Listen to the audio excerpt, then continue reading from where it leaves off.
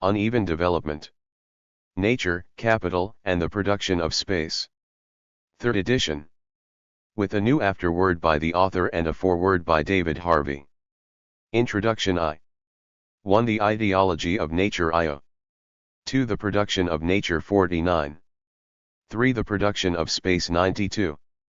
4. Toward a theory of uneven development. The dialectic of geographical differentiation and equalization. 1131. 5. Toward a theory of uneven development. 2. Spatial scale and the seesaw of capital. 1175. 6. Conclusion, the restructuring of capital. 106. Afterword to the second edition. 213. Afterword to the third edition. 139. Foreword. The republication of Neil Smith's uneven development is cause for celebration on 2 counts. First, the book pioneered a wholly new approach to uneven geographical development at a historical moment when the collision of Marxian theorizing and geographical thinking was in its incipient but most fruitful and illuminating phase. It took someone with Smith's deep knowledge of and passionate commitment to both Marxian and geographical theory to pull off the merger of two so very different modes of thinking with such insight and panache. What Smith ended up doing, in effect, was to take seriously Lefebvre's assertion that capitalism has survived since the beginning of the 20th century in large part through the production of space and explore its deeper and multiple intellectual and political meanings by accepting Alfred North Whitehead's view that the determination of the meaning of nature including human nature reduces itself principally to the discussion of the character of time and the character of space. Smith did not start from these propositions, but that this was where he ended up after careful critical engagement with a whole host of competing ideas about capital, space, and nature, is undeniable. It is a tribute to this crucial insight that so many of us have continued to elaborate on this theme ever since. Uneven development was, and continues to be, therefore, a foundational text of great historical significance, constantly worthy of reappraisal. It provides, as Edward Said noted in Culture and Imperialism, a brilliant formulation of how the production of a particular kind of nature and space under historical capitalism is essential to the unequal development of a landscape that integrates poverty with wealth, industrial urbanization with agricultural diminishment. But Said's commentary leads us directly to the second reason to applaud the reissue of Uneven Development. The unequal development of the global economy, with its burgeoning extremes of wealth and poverty, its astonishing pace of urbanization and environmental degradation, has accelerated rather than diminished over the quarter century since this book was first published. The political message of the book should, under such conditions, be doubly welcome simply because it is more relevant than ever to dissecting our present predicaments. Yet the penchant for tough critique in academia has notably waned over the years as the reputation of Marxian theorizing, of political economic analysis, and of politically targeted critical geographical theory has been diminished not only by events but also subject to dissolution in the tepid wash of identity politics and cultural theorizing. This so-called radical thinking amounts to thinly veiled apologetics for either doing nothing or offering mild support to either toothless communitarian oppositions or, even worse, covered neoliberalization. When the widely held belief takes hold that the answers to global poverty and environmental degradation lie in the extension of market logics and private property arrangements, then there is precious little critical basis left for struggling to construct a more globally just social order. The ambition to ameliorate the worst abuses of neoliberal globalization and imperialism by human rights activism at best ameliorates and at worst ends up promoting the very ideals of neoliberal individualism and personal responsibility that lie at the root of our present difficulties. Fortunately, there are social movements afoot around the world that insist that another world is possible. And they are making plain their determination to construct that other world. But here, too, there is another barrier encountered to constructive politics, born out of the failures of so many traditional left movements to abandon their dogmatic assertions and their analyses constructed to confront a bygone era.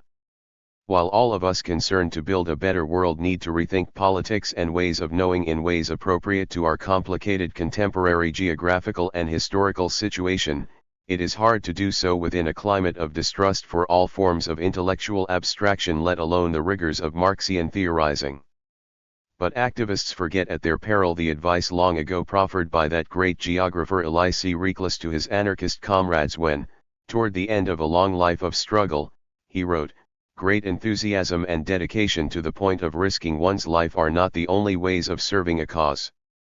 The conscious revolutionary is not only a person of feeling, but also one of reason, for whom every effort to promote justice and solidarity rests on precise knowledge.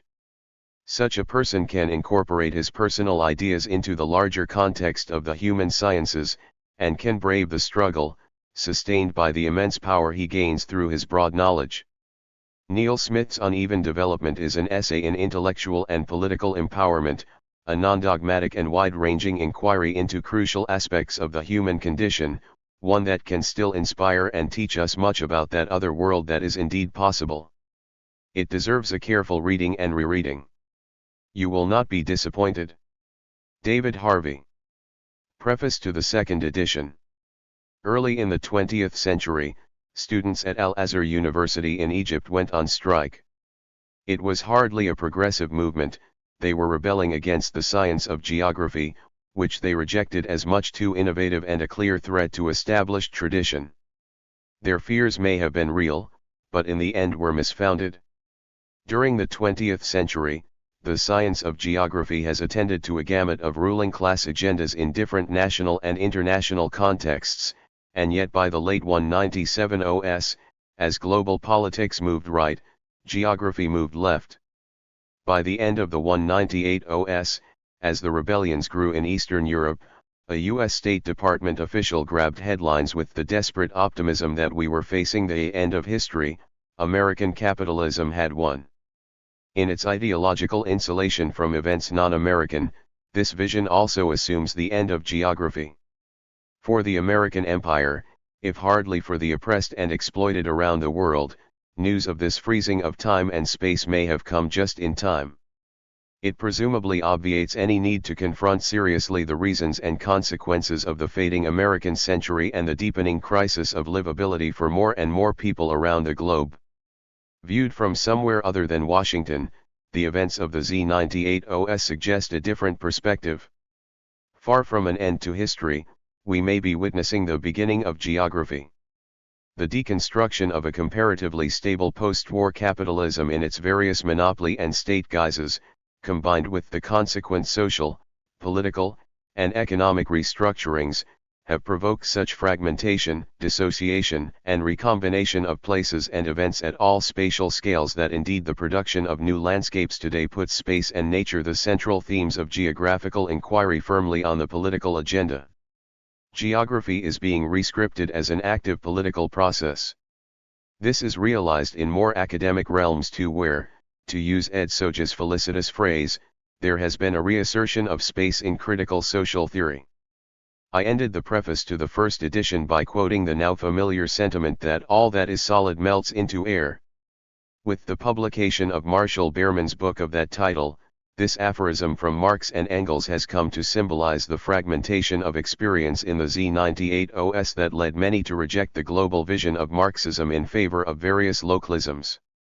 Yet it is increasingly apparent that the melted geographies of the past decade and more are being recast in the 199 OS, resolidified, remade as new expressions of restructured constellations of social relations.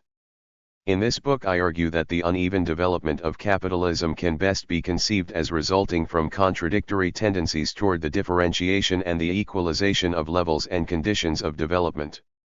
If for understandable reasons the processes of differentiation occupied most of our attention in recent years, we will fail to understand the geography of uneven development unless it is understood that differentiation and equalization are inseparable, mutually implicative.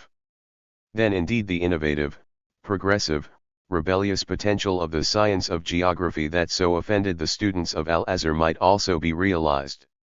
Many colleagues have helped me to expand my ideas on uneven development in recent years, and although their comments and criticisms are not always incorporated here, I want to acknowledge their help. David Harvey, Cindy Katz, and Ed Soja have been especially sensitive and challenging critics who have quite differently taught me new ways of seeing. As a student, I often thought it patronizing when authors thanked their students for their stimulating influence, but since moving to Rutgers I have come to depend considerably on the intellectual excitement engendered by an exceptional group of people: Laura Reed, Layla Vural, Tanya Steinberg, Andy Harrod, Don Mitchell, Tomer Rothenberg, and Julie Twizan have all in different ways contributed time and ideas, and I hope this has been as worthwhile for them as it has been for me. Neil Smith. May 1990. Preface to the first edition. This book represents the meeting ground of two types of intellectual investigation. The first is a theoretical and philosophical exploration and critique of concepts as a means to interrogate more sharply the reality we live in. Thus the first two chapters are concerned with renovating the terribly archaic conception of nature that dominates Western thought. I began this aspect of the work in 2979. The second kind of investigation arose separately out of a fascination for North American cities. It seemed to me in the mid-Z97 that urban spatial structure both defied all the traditional urban models, and yet had a very coherent if dynamic pattern. In a very superficial way at first, I was convinced that one could read much of the social structure of society from its inscription in urban geographical space. In particular, I was fascinated with the process of gentrification and began research on this topic. As the research continued, against a backdrop of greater familiarity with Marxist theory and concepts, I became convinced that gentrification was itself the product of spatially more universal, if quite specific, forces operating at different scales. The general process was one of uneven development. As the research into spatial structure broadened into a theoretical investigation, the links with the more philosophical investigation became clear.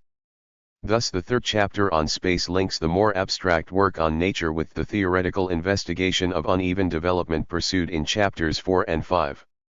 The final product represents, I hope, less a philosophical investigation than a bridge from the philosophical interrogation of concepts to their application in pursuit of new theoretical vistas.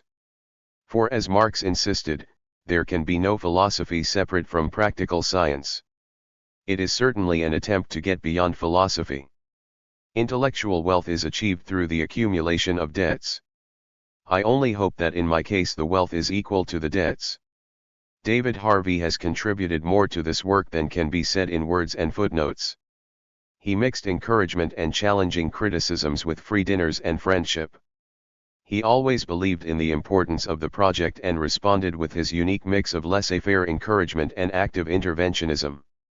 His own work has inspired me since before I went to Baltimore, and continues to do so. He also read and criticized an earlier draft of the manuscript. But I would never have arrived in Baltimore if it had not been for Joe Doherty in St. Andrews, who first encouraged me to make philosophical speculation responsible to reality. He patiently and quietly insisted that I deal with the most troublesome issues, and without his sincere commitment I could never have envisioned the present work, even in ideal embryo. Once in Baltimore, Reds Wallman provided consistent support at a level I had no reason to expect, and although he did not always understand what I was trying to do, he trusted me to do it. In the early stages of the work, Nancy Gish was supportive in many ways but insisted that if I was going to write I may as well do so clearly. In the later stages, many people have contributed but none more so than Kathy Ogren, who would let me talk about my work and who offered the support of deep friendship.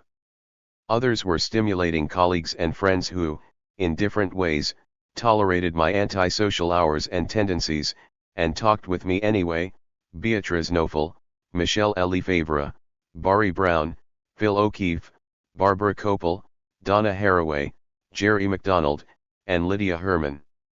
Several people have assisted with parts of the typing in its various stages: Karen Pekala, Jean Kelly, Katie Reininger, Peggy Newfield, and Liza Klugish. If Leon unfailingly attacked the first draft in the wee hours, Pion gladly inherited this responsibility for the second draft. All that is solid, Marx once said, melts into air. This is true not only of the geography of capitalism. In a period such as this, it is also true of the political struggles against exploitation and oppression. And so finally I want to acknowledge the inspiration provided by Cal and Barbara Winslow. With them, I look forward to the days when we will again have something solid. Neil Smith. Uneven Development. Introduction. This book is about the geography of politics and the politics of geography. It therefore attempts to integrate two intellectual traditions which until very recently have enjoyed little serious cross-fertilization. If the work is theoretical in substance and exposition, it is quite immediate in motivation. For one can hardly look at the world today without perceiving that, at the hands of capital, the last 2 decades have witnessed an emergent restructuring of geographical space more dramatic than any before. Deindustrialization and regional decline, gentrification and extra-metropolitan growth, the industrialization of the Third World and a new international division of labor, intensified nationalism, and a new geopolitics of war. These are not separate developments but symptoms of a much deeper transformation in the geography of capitalism. At the most basic level, the object of this work is to unravel the theoretical logic driving this restructuring of geographical space. The first tradition, that of academic geography, provides us with the orthodox concepts of geographical space and the environment, as well as an analysis of spatial relations on the surface of the Earth. Long mesmerized by a peculiar brand of neo-Kantian historicism, academic geography relinquished its 18th-century garb in the Z96 in favor of a thoroughly anti-historical positivism. Though by no means unchallenged, an abstract conception of absolute space now dominates this tradition. Space is a basic coordinate of reality, a field, an infinite, universal, and unchanging box within which material events occur. According to this tradition, therefore, the restructuring of space makes no sense except as the product of the most universal physical forces and laws. Human activity does not restructure space, it simply rearranges objects in space. Viewed through this set of philosophical lenses, the symptoms of spatial restructuring appear as just so many separate processes at separate scales with very separate causes and explanations.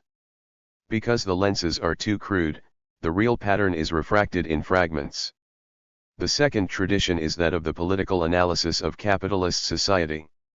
By contrast with the geographical tradition, Marxist theory is explicitly historical, and this is one of its major strengths. Marxist theory attempts to explain the specific economic, political, and social structure of society in a given period as the result not of supposedly universal forces, but as the result of historically specific and contingent processes. It is not just that competition and the market, economic growth, and the profit motive are historically contingent, but that the form they take changes and develops within the history of capitalism itself. A further strength of Marxist theory is its relational perspective, which treats capitalist society as a coherent whole, rather than as an agglomeration of fragments. These strengths make this tradition particularly sensitive to the contemporary restructuring of capitalist society. But what it gains in historical sensibility it lacks in geographical sensibility, perhaps because, despite the holistic approach, Marxists have tended to accept the traditional bourgeois conception of space as quite separate from society. Only in the isolated cases of the analysis of the separation of town and country, and of the necessity of internationalism, does the Marxist tradition transcend this acquiescence to the bourgeois conception of space.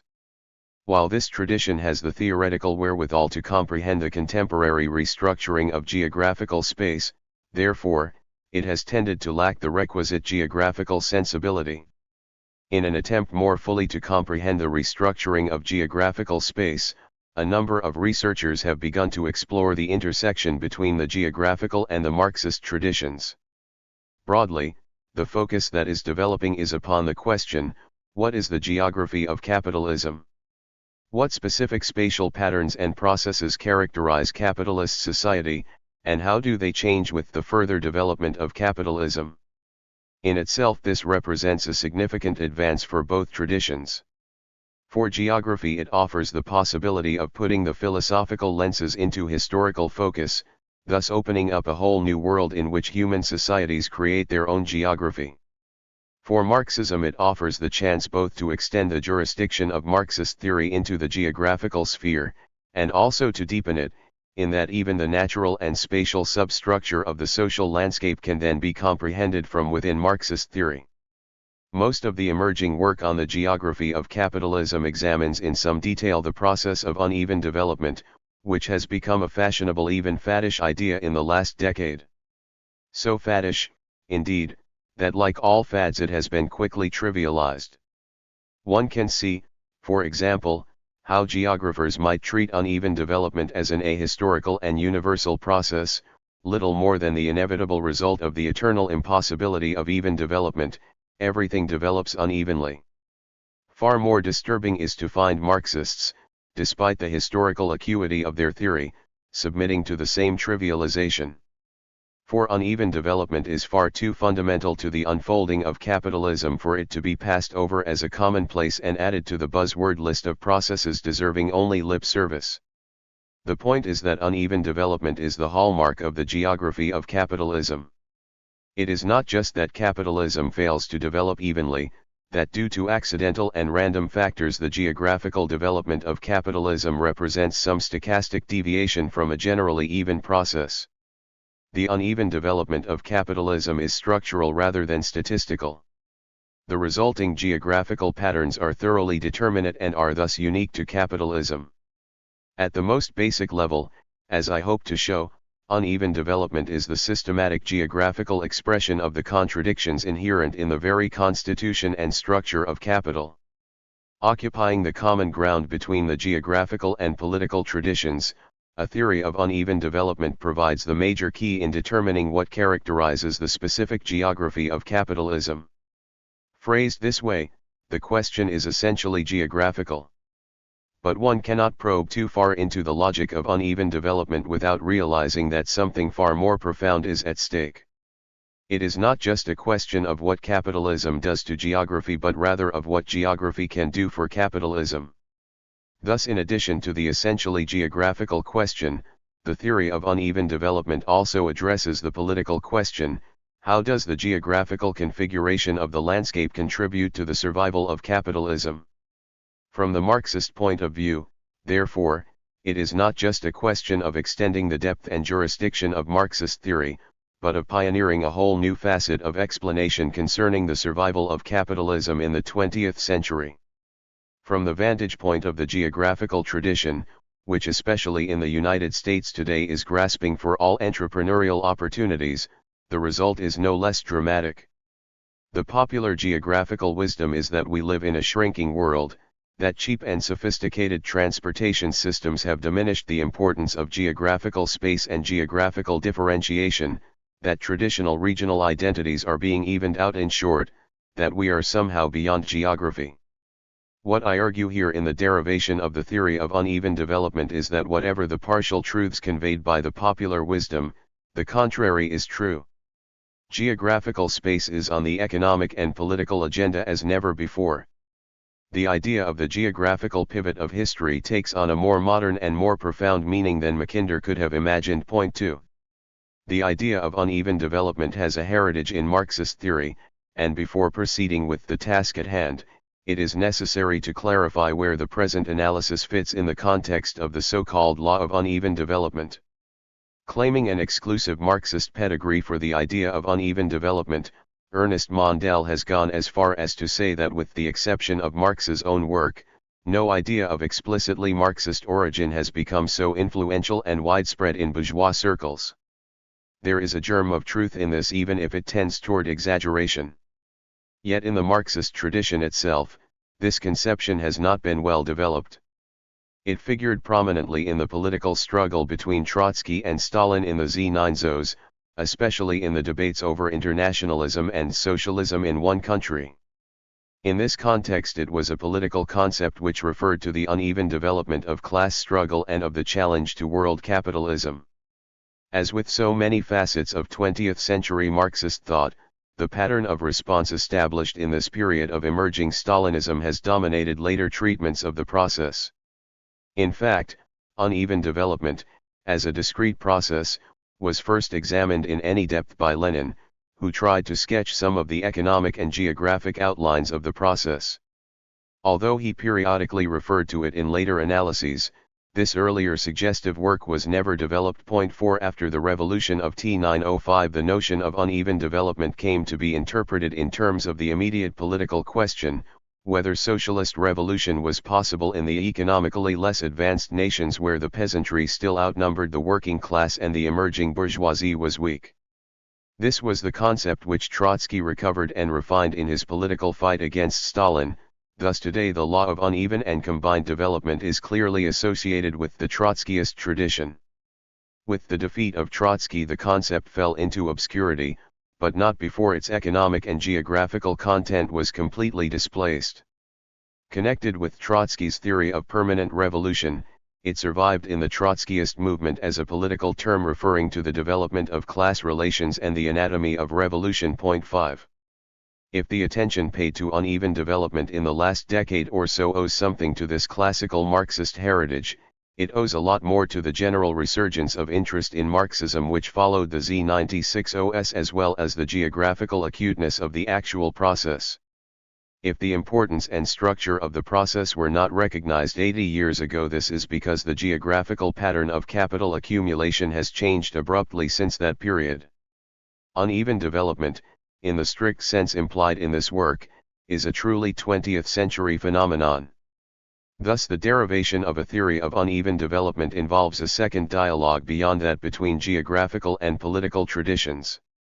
It also involves a historical dialogue between a theoretical analysis of capitalism derived in the 19th century and the reality of capitalism toward the close of the 20th century. The logic of uneven development derives specifically from the opposed tendencies, inherent in capital, toward the differentiation but simultaneous equalization of the levels and conditions of production. Capital is continually invested in the built environment in order to produce surplus value and expand the basis of capital itself. But equally, capital is continually withdrawn from the built environment so that it can move elsewhere and take advantage of higher profit rates. The spatial immobilization of productive capital in its material form is no more or less a necessity than the perpetual circulation of capital as value. Thus it is possible to see the uneven development of capitalism as the geographical expression of the more fundamental contradiction between use value and exchange value. The pattern which results in the landscape is well known: development at one pole and underdevelopment at the other. This takes place at a number of spatial scales. Dependency theory, center-periphery theory, and the various theories of underdevelopment all capture something of this process. But their focus tends to be on the global scale alone, and the geographical dimensions of uneven development are poorly worked out. They do not, in short, offer a well-developed theoretical framework for understanding the geography of capitalism. Surprisingly, perhaps, the main barrier to understanding this geography comes less from our ignorance about the workings of capital and more from our deeply ingrained and commonly held prejudices concerning space. A theory of uneven development must integrate space and social process at a number of levels, and yet our common sense view of space as a field of activity or as a container makes it difficult to get beyond a rather mechanical integration of space and society. Space is seen to reflect society. A fundamental change of perspective is demanded here. For while we as theorists may have drastic conceptual problems in achieving an integration of space and society, capital seems to achieve it in practice on a daily basis. What it achieves in fact is the production of space in its own image, and exploration of this idea will lead to a more complete integration of space and society in the theory of uneven development. For not only does capital produce space in general, it produces the real spatial scales that give uneven development its coherence. The production of space, in fact, is premised on a more basic production process, one which sounds even more quixotic and which jars our traditional acceptance of what had hitherto seemed self-evident. The production of nature not only provides a rather philosophical foundation for discussing the uneven development of capitalism, but it is a very real result of the development of this mode of production. What jars us so much about this idea of the production of nature is that it defies the conventional, sacrosanct separation of nature and society, and it does so with such abandon and without shame. We are used to conceiving of nature as external to society, pristine and pre-human, or else as a grand universal in which human beings are but small and simple cogs. But here again our concepts have not caught up with reality. It is capitalism which ardently defies the inherited separation of nature and society, and with pride rather than shame. In its constant drive to accumulate larger and larger quantities of social wealth under its control, capital transforms the shape of the entire world. No God-given stone is left unturned, no original relation with nature unaltered, no living thing unaffected. To this extent the problems of nature, of space, and of uneven development are tied together by capital itself. Uneven development is the concrete process and pattern of the production of nature under capitalism. This will become more evident in the discussion of the production of nature, which in some ways reduces itself to a discussion of use value, and exchange value. There can be no apology for the anthropomorphism of this perspective. With the development of capitalism, human society has put itself at the center of nature, and we shall be able to deal with the problems this has created only if we first recognize the reality. The progression of the present work is straightforward.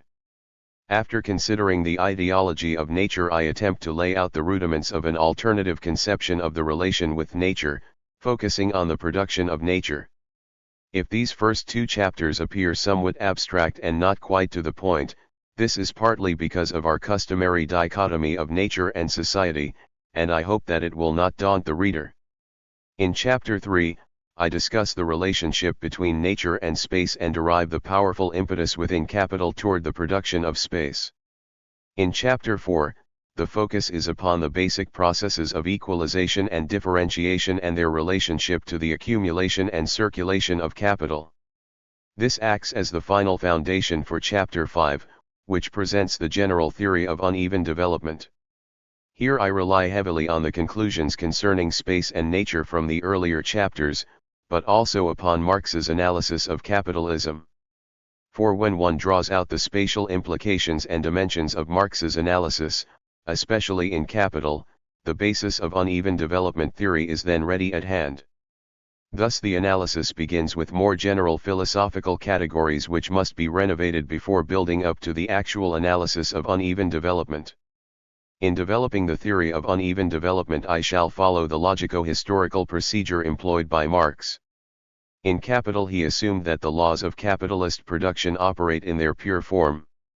In reality there exists only approximation, but, this approximation is the greater, the more developed the capitalist mode of production. In other words, this assumption of a pure form is no arbitrary abstraction but one that actually occurs historically.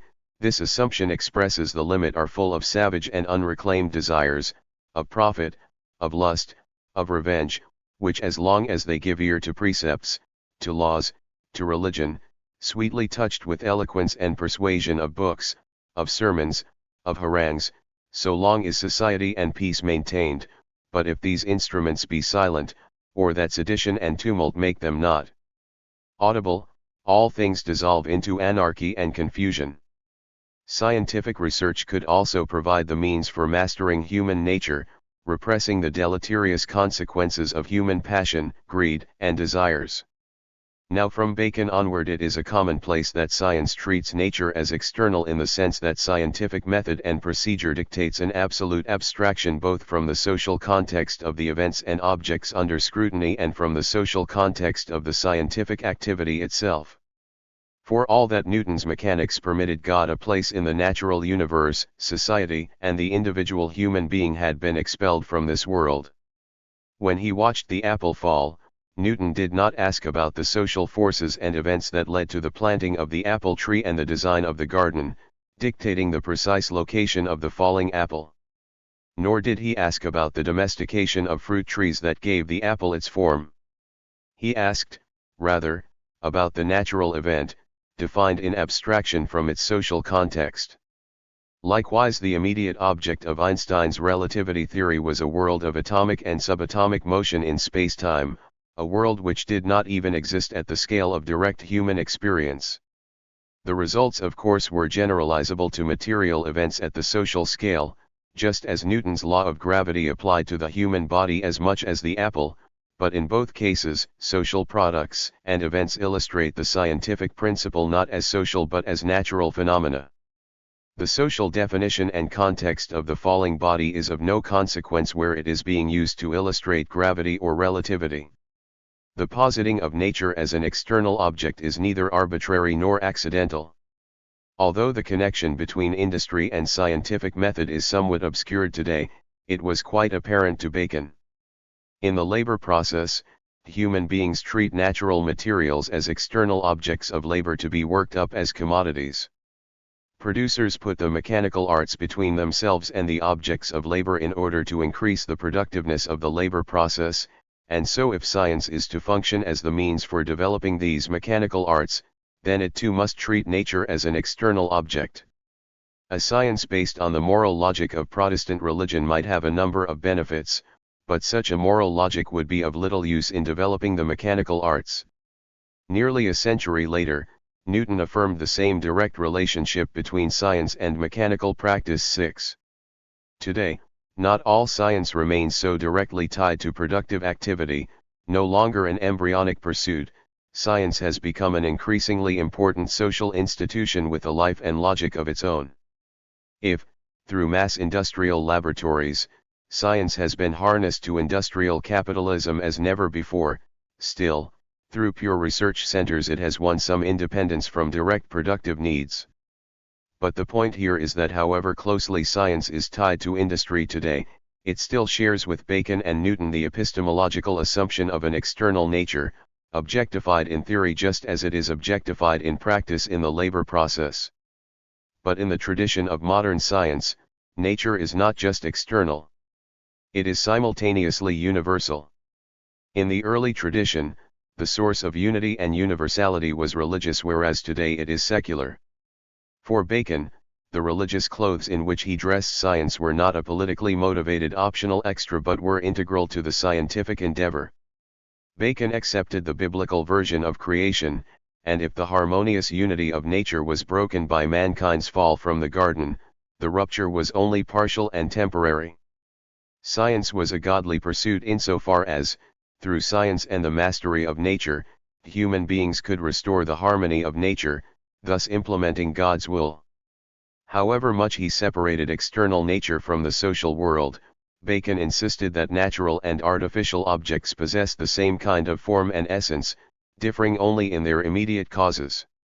If the equation of nature and form has not survived, the equation of nature and essence is a keystone of our contemporary language and thought. By the nature of some object or event we mean its essence, what it is beneath its appearance. Social or natural, all phenomena have an essence, nature is universal in this sense. In Newton, the universality of nature also had a clear physical interpretation in the universality of his natural laws, but like Bacon, Newton's vision of a universal nature is built on religious precepts. Newton opposed earlier conceptions of space and matter, with his concept of absolute space, which to this day is the main influence on our common sense notions of space.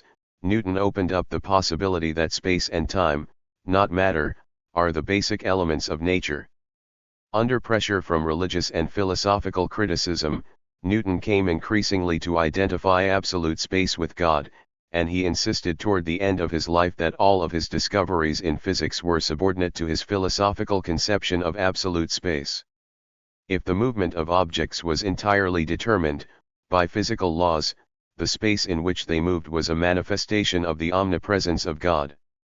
Thus we can speculate that connected with the ideology of nature will be an ideology of space. Contemporary science also employs a universal concept of nature, but it is no longer religious in tone. Since Darwin, it has been traditional to view biology as systematically rather than accidentally historical. Human biology was simply one part of this system. Thus Darwin provided the scientific foundation for treating certain social phenomena in the same framework as chemical and eventually physical events. Some of Darwin's key biological insights, it should be remembered, were borrowed from 19th-century political economy. Now those using and often abusing Darwin have attempted to extend Darwin's insights back into the social world. The latest and most sophisticated attempt at this comes from sociobiology, the authors of which claim to explain the intricacies of individual and social behavior by reference to biology. Society is become a biological artifact. Point 9 That this biological reductionism is not endorsed by most biologists is not the point. The vision is of a universal nature with biology the vital fulcrum. Human nature is simply a subset of biological nature. More credence is given by the majority of scientists to the physical theory of universal nature. According to this conception, it is the physical, not the biological world which lies at the base of nature. With Einstein's refutation of Newton and the emergence of quantum theory, there is certainly a debate over whether space and time or matter are the basic elements of physical events. But no matter how we answer this question, the conception is one which reduces biological events to physical events, either directly or via chemistry. It is probably fair to say that this view of the universality of physical nature is the most widely accepted. At root, the stuff of nature is matter. In its nature, nature is material. The search for physiological explanations of psychological behavior implies this view. The physicist Carl Friedrich von Weizsäcker has provided an optimistic programmatic depiction of the unity of nature thesis. Physics, he says, is the science which ought to give expression to the unity of nature. There are three basic steps to comprehending the unity of nature. First, the realms of organic and inorganic nature must both be reduced to physics, implying a physicalist theory of biology. Second, there must be a genetic embedment of man in nature through the theory of human evolution, and third is a physicalist theory of human performance pioneered by cybernetics. Point 10 Though Weizsäcker is not himself a positivist, he has given voice here to the larger if often unstated project of positivist science.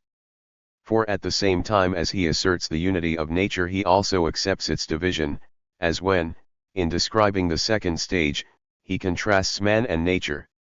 Nature is somehow both external to man, that which is not man, and it is man as well as nature. In Weizsäcker too, then, there are two natures, the one outside human beings and the one that includes them. 2 Poetic Nature American Landscape.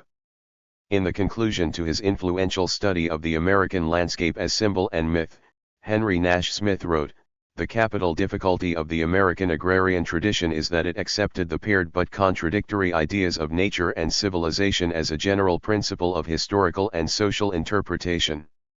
Nature, and particularly the nature experienced in the geographical landscape, was what Smith called a master symbol or image in 19th century America. As wilderness or garden, primal or Arcadian, the image of the landscape embodied the hope and the promise of the American future. This poetic fusion of physical geography with cultural myth is what Leo Marx calls the moral geography of 19th century America. In part this moral geography is uniquely American since there the contradiction between nature and civilization was more abrupt than in the Old World. The progressive aspirations fostered by early capitalism were at one and the same time comparatively unfettered by preceding social forms yet confronted head-on by a geographic nature more profoundly formidable than a decaying feudalism. In America, with its paucity of established institutions, the relation between mankind and the physical environment is more than usually decisive. Where the dominant social symbols of the Old World drew their strength and legitimacy from history, New World symbols were more likely to invest in nature. If nature is therefore a sharper social symbol and more revealing in the American tradition, this should not be taken as implying its simplicity. For all its symbolic power, the image of nature is indescribably complex. Yet it is possible to make some generalizations concerning the conception of nature that resulted from the American journey into the wilderness. For along with the scientific experience of nature, this poetic experience of nature is the dominant influence on the concept of nature which today we take for granted. This applies not just to America, geographically or culturally defined, but to the Old World too. In the first place, though it may have been particularly abrupt, the confrontation with nature was not uniquely American but a result of emergent industrial capitalism. Much in this experience was therefore shared across national boundaries. Second, the American cultural experience has itself come to influence the Old World from which it developed. There is no doubt concerning the nationalism invested in the American image of nature, but it was not an image that could be privately owned as the land itself would be. From the very beginning, certainly from Shakespeare's time, the American image of nature was in part a European artifact. The topography of the Tempest, says Leo Marx, anticipates the moral geography of the American imagination. In a more general vein, Roderick Nash notes the deep resonance of wilderness as a concept in Western thought. 12. From a brief examination of this treatment of nature it will be possible to illustrate the same conceptual dualism of external versus universal nature which we saw in the scientific vision of nature. As before, we begin with external nature. Having visited the wilderness of Michigan Territory in July 1831 on his trip from Europe, the young Alexis de Tocqueville had this to say about the American view of nature. If I readily admit that the Americans have no poets, I cannot allow that they have no poetic ideas. In Europe people talk a great deal of the wilds of America, but the Americans themselves never think about them. They are insensible to the wonders of inanimate nature and they may be said not to perceive the mighty forests that surround them till they fall beneath the hatchet. Their eyes are fixed upon another sight. The American people views its own march across these wilds, draining swamps, turning the course of rivers, peopling solitudes, and subduing nature. This magnificent image of themselves does not meet the gaze of the Americans at intervals only, it may be said to haunt every one of them in his least as well as in his most important actions and to be always flitting before his mind. 13. The same themes are repeated throughout the literature of conquest, often quite graphically, from Puritan times well into the 19th century. Cotton Mather's Massachusetts forests were the primeval lairs of dragons, devils, witches, and fiery, flying serpents, mythical beings, to be sure, yet the products not of pure imagination but of a Puritan imagination let loose on real events. And although the language was refined, the imagination less active, and the emphasis was on the conquest more than the conquered, the 19th century literature of conquest reflects the same antipathy to wild nature. 14. The wilderness is the antithesis of civilization, it is barren, terrible, even sinister, not just the home of the savage but his natural home.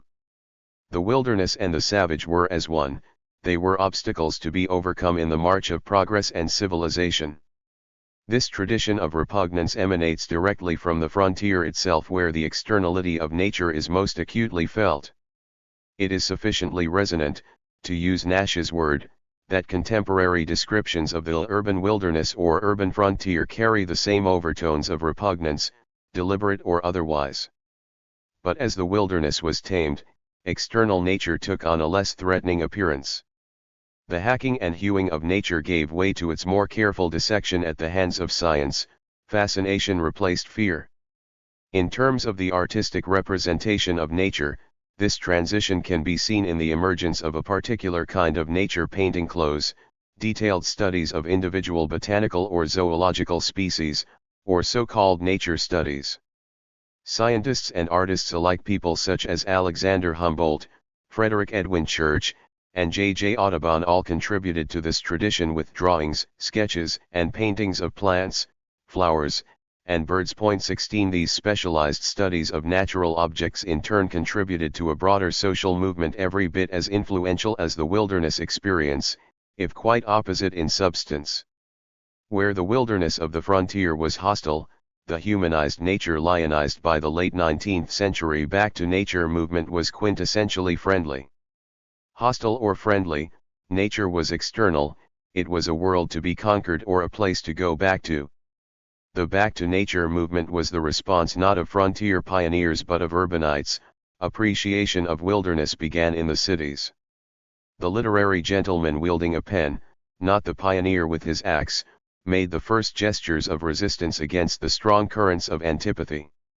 17. Writing in such popular magazines as House and Garden, Ladies' Home Journal, Nature Study Review, Good Housekeeping, and many others, these literary gentlemen brought nature into suburban drawing rooms toward the end of the 19th century. Domesticated, sanitized, and sprawled out on coffee tables, nature belonged just like the family cat.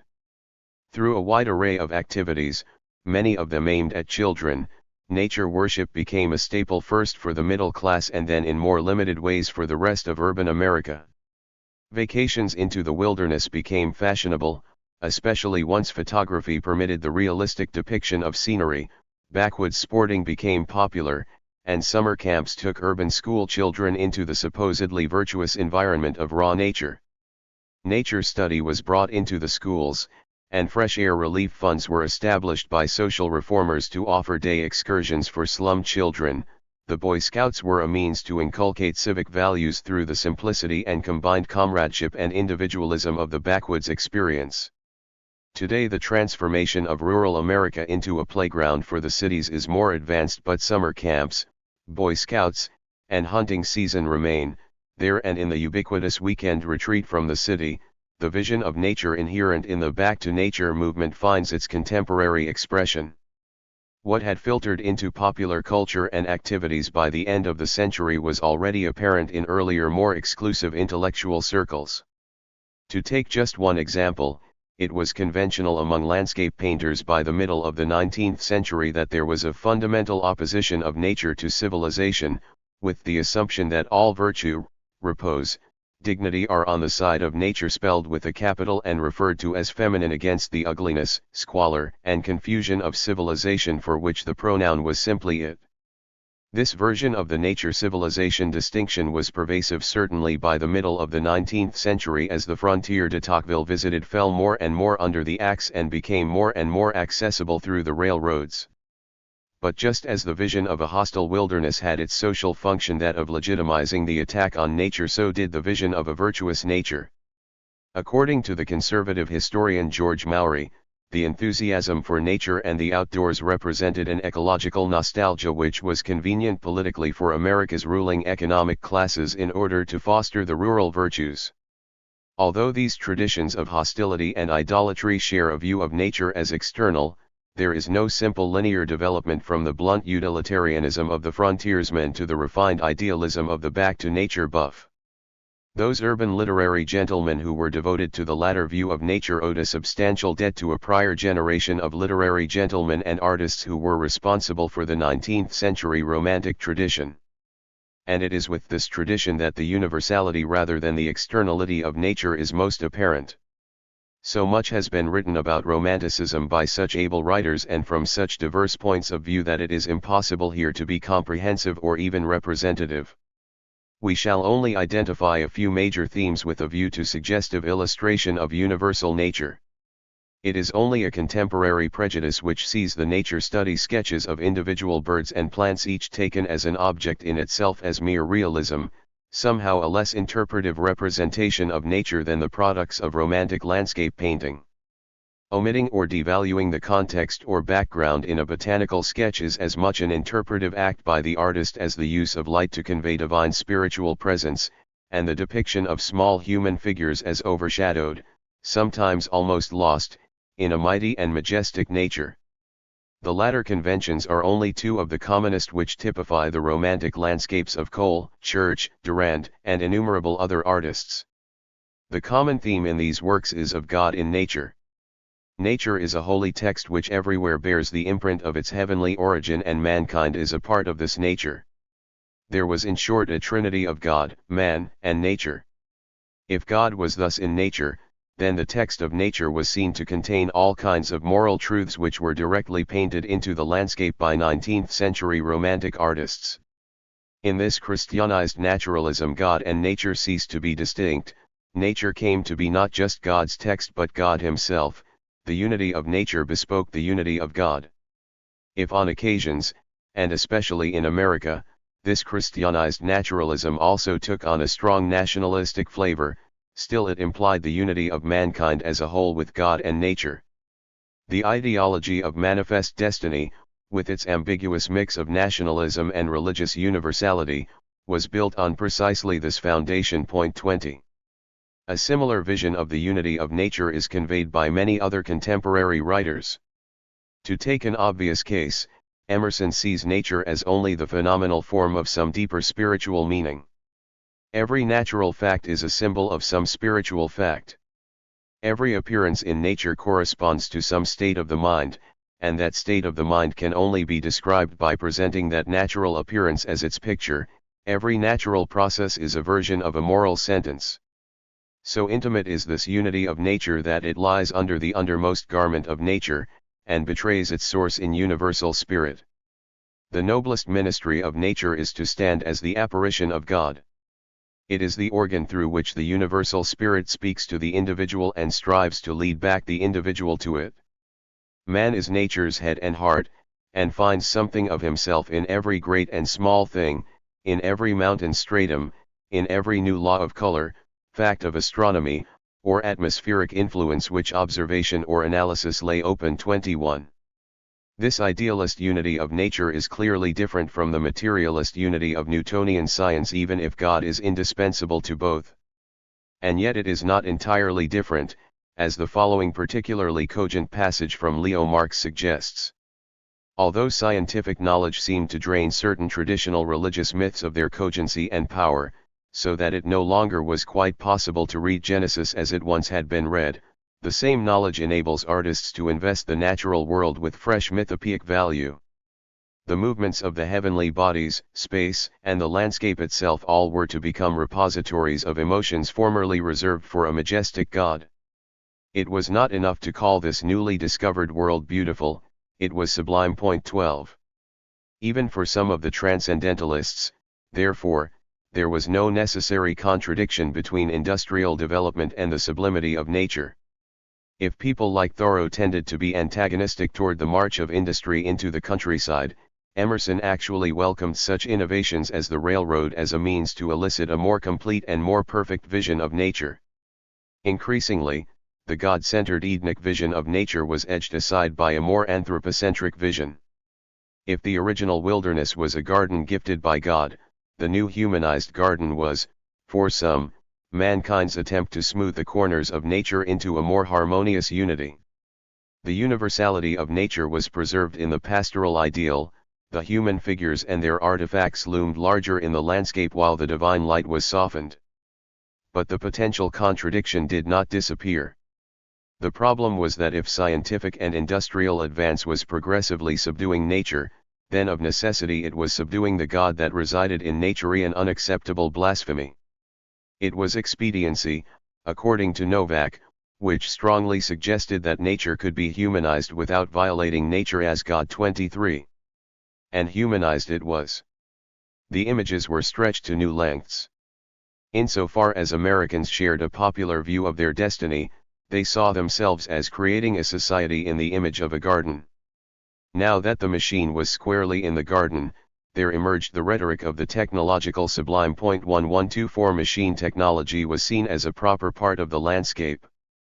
Just as Maury noted the ideological function of an external nature pictured as virtuous, Leo Marx points out the class basis of the very form of the garden landscape.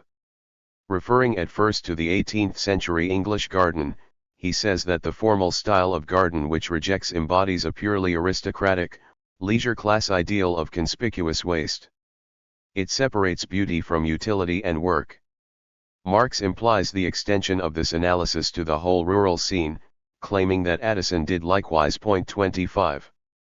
Stretched to this extent, the bubble of contradiction had to burst. The rapid demise of the romanticism of nature is traditionally traced to Darwin, but this was more a trigger than a single isolated case.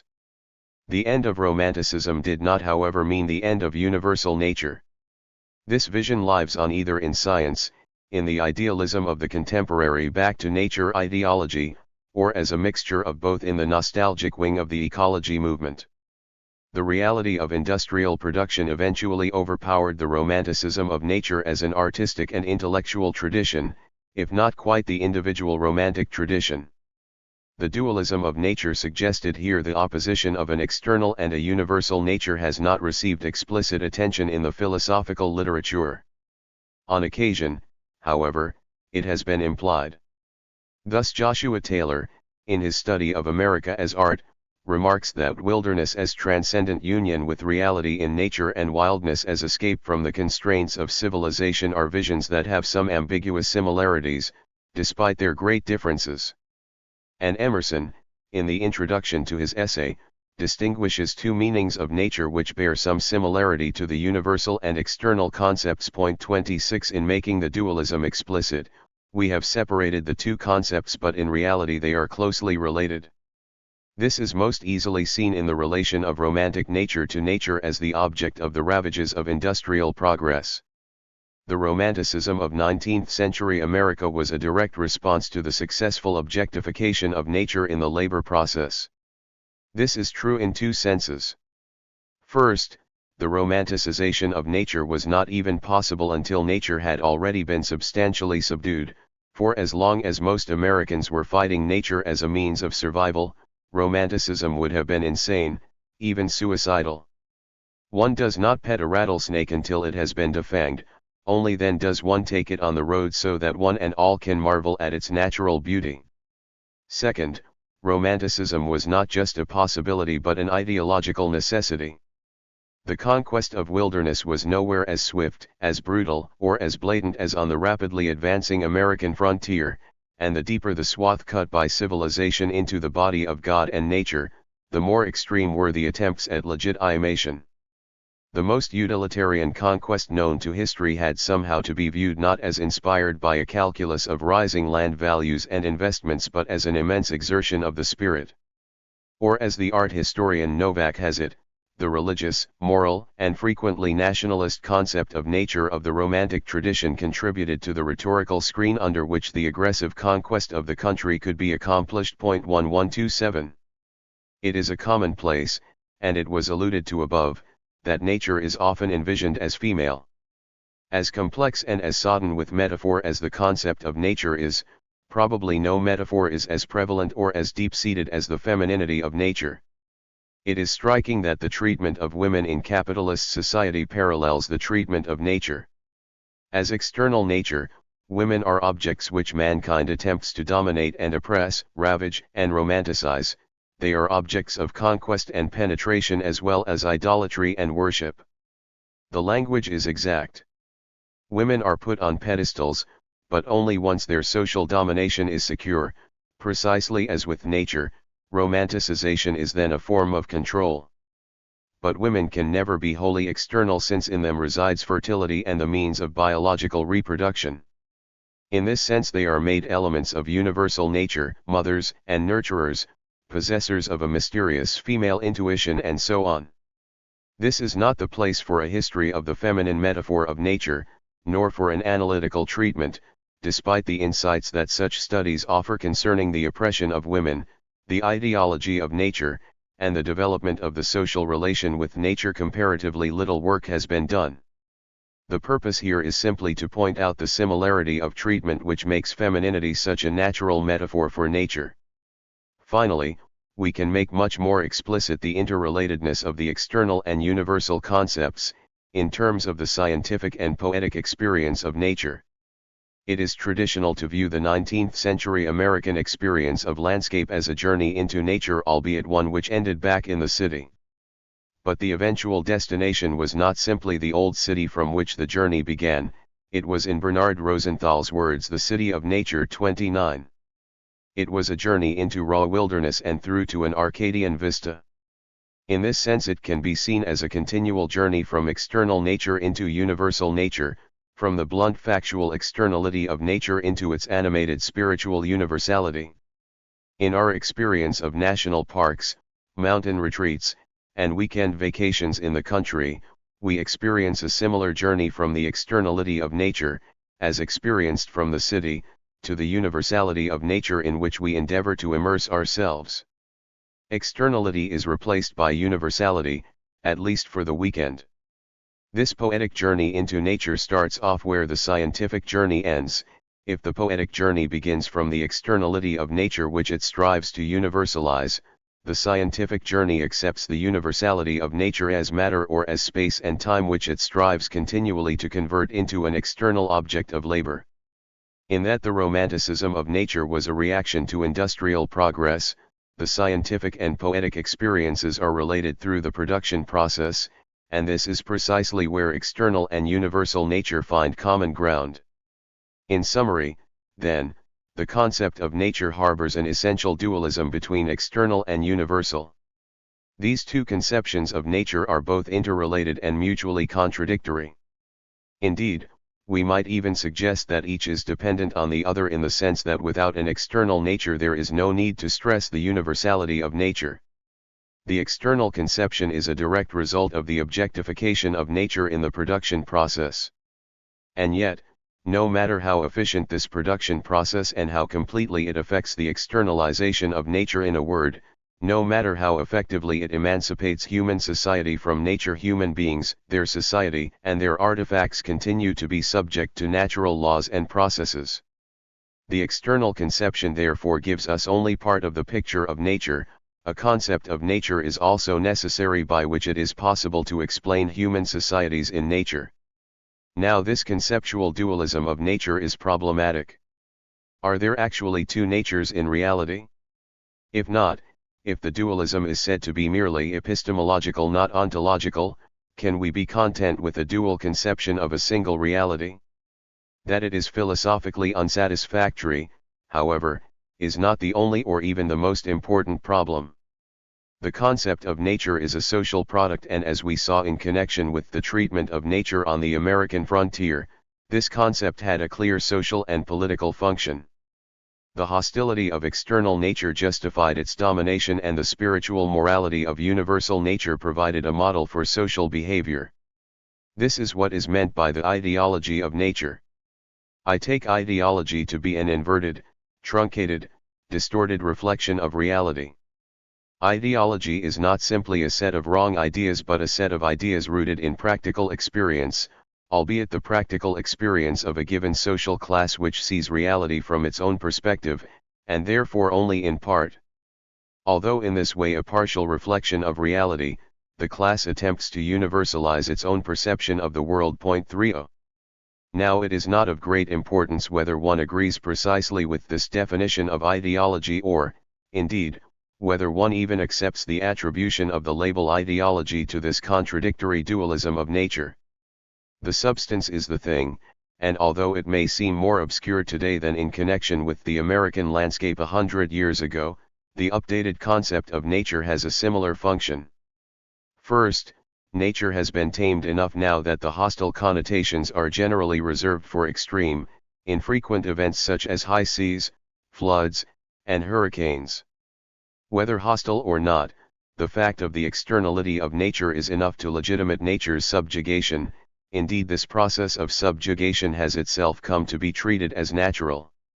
Second, and more important today, is the ideological function of the universal conception. This no longer acts as a rhetorical screen to justify the conquest of external nature, nor a moral vision to stimulate social behavior suitable to the ruling class. These functions have come together. The effect is still one of conquest, or more accurately control, and the target is still social behavior. The overriding function of the universal conception today is to invest certain social behaviors with the status of natural events, by which is meant that these behaviors and characteristics are normal, God-given, unchangeable. Competition, profit, war, private property, sexism, heterosexism, racism, the existence of haves and have-nots, or of chiefs and Indians, the list is endless, all are deemed natural. Nature, not human history, is made responsible. Capitalism is treated not as historically contingent but as an inevitable and universal product of nature which, while it may be in full bloom today, can be found in ancient Rome or among bands of marauding monkeys where survival of the fittest is the rule. Capitalism is natural, to fight it is to fight human nature. The human nature argument is one of the most lucrative investments in the bourgeois portfolio. It is the jewel in the crown of universal nature. 3 But it is important to understand that the human nature argument dissolves into nothing if for any reason at all the externality of nature is denied. For human nature to fulfill its ideological function there must be a separate nature with its own inviolable powers, for it is from this nature that the human nature argument draws its sustenance. Now, in order to maintain this powerful ideological concept in all its fragile contradiction, there is an odd and revealing omission from the concept of nature. By definition, external nature excludes human activity, but universal nature also excludes human activity except in the most abstract sense that labor is necessary and dignified. Leo Marx's rhetoric of the technological sublime and the image of the machine in the garden are the exceptions that prove the rule. There we saw that despite the presence of human artifacts, the idea conveyed by the humanized middle landscape is that machine technology is thoroughly integral to the landscape, but was made so only by excluding real concrete labor and by naturalizing the human artifacts that would otherwise have encroached on nature. 32 The exclusion of concrete labor from the universality of nature is not just a means of denying the working class its history, nor simply a ritual acquiescence to the delicate sensitivities of the leisured classes, for whom, upon being confronted with the real source of their wealth, the very sight of work brings on a swoon. Just as much it is an exorcism of social activity from universal nature in order to attenuate the contradiction between external and universal nature. The possibility of the socialization of universal nature is ultimately denied not on the basis of historical experience but by the contradiction with external nature. This is the ideology of nature. 3. Marx and nature. If this depiction of the ideology of nature is correct, it should hardly be surprising that in the social sciences, nature is largely ignored. Nature is the object studied by natural science, society is the object of social science. But it was not always this way. In the 18th century political economy tradition, the physiocrats posited nature as the direct source of value. They conceived agricultural labor as the sole means of producing value. With Adam Smith's labor theory of value, the priority of agricultural production, and with it external nature, was denied. From then on, the classical tradition increasingly treated nature not as a central element of economic theory, more as a limiting boundary to economic development, or in its vicissitudes a cause of crisis. From Ricardo to Malthus and Mill, nature was increasingly made into an external factor. This devaluation of nature in theory paralleled its actual debasement in reality, whether in the countryside or in the workplace. As political economy shed its more embarrassing political implications to become simply economics, the academic division of labor asserted itself, generating a number of social sciences to explain fragmented divisions of knowledge that had once been covered under the umbrella of political economy. From psychology to anthropology, political science to geography, where nature was even considered, the dual concept was reiterated. From discipline to discipline the emphasis varied, but nature tended to appear either as external or as human nature. 13. Today one tradition stands out in opposition to the dualistic treatment of nature. Writing in the middle of the 19th century, Karl Marx explicitly attempted an analytical reconciliation of nature and history and was clearly aware of the ideological import of universal nature. Thus he observes of the formulae of 19th century political economy that they appear to the bourgeois intellect to be as much a self-evident necessity imposed by nature as productive labor itself. Hence forms of social production that preceded the bourgeois form are treated by the bourgeoisie in much the same way as the fathers of the church treated pre-Christian religions. 34. Marx insisted vigorously upon the unity of nature and history, going so far as to suggest even in his day that virtually no nature existed anymore which predated human history. Still, given Marx's own treatment of nature, it may not be unreasonable to see in his vision also a certain version of the conceptual dualism of nature. In his earlier work, where he discussed the relation with nature extensively, the emphasis is squarely on the unity of nature, but in his later work, which is less philosophical, more analytical, and concrete as well as concise, nature seems to enter more often as an object of labor in the production process. The promise of a unified nature and history is clearly made in the earlier work, but by the time he wrote the later works, he was no longer so concerned to elaborate his conception of nature. Marx, then, was aware of the problems of a dualistic conception of nature, but without examining his work in greater detail, it is not immediately clear whether in practice he himself avoided this pitfall and whether, therefore, his work offers insights leading toward a plausible alternative conception of nature. It is to this task that we now turn. It is not necessary in the first place to scour Marx's entire collective works in order to isolate his different treatments of nature. This painstaking and ambitious project has already been accomplished by Alfred Schmidt in his difficult but definitive study of the concept of nature in Marx. Schmidt's work is of the Frankfurt School, who, it is fair to say, have been much more concerned to elucidate Marx's conception of nature than have succeeding generations of Marxists. Somewhat like Marx's concept of nature itself, Schmidt's work has been enthusiastically but uncritically received by Marxists, and like Marx's concept of nature, deserves better. We therefore begin with Schmidt and the vantage point he offers. While admittedly a contribution to the philosophical interpretation of Marx, 35 and thus squarely in the Frankfurt School tradition, Schmidt's exposition is also exceptional in that it focuses deliberately on the less philosophical works of the later Marx Capital and Grundriss. Nature and Society. Throughout his exposition of Marx's concept of nature, Schmidt perceptively focuses on the relation between nature and society rather than nature in itself. As he points out, quoting Marx, nature separate from society has no meaning since a nature that preceded human history, today no longer exists anywhere. The relation with nature is a historical product, and even to posit nature as external to society is literally absurd since the very act of positing nature requires entering a certain relation with nature.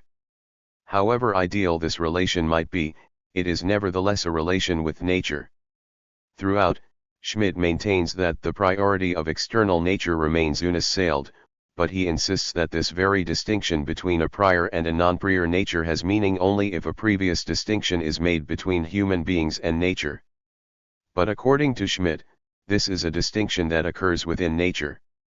To express the differentiated unity of nature and society that results from this conception, Schmidt adopts the philosophical language of subject and object, suggesting that Marx's concept of nature should be seen at root as a dialectic of subject and object.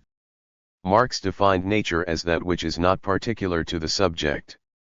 He did not mean that this extra-human reality was to be understood ontologically in the sense of an unmediated objectivism. Nature as a whole was for Feuerbach an unhistorical, homogeneous substratum, while the essence of the Marxist critique was the dissolution of this homogeneity into a dialectic of subject and object. Nature was for Marx both an element of human practice and the totality of everything that exists. Having identified the general terrain in this way, Schmidt proceeds to unravel some of the specific relations that constitute the internal dialectic of Marx's concept of nature. He makes a useful distinction between first nature and a second nature. These were concepts used by Hegel, and here Schmidt is at pains to distinguish Marx from Hegel while at the same time demonstrating Marx's debt to Hegel. Hegel described the first nature, a world of things existing outside men, as a blind conceptless occurrence. The world of men as it takes shape in the state, law, society, and the economy, is for him second nature, manifested reason, objective spirit. Marxist analysis, Schmidt says, opposes to this the view that Hegel's second nature should rather be described in the terms he applied to the first, namely as the area of conceptlessness, where blind necessity and blind chance coincide. The second nature is still the first. Mankind has still not stepped beyond natural history. For Marx, Schmidt explains, society itself was a natural environment precisely because men are still not in control of their own productive forces vis divus nature. Society is internal to nature, Schmidt emphasizes, yet they are in no way identical. Rather, nature is mediated through society and society through nature. Marx denoted this mediation more precisely as a metabolism or metabolic interaction, a concept which Schmidt sees as crucial to Marx's notion of nature. With the concept of metabolism, Marx introduced a completely new understanding of man's relation to nature went far beyond all the bourgeois theories of nature presented by the Enlightenment. Schmidt is particularly perceptive in identifying the source of Marx's historical originality, for it is not the concept of metabolism itself that is new but the context in which Marx used it. Specifically, Marx saw the labor process as the motive force of this metabolic interaction.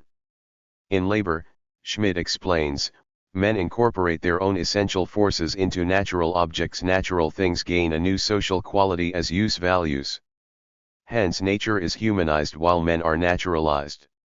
Within this metabolic interaction, nature provides labor with both its subject and its object, the laborer on the one side, the object of labor on the other. The appropriation of knowledge is equally a part of this metabolism between human beings and nature. Thus Schmidt insists that for the materialist Marx, nature and its laws subsist independently of all human consciousness and will, but that such laws can only be formulated with the help of social categories. The concept of a law of nature is unthinkable without men's endeavors to master nature. Just as the object of knowledge is a unity of first and second nature, science is a unified endeavor. Since the centerpiece of Marx's methodology was the dialectic, but since he restricted himself to a science of society, this immediately raises the question of the dialectic of nature. What does a dialectical science of nature look like? Engels attempted to answer this question by viewing natural processes as themselves dialectical, and Schmidt's critique of the resulting dialectics of nature is both precise and insightful. Under Stalin, the dialectic of nature became codified as official Soviet doctrine, an elevation to the level of metaphysics which Schmidt correctly sees as symptomatic of the original theoretical status of Engels's concept. For ultimately, Engels's dialectic of nature necessarily remained external to its subject matter. The attempt to inject nature with the dialectic already presupposed nature as external to human society, as an object separate from its subject, and thereby denied the very condition that would allow the dialectic to operate. There can be no question of a dialectic of external nature, independent of man, because all the essential moments of a dialectic would in that case be absent. Rather, the dialectic of nature arises from none other than the metabolic interaction of human societies with nature. Nature becomes dialectical by producing men as transforming, consciously acting subjects confronting nature itself as forces of nature. Man forms the connecting link between the instrument of labor and the object of labor. Nature is the subject-object of labor. Its dialectic consists in this, that men change their own nature as they progressively deprive external nature of its strangeness and externality, as they mediate nature through themselves, and as they make nature itself work for their own purposes. Nature and Utopia. Having sketched this basic outline, Schmidt develops an interpretive assessment of Marx's concept of nature, aimed at making more concrete the relation of nature and history. The metabolism of humans with nature, he suggests, is an absolute given in Marx. It can be transformed but not abolished. Since with the concept of metabolism Marx presented a picture of the social labor process as a process of nature, he also meant to show that the labor process in its essential material aspects, is unchanging and eternal nature-imposed necessity. The concrete form taken by this metabolism may change historically, however, and Schmidt distinguishes a pre-bourgeois from a bourgeois relation with nature. In the pre-bourgeois era, man is as yoked to his natural existence as to his body, and hence there is an original, abstract identity of man with nature.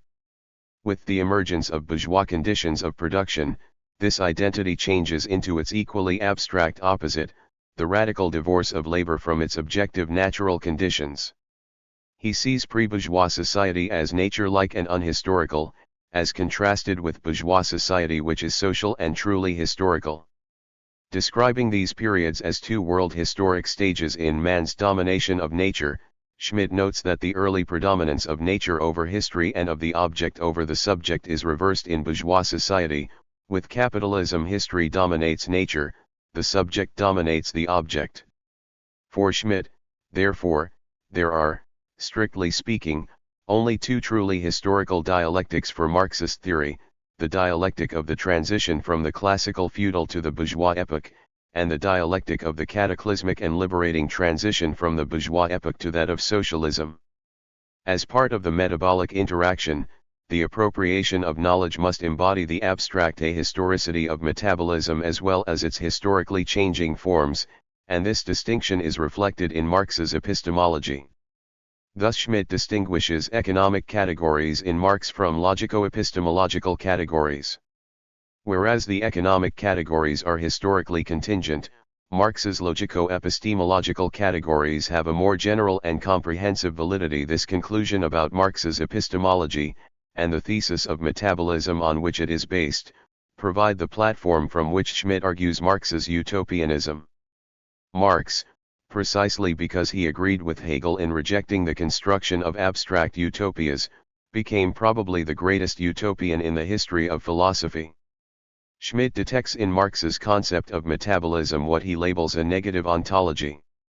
This negative ontology results from Marx's belief that metabolism is an eternal nature-imposed necessity, and it leads him to indulge in nature speculation since his negative ontology implied a certain anticipation or speculation about the future relation with nature.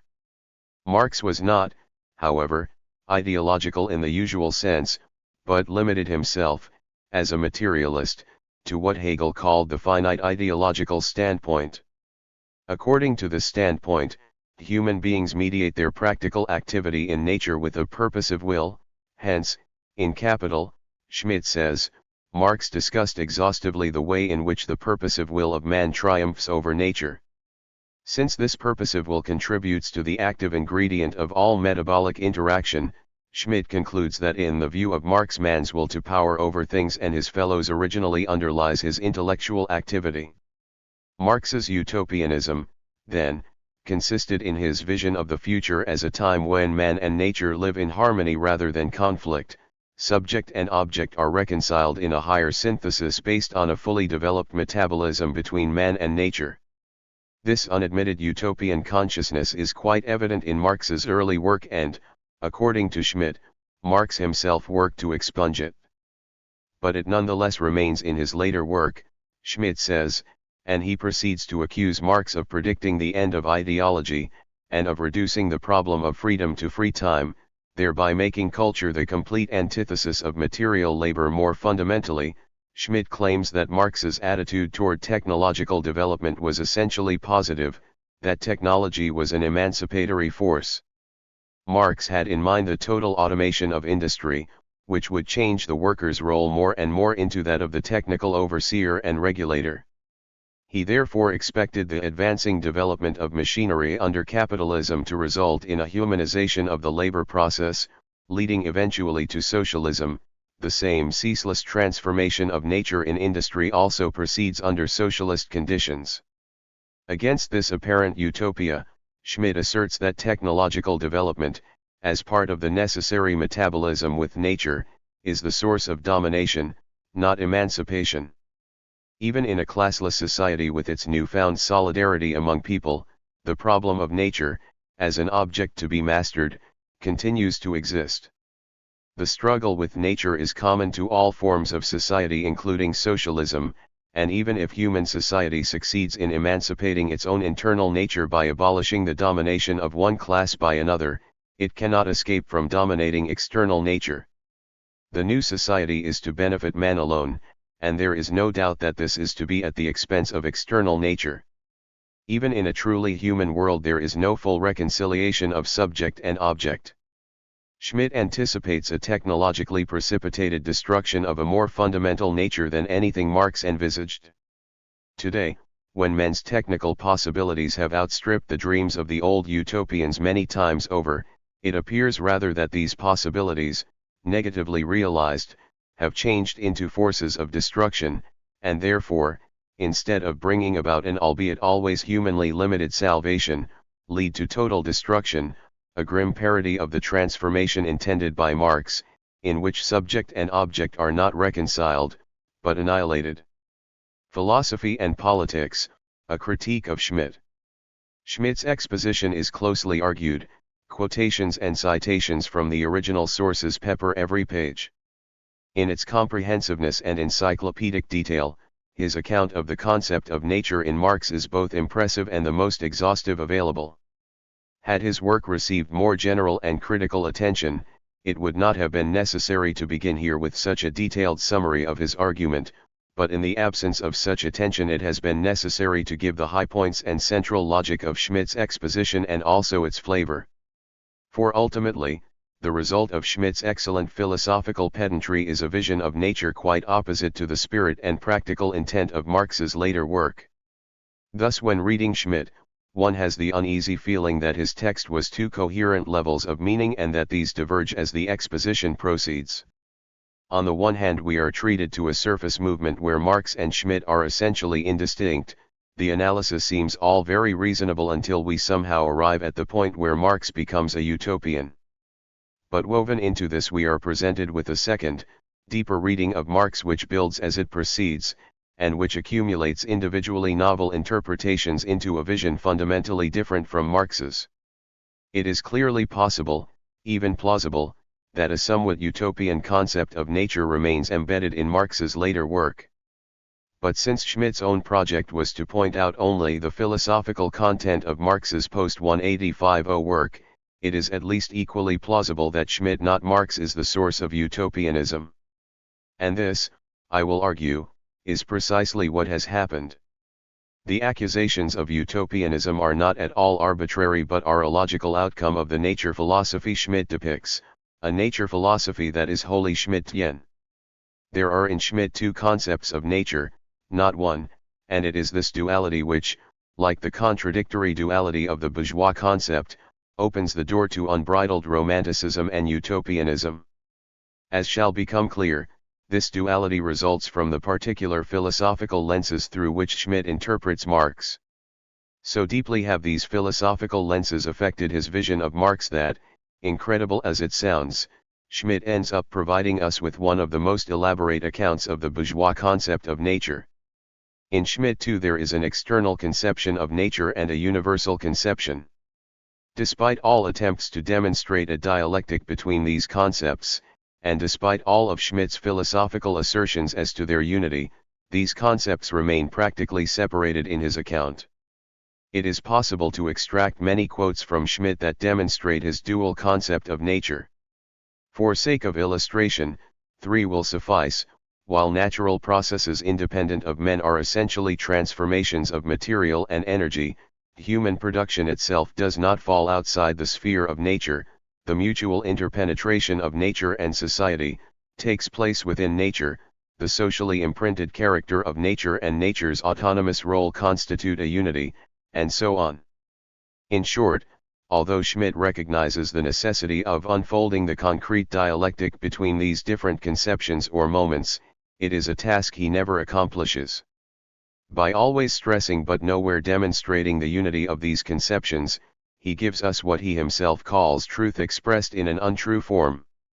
This dual conception precipitates a number of other dualities throughout Schmidt's concept of nature, and as these unfold it becomes increasingly clear that the dualism is not simply a philosophical imperfection in an otherwise accurate account.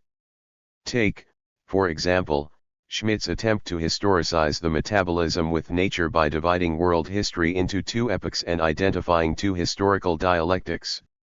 In the pre-bourgeois era nature is appropriated through agriculture and is therefore absolutely independent of men, Schmidt claims, and men are therefore abstractedly identical with nature. They lapse, so to speak, into natural existence. But in the bourgeois era, Schmidt continues, where men succeed in universally mastering nature technically, economically, and scientifically by transforming it into a world of machines, nature congeals into an abstract in itself external to men. That is, the universal conception of nature is appropriate to the pre-bourgeois era while the external conception best depicts the bourgeois era. This historical distinction is clearly an important prelude to Schmidt's concluding discussion of the domination of nature. Nonetheless it is theoretically simplistic and mechanical. It is no accident that here and throughout his work Schmidt refers to men, for it is not immediately clear that he is concerned with women at all. He sees pre-bourgeois history as nature-like and unhistorical and describes the physiological division of labor as a natural division of labor, in contrast to the social division developed under capitalism. The political consequences of squeezing the historical categories into the dualistic conception of nature are obvious. Since the oppression of women as women results from a division of labor that predates the bourgeois era, the oppression of women becomes for Schmidt natural. he abstracts from the real social character of the physiological division of labaro 36. It is striking in Schmidt's work that if the distinction between men and women were to be clarified and developed, his philosophy would make sense only if women were treated as a part of nature. Much as he has a concept of nature that is both external and universal, Schmidt has a concept of man with which he sometimes refers to women and men both, sometimes just men. It is necessary to make two connections here. First, to pinpoint the particular philosophical project that led to the dual conception of nature, second, to identify the specific misreading of Marx that facilitated Schmidt's misconception of nature, and to show the resulting political consequences. Whereas much has been made of Marx's debt to Hegel, a debt Schmidt acknowledges and discusses, much less has been made of his debt to Kant. Schmidt's work was meant to help redress this omission. Point 3i. Hence he suggests that Marx adopted an intermediate position between Kant and Hegel, and though only crudely sketched in this book, Schmidt's aim was to determine more exactly this intermediate position. Kant had struggled with the rigid separation of subject and object, trying but ultimately failing to reconcile an active creative subject with an object existing in itself. Hegel, following Kant, succeeded, but only by dissolving the object into the subject, nature ultimately into history, the history of its own concept. 38 It was left for Marx to reconstruct the dialectic, to prize apart Hegel's eventual identity of subject and object without at the same time making them irreconcilable as in Kant. Yet Schmidt has achieved something different from the reconstruction of the dialectic attempted by Marx. According to Schmidt, Marx's materialist critique of Hegel's identity of subject and object led him back to Kant, although again this did not mean that being, in its non-identity with thought, appeared as an unknowable thing in itself. Marx both retained Kant's thesis of the non-identity of subject and object and adopted the post-Kantian view, no longer exclusive of history, that subject and object entered into changing configurations. These changing configurations of subject and object are of course what Schmidt sought to illustrate with his historical account of the metabolism with nature, a pre-bourgeois epoch in which nature dominates history and the object dominates the subject, and a bourgeois epoch in which the reverse occurs. But since the metabolism with nature is an ahistoric given and only its form can change, there is a dual conception of the relation between subject and object operating in Schmidt. This is the philosophical heart of his dual conception of nature. On the one hand he sees a unity of subject and object, while on the other insists on an indestructible boundary between them. The unity of subject and object he maintains against Kant, their absolute non-identity against Hegel. These two conceptions never congeal into one but remain two. It is no accident, therefore, that Schmidt views Marxist materialism as embodying a dialectic duality rather than a dialectical unity. This philosophically preconceived notion of the dialectic lies behind his dual conception of nature. Nature is less a differentiated unity than a differentiation on the one hand and a unity on the other. 39 In his attempt to define Marx's concept of nature in opposition to both Kant and Hegel, Schmidt shuttles from Hegel to Kant and back again without ever breaking free. He remains firmly within their problematic. Hence the two conceptions of nature, the one more Kantian, the other more Hegelian, sundered into two parts, man and material to be worked on. Nature is always present to itself in this division. Schmidt has done exactly as he intended, he has placed Marx wholly between Kant and Hegel, not beyond them. The result is a lot of Kant, almost as much Hegel, but very little in the way of Marx. Point 40. In a stimulating and insightful treatment of the origin and social function of philosophical abstraction, Alfred Sohnrethel notes that while conceptual dualism is as old as philosophy itself, still such dualisms have a particular significance under capitalism. They are the hallmark of a bourgeois philosophy with immediate roots in Kant. For the unyielding dualism of this philosophy is surely a more faithful reflection of the realities of capitalism than can be found in the efforts of the illustrious post-Kantians striving to rid themselves of it. How can the truth of the bourgeois world present itself other than as dualism? 4. Although it was aimed neither at the concept of nature specifically nor at Schmidt, this assessment fits both Schmidt and the bourgeois treatment of nature. As for Schmidt's misinterpretation of Marx, Here too he seizes on something real, but in pursuit of his deeper project he distorts truth into half-truth into falsehood. He begins by emphasizing that an examination of nature must focus on the realm of use values, which he distinguishes sharply from exchange values. Much as Marx abstracts from use value in the first chapter of Capital, Schmidt abstracts from exchange value. The exchange value of a commodity has no natural content whatsoever, he contends. This absolute distinction seems reasonable, even insightful, at first, but less so as its consequences reveal themselves. The labor process, for example, Schmidt depicts as historically unchanging, but it is so only in its most abstract, material aspects. The moment we examine the relation between use value and exchange value, historically separate modes of production are readily identifiable, indeed, can only be identified by considering exchange value relations. Yet Schmidt feels quite able to discuss the domination of nature as a historical necessity, quite able to declare that under socialism too nature is to be mastered, and to accuse Marx of not recognizing these things and therefore being a utopian. All this Schmidt could do without leaving the abstract realm of pure use value. Now Marx was the victim of no such philosophical abstraction. Throughout Capital he refers back to use values whenever this is necessary for refueling his economic argument. Schmidt does not know this because there is no quote in all of Capital that will tell him so, that will tell him how a specific conception of use values is being developed implicitly, as an integral component of the economic arguments in Capital. In Grundriss, however, Marx is explicit. The particular nature of use value, in which the value exists, or which now appears as Capital's body, here appears as itself a determinant of the form and of the action of Capital. Nothing is therefore more erroneous than to assert that the distinction between use value and exchange value, which falls outside the characteristic economic form in simple circulation, falls outside it in Genera 1.41. Had Schmidt understood the importance of exchange value in determining the historical relation with nature, his view of the labor process, which he correctly puts at the center of his understanding of nature in Marx, would have been dramatically different. Then and only then could his concept of nature begin to reflect the spirit of Marx's own work. By separating use value from exchange value and focusing exclusively on the former, and by placing himself on pre-Marxist philosophical terrain, Schmidt sets the stage for reproducing a quintessentially bourgeois conception of nature out of his reading of Marx.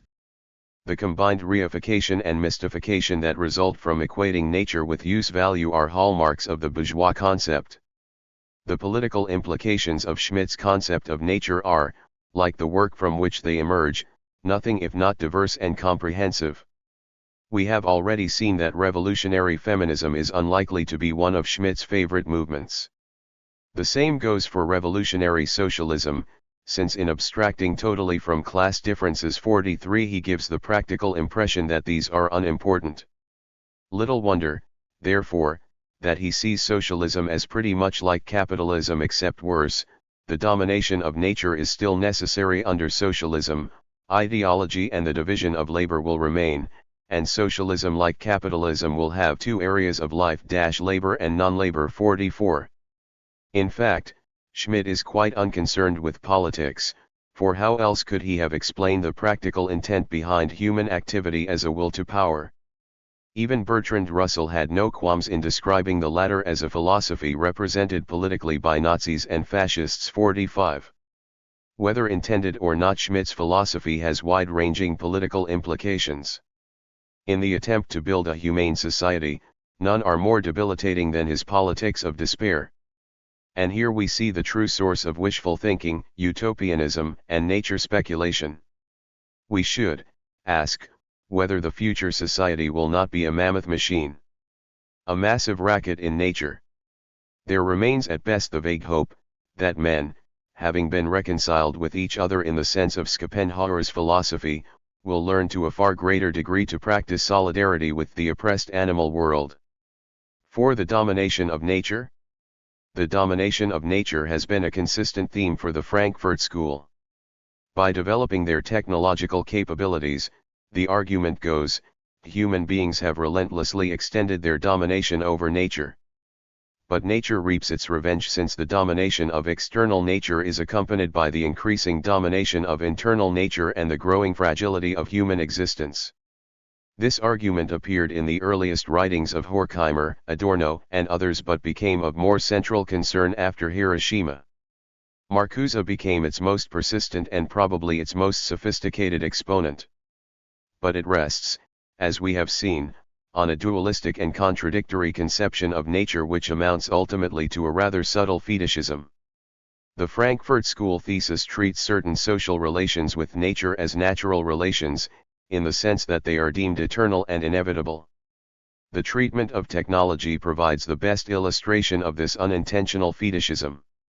While recognizing it as a social product, even Marcuse tended to dwell on the abstract philosophical necessity of technology for mediating human-natural relations. Domination of nature thereby appeared to spring from this abstract necessity and not from the specific social and historical relations within which technology was produced and used. Of course, Marcuse retained the hope of a new technology, of a benign mastery of nature devoted to liberation, not repression, but it was little more than a hope. It was all too easy for Habermas to reject this meager hope and to state categorically, technology, if based at all on a project, can only be traced back to a project of the human species as a whole, and not to one that could be historically surpassed. 46. In the strictest possible sense, in content and in form, technology is seen to be natural. Like the fetishism of commodities identified by Marx, the Frankfurt School fetishism of nature results from a strict separation of use value from exchange value. This is particularly clear in Schmidt, but he is by no means untypical. The Frankfurt School tradition evolved as a reaction to vulgar economism. From the beginning, the supposed primacy of economies was challenged, and members of the school immersed themselves in cultural, psychological, social, and broader political studies. But this retreat from exchange value, and the consequent fetishism of nature, led ultimately to a rather deterministic analysis of science and technology. This determinism is most obvious in the second-generation theorists. Thus we find Schmidt volunteering the following gem of philosophical determinism: in the Marxist dialectic, as in the Hegelian, what is non-identical with the subject is overcome stage by stage. Greater and greater areas of nature come under human control. Little wonder that Schmidt sees as utopian the belief by Marx that freedom from domination is even possible. The politics of despair that underlie this determinism were obvious from the beginning. Virtually alone among the early theorists, Marcuse never renounced all hope of revolution, though he clearly had serious apprehensions. The later generation inherited from the start a strongly anti-revolutionary tradition. To believe in revolution was simply dishonest. In his definitive theory, Martin J. observes of the period after 1945 that the Frankfurt School traveled the last leg of its long march away from orthodox Marxism. The clearest expression of this change was the Institute's replacement of class conflict, that foundation stone of any truly Marxist theory, with a new motor of history. The focus was now on the larger conflict between men and nature. 1147 In the struggle over nature, therefore, the social relation with nature under capitalism becomes of secondary importance.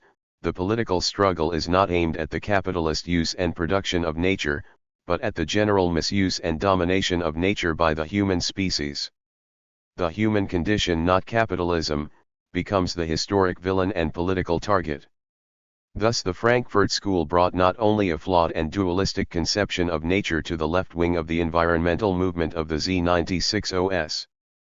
Directly and indirectly they brought a schizophrenic politics in which hope for humanity, insofar as there was any, lay in making reforms to the present system. If there was no hope, if the human condition was truly determinate, then at some point, a more or less desperate, mystical retreat into self seemed the only alternative. Recently, Raymond Williams has claimed to identify in Marxism a triumphant version of man's conquest of nature.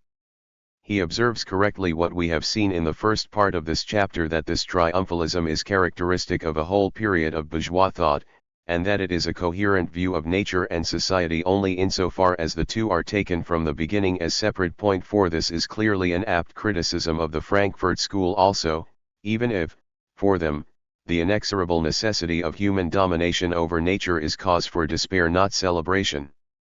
At best it is a negative triumphalism. This triumphalism is also evident both in the treatment and in the ideology of nature in 20th century Russia. 41. Other so-called Western Marxists also had trouble with the concept of nature. It is omitted completely from Louis Althusser's epistemological systems because of the difficulties it presents. Prepared at least to deal with the difficulties, Sebastiano Timpanaro attempts to reinstate the biological priority of nature, arguing that the biological condition of humankind has been underemphasized by Marxists. He seeks to bend the stick back by emphasizing the oppression which nature exercises on man. 50. But in the end Timpanaro achieves little more than a biological version of the ideology of external and universal nature, one which leaves open some ambiguous similarities with certain aspects of sociobiology. This too is a negative triumphalism. Nonetheless, it is not true as Williams would have us believe that this triumphalism can be traced to the core of Marxism. The essence of the critique presented in this chapter is that we must now consider there to be a social priority of nature. Nature is nothing if it is not social. Merely to assert this conclusion, as Schmidt did in places, does not take us beyond the dualistic treatment of nature. What must be done is to show the concrete relationship by which nature is invested with this social priority. There are in Marx the beginnings, if only the beginnings, of this view of nature, a view of nature much more sophisticated and dialectically complex than Williams's triumphalism. Like triumphalism, the negative triumphalism of the domination of nature idea begins with nature and society as two separate realms and attempts to unite them. In Marx we see the opposite procedure. He begins with the relation with nature as a unity and derives as a simultaneously historical and logical result whatever separation between them exists. In this way the social priority of nature is not something that must be infused from the outside, but something that already exists in the social relation with nature. Instead of the domination of nature, therefore, we must consider the much more complex process of the production of nature. Where the domination of nature argument implies a dismal, one-dimensional, contradiction-free future, the idea of the production of nature implies a historical future that is still to be determined by political events and forces, not technical necessity. But the political events and forces are precisely those that determine the character and structure of the capitalist mode of production. We get a glimpse, but only a glimpse, of this view of nature in Marx's work.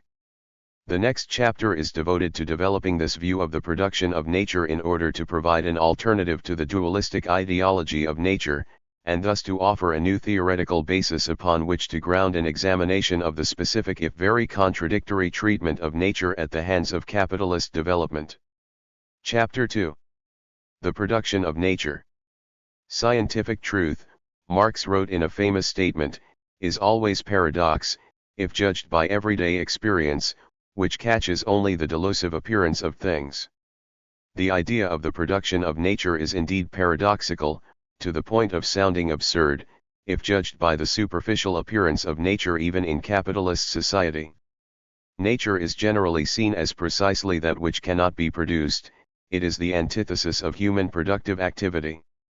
In its most immediate appearance, the natural landscape presents itself to us as the material substratum of daily life, the realm of use values rather than exchange values. As such it is highly differentiated along any number of axes. But with the progress of capital accumulation and the expansion of economic development, this material substratum is more and more the product of social production, and the dominant axes of differentiation are increasingly societal in origin. In short, when this immediate appearance of nature is placed in historical context, the development of the material landscape presents itself as a process of the production of nature. The differentiated results of this production of nature are the material symptoms of uneven development. At the most abstract level, therefore, it is in the production of nature that use value and exchange value, and space and society, are fused together. The function of this chapter, then, is to renovate our conception of nature in such a way that the dualistic world of bourgeois ideology can be reconstituted as an integrated whole. This will allow us to treat the real patterns of uneven development as the product of the unity of capital, rather than blindly to situate the process in the false ideological dualism of society and nature. The problem will be to separate the essential moments of the production of nature from its various appearances. Marx nowhere talked explicitly about the production of nature. But in his work there is implied an understanding of nature which leads firmly in this direction. In fact, Marx did not have a single, coherently elaborated concept of nature at all, rather he used nature in a variety of ways. These different uses of the concept were not random, however, and a close reading of Marx's work demonstrates a rational progression in his treatment of nature. In the end we are not at all left with a fully constructed concept but do have a sketchy framework of the conception of nature implied by Marx's analysis and critique of the capitalist mode of production. I do not accept that there is a radical break between the so-called young Marx and the mature Marx, too there is, rather, a rich and complex development in his thought, and this is reflected in his treatment of nature. Throughout his work, Marx treats nature as a differentiated unity, but at different periods the emphasis upon unity and differentiation varies. His earlier work, particularly the economic and philosophical manuscripts, emphasized the unity of man and nature. Here he borrowed heavily from the idealist Hegelian tradition as well as from Kant. Only with German ideology did Marx come round to a more materialist vision of nature. Rather than discussing the philosophical aspects of the supposed unity of man and nature, Marx was more concerned with the actual processes which might achieve this unity. This led him to discuss the function of human labor, putting it at the center of the relationship between human beings and nature. Further, he began to treat the whole question as a historical one, not an abstract philosophical puzzle. In Grundriss, many of these insights were extended and others added, particularly concerning the historical dimensions of the human relation with nature. In Capital, and especially in Volume 1 which Marx completed for publication, the treatment of nature is still sporadic, but there for the first time we see a consistent logical progression in the different treatments of nature. The discussion of nature occurs only in fragments because Capital was not intended to analyze nature, specifically, under capitalism. It was intended as a critique of capitalist production, and as such required Marx to develop at least partially his conception of nature. Pursuing his primary task, however, did not require him to present or even develop a completed conception of nature. But insofar as the analysis in Volume 1 presents a logical progression of concepts and ideas in building Marx's critique, so the conception of nature also receives this treatment. The first discussion of nature in Capital repeats some of the abstract philosophical tone of the earlier work, but achieves something extra. It simultaneously lays the foundation for a more concrete and more developed treatment of the relation with nature under capitalism. Thus in the later discussions of the division of labor, manufacturing, and modern industry, Marx explicitly picks the theme up again in order to show precisely what becomes of nature under the actual conditions of capitalism. Elsewhere in Capital, for example in his discussion of rent, there are further vignettes of a more concrete, materialist conception of nature, but these are nowhere pulled together or even explicitly discussed. It is this task which will be attempted here. This involves not a compilation of references to nature and the attempt to force upon them an internal philosophical coherence, but rather a serious understanding of the direction and intent of Marx's work and an attempt to expand and expound the conception of nature which at least in part exemplifies this intent. As such it is an essay in politics and theory, not in philosophy. In Volume 1 of Capital Marx exemplifies his own dictum that rising from the abstract to the concrete is the scientifically correct method. Beginning with the concrete commodity, he derives a number of theoretical abstractions: exchange value, use value, value, surplus value, abstract labor, socially necessary labor time. As the analysis proceeds, these concepts are progressively developed until they accurately reproduce the concrete in thought. His treatment of the relation with nature follows this procedure. But integrated into this logical development in the text is a historical development. The logic of Marx's argument mirrors, however generally, The actual historical development that occurred.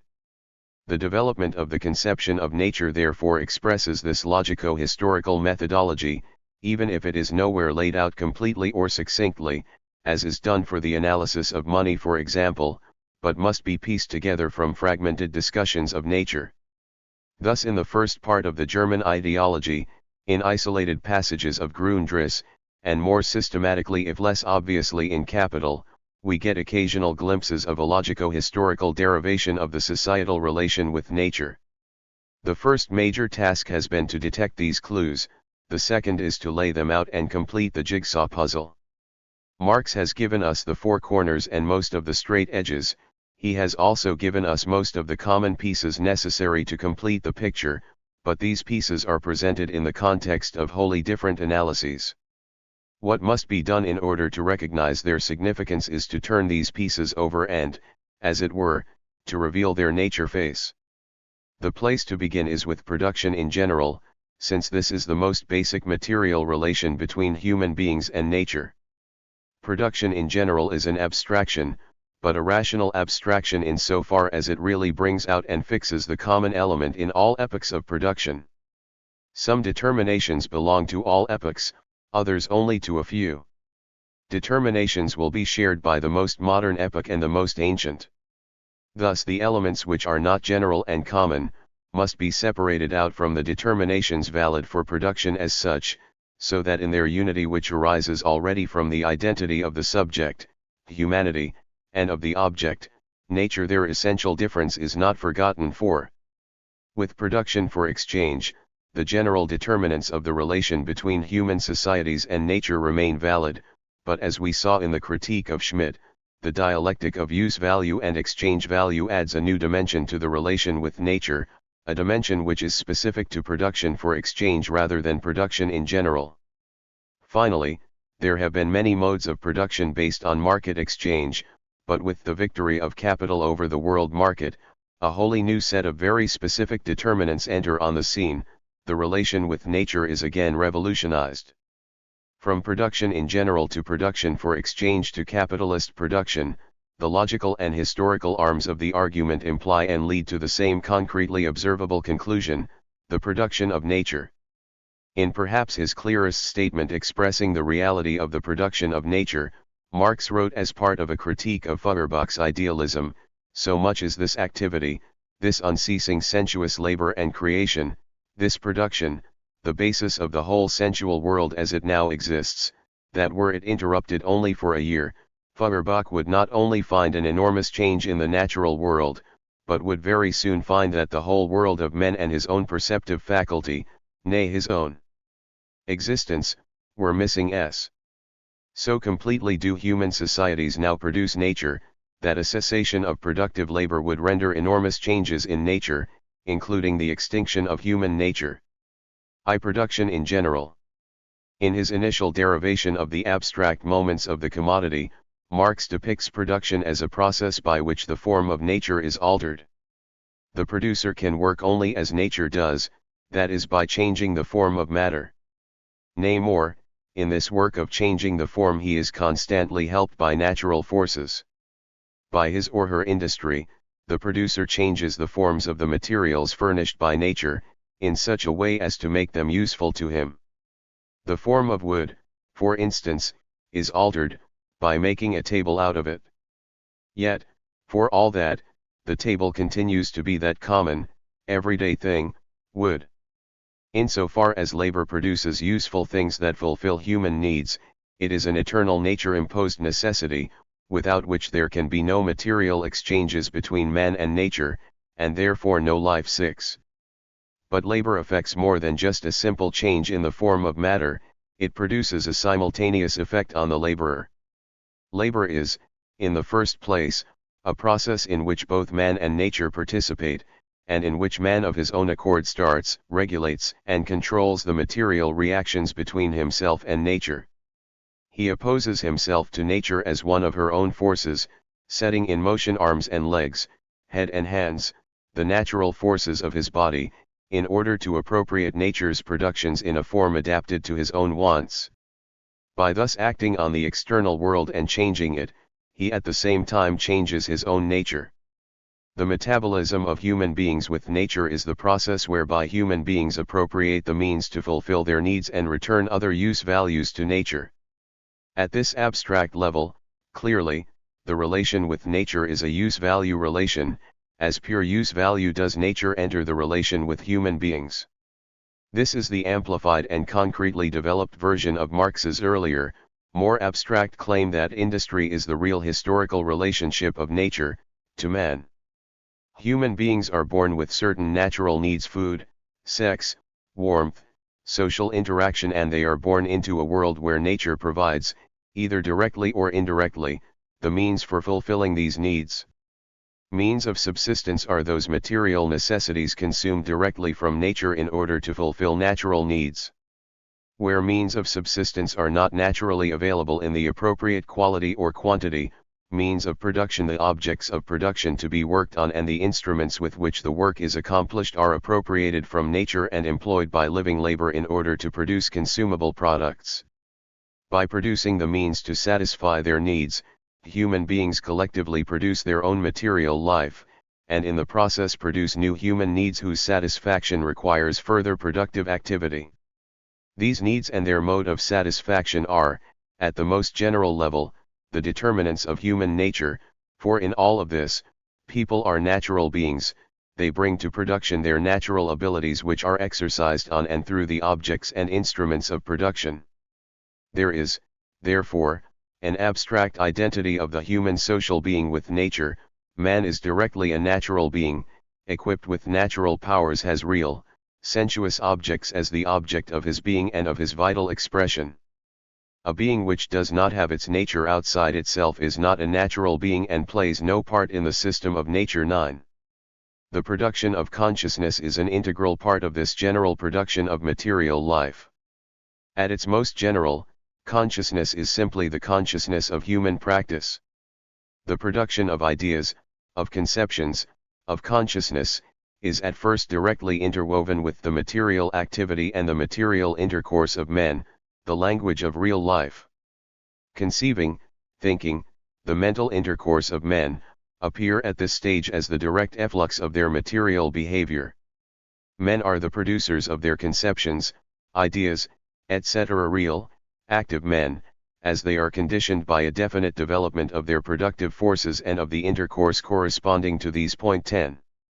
Consciousness of needs, of the means to satisfy these needs, and of the forces affecting both the needs themselves and the means to satisfy them. These are central to the constitution of human consciousness. In this way, consciousness as such is the natural product of productive human activity, and of the social relations into which human beings enter with one another in order to produce. The picture drawn here suggests a general unity of nature with society. It is a unity of nature with society in which the restricted relation of men to nature determines their restricted relation to one another, and their restricted relation to one another determines men's restricted relation to nature. This is not the unity of nature which preoccupies the physicist, nor that which is idolized by the back to nature wing of the ecological movement. For the physicist, the unity of nature is a product of severe conceptual abstraction. For the back to nature aficionado, the unity of nature is a product of wishful thinking. Both are ideal abstractions. The unity of nature implied in Marx's work derives from the concrete activity of natural beings, and is produced in practice through labor. The labor of natural beings pulls in the different facets of nature, binding them into a whole. Human beings survive and develop as social beings by working in cooperation with nature. But this unity of nature is not undifferentiated, it is a unity, not an abstract identity, and it is necessary to understand the role played by human productive activity in the differentiation of nature. In the first place, there is a crucial distinction between human beings and animals, and here too labor plays a central role. As Marx pointed out, human beings can be distinguished from animals by consciousness, by religion, or anything else you like. They themselves begin to distinguish themselves from animals as soon as they begin to produce their means of subsistence. It is human productive activity, not as a general concept but as a concrete historical act designed to create means of subsistence, that differentiates human beings from animals. Engels makes the same point more explicitly in his unfinished essay entitled The Part Played by Labor in the Transition from Ape to Man.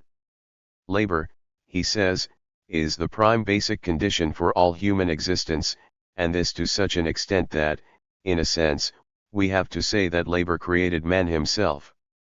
From the start, human nature was a human product, and this applies not simply to consciousness, but even to human physiology. The development of the hand, from a means of locomotion into a sophisticated limb for the manipulation of tools, is accomplished gradually by thousands of years of labor. Or as Donna Haraway has written, humankind is self-made in the most literal sense. Our bodies are the product of the tool-using adaptation which predates the genus Homo. We actively determined our design through tools that mediate the human exchange with nature. In addition to human physiology, human consciousness, and the material means of subsistence, the production and reproduction of material life entails the production of workers, that is, the reproduction of labor power. Some form of social relations are implied in this reproduction process, and the most basic is the division of labor between the sexes. This is the first truly social division of labor, but its origins lie in pre-human social organization. As it is inherited by human society, it is therefore simultaneously natural and social, illustrating again the unity of nature. A biological differentiation in nature is reproduced as a social division of labor. This division of social labor is basic to the process of reproduction, but spills over to the sphere of production also.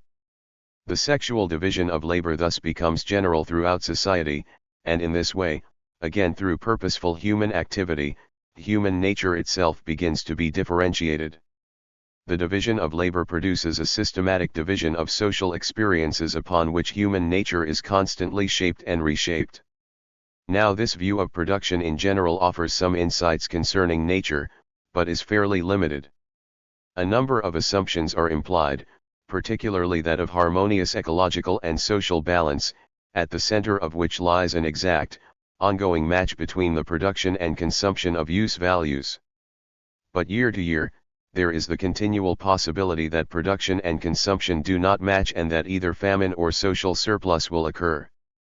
At first this mismatch is entirely accidental and due to natural causes such as inclement weather or particularly fertile soils, but precisely to forestall the disastrous effects attendant upon a shortfall of production vis-a-vis consumption, every society grows to provide a fund of social insurance against elementary disasters which may threaten the annual produce. Where surplus was at first simply a natural possibility, it becomes a social necessity. The creation of this permanent social surplus allows not only the most basic survival of the society but also the further division of labor and even population growth. 14. The surplus becomes necessary as a means to combat social crisis at its most basic level.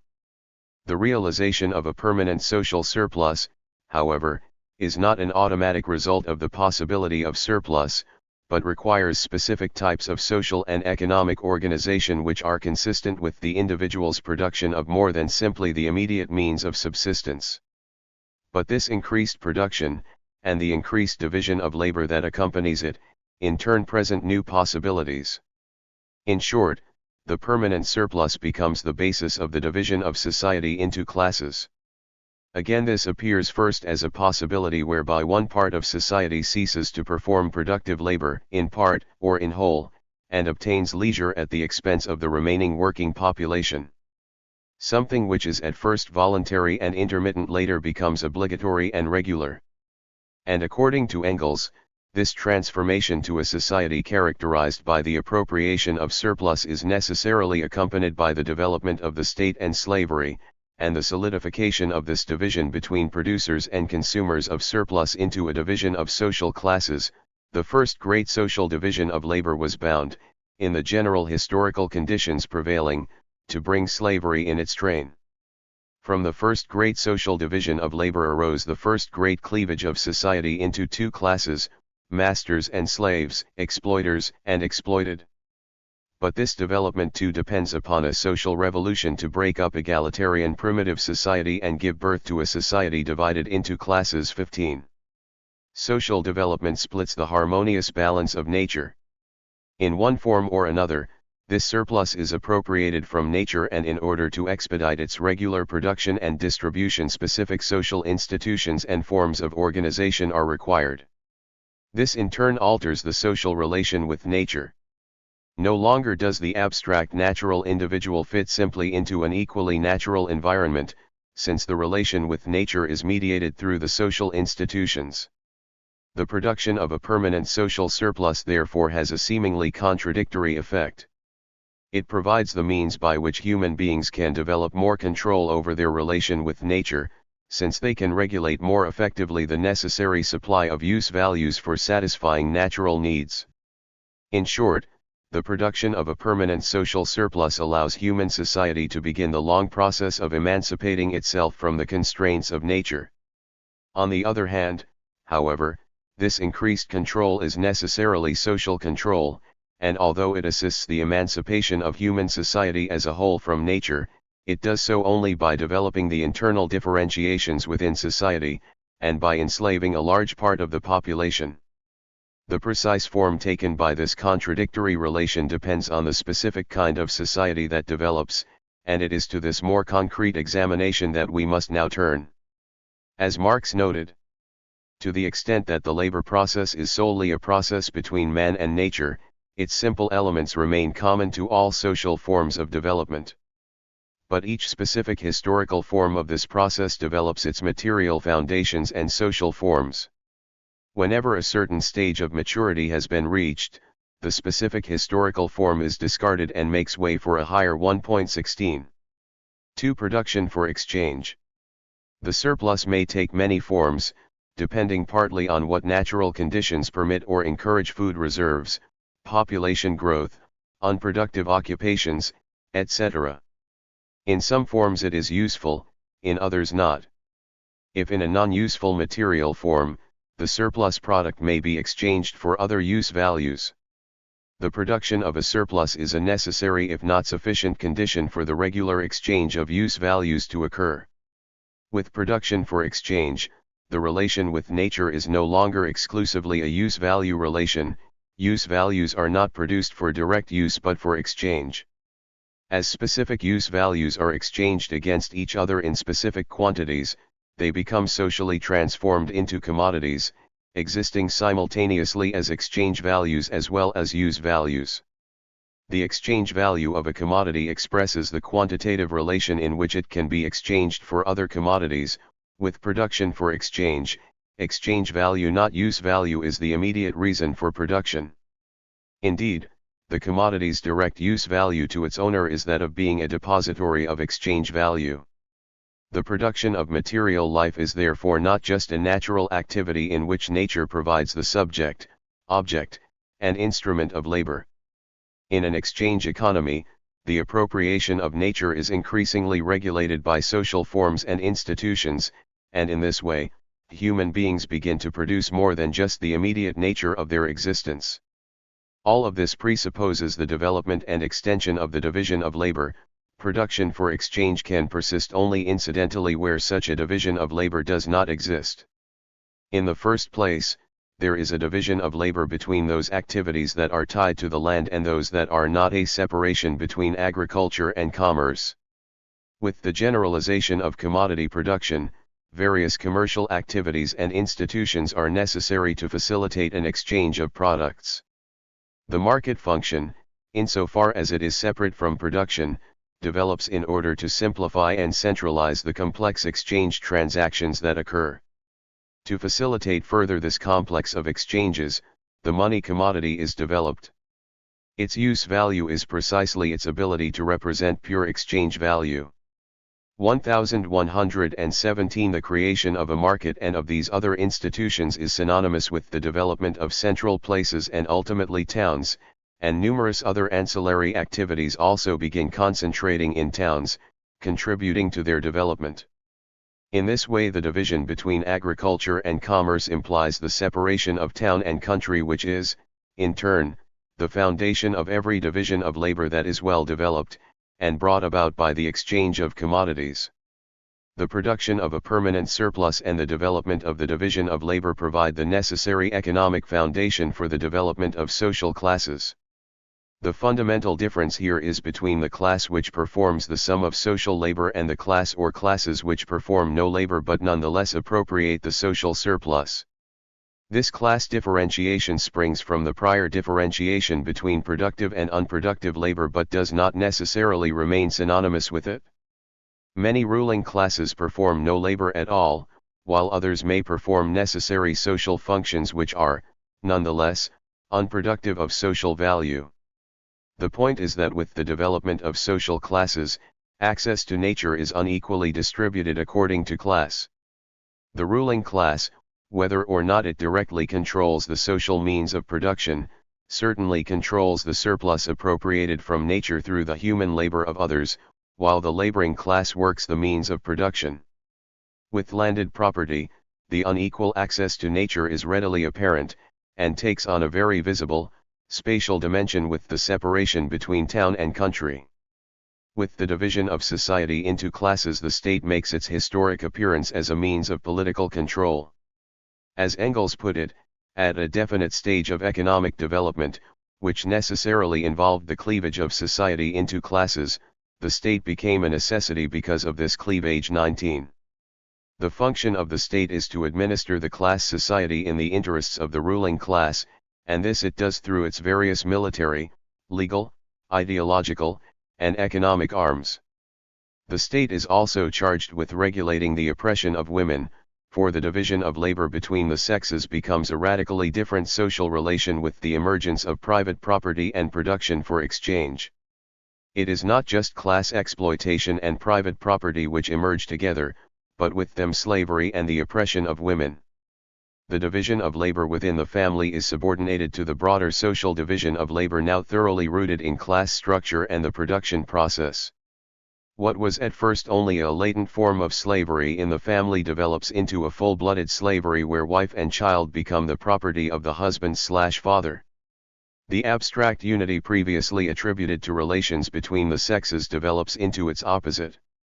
In those realms where women had effective control over the production process, most notably in agriculture, men take over. Where responsibility for social reproduction had been shared, women were increasingly forced to carry the full burden with the evolution of modes of production based on commodity exchange. Not that they ceased laboring. Just that while women were forced to accept responsibility for all of the household tasks associated with child rearing, as well as some commodity production, the male was specializing more and more exclusively in the production of commodities for exchange. The rationale for this development was closely linked with the origins of private property. The inheritance of private property could only be assured through patrilineal family relations, and it was the enforcement of this that wrote the final chapter of what Engels referred to as the world historical defeat of the female sex. The overthrow of mother right was the world historical defeat of the female sex. The man took command in the home also, the woman was degraded and reduced to servitude, she became the slave of his lust and a mere instrument for the production of children. 1120 He goes on to demonstrate the way in which the privatized family developed in response to the developing social, political, and economic relations between men and women. He traces the movement from group marriage to pairing marriages to monogamy as the predominant forms of family, concluding that monogamy, whichever only applied to women in any case, is a finely tuned historical mechanism for the oppression of women. Through the production of these social divisions on the basis first of sex and class, human societies provoke a further transformation in human nature. For as Marx said in the sixth thesis on Feuerbach, the human essence is no abstraction inherent in each single individual. In its reality it is the ensemble of the social relations too. And as the ensemble of social relations changes, so too does human nature. One of the divisions of labor which develops alongside production specifically for exchange is the division between manual and mental labor. This opens up profound new vistas for the human production of consciousness, since hereafter, certain aspects of nature are available to some classes only as a conceptual abstraction, not as a physical partner or opponent in the work process.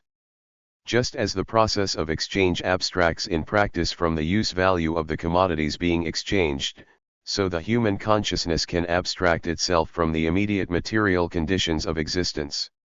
This potential for abstract thought arises as a result of the abstraction in practice that accompanies the exchange process, a direct efflux of consciousness from material behavior which leads to its own negation. That is, as soon as abstract thought and conceptualization develop, and are socially institutionalized with the division of mental from manual labor, it is no longer sufficient to view consciousness simply as a direct efflux of material behavior.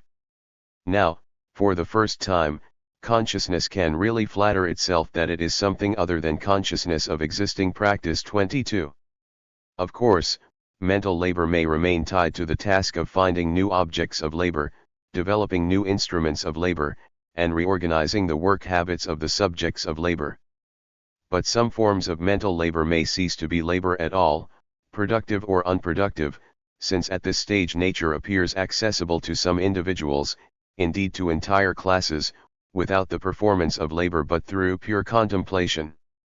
With production for exchange rather than direct use, there arises first the possibility and then the necessity for alienation of the individual. The production of surplus and the consequent increase in social wealth does not guarantee a more wealthy laboring class, given the emergence of class distinctions, and so there is a purely quantitative alienation of work. The surplus labor of the laboring class is appropriated by the ruling class. But qualitatively too, the relation of the laboring class with nature is altered, for though they relate to nature directly through the use of their labor power, they are alienated from their own product. The product's owner, on the other hand, is alienated from any direct, practical relation with nature because he is deprived of his own labor. Now the worker's alienation is not simply alienation from the product but, due to the increased specialization of labor, it is also alienation from one's fellow workers and oneself. Yet predictably, this alienation calls up its opposite. Increased competition and specialization in the work process conjures up the necessity of developing the natural powers of cooperation. While the detrimental effects of alienation fall uncompensated on the laboring class, the benefits of cooperation rarely accrue to them. They relinquish the quantitative gains of increased cooperation, in the form of surplus labor converted into exchange value, and the material benefits of cooperation pertain mostly at the level of the productive forces rather than the level of the laboring individual. With the development of production for exchange, in short, the human individual becomes a societal product. This positing of prices and their circulation etc. appears as the surface process, beneath which, however, in the depths, entirely different processes go on, in which this apparent individual equality and liberty disappear. It is forgotten, on one side, that the presupposition of exchange value, as the objective basis of the whole of the system of production, already in itself implies compulsion over the individual, since his immediate product is not a product for him, but only becomes such in the social process, and since it must take on this general but nevertheless external form, and that the individual has an existence only as a producer of exchange value, hence that the whole negation of his natural existence is already implied, that he is therefore entirely determined by society, that this further presupposes a division of labor etc., in which the individual is already posited in relations other than that of mere exchanger, etc. That therefore this presupposition by no means arises either out of the individual's will or out of the immediate nature of the individual, but that it is, rather, historical, and posits the individual as already determined by society. 23. The alienation of the laborer implies, along with a strictly material alienation, a certain alienation of consciousness. These develop together. While abstract thought originates as the privilege of the few, it quickly becomes the property of everyone. This emancipation of consciousness from immediate human practice is the event from which the possibility of ideological consciousness arises. Immediate self-consciousness can be substituted by social ideology. The ruling ideas of each age have ever been the ideas of its ruling class, wrote Marx and Engels in the Communist Manifesto. 24. For the laboring class, in whatever mode of production, there is a constant battle at the level of the individual as well as the class, between the spontaneous consciousness of the daily work experience and the ruling ideas disseminated by the ruling class which, however successful and however much they appear to be rooted in immediate experience, are always imbued as abstract ideology. The feudal peasant understood that 3 days a week she and he worked gratis for the lord of the manor, but they may also have understood this reality as the result of their just and proper place in God's world. With production for exchange, the production of nature takes place on an extended scale. Human beings not only produce the immediate nature of their existence, but produce the entire societal nature of their existence. They develop a complex differentiation in the relation with nature, a societal nature differentiated according to sex and class, mental and manual activity, production and distribution activities, and so on. Within production, there is a further complex division of labor. But the unity that previously characterized the relation with nature does not simply degenerate into random chaos. The unity is reproduced in a more advanced form. For with the generalization of commodity production and exchange relations, previously isolated, localized groups of people are knitted together in a concrete social whole. They are united as a societal whole no longer through the general unity of social individuals, but through the societal institutions that have necessarily developed to market and the state, money and class, private property and the family. Society as such, clearly distinguishable from nature, emerges. Through human agency, a cleavage is created between nature and society, between a first nature and a second nature. The latter comprises exactly those societal institutions which facilitate and regulate the exchange of commodities, both directly and indirectly. Isolated local unity gives way to a more extensive societal unity. Second nature is produced out of first nature. What precisely is meant by second nature? Not until exchange economies began to develop state institutions did the idea of second nature begin to emerge. Among the ancient Greeks, Plato was particularly aware of the way in which human activity had transformed the earth's surface. Not until Cicero, however, does it seem that the concept of second nature was actually coined, and with him the second nature was clearly the nature produced by human activity, in opposition to the inherited non-human nature. Writing in a tone that even 2,000 years later retains an almost modern ring, Cicero, in De Natura Deorum, has Balbus the Stoic make the following observation. So we see how the evidence of our senses leads to the inventions of the mind which are then realized by the hand of the craftsman, so as to satisfy all our needs and keep us safely housed and clothed, to give us cities, walls, homes, and temples. By our human skills of hand we find ourselves food in plenty and variety. The land offers many fruits to the searching hand, which can be either eaten on the spot or preserved to be eaten later. We feed also on the creatures of the land and sea and air, which we catch or rear for the purpose. We can break in and ride four-footed animals and make their speed and strength our own. On some we place yokes and others we use as beasts of burden.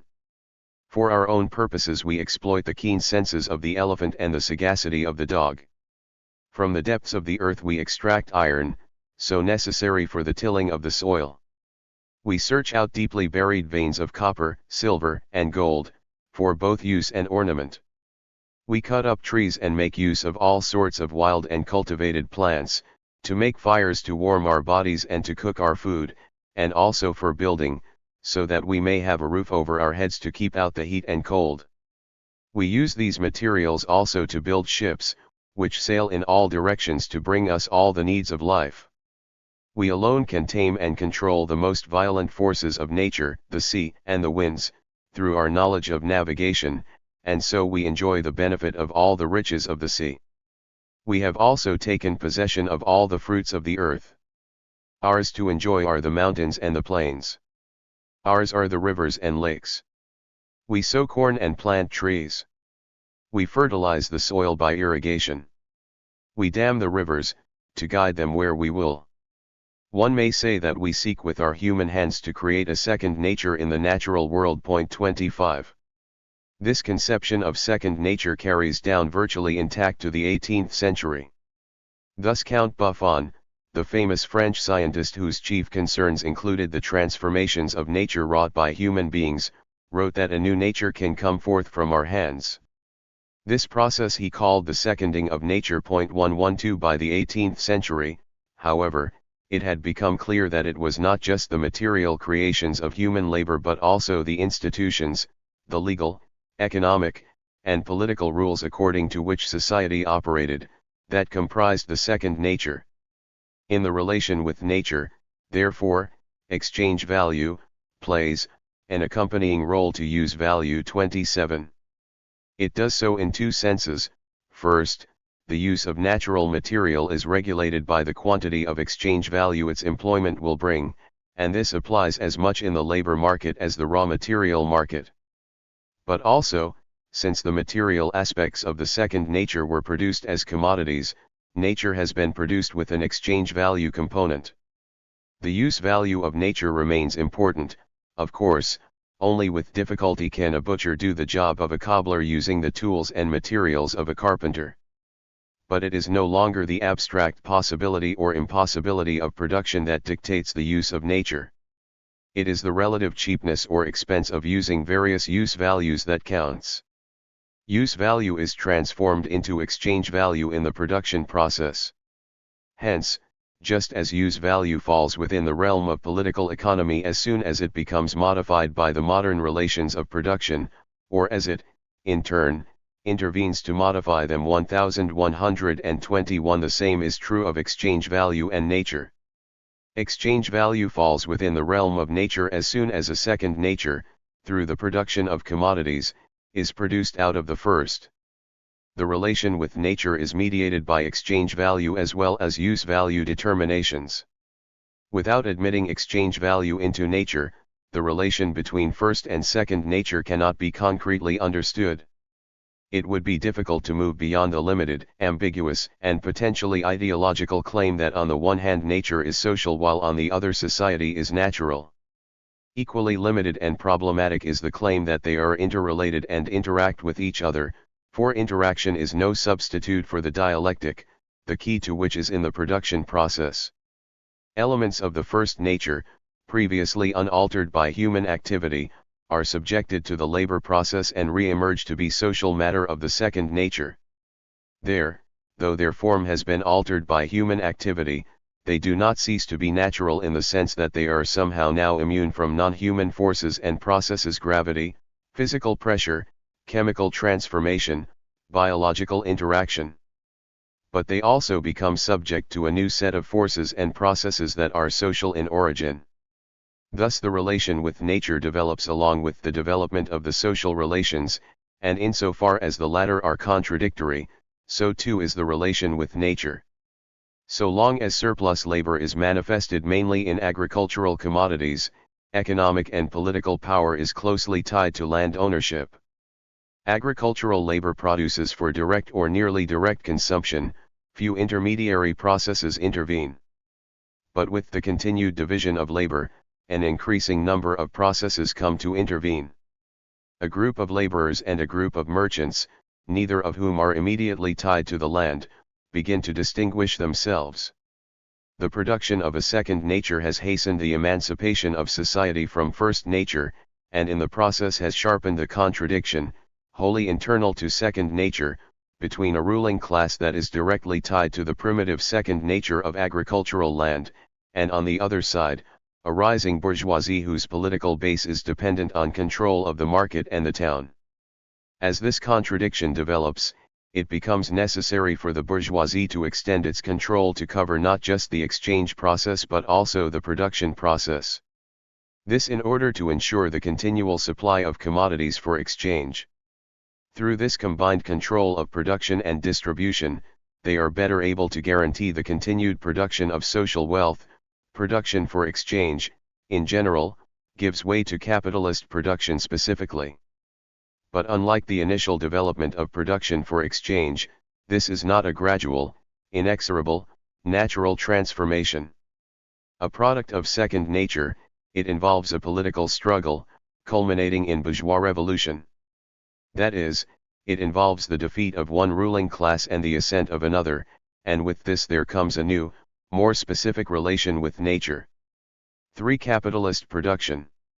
The contemporary relation with nature derives its specific character from the social relations of capitalism. Capitalism differs from other exchange economies in this: it produces on the one side a class who possess the means of production for the whole society yet who do no labor, and on the other side a class who possess only their own labor power which they must sell to survive. Nature does not produce on the one side owners of money or commodities, Marx notes, and on the other men possessing nothing but their own labor power. This relation has no natural basis, neither is its social basis one that is common to all historical periods. It is clearly the result of a past historical development, the product of many economic revolutions, of the extinction of a whole series of older forms of social production. 29. The laboring class under capitalism is deprived not only of the commodities it produces, but of the very objects and instruments necessary for production. Only with the generalization of this wage-labor relation does exchange value become a consistent expression of what underlies it value. The value of a commodity, expressed in exchange as exchange value, is a measure of the socially necessary labor time required for the commodity's production. The commodity of labor power is no exception. The laborer's wage is a measure of the labor time socially necessary for the reproduction of the laborer. Under capitalism, therefore, the surplus product appears in the form of surplus value. The value of a laborer's labor power represents only a certain fraction of the value produced during a day's work. With the laborer's historic freedom from the means of production, they are totally dependent upon selling their own labor power. The capitalist, on the other hand, freed from the need to labor, is totally dependent on reinvesting some portion of the surplus value in order to create more. Both the realization and reinvestment of surplus value takes place under competitive conditions resulting from private ownership of the means of production, and this forces individual capitals, if they are to reproduce themselves at all, to do so at an extended scale. The specific class structure of capitalism, therefore, makes capital accumulation the necessary condition for the reproduction of material life. For the first time, accumulation for accumulation's sake is a socially imposed necessity. The process of accumulation is regulated by the law of value, which operates only as an inner law, vis-a-vis the individual agents, as a blind law of nature. 30. Derivative of the specific class relations of capitalism, this structure of economic relations is unique to capitalism, and implies a sharply different relation with nature. In that the relation with nature is socially mediated, capitalism is no different from any previous mode of production. But it differs markedly in the substance of this social mediation and in the complexity of the relation with nature. The logic of social mediation is not the simple rationale that springs immediately from the need to produce and consume use values, nor even the rationale of production for exchange. Rather, it is the abstract logic that attaches to the creation and accumulation of social value which determines the relation with nature under capitalism. Thus the movement from the abstract to the concrete is not simply a nice conceptual idea that Marx dreamed up, but is the perpetual translation actually achieved in the relation with nature under capitalism. Abstract determinations at the level of value are continually translated into concrete social activity in the relation with nature. This makes for a unique but very complex determination of the relation with nature. Nature as object of production, human nature, the reproduction process, human consciousness. As with production in general and production for exchange, we shall examine the relation with nature under capitalism through these general aspects of the relation with nature. We begin with nature as an object of production. Under dictate from the accumulation process, capitalism as a mode of production must expand continuously if it is to survive. The reproduction of material life is wholly dependent on the production and reproduction of surplus value.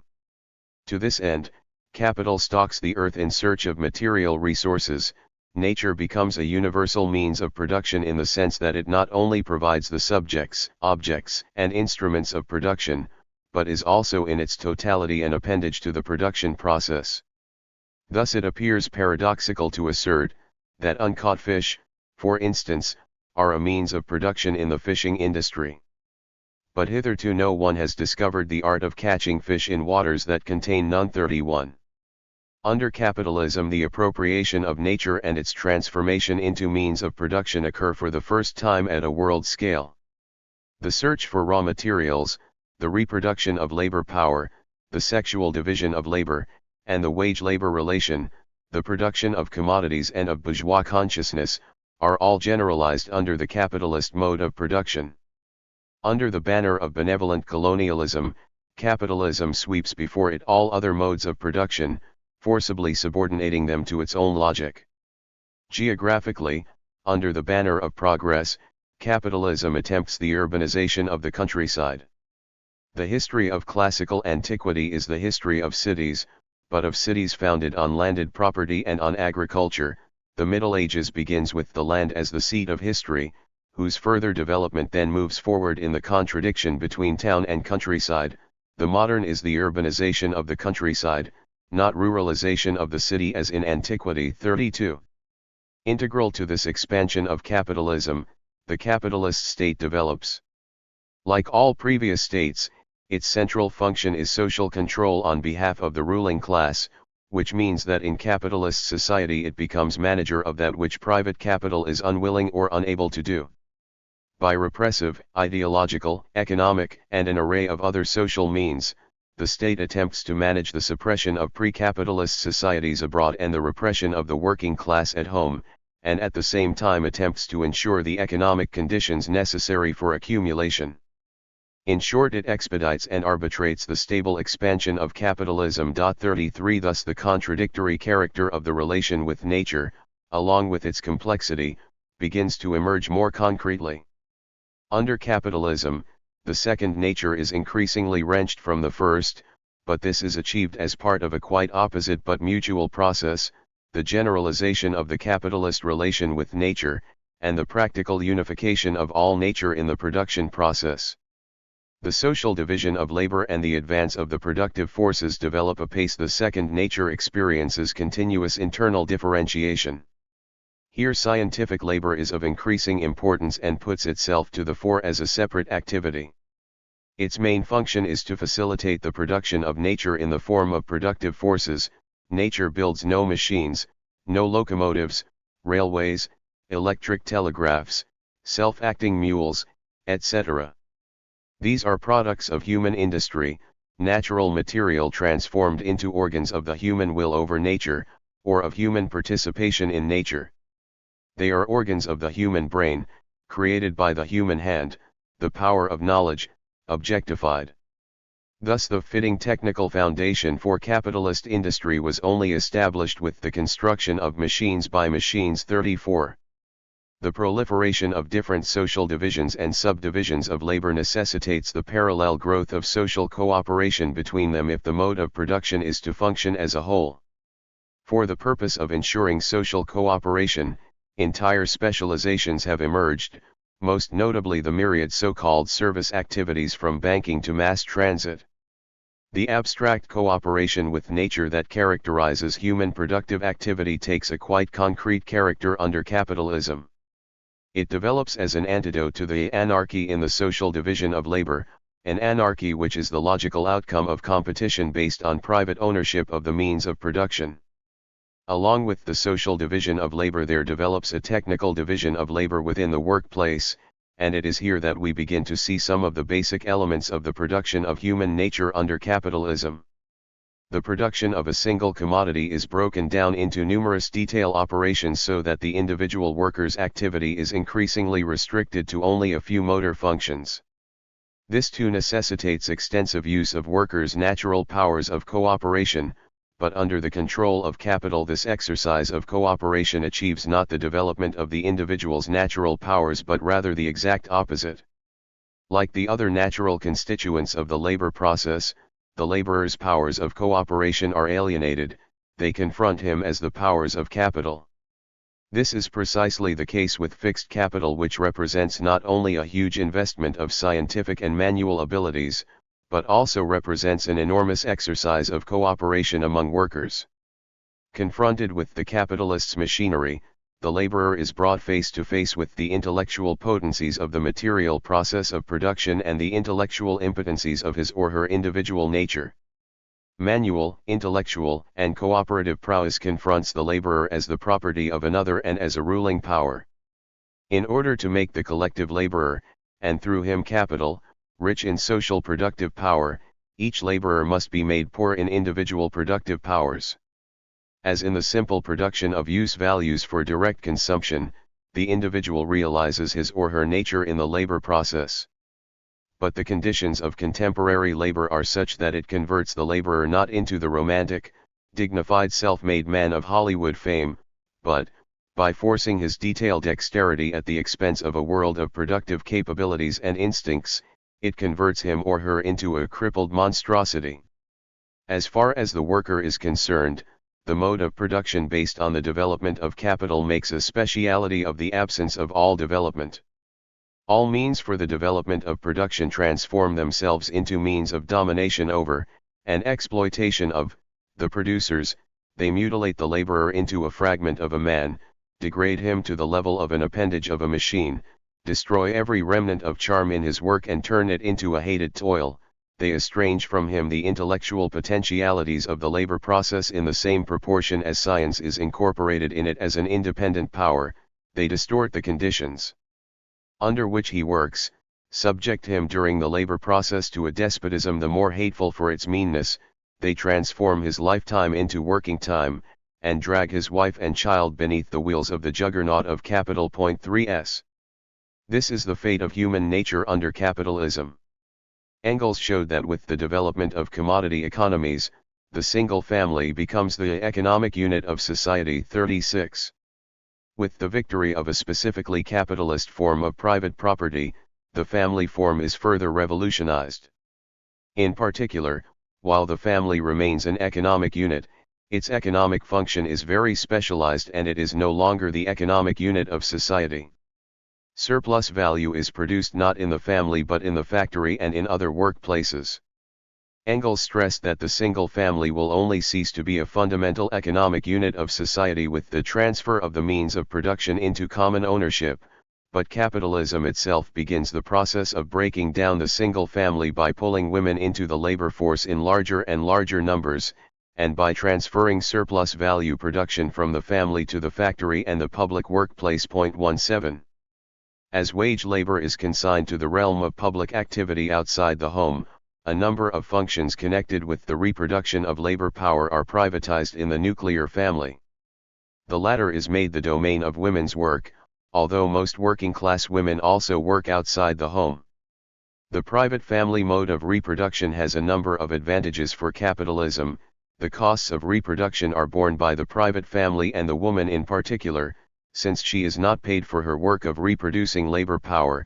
The private family socializes the next generation of workers to accept natural authority, and it requires privatized consumption, with all its ideological and economic consequences.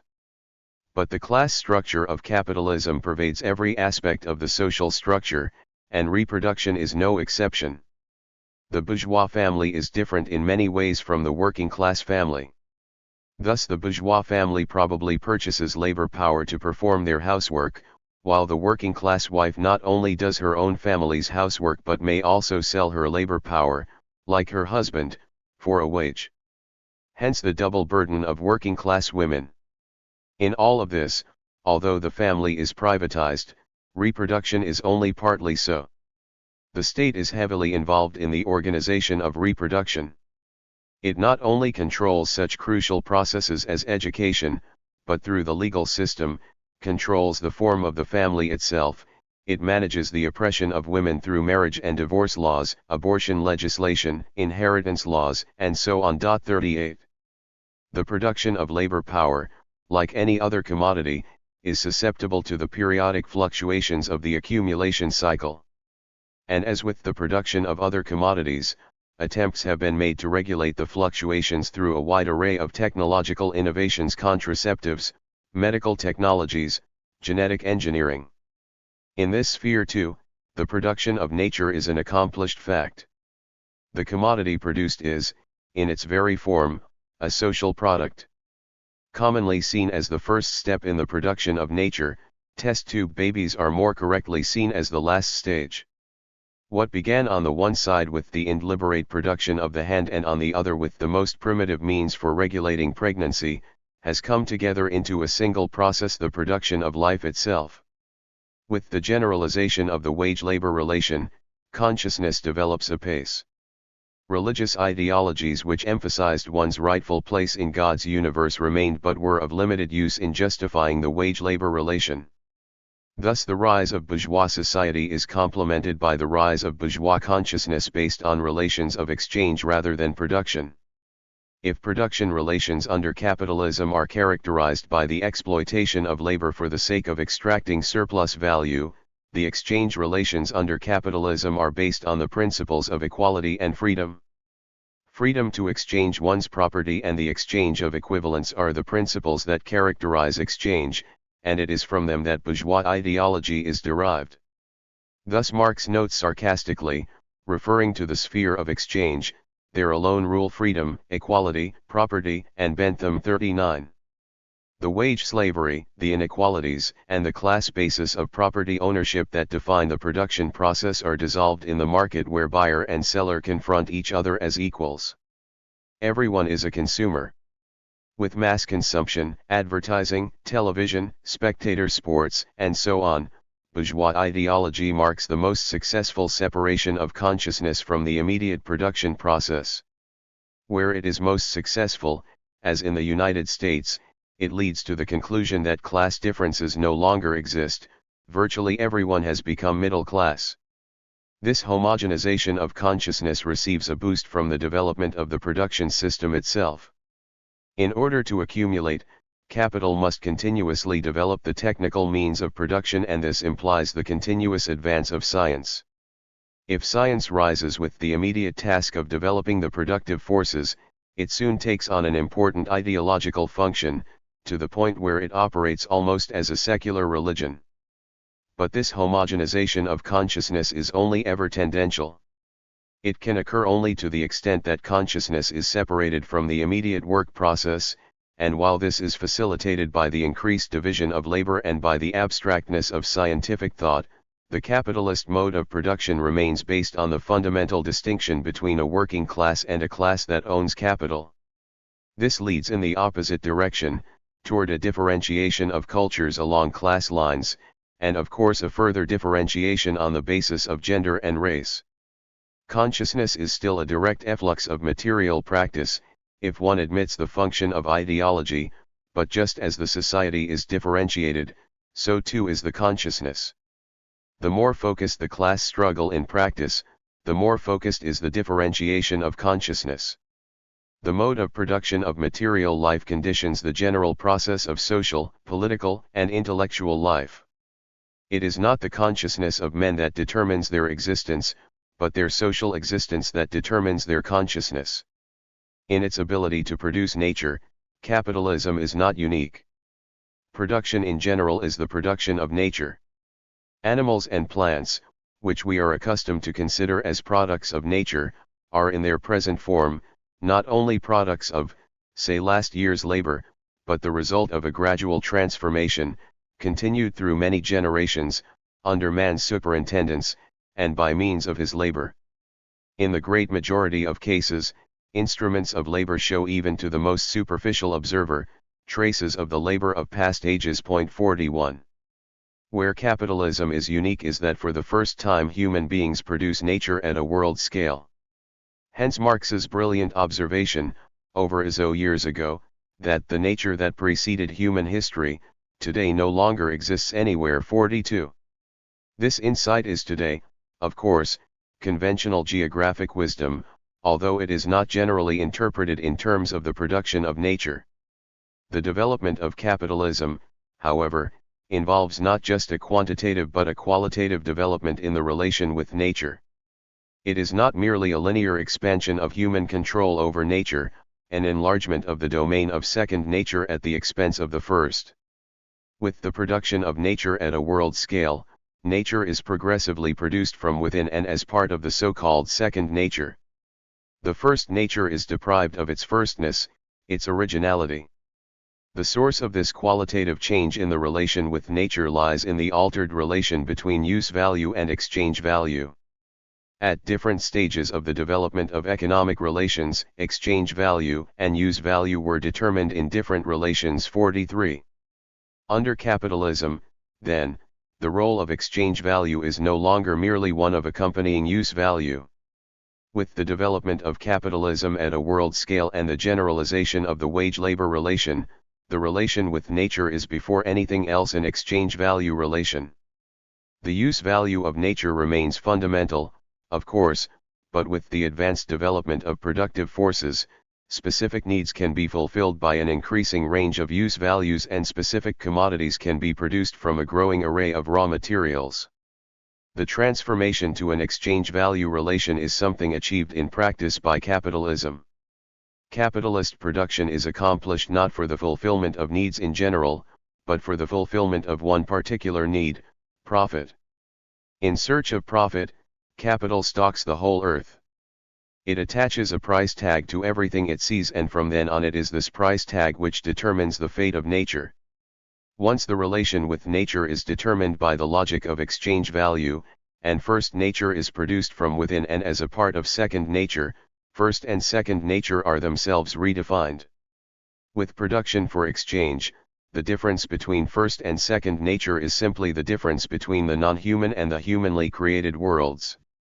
This distinction ceases to have real meaning once the first nature too is produced. Rather, the distinction is now between a first nature that is concrete and material, the nature of use values in general, and a second nature which is abstract, and derivative of the abstraction from use value that is inherent in exchange value. The earlier conceptual opposition of human and non-human worlds remains strongly embedded today and indeed was unchallenged until into the 19th century. The new notion of second nature was furthest developed not in Count Buffon's France, where the old opposition remained in sway, but rather in Hegel's Germany, with its exceptional philosophical tradition. Hegel's was the idealist's second nature. It was not simply the material world transformed and created by human action, but rather the manifestation of free will through a system of right as the economic and political institutions of modern society. It was not the built structures that occupied Hegel's second nature but the legal system, the laws of the market, and the ethical rules of modern society. The realm of freedom made actual, the world of mind brought forth out of itself like a second nature. 44. The reality from which Hegel's idealist conception of nature was derived also threw up a material conception of second nature more advanced than Cicero's and Buffon's, and more appropriate for the reality of emerging capitalism. The best description of this second nature is provided by Alfred Sohn-Rethel. In German, the world of use is often called the first or primary nature, material in substance, while the sphere of exchange is termed a second, purely social, nature entirely abstract in makeup. Concrete and material, comprising commodities as objects of use and our own activities as material, inter-exchange with nature, abstract and purely social, concerning commodities as objects of exchange and quantities of value. 45. The same piece of matter exists simultaneously in both natures. As physical commodity subject to the laws of gravity and physics, it exists in the first nature, but as exchange value subject to the laws of the market, it travels in the second nature.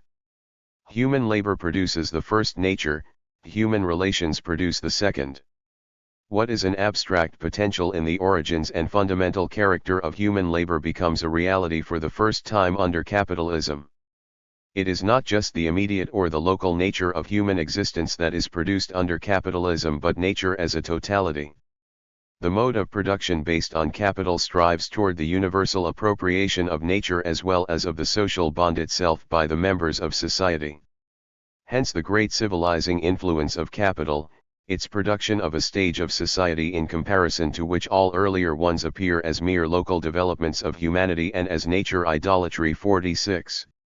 Material nature is produced as a unity in the labor process, which is in turn guided by the needs, the logic, the quirks of the second nature. No part of the Earth's surface, the atmosphere, the oceans, the geological substratum, or the biological superstratum are immune from transformation by capital. In the form of a price tag, every use value is delivered an invitation to the labor process, and capital by its nature the quintessential socialite is driven to make good on every invitation. This may appear to be the logic of Marx's argument, but did he not also make clear in Capital that the labor process still employs many means of production, provided directly by nature, that do not represent any combination of natural substances with human labor? 47. Does this not render dubious the notion that nature is produced? It is necessary to look at two kinds of cases here.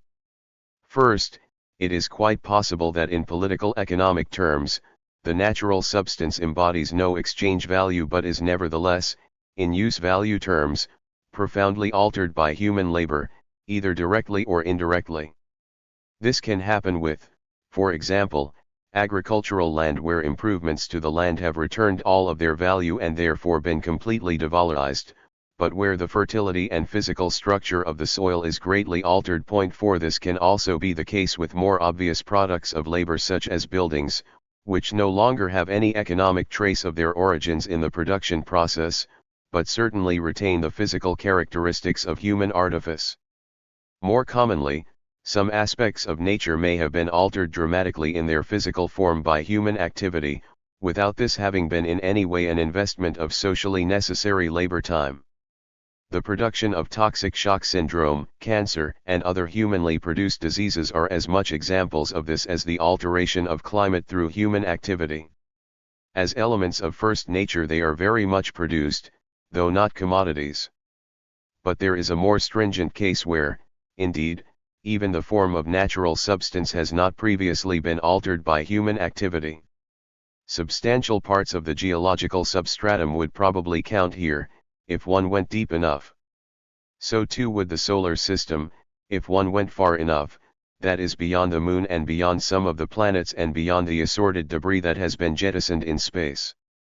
But these rather extreme examples hardly testify to the falsity of the production of nature thesis, especially when one looks at more down-to-earth examples of supposedly unproduced nature, such as Yellowstone Park or Yosemite.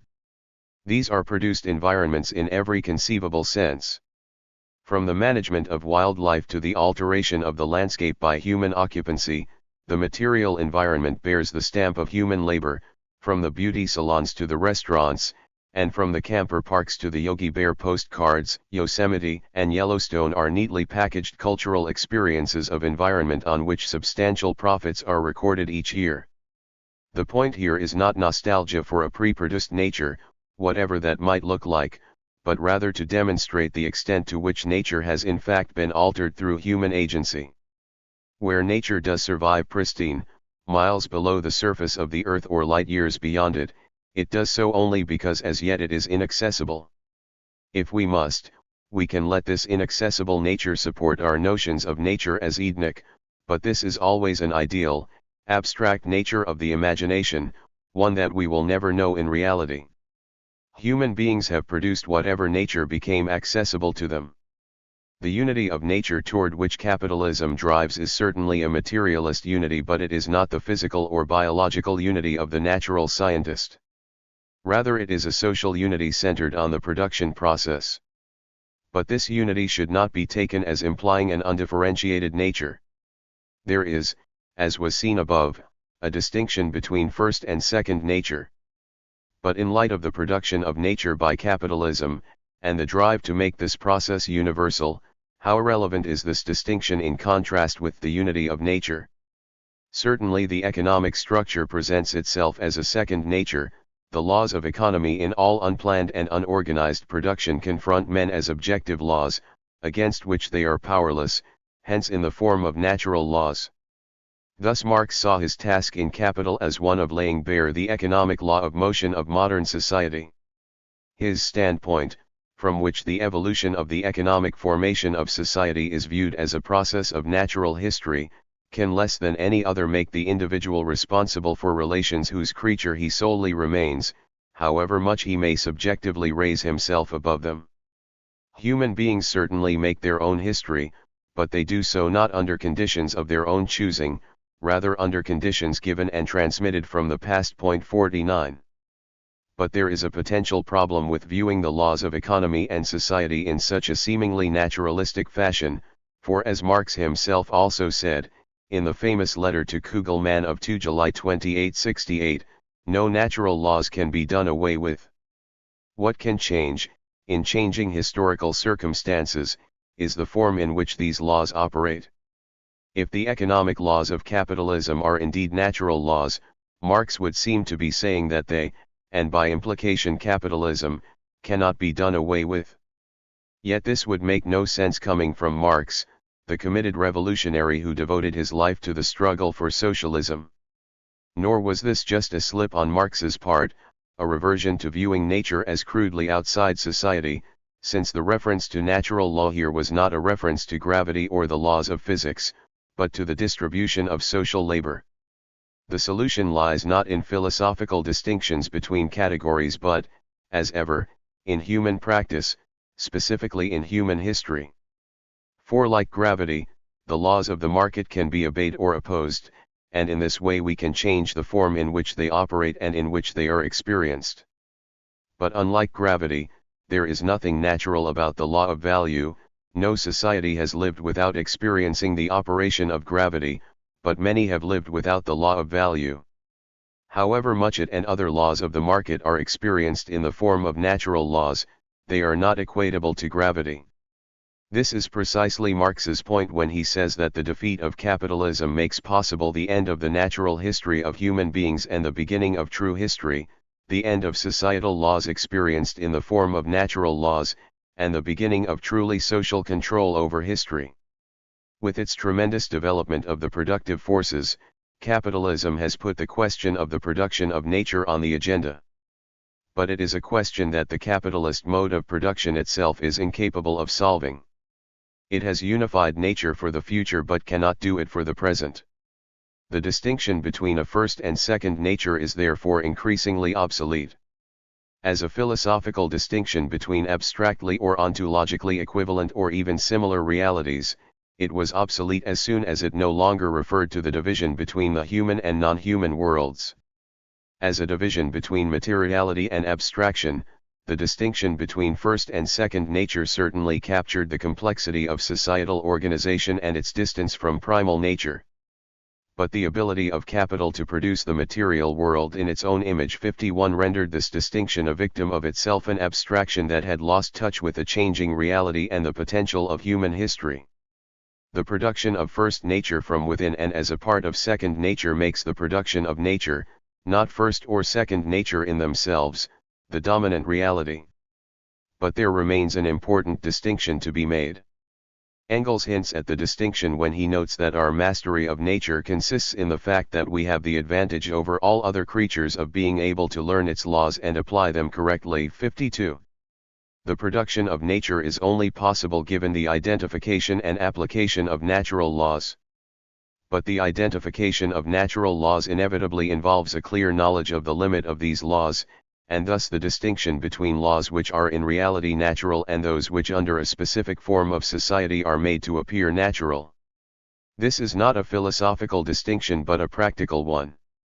The difference between gravity and the law of value does not concern what can and cannot be produced, since the effect of gravity can quite easily be opposed and altered and quite opposite results obtained, simply by the identification and social application of other laws of nature.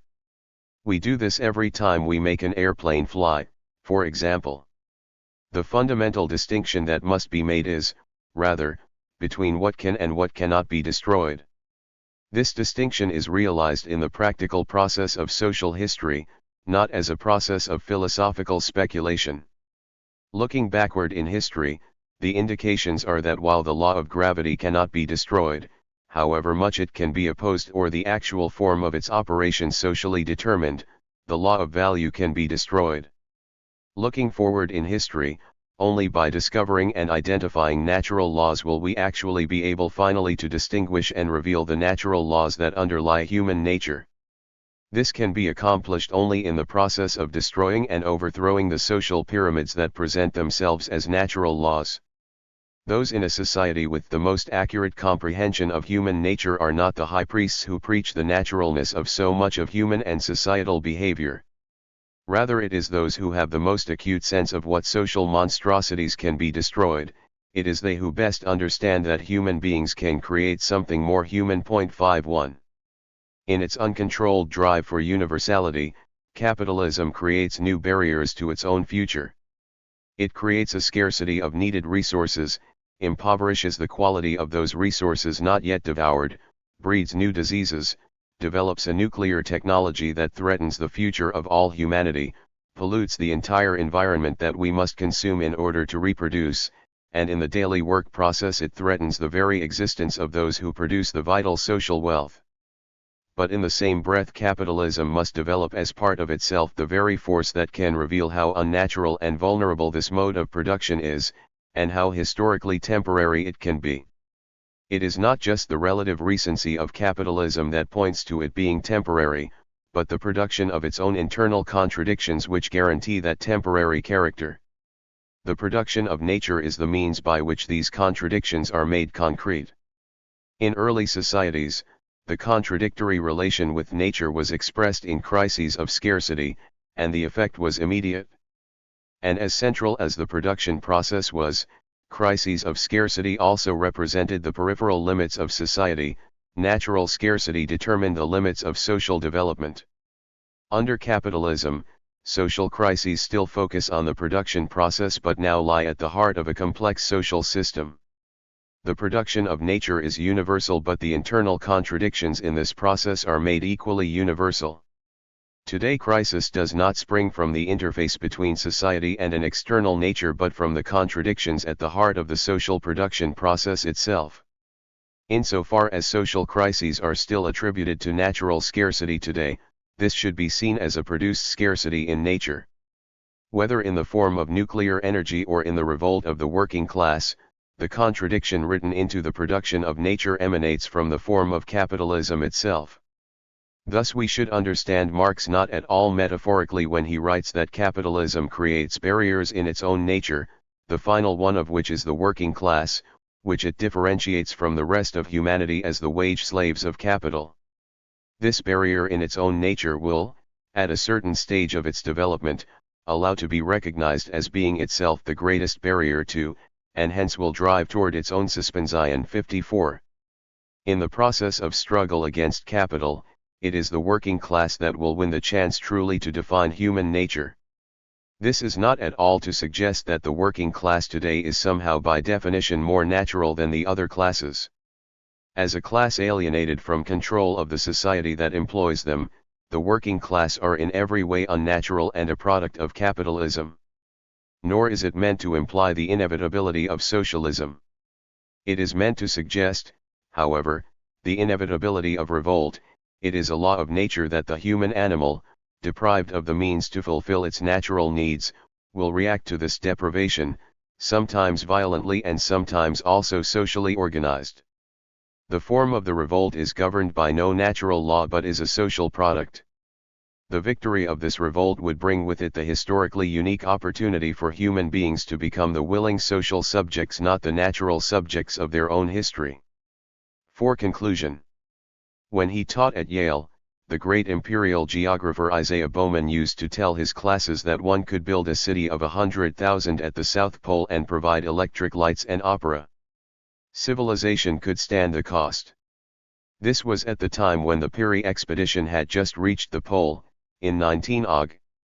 And while the notion of an urban South Pole probably represented a rather extreme corrective to his earlier attraction to environmental determinism, Bowman was undoubtedly correct. In the same vein, he used to claim that we could also build a mountain range in the Sahara high enough to evoke rainfall. And in more general terms, 20 years later, he noted more precisely that man cannot move mountains that is, without first floating a bond. Issue 55. Predictably, the production of nature has followed a path guided less by the extreme unthinkability of the physical event, more by the profitability of the economic event. Predictably too, perhaps, it is in North America, which trailblazed the expansion of world capitalism from 1918 until 1973, that we find some of the most accomplished examples of the production of nature. Thus in his iconoclastic analysis of Megalopolis, Jean Gottman offers the following. The Promethean endeavors that had long been confined to the dreams of European people, resigned to a status quo in their homelands, broke out of old bounds in this wilderness. While there was in time an end to the expanse of free land, the great cities of Megalopolis developed, through a finer division of labor, more exchange of services, more trade, and more accumulation of capital and people, a boundless vista of unlimited resources for an affluent society. The expansion of Megalopolis could hardly have happened without such an extraordinary Promethean drive. As the frontier becomes more urban in its nature, as the wilderness to be tamed shifts in obvious fashion from the woods and the prairies to the city streets and human crowds, the vultures that threatened Prometheus may be more difficult to keep away. 56. The potentially contradictory mix of opportunity and apocalypse in this vision is not wholly different from Marx's treatment of nature. Marx and Engels traditionally viewed the substance of the relation with nature in terms of growing mastery or domination over nature, although not in a one-dimensional sense. Mastery over nature began with the development of the hand, with labor, and widened man's horizon at every new advance. 1117 As the sun rose on capitalism, this progressive mastery of nature moved up a gear. For the first time historically, economic growth in the form of capital accumulation became an absolute social necessity, and the continual extension of the domination of nature became equally necessary. But capital, and the bourgeois society which nurtures it, usher in not just a quantitative but a qualitative change in the relation with nature. Capitalism inherits a global world market, a system of commodity exchange and circulation which it digests then regurgitates as the world capitalist system, a system of production.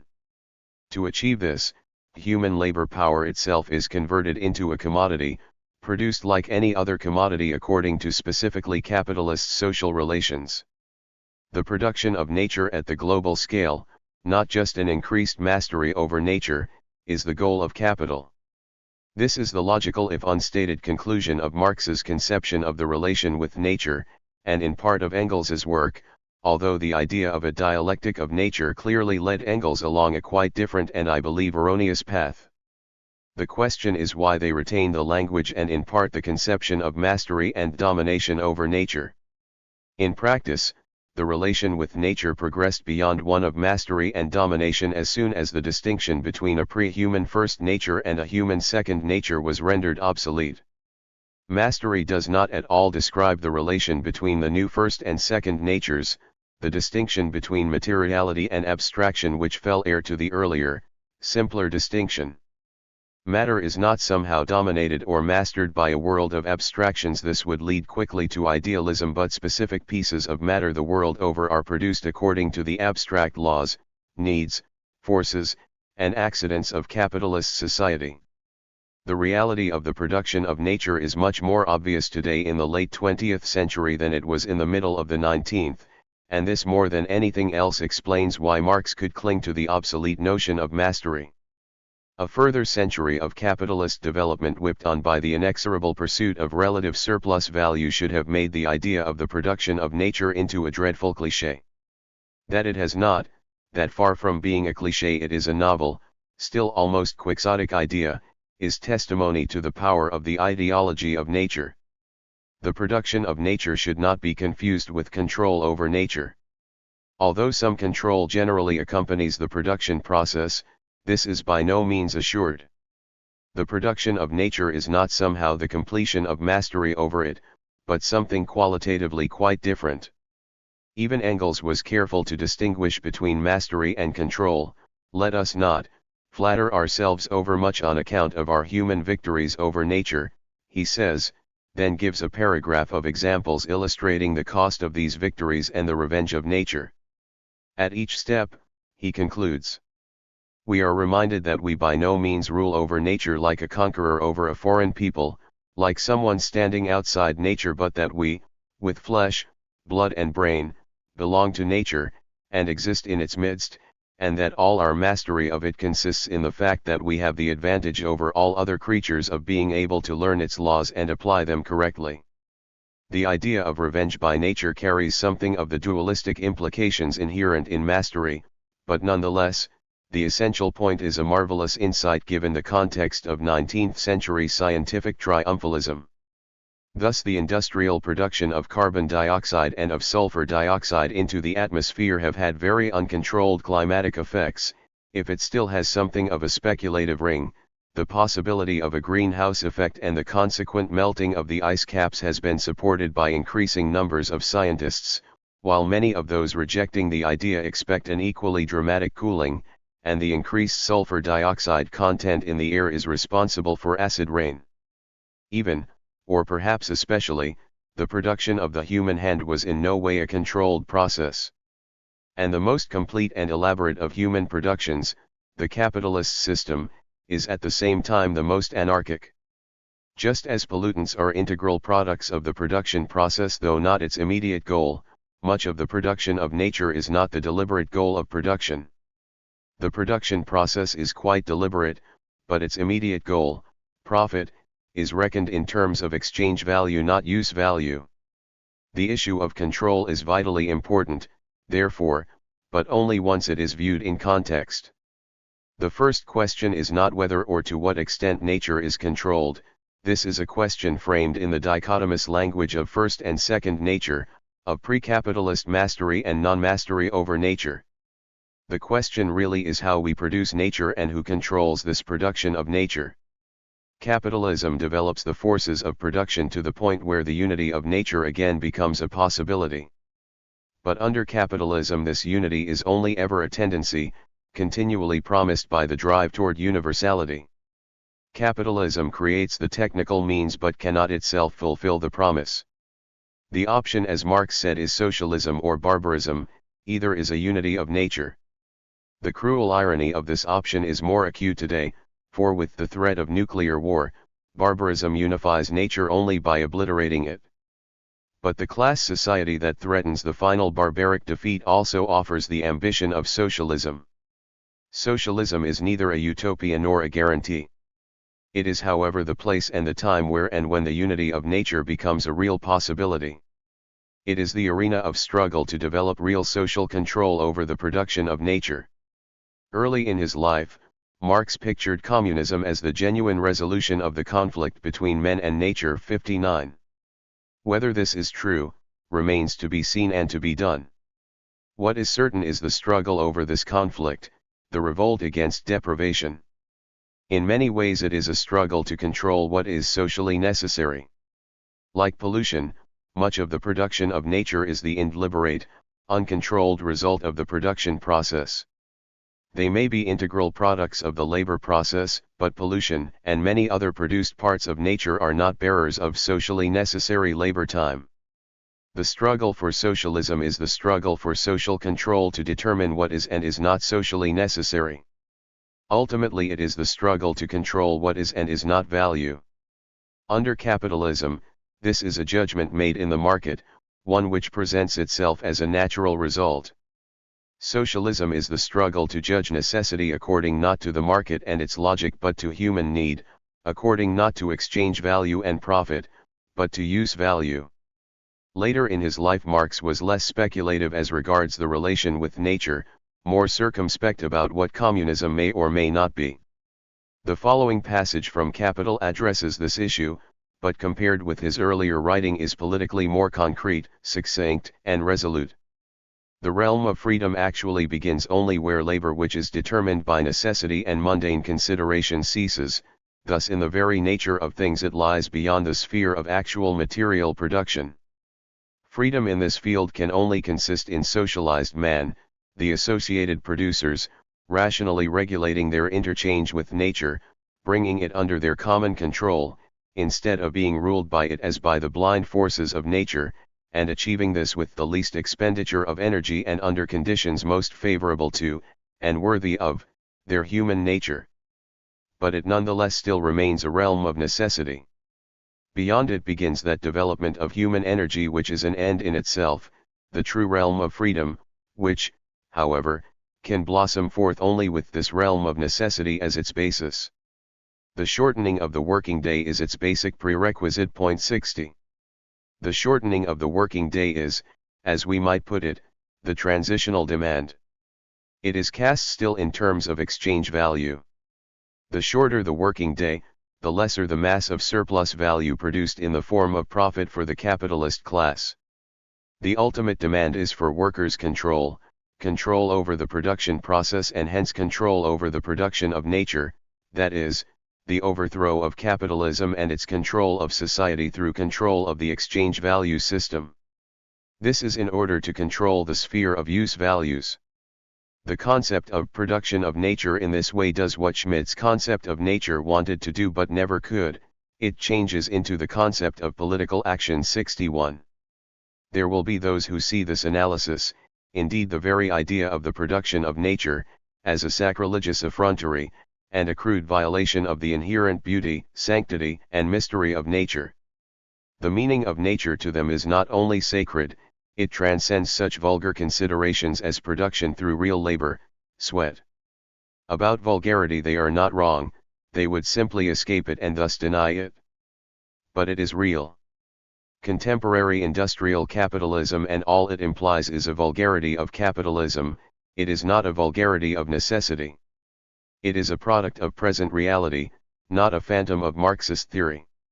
Others will complain that if not quite vulgar, still for a theory of nature it is terribly anthropocentric. But like the explicitly romantic charge of vulgarity, this too is a product of nostalgia. As soon as human beings separated themselves from animals by beginning to produce their own means of subsistence, they began moving themselves closer and closer to the center of nature. Through human labor and the production of nature at the global scale, human society has placed itself squarely at the center of nature. To wish otherwise is nostalgic. Precisely the centrality in nature is what fuels the crazy quest of capital actually to control nature, but the idea of control over nature is a dream. It is the dream dreamt each night by capital and its class, in preparation for the next day's labor. Truly human, social control over the production of nature, however, is the realizable dream of socialism. Chapter 3. The production of space. Unless space is conceptualized as a quite separate reality from nature, the production of space is a logical corollary of the production of nature. Several assumptions would be required concerning the meaning of space and the relationship between space and nature, but the argument demonstrating the production of space would be fairly straightforward. The problem of course lies in the assumptions because not unlike nature the concept of space tends to be taken for granted, its meaning unproblematic, while in fact it is a vague concept with a multiplicity of sometimes contradictory meanings. No matter the critical stance we take toward the concept, it is difficult to escape some basic notions of space as a field, as a container, or as simple emptiness. In Western societies today this view of space is virtually instinctive in common parlance. But in the interests of science, as Albert Einstein wrote in explicit reference to the concepts of space and time, it is necessary over and over again to engage in the critique of these fundamental concepts, in order that we may not unconsciously be ruled by them. Rather than simply rely on the authority of the previous chapter, then, we shall attempt to derive the argument of the production of space on its own merits, only in the final stages will it be linked with the argument around nature.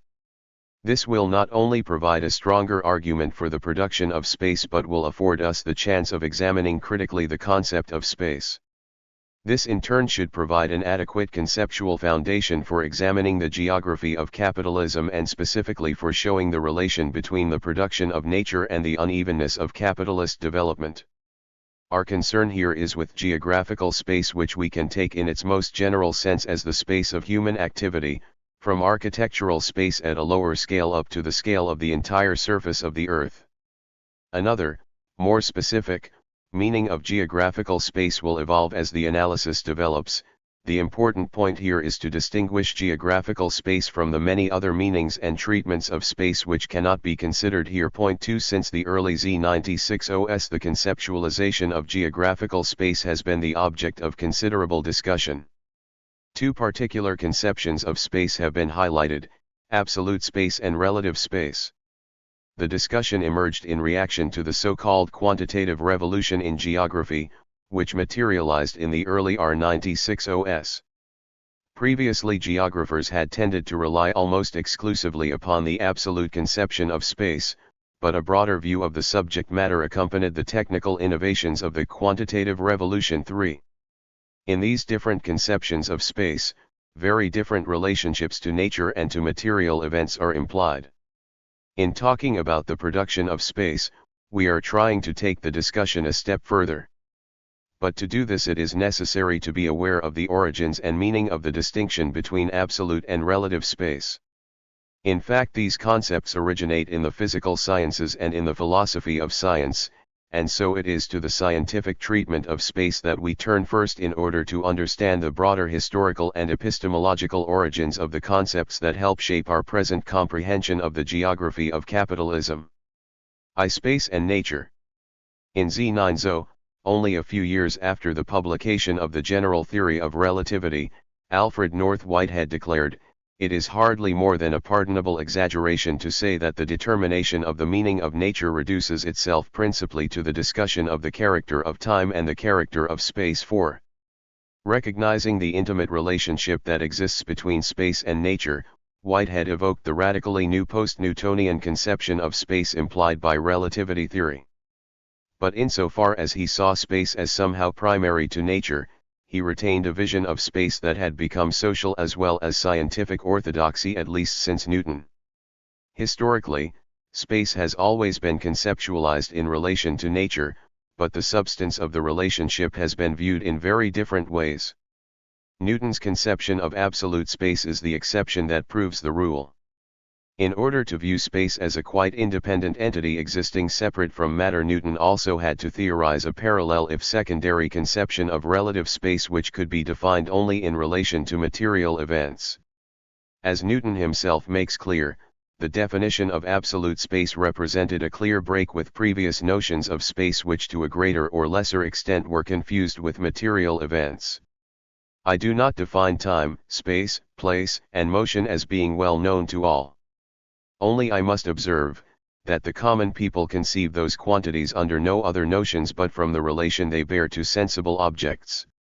And thence arise certain prejudices, for the removing of which it will be convenient to distinguish them into absolute and relative, true and apparent, mathematical and common. Absolute space in its own nature, without relation to anything external, remains always similar and immovable. Relative space is some movable dimension or measure of the absolute spaces, which our senses determine by its position to bodies.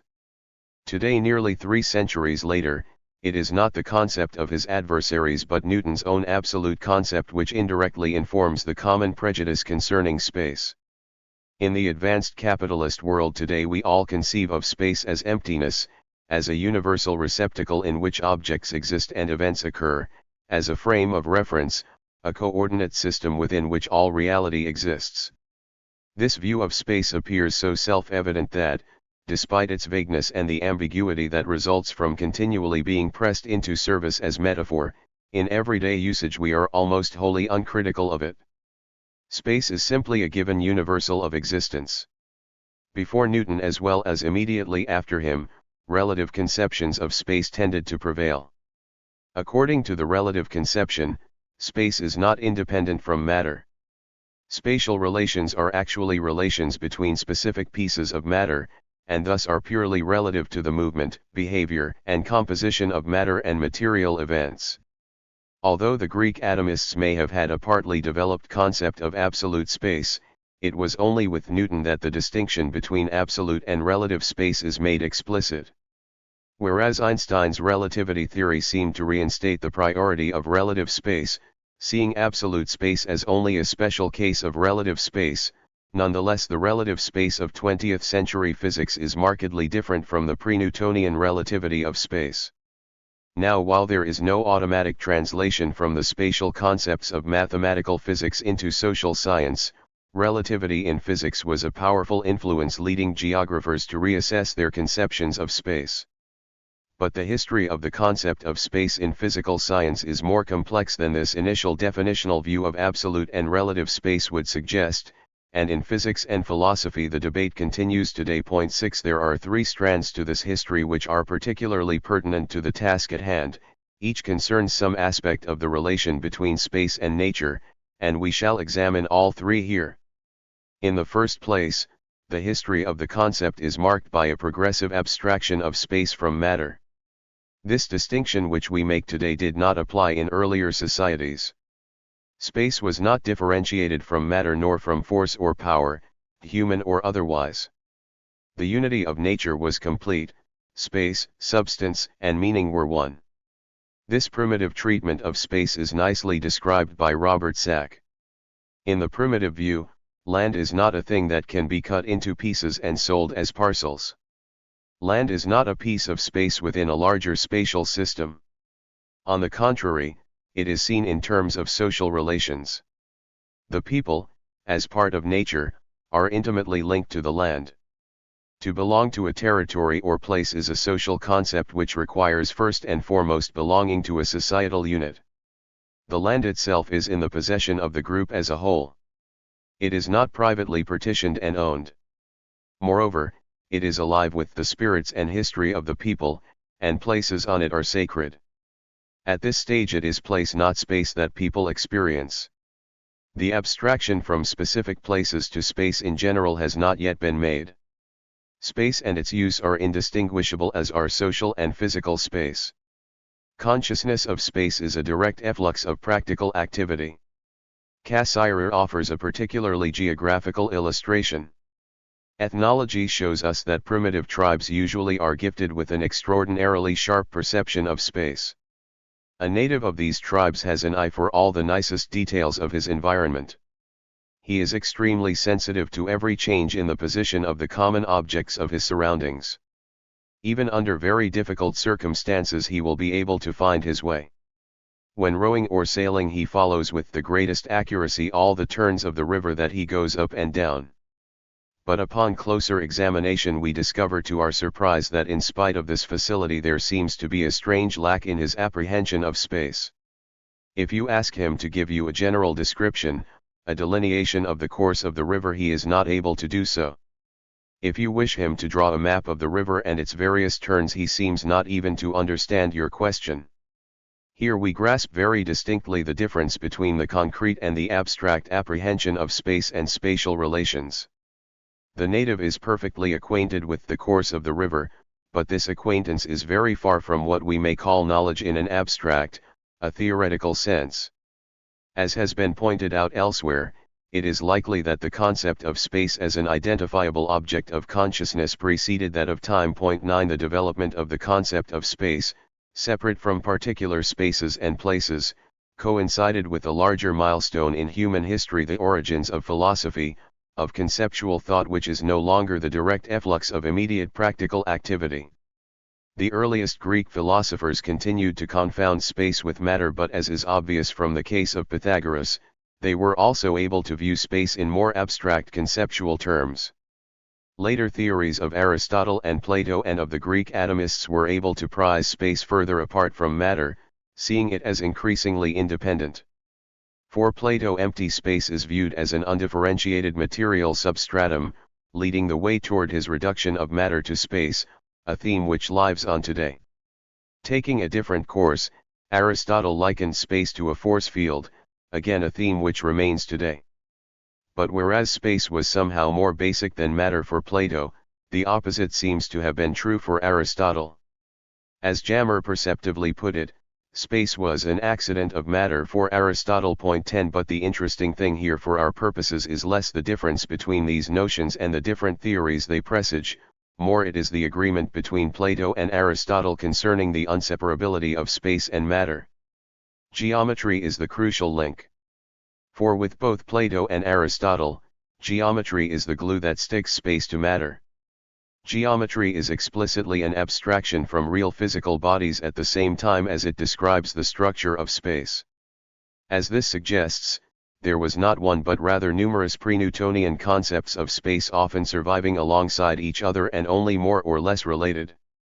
It was Newton's achievement to corral these into a unified framework for conceptualizing space, With the concept of absolute space and its relationship to relative space, he offered, as it were, a single abstraction of abstractions. Space was made a thing in itself. But what was gained in generality with the absolute concept of space was purchased at a price. The details of individual spaces could be treated only in relation to material events and objects, that is, as relative spaces, which, while they had to obey the universal laws of physics, could be constituted by any number of specific processes and relationships that were not immediately determined by the laws of physics. In less exact but more accessible language, the complete abstraction of physical space from matter provoked the possibility of defining other kinds of space in distinction to physical space. When physical space became absolute, it left behind a conceptual space that would eventually be filled by such concepts as social space. So long as space and matter remained to some extent confounded, human material activity could not be conceptualized in abstraction from physical space. But insofar as the space of human activity is inseparable from the material objects and events that constitute that activity, the absolute concept of space was incapable of defining this social space since it was quite independent of material phenomena. To be sure, social activity could still be seen as occurring in absolute space, but in its absoluteness this space remains untouched by the specificity of human spatial activity. The separation of relative from absolute space thus provided the means by which a social space could be separated from physical space, with this social space defined in relation not to an independent and external first nature but rather to a humanly produced second nature. As Newton's relative space is a subset of absolute space, social space emerged as a differentiated subset of physical space. Although the emergence of social space as a discrete concept had to wait virtually until the subset of relative space swallowed the set which once contained it, this is the origin of its independence. Now it might seem as if the advent of relativity theory and the return of relative space marked a reversal in the process of abstraction. And in the sense that spatial relations are again viewed as integral to material relations, this might have been true. But something else happens with the advent of the theory of relativity. The Newtonian separation of absolute physical space from matter did not rob geometry of its role as the glue connecting space and matter, but it did pose problems for Euclidean geometry, which was directly verifiable in material experience. So long as space and matter were connected, this direct verifiability was a necessary condition of geometry. Their separation meant that the description of physical space no longer needed such direct experiential verification. The 19th century saw the development of non-Euclidean geometries, especially with Riemann, but until relativity theory these remained purely abstract mathematical constructions, disconnected from material experience. Space was conceptualized as an n-dimensional manifold.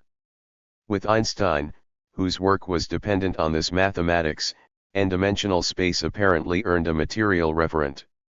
Not only does the meaning of nature seem to reduce itself to the meaning of space and time, as Whitehead suggested, but the shape and structure of space-time seem to reduce themselves to mathematical relationships. Three-dimensional space or four-dimensional space-time gave way to n-dimensional mathematical space. Physical space is superseded by mathematical space. Whereas the concept of physical space always retains some reference to practical human experience, mathematical space is a complete abstraction beyond this. The claim that the structure of reality is mathematical can be verified only by reference to material phenomena at the scale of the planetary system or at the scale of subatomic physics. For even the mathematical physicist who from 9 to 5 figures the universe in n dimensions would not conceive himself, on a trip to the corner shop, as operating in n-dimensional space. In conclusion, then, if our concept of space is the product of continual abstraction, the definition of space as an abstract framework in which all reality exists must at least be questioned. Is space itself a framework for reality, or is it the abstract concept of space which is a framework for how we view reality? If the first thread through the history of the concept of space is one of steady abstraction, the second thread is one of dialectical development. There is a qualitative as well as a quantitative movement. In his classic work on the philosophy of space and time, Hans Reichenbach made the following observation about the historical progression from the Ptolemaic universe to the Copernican to the Einsteinian. The theory of relativity does not say that the conception of Ptolemy is correct, rather it contests the absolute significance of either theory. It can defend this statement only because the historical development passed through both of them, and because the conquest of the Ptolemaic cosmology by Copernicus gave rise to the new mechanics, which in turn gave us the means to recognize also the one-sidedness of the Copernican worldview. The road to truth has followed in this case the purest form of the dialectic which Hegel considered essential in every historical development. As with the universe, so with space. This evolution of conceptual universes also implies a dialectical development in the concept of space.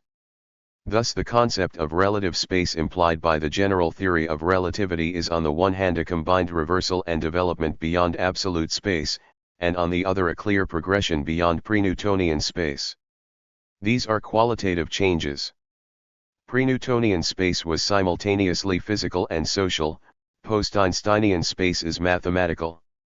Einstein's general theory of relativity held out the promise of recombining space and matter but in a more sophisticated manner than the essential confusion which characterized pre-Newtonian space. This promise was most completely expressed by Ernst Mach, several decades before Einstein's discovery.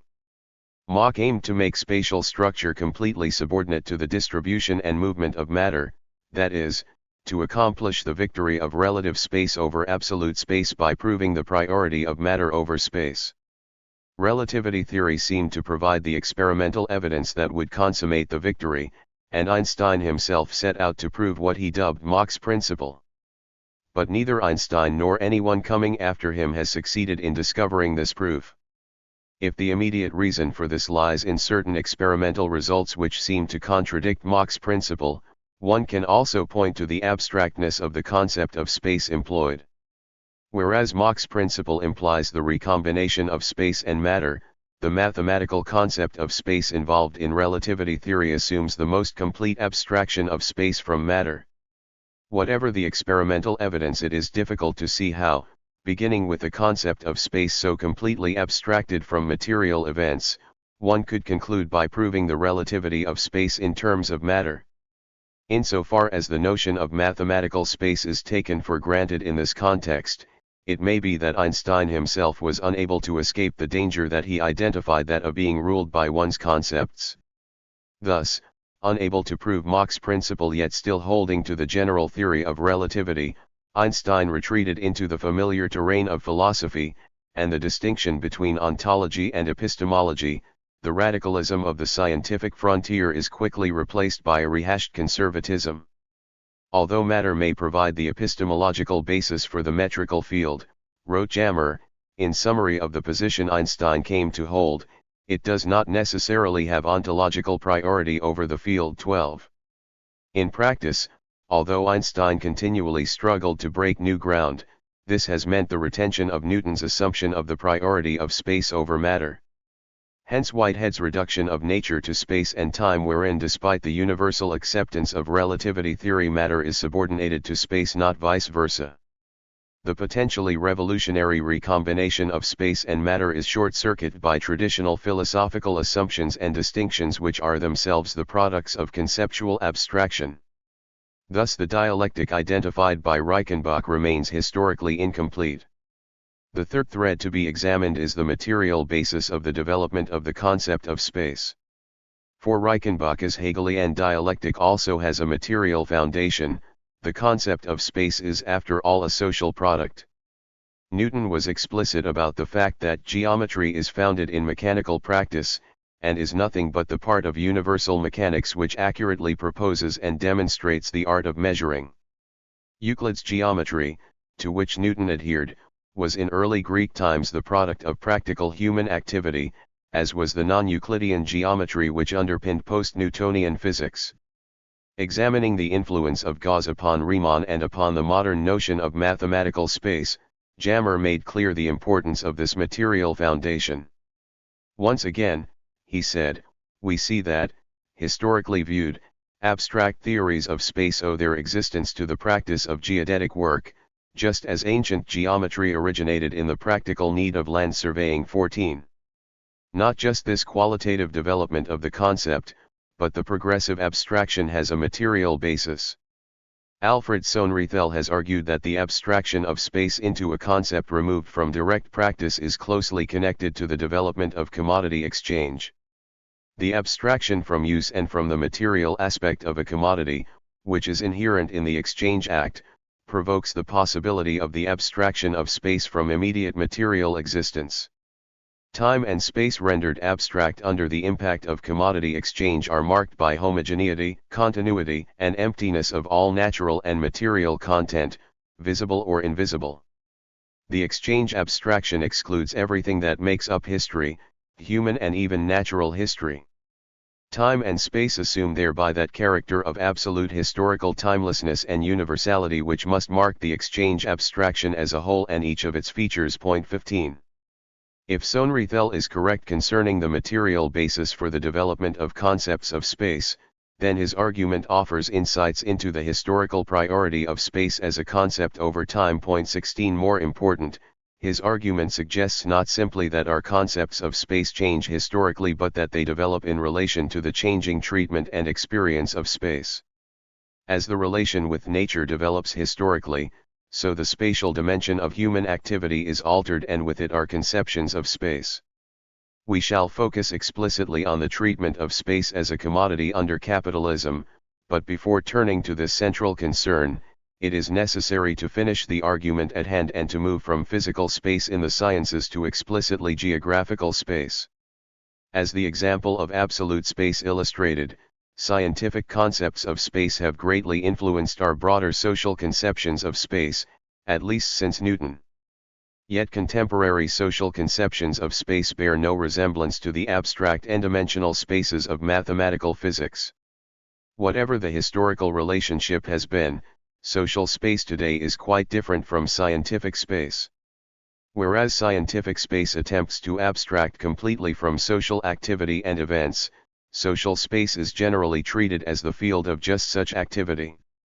As we suggested, the conceptual basis for the emergence of a separate social space lies most clearly in Newton's separation of relative from absolute space. With Newton's absolute space, the world of physical, biological, and geographical phenomena could be treated as the natural basis of physical space.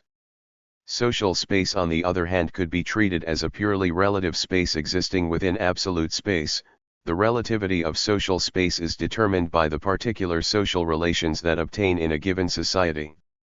The material basis for the bifurcation of physical and social space lies in the development of second nature out of first nature. Society had to be separated from nature in practice before social space could be distinguished completely from physical space. This absolute physical space came to be associated with the given, natural space of first nature. Physical and natural space are here indistinguishable. The concept of social space, on the other hand, was abstracted further and further from any reference to natural space.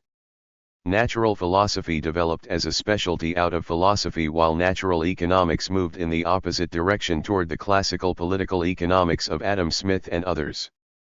But if the philosophical distinction between natural and social space can be traced back to Kant, and if classical political economy of the 18th and early 19th centuries represents the earliest practical recognition of social space, properly instituted, the concept of social space was not made explicit until the end of the 19th century. Émile Durkheim is generally credited with coining the term social space. Writing in the 18 he was careful to insist that social space was quite different and separate from real space, by which he meant physical space. 17 With this, social space seems to be spatial only in a metaphorical sense. Just as mathematical space has come to represent the abstract field of natural events, social space is the humanly constituted abstract field of societal events, and can be defined in any number of ways. An object or relationship may be real enough, for example the working class or the wage-labor relation, but locating them as points in social space implies absolutely nothing about their location in physical or natural space. Now geographical space is something different again. However social it might be, geographical space is manifestly physical. It is the physical space of cities, fields, roads, hurricanes, and factories. Natural space, in the sense of inherited absolute space, is no longer synonymous with physical space in that physical space can be social in definition. This distinction emerges in the discussion of geographical space because geographers have to deal with physical space in general and not just the natural space of first nature. With their objects of study located squarely within social space, most social sciences could abstract from physical space, incorporating it into the analysis only as an occasional external given. Clearly, geography did not have this luxury and, if only in recent years, has had to face head-on the apparent contradiction between physical and social space, and the internal differentiation of natural space from physical space in general. The more that geographers attempt to identify within absolute natural space the socially relative and socially determined patterns and processes of economic location, the more problematic became the relationship between natural and social space, and the more ambiguous became the meaning of physical space. In this way, the nascent dualism of space and society came into increasingly sharp focus. For many of those most involved in the early analytic treatment of economic geography, this dualism presented no problem. Their methodological positivism was built on a bedrock of philosophical dualisms: object-subject, fact-value, nature-society, and so on. For them there was no necessary contradiction between the existence of space in absolute terms and its social use according to economic criteria. Space is given on the one side, society on the other side uses it. At best there is an interaction of separate realms. Although this work, rooted in a thoroughly positivist paradigm, announced the serious debut of relative space on the geographic agenda, it was the completion of Newton's vision, not its overthrow. No one denied the ontological priority of absolute space, rather economic space was seen as a derivative and entirely relative subset of absolute space. For others, however, this relativization of geographical space did not go far enough. The urban uprisings of the R96 had provoked much interest in the form and development of urban social space and, predictably, a series of radical critiques of the established treatments of urban society. There were many strands to those critiques, but in the present context two particular strands stand out. Both critiqued the dualism of space and society, and both placed the critique within the wider project of developing post-positivist geographic theory. The first strand is humanist geography, which is most responsible for introducing the concept of social space into the geographic literature. The humanist tradition, which climbed to prominence employing footholds from phenomenology, rejected the exclusivity and pretensions to objectivity of positivist science, and proposed the importance of subjective modes of knowing. Geographical space was not simply an objective structure but a social experience imbued with interwoven layers of social meaning. Objective space was only one among a number of social conceptions of space. In humanist geography, social space, not physical or objective space, was made the object of inquiry. Durkheim's original concept was adopted with the proviso that social space was now seen as explicitly geographical. Social space was used to tackle the dualism which it helped to create. Point 19. The second critical strand which broached the question of space and society was the radical political tradition. This tradition drew at first upon the political movements that prevailed in the late Z96 and early Z97, then began to base itself increasingly upon a variety of Marxist-inspired theoretical traditions. The concern here was not to deny the objectivity of geographical space but to explain it as simultaneously objective and the product of social forces. Different societies use and organize space in different ways, and the geographical patterns which result bear the clear imprint of the society which uses and organizes this space. The spatial form of the capitalist city, for example, is quite different from the feudal city. In a delightful symbolic illustration of the historical relativity of physical urban space, Harvey notes that it is no accident that church and chapel spires dream over Oxford, whereas, in the age of monopoly capitalism, it is the Chrysler Building and the Chase Manhattan Bank Building which brood over Manhattan Island. 1120 It is not just that space and society interact, a specific historical logic guides the historical dialectic of space and society. Our conception of geographical space is considerably more sophisticated today as a result of these post-positivist traditions. Yet in reality we have only taken the first step toward dissolving the dualism with which we began. We have come to understand and assert the unity of space and society, yet it is difficult to take the next step, from assertion to demonstration, without in practice altering our conception of space. The notion that space and society interact or that spatial patterns reflect social structure is not just crude and mechanical in its construction, but also prohibits further insights concerning geographical space.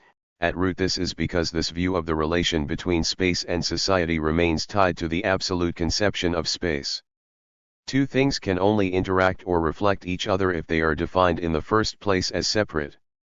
Even having taken the first step of realization, then, we are not automatically freed from the burden of our conceptual inheritances. Regardless of our intentions, it is difficult to start from an implicitly dualistic conception of space and society and to conclude by demonstrating their unity. In different forms, therefore, this dualism survives in the post-positivist traditions which sought to exorcise it. 21 The conception of the production of space is meant to provide a means of taking the next step and enabling us to demonstrate rather than simply assert the unity of space and society. All mysteries which lead theory to mysticism, Marx wrote, find their rational solution in human practice and in the comprehension of that practice. 22. With the production of space, human practice and space are integrated at the level of the concept of space itself. Geographical space is viewed as a social product. In this conception, a geographical space which is abstracted from society is a philosophical amputee. Further, the relativity of space becomes not a philosophical issue but a product of social and historical practice. Likewise, the unity of geographical space is a social rather than philosophical result. 23 While the emphasis here is on the direct physical production of space, the production of space also implies the production of the meaning, concepts, and consciousness of space which are inseparably linked to its physical production. The thesis of the production of space pushes Reichenbach's Hegelian dialectic a step further. The agency responsible for the conceptual abstraction of space human practice is introduced into the concept itself. Not just Hegel but Aristotle too is turned on his head as a result of historical evolution rather than philosophical error. Space is no longer an accident of matter but a direct result of material production. H. Space and history. We have already seen that early human societies did not differentiate between place and society. In immediate experience, all places are imbued with social meaning. There is no abstract space beyond place and no place beyond society. Place and society are fused as a unity. This is what Robert Sack defines as the primitive conception of space. 24 Such societies inhabit natural space, meaning quite literally the space created out of natural processes, activities, and forms, social or otherwise. Place is treated in terms of social relations which themselves have not developed beyond the natural state. With the development of social economies based on commodity exchange, a second nature emerges and with it a crack in the unity of place and nature. This, as we saw above, marked the origin of the increasingly abstract conception of space employed in physical science. Abstraction is the hallmark of Sack's civilized conception of space. This conception of space is not tied to immediate place but implies the possibility of abstracting from immediate place, and of the conceiving of spatial extension beyond immediate experience. As a result, the conceptual fusion of space and society is broken, and space begins to develop an independent conceptual existence. But the development of a second nature leads not just to a conceptual development, but to the development of a socially produced space out of natural space. This can be illustrated in a number of ways. The medieval city offers an obvious example. In Euclidean terms, the distance from the ground floor to the fourth floor of a city tenement may be equivalent to the height of a tree in the primal forest beyond the city walls. But the same distance between floors of the tenement can also be measured in terms of social rank and class, whereas the height of the tree cannot. An earlier illustration is offered by the first separation of public and private space. This separation could be described in terms of specific places: the place where hunting is done and wars fought, as against the place where crops are gathered and grown and children reared. But it could also be described in terms of the sexual division of labor, men generally controlling the first space and women operating primarily in the second. 25. With the emergence of a second nature, the conceptual separation of society and space emerges. For the first time, the rules of society may be aspatial, quite abstract from spatial considerations. As long as productive human activity remains tied to the land as agricultural production, the social production of space separate from natural space is limited in extent. But the division of labor between industrial and agricultural activity emancipates some productive work from immediate spatial constraints, and this social division is manifested in the spatial separation of town and country. And although towns themselves are spatially fixed, the activities that take place within them and the rules that order these social activities are not at all spatially fixed. They can be generalized from one town to another, or else the same town in different historical periods can pursue quite different activities and operate under quite different social rules. There is a nascent contradiction here. In order to lay down permanent spatial roots, that is to achieve a fixed territorial definition, early societies must develop to the point where they can begin to emancipate themselves from space. This contradiction is even more manifest with the emergence of the state. Two characteristics marked the earliest states, according to Engels. On the one hand, they created a public force which was now no longer simply identical with the whole body of the armed people. Thus the state originated in direct response to class distinctions and slavery, private property, and the oppression of women. Its function was to arbitrate the resulting conflicts in favor of the ruling class while presenting itself as above society. But also, secondly, for the first time divided the people for public purposes, not by groups of kinship, but by common place of residence. In contrast to the old Gentile organization, the state is distinguished firstly by the grouping of its members on a territorial basis. The old Gentile bodies, based on blood ties, no longer occupied a single territory. The territory was still there, but the people had become mobile, necessitating a new division of society based on control of territory. This organization of the citizens of the state according to domicile is common to all states. Only domicile was now decisive, not membership of a kinship group. Not the people, but the territory was now divided. The inhabitants became a mere political appendage of the territory. 26. Thus does nationalism, and every other form of localism, find its historical roots in the division of society by class and gender and in the formation of a state through which the ruling class can rule.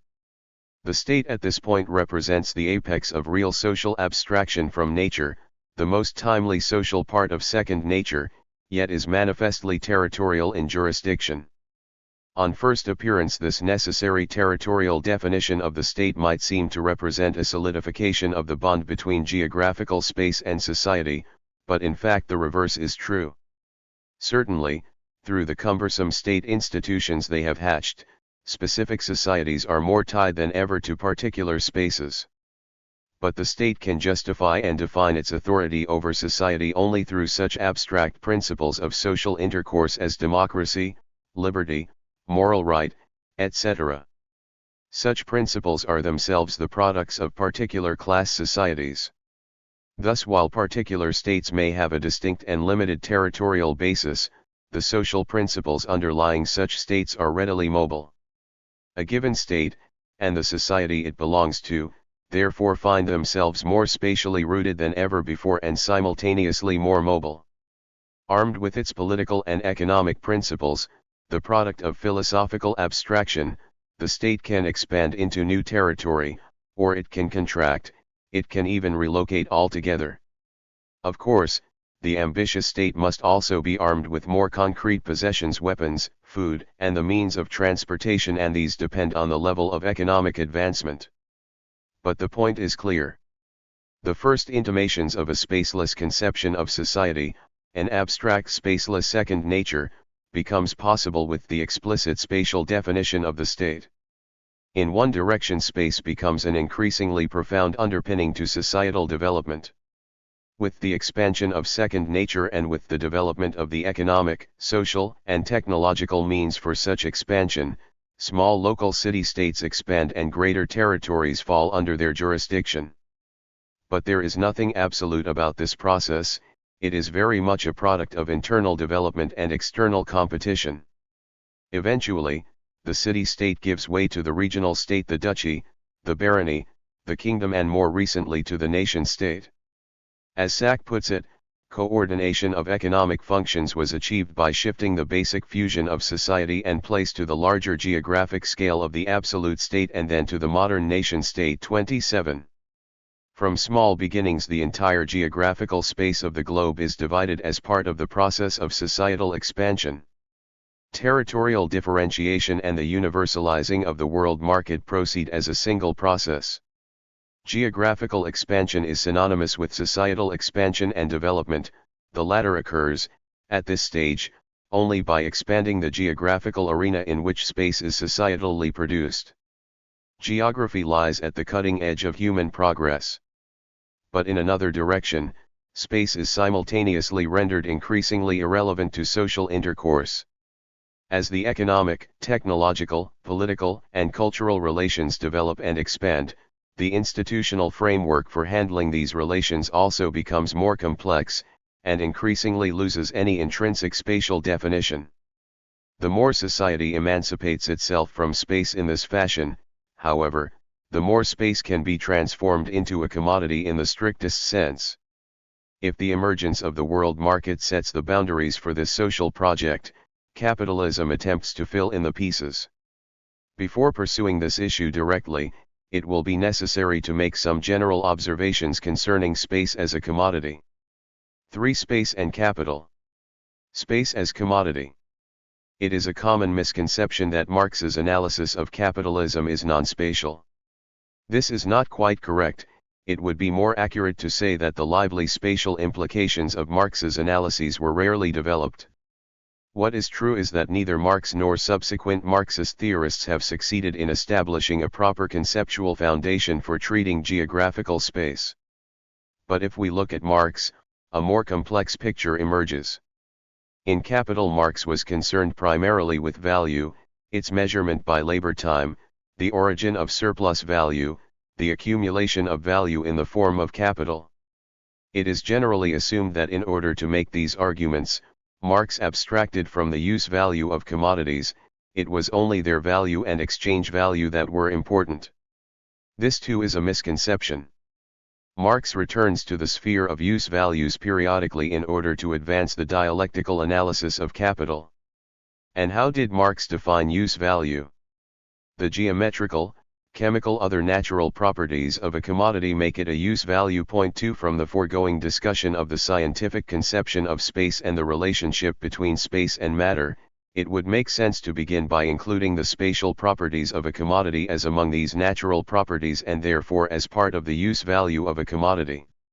And in fact, where Marx does refer to space, this tends to be at precisely the points in his arguments where he reincorporates use value into the analysis. 29. In one place at least, Marx is explicit about viewing spatial properties as integral to use value.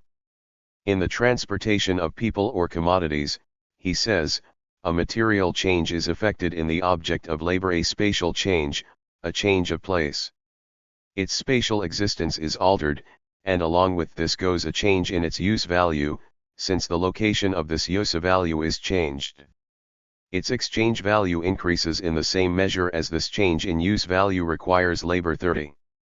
If we posit spatial relations in this way as an attribute of use values, then besides the obvious step from the production of nature to the production of space, several key insights are made available. In the first place, as Harvey has shown, it provides a sturdy theoretical foundation for the sometimes flimsy notion of spatial integration. For value to become the universal form of abstract labor, as indeed it strives to do in the capitalist mode of production, different concrete labor processes in different places must be brought together in the market.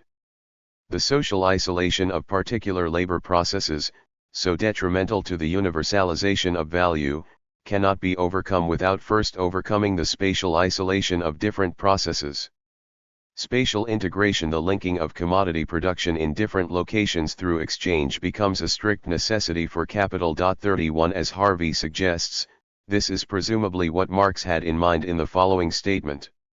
Abstract wealth, value, money, hence abstract labor, develop in the measure that concrete labor becomes a totality of different modes of labor embracing the world market. Capitalist production rests on the value or the transformation of the labor embodied in the product into social labor. But this is only on the basis of foreign trade and of the world market. This is at once the precondition and the result of capitalist production. 32. Thus it is no accident that Marx's most explicit inclusion of space under the rubric of use values came in a discussion of commodity transportation. If we return to the concepts of absolute and relative space and examine them in the context of this argument, then something else of importance emerges. Insofar as we are concerned with the concrete labor process, our conception of space is essentially absolute. The particularity of labor implies the particularity of its spatial attributes. With abstract labor, however, the situation is different. The realization of abstract labor as value implies a spatially integrated system of commodity exchange, money relations, credit facilities, even the mobility of labor. This requires the construction of specific transportation and communication links between individual places of concrete production, and demands that we are able to conceive of space in relative as well as absolute terms. The integration of an erstwhile isolated place of production into a national or international economy, for example, does not alter its absolute location, but in the process of altering its relative location, this act of spatial integration also enhances the realization of abstract labor as value. Now this is a historical, not merely a conceptual distinction, and here we get confirmation of a conclusion that was stated rather abstractly above. We know already from Marx that the historical development of capitalism entails the progressive universalization of value as the form of abstract labor. This involves not just the production of geographical space through the development of transportation networks, but the progressive integration and transformation of absolute spaces into relative space. Absolute spaces are the raw material for the production of relative space. Furthermore, viewed historically in this way, the social determinants of the relativity of geographical space become apparent. It is not Einstein, nor physics and philosophy, which in the end determine the relativity of geographical space, but the actual process of capital accumulation. Before embarking on a more specific examination of space and capital, it remains to clarify what is meant by spatial properties, spatial relations, and geographical space as a whole. The form in which a use value occurs, its spatial extension in 1, 2, or 3 dimensions, and its resulting shape comprise its spatial properties. But it is not just the intrinsic substance of a commodity that determines its use value. Rather, it is the object's usefulness in relation to other objects, events, and activities. Use value is in the first instance a relation, and as part of the set of relations that determine a particular use value are a set of spatial relations. This applies not just at the level of individual commodities where, for example, the use value of a house is determined not only by its dimensions in feet and inches but also by its internal design, its proximity to transport routes, sewage lines, work, services, and so on. We can also talk of particular spatial relations that help to determine the form of such composite commodities as the city or the region. It is spatial relations, whether understood in terms of absolute or relative space, that lie at the basis of our analysis of location. Absolute location is simply a special case of relative location, one in which we abstract from the social determinants of distance. Geographical space as a whole is different again. It is the totality of spatial relations organized to a greater or lesser extent into identifiable patterns, which are themselves the expression of the structure and development of the mode of production. As such, Geographical space is more than simply the sum of separate relations that comprise its parts. Thus the division of the world into underdeveloped and developed worlds, however inexact, can only be comprehended in terms of geographical space as a whole. It involves the patterning of geographical space as an expression of the relation between capital and labor. Likewise, spatial integration can be understood as an expression of the universality of value if we look not at specific spatial relations but at geographical space as a whole. Contemporary history of space. Capitalism inherits as a condition of its successful development a market for its goods which is organized at the world scale. But if it inherits a mode of circulation which operates at the world scale, capitalism must strive to make equally universal the mode of production. Accumulation for accumulation's sake and the inherent necessity of economic expansion lead to the spatial as well as social expansion of the domain of wage labor. The process of exploration which helped piece together the world market is increasingly overshadowed by the process of colonialism which not only draws pre-capitalist societies into the world market but eventually introduces the specifically capitalist wage-labor relation into these societies. Although there are significant exceptions, including the retention of slavery and the fossilization of pre-capitalist relations of production in the service of the capitalist world market, wage labor is made increasingly universal.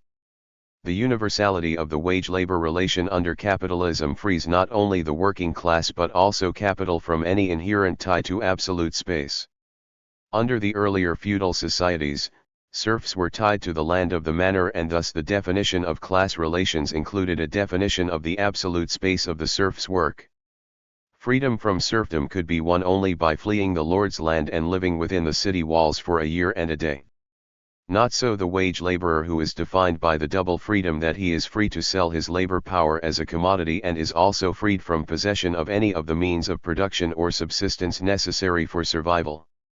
He is therefore free to move, indeed in most cases must move to the city since he is deprived of any means of subsistence in the countryside.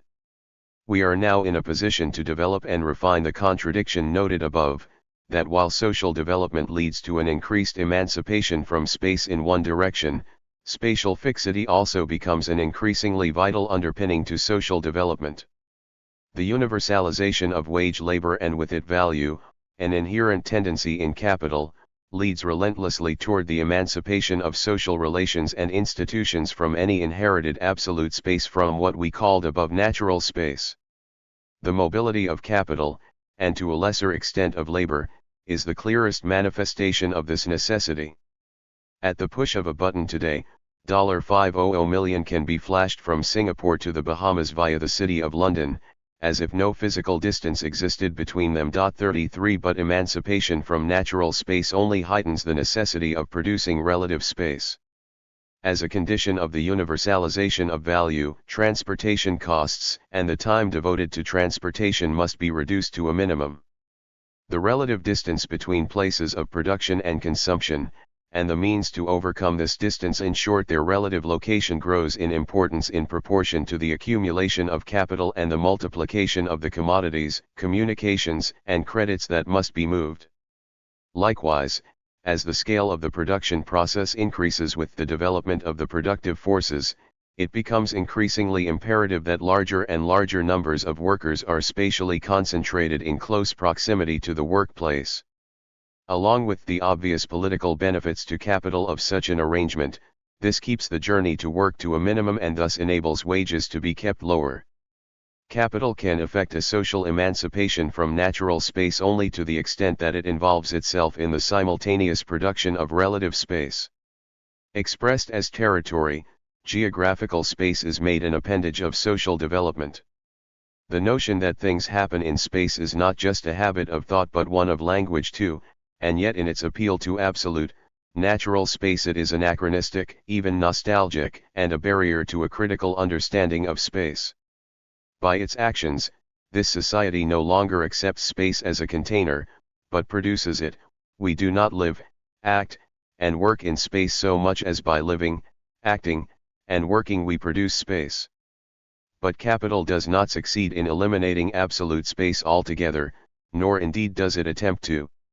It does seek to emancipate itself from natural space, but does so only by producing certain absolute spaces of its own as part of the larger production of relative space. Somewhat like Newtonian space after Einstein, the priorities are reversed. Absolute space becomes a special case in a more relative universe. The point is that where absolute space occurs in geographic terms today, it is the product of human activity. The absoluteness of such spaces is a social product, not a feature of natural space. In the transition to capitalism, the enclosures represented a remarkable historical creation of absolute space. As capital extends its sway, the entire globe is partitioned into legally distinct parcels, divided by great white fences, real or imaginary. At a different scale, today's world is divided into I60 or more discrete nation-states, and this is as much a necessity for capital as the geographical partitioning of private property. With their traditional concern for boundaries and their cartographic skills, geographers were at the forefront of the effort to divide the world into absolute spaces. The British School of Geography in particular owed much of its professional existence to this kind of activity. Although generally unstated, implicit recognition of the fact that capitalism produces specific absolute spaces is undoubtedly behind the recent attempt by some Marxists to treat space as a means of production.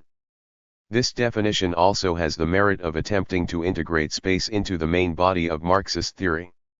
The most obvious case where geographical space functions as a means of production is in the transportation industry. Here the distance between origin and destination is a means of production. For to paraphrase Marx's quip about nature as a universal means of production, hitherto no one has discovered the art of transporting commodities and objects from one place to another without changing their location. No matter how it is measured, whether in absolute or relative terms, the pure spatial distance from origin to destination is one of the means of production in the transport industry. More specifically, it is a raw material. The greater the development of the means of transportation and communications, the more geographical space is drawn into the economy as a means of production. But space functions as a means of production in a more general way in industrial production as a whole. Strictly speaking, land is a means of production only in agriculture and in some mineral extraction activities, while with other industries it is simply a condition of the production process. In general, however, the spatial extent and even the qualitative form of land employed in direct production can be considered an integral component of the means of production. Something of this is suggested in the following passage from Marx. In a wider sense we may include among the instruments of labor, in addition to these things that are used for directly transferring labor to its subject, and which therefore, in one way or another, serve as conductors of activity, all such objects as are necessary for carrying on the labor process. These do not enter directly into the process, but without them it is either impossible for it to take place at all, or possible only to a partial extent. Once more we find the earth to be a universal instrument of this sort, for it furnishes a locus standi to the laborer and a field of employment for his activity. Point 3a. Now this spatial field of employment includes not only the immediate space occupied by the subjects, objects, and instruments of labor, but also such material requirements as storage.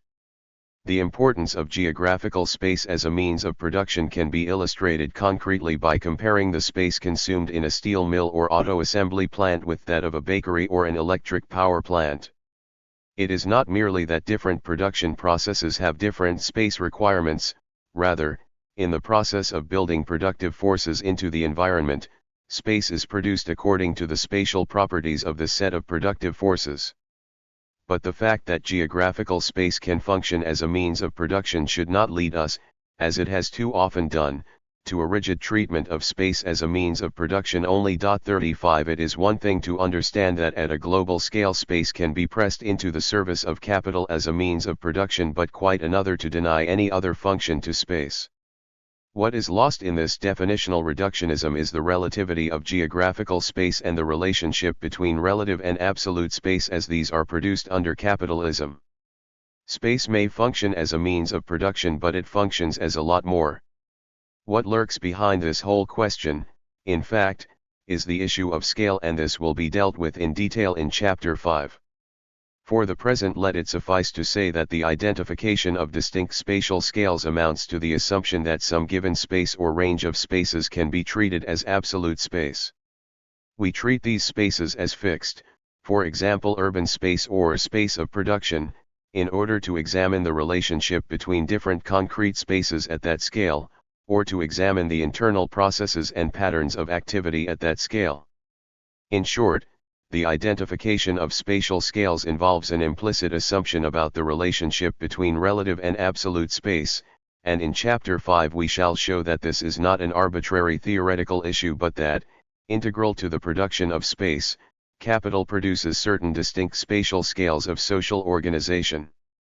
These can be visualized as islands of absolute space in a sea of relative space.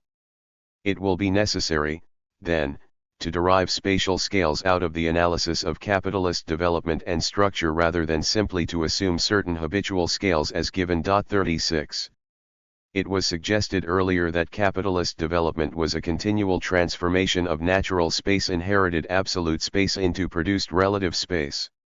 We are now in a position to amplify this theme as a means to demonstrate precisely how geographical space has become an increasingly central concern as regards the survival of capitalism. In the early period of capitalism, societal expansion and development was simultaneously geographical. Societal expansion was achieved through geographical expansion. Towns expanded into urban centers, pre-capitalist states expanded into modern nation-states, and the nation-states expanded where they could into colonial empires.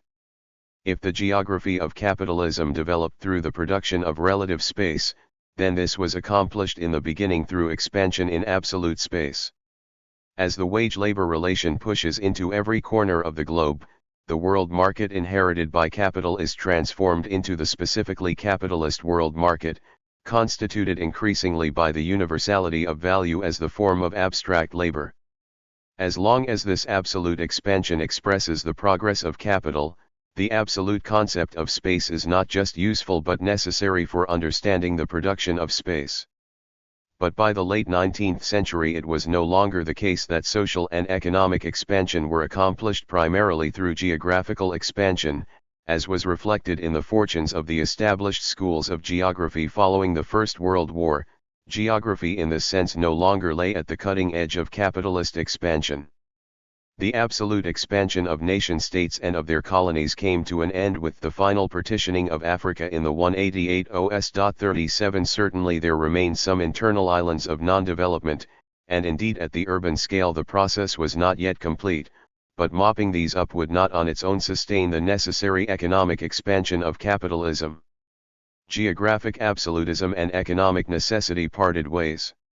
Here is Lenin in 1916, summarizing the conclusions of the contemporary German geographer Alexander Suppan, and amplifying them in the light of the experience of the First World War. The characteristic feature of the period under review is the final partition of the globe, final, not in the sense that a repartition is impossible, on the contrary, repartitions are possible and inevitable, but in the sense that the colonial policy of the capitalist countries has completed the seizure of the unoccupied territories on our planet. For the first time the world is completely divided up, so that in the future only redivision is possible, i.e., territories can only pass from one owner to another, instead of passing as ownerless territory to an owner. 38. The last 100 years of capitalist development have involved the production of space at an unprecedented level. But it has been accomplished not through absolute expansion in a given space but through the internal differentiation of global space, that is through the production of differentiated absolute spaces within the larger context of relative space. The differentiation of geographical space in the last century or so is a direct result of the need, inherent in capital, to immobilize capital in the landscape. It is all very well that $500 million can be whizzed around the world at the push of a button, but it must come from somewhere and be en route to somewhere. This somewhere is the production process, where in order to produce surplus value it is necessary that vast quantities of productive capital be spatially immobilized for relatively long periods in the form of factories, machinery, transport routes, warehouses, and a host of other facilities. 39 The spatial immobilization of capital in this way, or as national capitals delimited by the boundaries of the nation-state, is simultaneously the production of a differentiated geographical space. Insofar as this immobilization process is matched by the mobility of capital, these opposing tendencies throw up not a random but a patterned internal differentiation of world space. As the production of space proceeds with the development of capitalism, therefore, the seemingly abstract contradiction between absolute and relative space is increasingly internalized within the space economy of capitalism itself. As long as the absolute geographic expansion of capital continues, the contradictions which riddle the social fabric of capital can be cast in aspatial terms. Space can be treated as external. When economic development is turned inward toward the acute internal differentiation of geographical space, the spatial dimension of contradiction not only becomes more apparent, it becomes more real in that space is drawn closer to the core of capital. Accordingly, where crises develop in the general system of capitalist production, these are manifested ever more directly in the geography of capitalism. This is what is meant when we claim that space is on the agenda as never before. In fact, we could have predicted this result, albeit somewhat abstractly, from Marx's concept of relative surplus value. The more it develops, the more capitalism depends upon the appropriation of relative surplus value. Indeed, Marx called this striving for relative surplus value the hallmark of industrial capitalism and the distinguishing historic character of the mode of production founded on capital. Historically, a point is reached at which the development of the productivity of social labor becomes the most powerful lever of accumulation. 1140. A number of things follow from this, and Marx examined some of them. In a famous section in Grundriss he draws attention to the need for capital to encourage and even manage the growth of science in order to feed the continual revolutionizing of fixed capital. In Capital, he points to the increased scale of the productive forces and the concentration and centralization of capital that accompanies this process. The latter has clear spatial implications which Marx only touches on, but there is a more general spatial argument to be made. To extend Marx's metaphor, if relative surplus value becomes the most powerful lever of accumulation, then fixed capital is the pivot on which this lever gains its power.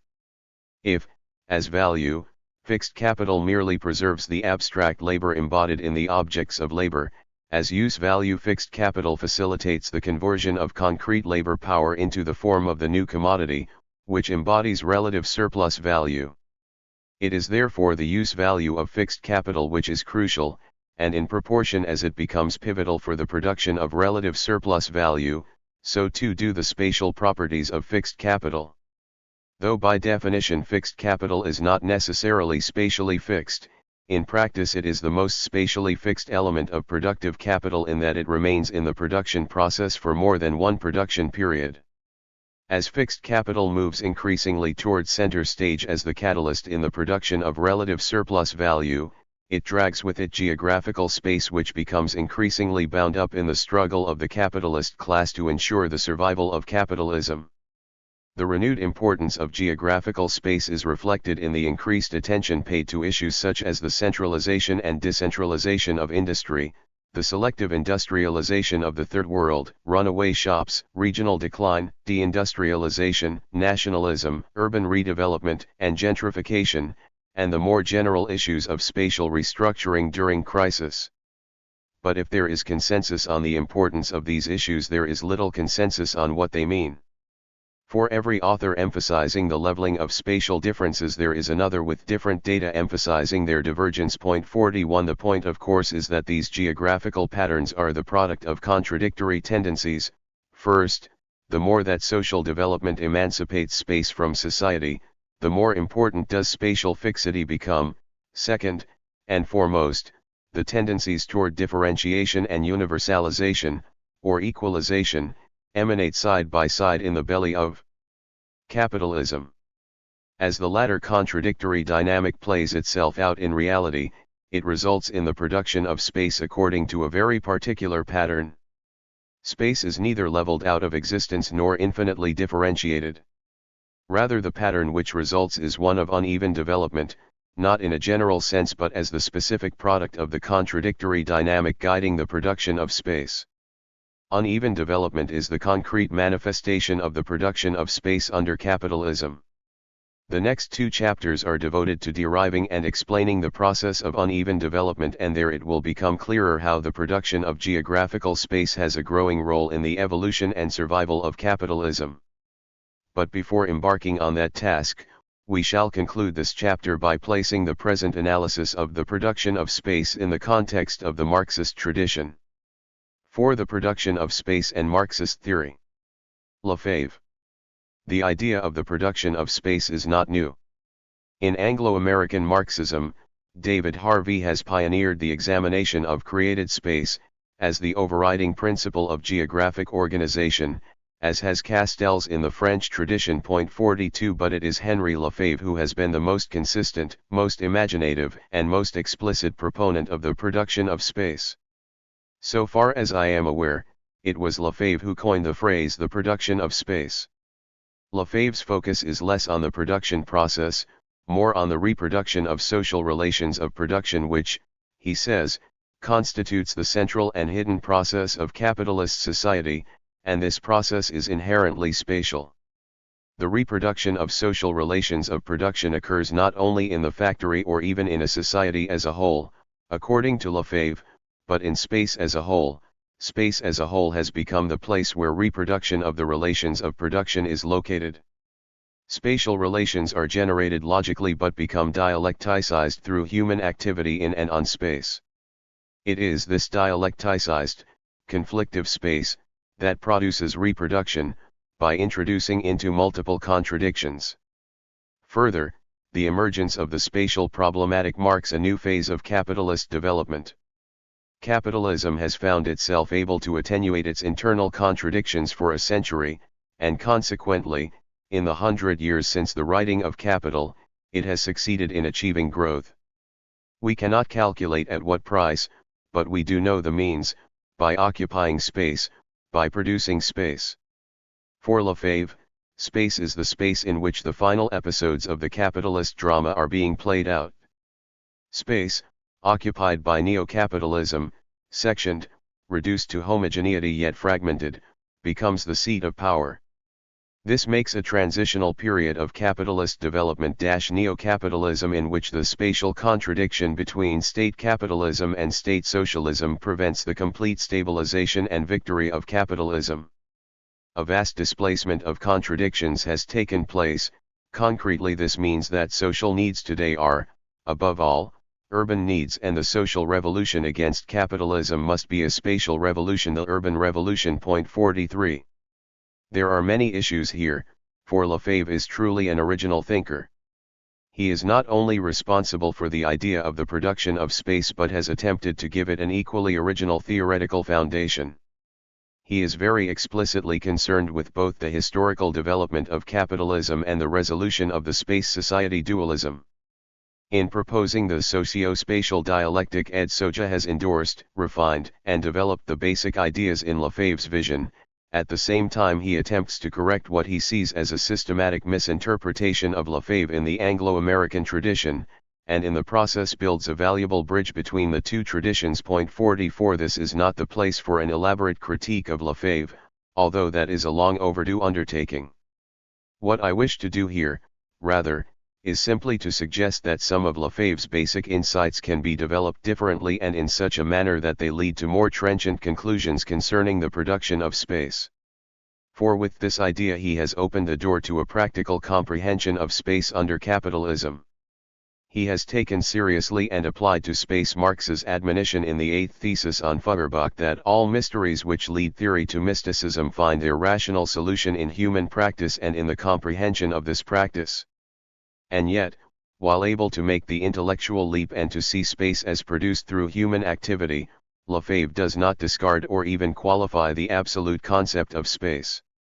He uses the concept in all ways as social space separate from physical space, as absolute space, as theoretical space, and so forth, and seems to make little or no distinction between them. Metaphor is mixed indiscriminately with reality. This conceptual indeterminacy becomes especially problematic where Lefebvre closes in on the political conclusions of his analysis, for space seems to fall entirely out of the picture. The nitty-gritty politics of the current crisis of reproduction have little or nothing to do with space. Or as Castells says of Lefebvre's analysis, space, in the last resort, occupies a relatively modest and subordinate place in the whole analysis. 45. Conceptually and theoretically, space is placed in center court, but in practice, when the game starts, it is nowhere to be seen. The dualism of space and society lingers on. Lefebvre understands the importance of geographical space in late capitalism, yet he is unable to get the full value from this insight. Apart from the conceptual indeterminacy concerning space, the reason for this seems to be the attempt to link the importance of space to the larger political project according to which the problematic of reproduction displaces that of production. The reproductionist thesis originates in the experience of post-war capitalism, when indeed capitalist society attained a remarkable extension of commodity consumption and managed to integrate the reproduction process more fully into the economic structure. And the struggles of the IG60s were to a significant extent over community-based issues rather than workplace strikes. But whether this means, as Lefebvre suggests, that the reproduction of the relations of production becomes the most determinate function, and that the class struggle is now essentially over reproduction issues rather than traditional workplace issues, remains to be seen. On the surface, the changes which Lefebvre identifies may be real enough, but it is not clear that they amount to such a deep structural reversal as he proposes. The IG80s could well provide the historical litmus test which confines the pure reproductionist theory to the dustbin of history. Lefebvre's most valuable insight is his recognition of the renewed importance of space and his encapsulation of this in the idea of the production of space. But his insistence on tying this insight to a reproductionist theory has, I think, deprived him of the full value of the insight, and of the means to develop it further. For the theory of the production of space does not represent a radical break with the classical Marxist tradition, especially if we are correct about the production of nature and the relation between nature and space. 46 It is a strikingly original idea, as we have said, and goes well beyond anything imagined in that tradition, but at the same time, one can detect fragmented embryos of this idea in the work of Marx, Luxemburg, and Lenin. Especially in Lenin, there is an implicit identification of the central contradiction, noted above, between differentiation and equalization. Through the highly selective lenses of this contradiction, we shall attempt to identify these historical precursors to our present concern. Marx, Luxemburg, and Lenin. Marx was not directly concerned to elaborate a specific conception of space and tended to assume geographical space as absolute. But he was equally aware of the relativity of geographical space, and this is nowhere clearer than in his discussion of the annihilation of space by time.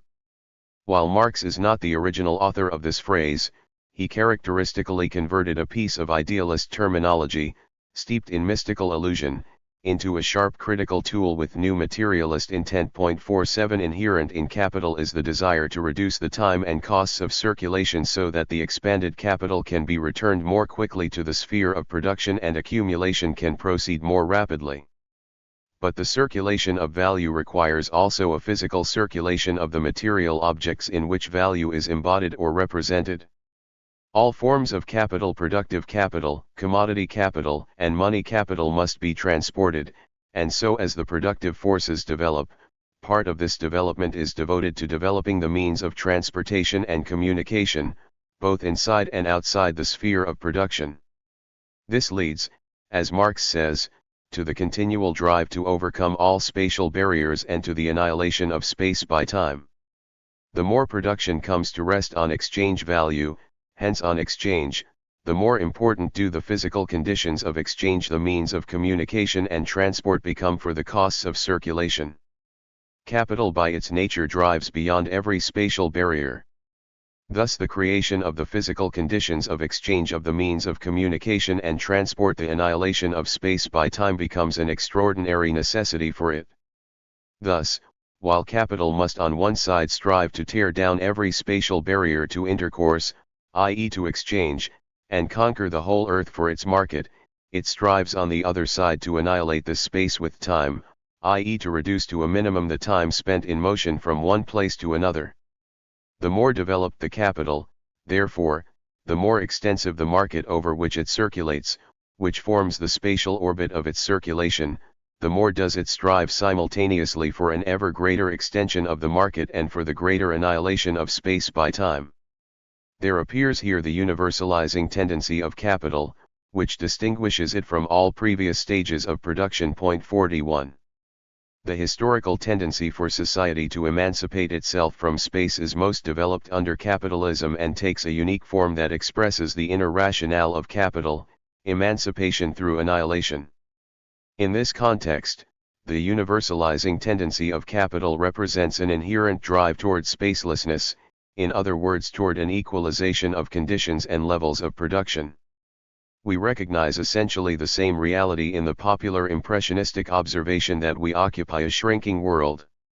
What Marx offers is a historically specific explanation of the necessity of this geographical shrinkage. Spatial development is treated as an integral moment of overall societal development rather than simply as an independent effect.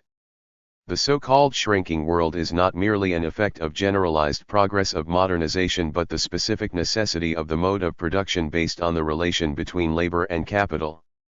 Marx was keenly aware of the more concrete spatial implication of this universalizing tendency of capital.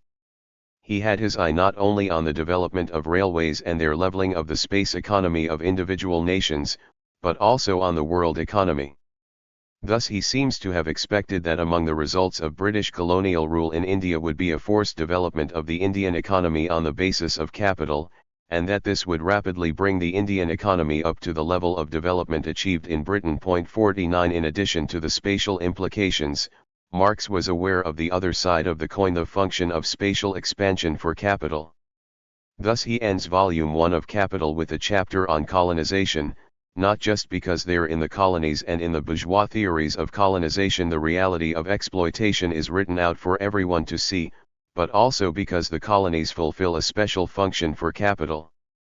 Through the relations of foreign trade, and economic and geographic expansion, the contradictions at the heart of capital can to a greater or lesser extent be displaced toward the periphery of the system, and the limits to capital could be extended. So. Marx focused on the equalizing tendency of capital and viewed it in the context of an expanding world market. It was this process more than anything which fashioned his conception of space under capitalism. His relative lack of concern for the differentiation of geographical space is undoubtedly a product of the time in which he lived. The development of railroads and the European colonization of the globe were at the forefront of the production of space in this period. Thus in Capital Marx deliberately abstracted from at least one source of geographical differentiation.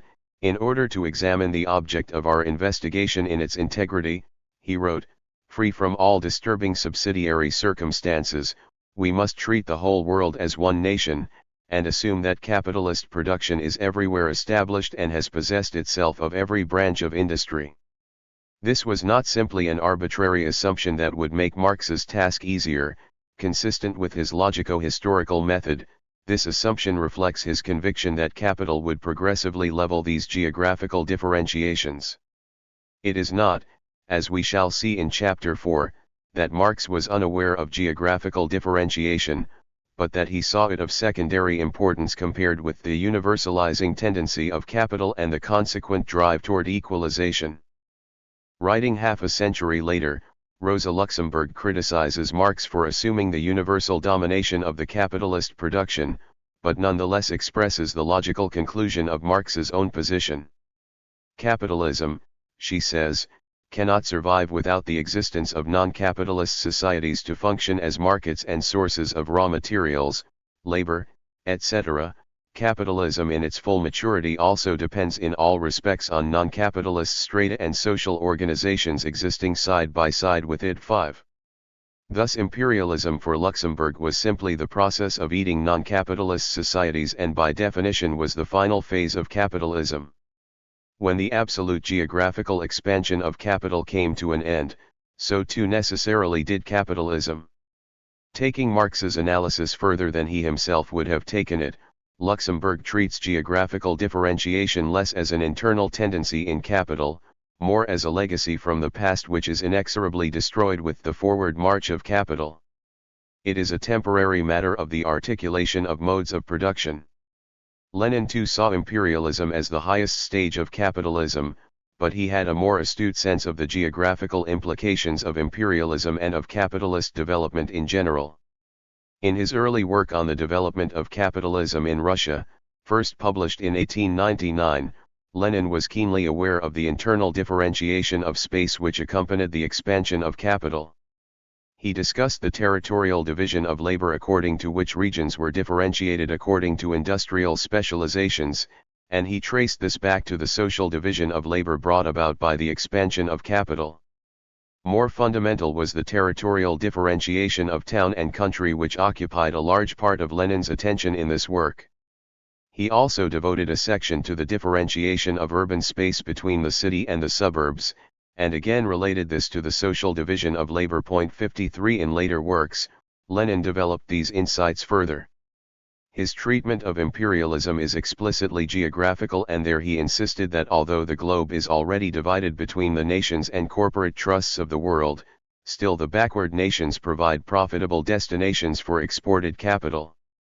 Like Marx and Luxemburg, then, Lenin equates the geography of imperialism with the survival of capitalism, but precisely because he sees the roots of geographical differentiation in capital itself, he does not immediately equate the progress of capital with the elimination of such differences.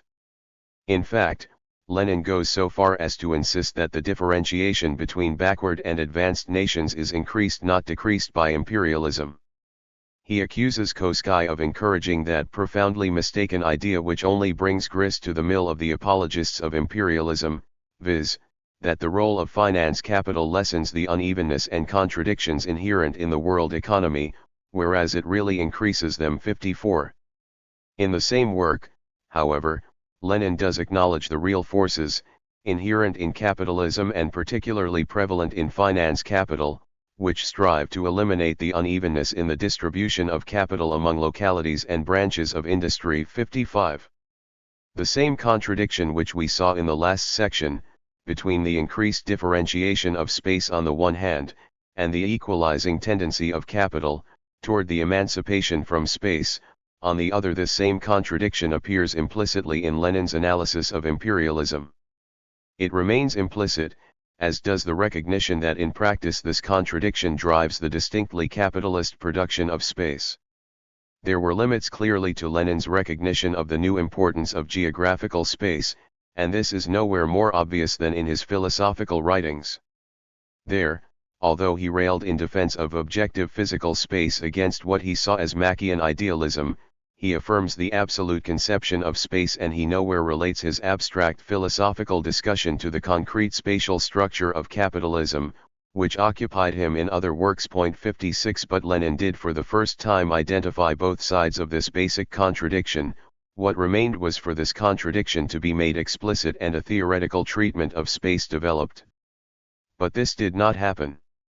Writing in the same period, Nikolai Bukharin comprehended this contradiction when he wrote that the internationalization of capital could take place only through a simultaneous development of national capitals. 57 Although the internationalization of capital is a strong theme in Marxist economic writing today, the sharpness of the geographical contradiction suggested by Bukharin is not generally retrieved.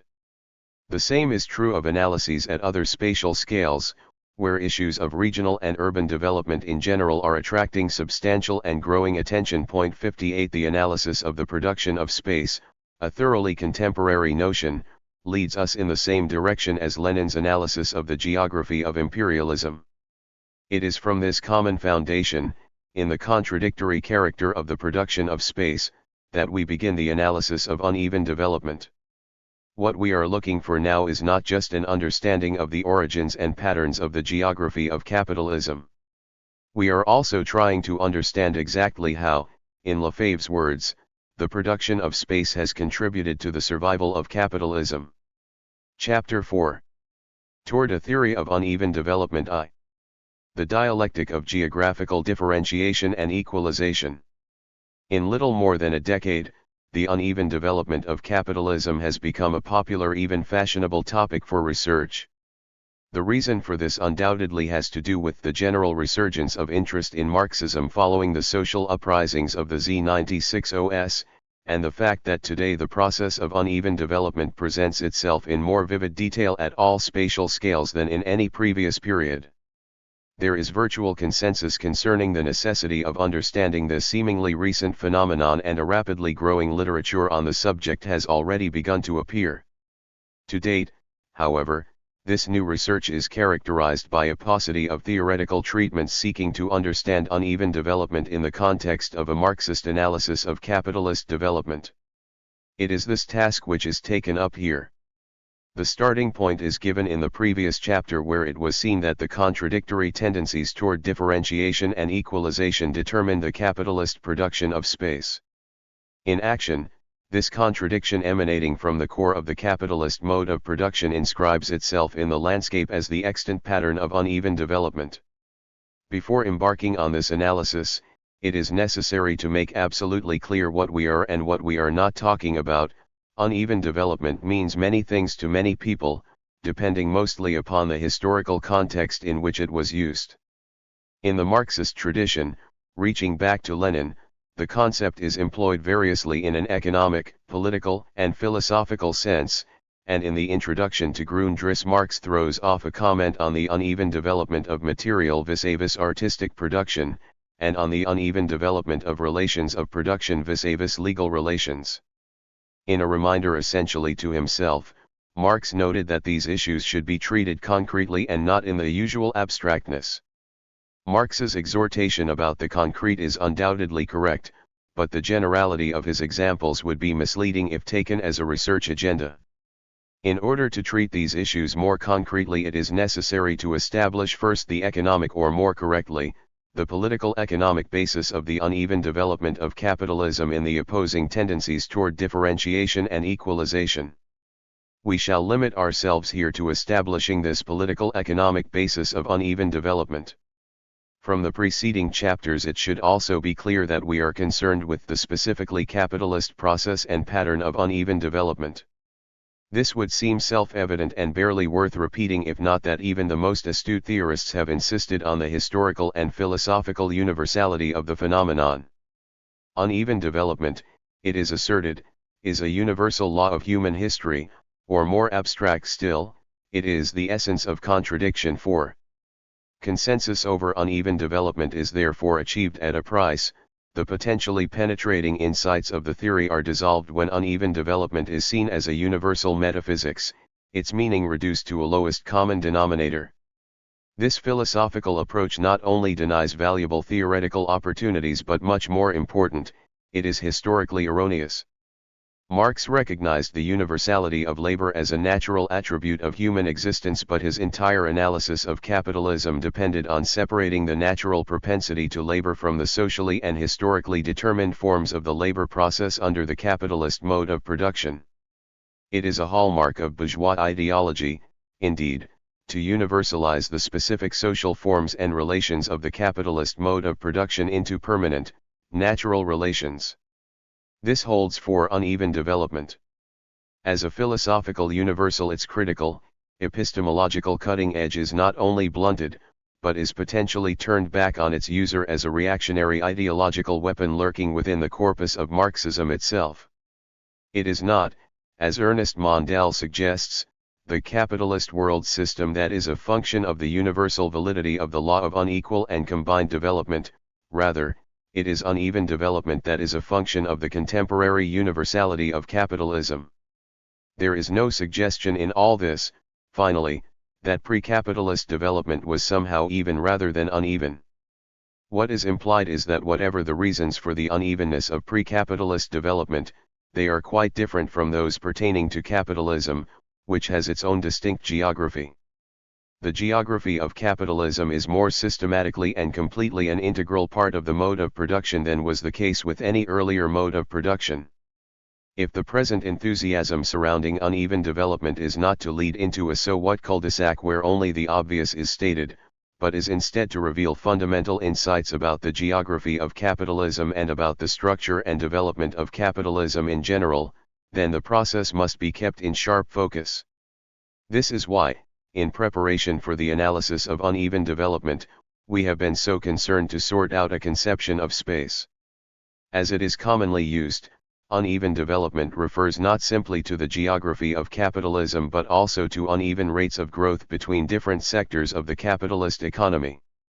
In equating uneven development here with its particularly geographical expression, there is no attempt to deny the other aspects of the process. This is done to redress the trenchant neglect of the spatial dimension of capitalist development, and to emphasize in practice the conclusion from the previous chapter that spatial unevenness has no meaning except as part of the larger contradictory development of capitalism. It may be that this is bending the stick back too far, and that is certainly a risk. But without bending the stick, it is impossible to tell whether it is bent too far. The tendency toward differentiation. The natural basis of differentiation. The division of labor in society is the historical basis of the spatial differentiation of levels and conditions of development. The spatial or territorial division of labor is not a separate process but is implied from the start in the concept of the division of labor. Marx was acutely aware of this, as witnessed by his often repeated but scarcely understood comment about town and country being the foundation of every well-developed division of labor based on commodity exchange. And if one examines the earliest division of labor, the sexual division of labor between men and women, this too is generally thought to have had a territorial expression, males generally beginning to develop a spatially wider domain. For most of human history, the division of labor has been based upon differentiation of natural conditions. The possibility of surplus labor and of surplus value, Marx wrote, arises from a given productivity of labor which appears first as a gift of nature, a productive power of nature. 7. Given different natural conditions, the same expenditure of labor will result in different quantities of a given commodity, and this implies the possibility of surplus product in one place though not in another. Further, the qualitative differentiation of nature sets certain limits upon which production processes can take place in a given area. Thus cotton cannot be grown naturally in the Arctic, and coal cannot be extracted from geological strata that contain none. This is the natural basis to surplus product. It is also the natural basis to the division of labor which, for its development, is entirely dependent upon the production of surplus product. In a more developed economy, the appropriation of natural advantage ceases to be accidental. Indeed, natural differences are internalized as the basis for a systematic social differentiation of the labor process. Qualitative differences in nature translate into qualitative and quantitative differences in societal organization. The societal division of labor expresses itself spatially. The more advanced division of labor between agriculture and industry is equally a spatial phenomenon. The division of labor itself is now the result of a social dynamic, the productive consumption of surplus product and the progressive development of the productive forces, but it continues to express itself according to given natural conditions. That is, there is nothing in nature that impels a division between agriculture and industry, but once this social division emerges, the inherent differentiation of nature affects which activities will take place where. The same principle applies not just for the general division between agriculture and industry but also for the internal subdivision of these major sectors. The location of different agricultural sectors takes place in relation to different natural conditions, and the same is true of different industrial sectors, which are influenced more by locational differentiation in the availability of raw and auxiliary materials. This sort of explanation explaining the geographic location of social activities according to differentiations in nature is the stock in trade of traditional geography. Well into the present century, and to a considerable extent even up to the present day, the priority of nature and of inherent differentiations within nature have been canonized in the study of geography. The environmental determinism that thrived particularly in the American School of Geography was only an extreme version of the conventional wisdom that natural geographic conditions determine to a greater or lesser extent the type and location of human activities. As a research agenda, environmental determinism was never entirely hegemonic, and was superseded by a less dogmatic concern to study areal differentiation.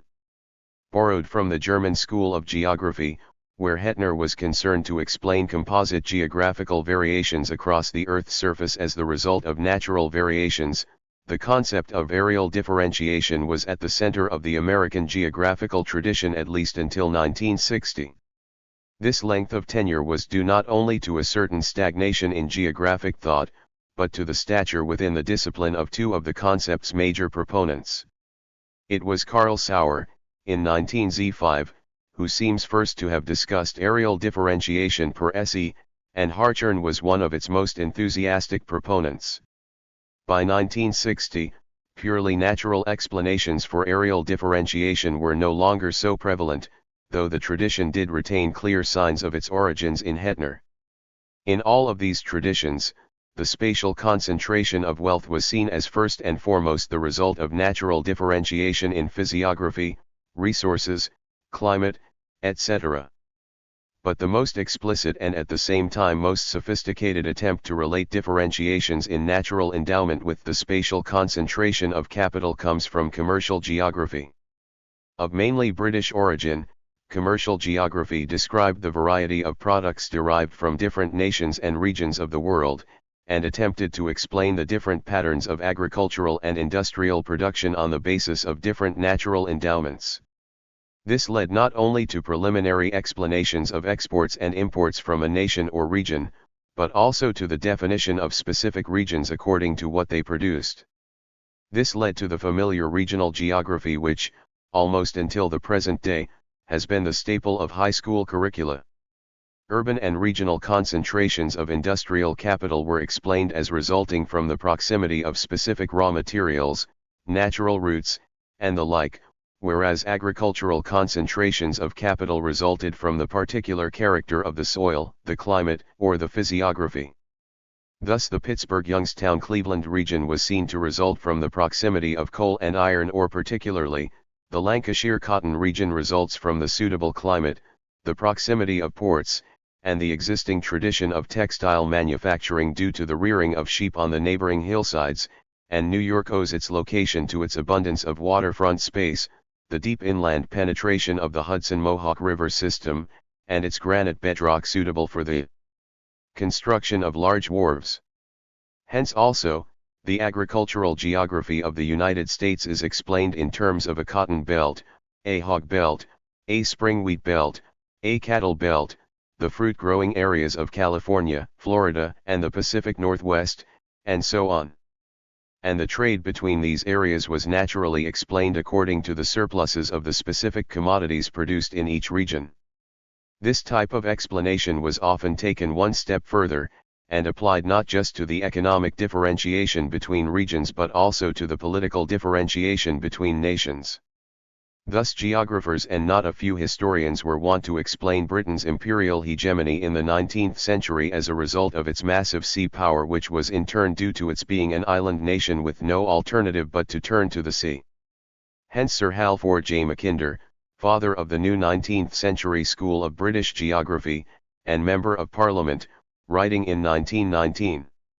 The great wars of history are the outcome, direct or indirect, of the unequal growth of nations, and that unequal growth is not wholly due to the greater genius and energy of some nations as compared with others.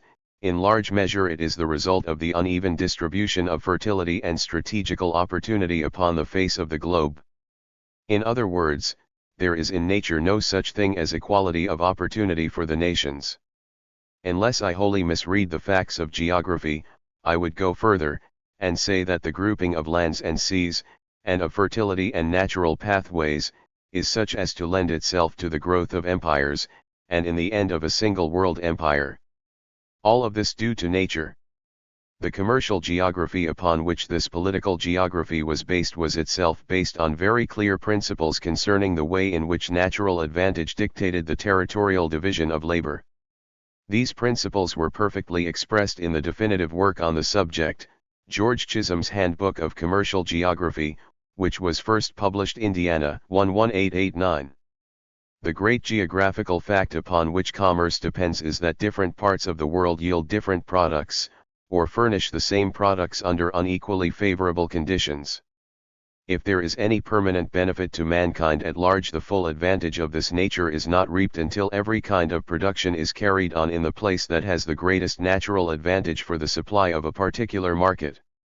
By natural advantages are meant such as these: a favorable soil and climate, the existence of facilities for communication external and internal as far as these lie in the nature of the surface and physical features, the existence of valuable minerals in favorable situations, and especially of the materials for making and driving machinery, these being the products which are least able to bear the cost of carriage. All these advantages are more or less permanent. With natural advantage may be contrasted historical advantages, which are in their nature more temporary, though they are often in fact of long continuance. Perhaps the most important of all is a strong and stable government based on just and fixed principles, not hostile to industry. The commerce and industry of the world have for more than 100 years been in a transition stage the like of which has never been known before. Communications are being improved, the means of production are being accelerated and cheapened, uncultivated lands are being settled, and primitive peoples introduced to the inventions of the white races with a rapidity hitherto unparalleled, with incidental results, as we have seen, not always the most desirable. Commerce and industry thus tend to be governed more and more by geographical conditions.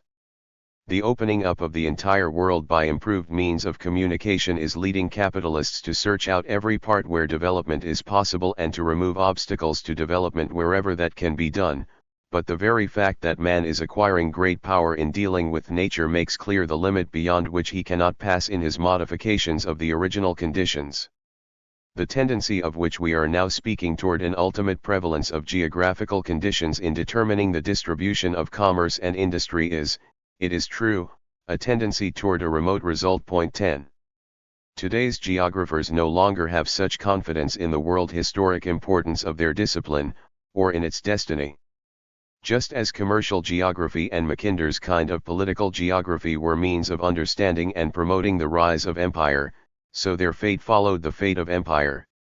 The demise of the British Empire brought about the demise of this geography. The commercial and regional geography referred to above no longer occupies a central place in the discipline, but has been superseded by a more abstract concern for space, ushered in by the so-called quantitative and relevance revolutions of the 1960s and 1970s. What then of the claim that there is a tendency toward the ultimate prevalence of natural geographic conditions in determining the distribution of commerce and industry? The principle of natural advantage, adhered to by traditional commercial and regional geographers, claims to explain more than it in fact does. In the end, such explanations of the concentration and centralization of economic activity are only half-truths. They may, and usually do, explain adequately the fact of initial development in a certain place, but by no means explain the quantity or quality of subsequent development. The present reality of New York City, such an impressive symbol of the productiveness of human activity, has long since outgrown any naturalistic explanation based on bedrock or physical accessibility. With the development of the productive forces under capitalism, the logic behind geographic location retreats more and more from such natural considerations. The reason for this is twofold. What tied economic development to natural conditions was first the difficulty of overcoming distance, and second the necessity of close proximity to raw materials. With the development of the means of transportation, the first natural obstacle diminishes in importance. With the general increase in the productive forces, the second also becomes less important, since raw materials today are the product of an ever-increasing number of previous labor processes. One need think only of plastic, a raw material in a broad range of production processes. Ultimately, it originates as petroleum, but goes through a number of different labor processes before emerging as piping, furniture, clothing, or astroturf. For all but the first of these labor processes, the raw material is an industrial product whose location is determined by the location of the productive forces and not at all by nature. Thus, although the world's petroleum extraction industry remains totally tied to locations where petroleum is naturally available, the world's petrochemical industry is not similarly constrained, and does not cluster around the world's oil fields. This is a totally different situation from the days of early capitalism, when the majority of raw materials were the direct products of agriculture or mining.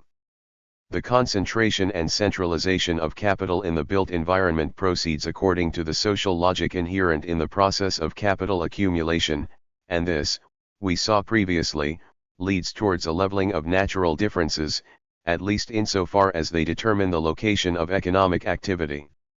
Or, as Bukharin has written, in a tone reminiscent of Engels, important as the natural differences in the conditions of production may be, they recede more and more into the background compared with differences that are the outcome of the uneven development of productive forces.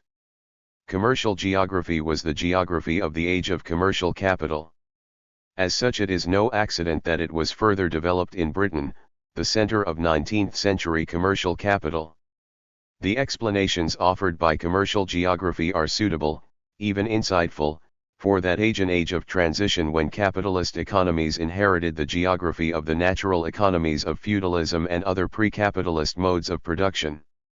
The territorial division of labor was indeed strongly influenced by, even rooted in, the natural differentiation of the earth. But with the emergence of capitalism, it is not just the society itself but also society's relation with nature that it revolutionized.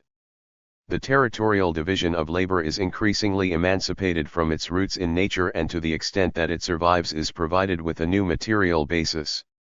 Certainly, capitalism inherits a territorial division of labor rooted in natural differentiations, and this territorial division survives to a greater or lesser extent, but it survives as a relic subject to the dictates of a new society with a new set of forces tending toward the differentiation of the conditions and levels of development. To the extent that the old territorial division of labor remains, it does so by the good graces of capital. The treatment of nature in traditional commercial and regional geography offers a further illustration of the ideology of nature discussed in the first chapter. In the hands of these geographers, nature is external and at best interacts with society. Frederick Jackson Turner offers a poetic view of this conception, if one that also illustrates Turner's ambiguous combination of myth and reality. Thus, civilization in America has followed the arteries made by geology, pouring an ever richer tide through them, until at last the slender paths of aboriginal intercourse have been broadened and interwoven into the complex mazes of modern commercial lines. The wilderness has been interpenetrated by lines of civilization ever more numerous. 12. Whatever the ideological substance of this view, Turner recognizes with us the increased importance of commerce as against geology.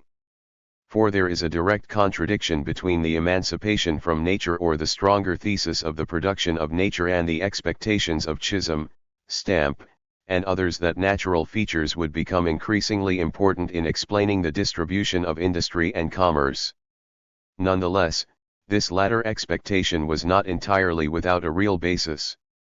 In fact, it embodies a real truth that geographers have not yet disentangled from the discarded baggage of a historically obsolete geography.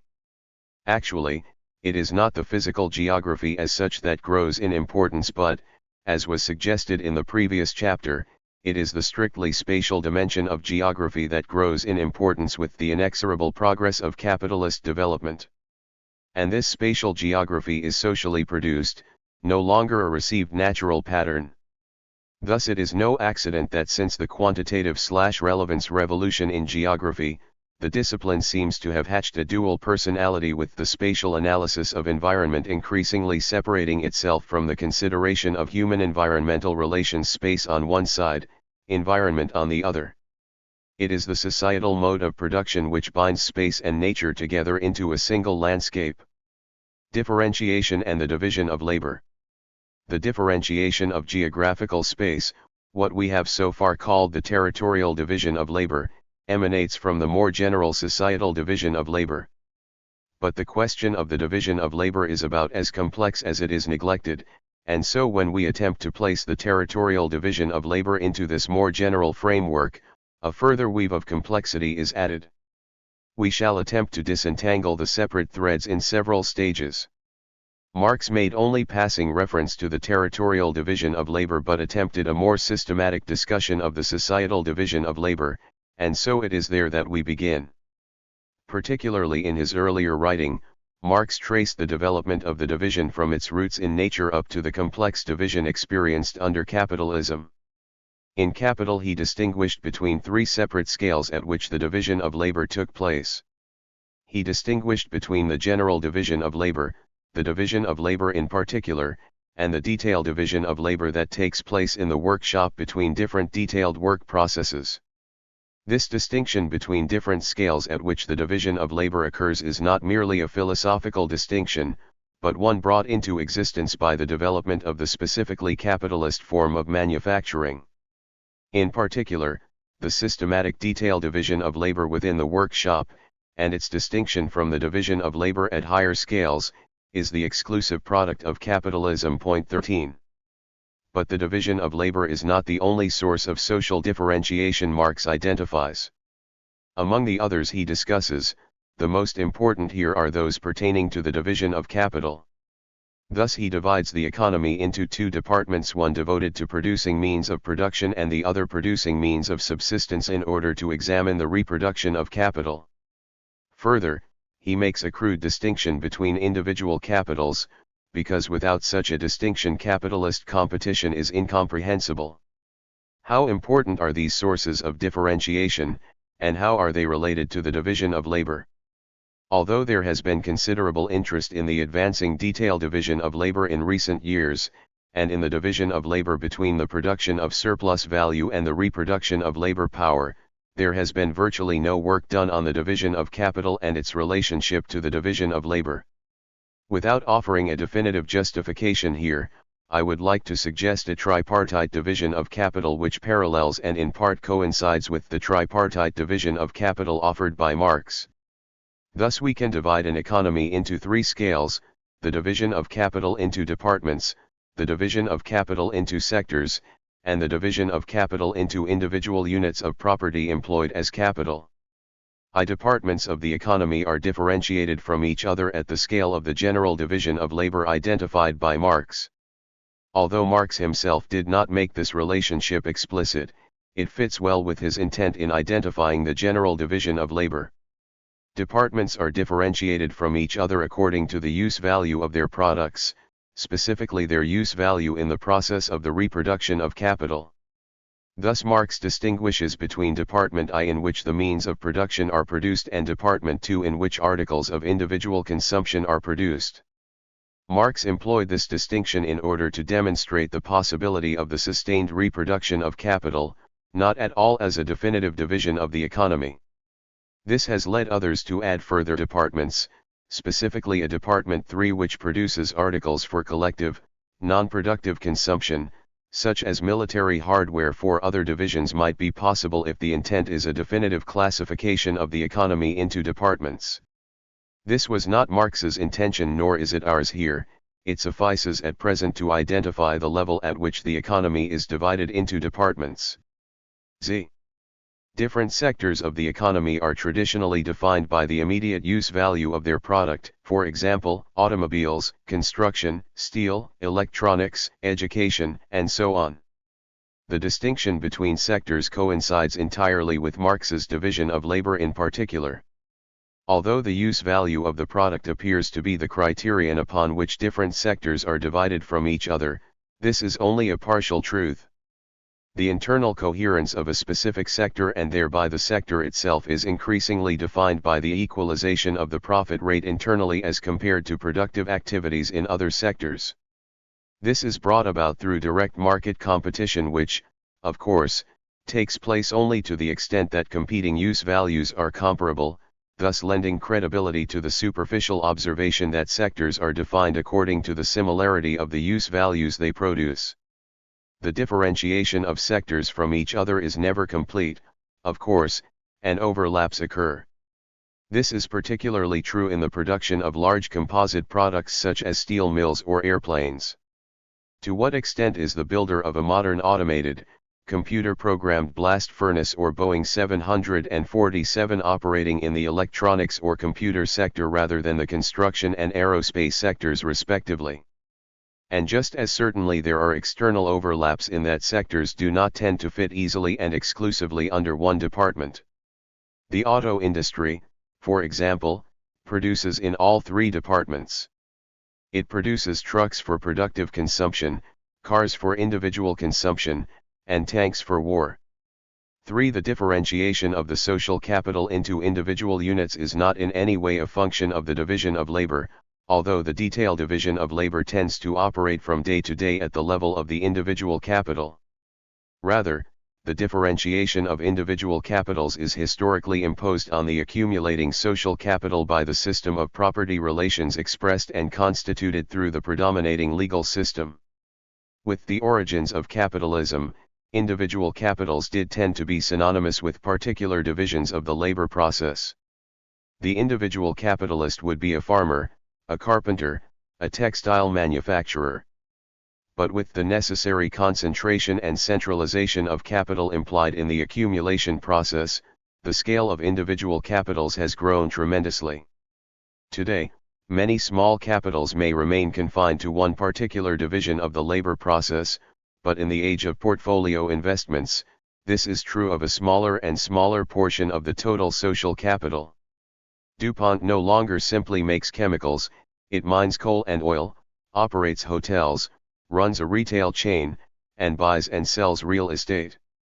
Just as at the scale of different sectors of capital, so at the scale of individual capitals there is considerable overlap, but at the latter scale this is manifested not through a mixing of different activities but rather through an overlap of legal control, according to mutually intertwining stock ownership. If the division of labor and the division of capital are folded together, we are left with four identifiable scales at which the social differentiation process takes place. The general societal division of labor into different departments. The division of labor in particular different sectors. The division of the social capital between different individual capitals. The detailed division of labor within the workplace. These different divisions of labor are not equally important in determining the geographical differentiation of the landscape, and the task now is to assess their importance. We begin with the detailed division of labor. The detailed division of labor appears with the organization of handcraft activities into manufacturing, where in the beginning it exists as an independent social force.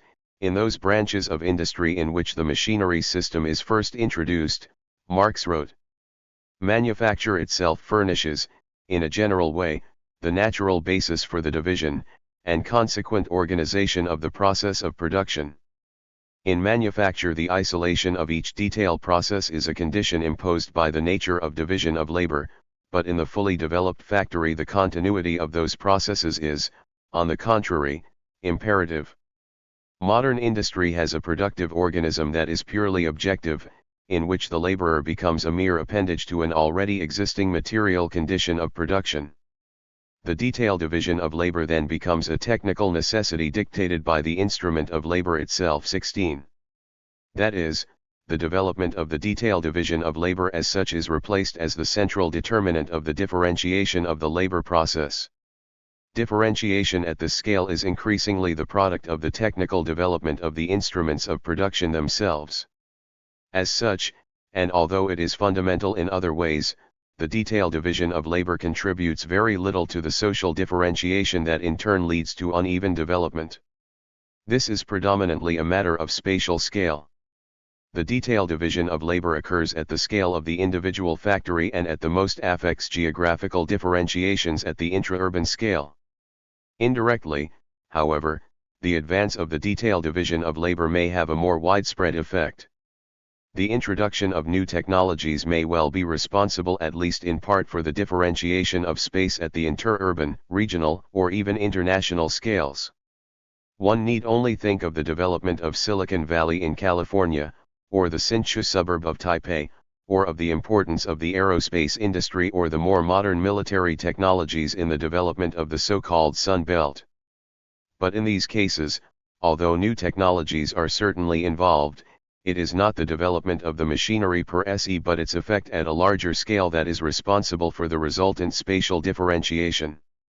The detailed division of labor leads to spatial differentiation only insofar as it also involves a development in the particular or general divisions of labor. At the scale of the general division of labor, capitalism is historically founded upon the division between industry and agriculture. Although this division is superseded with the development of capitalism, it is historically important and receives its direct spatial expression in the separation of town and country.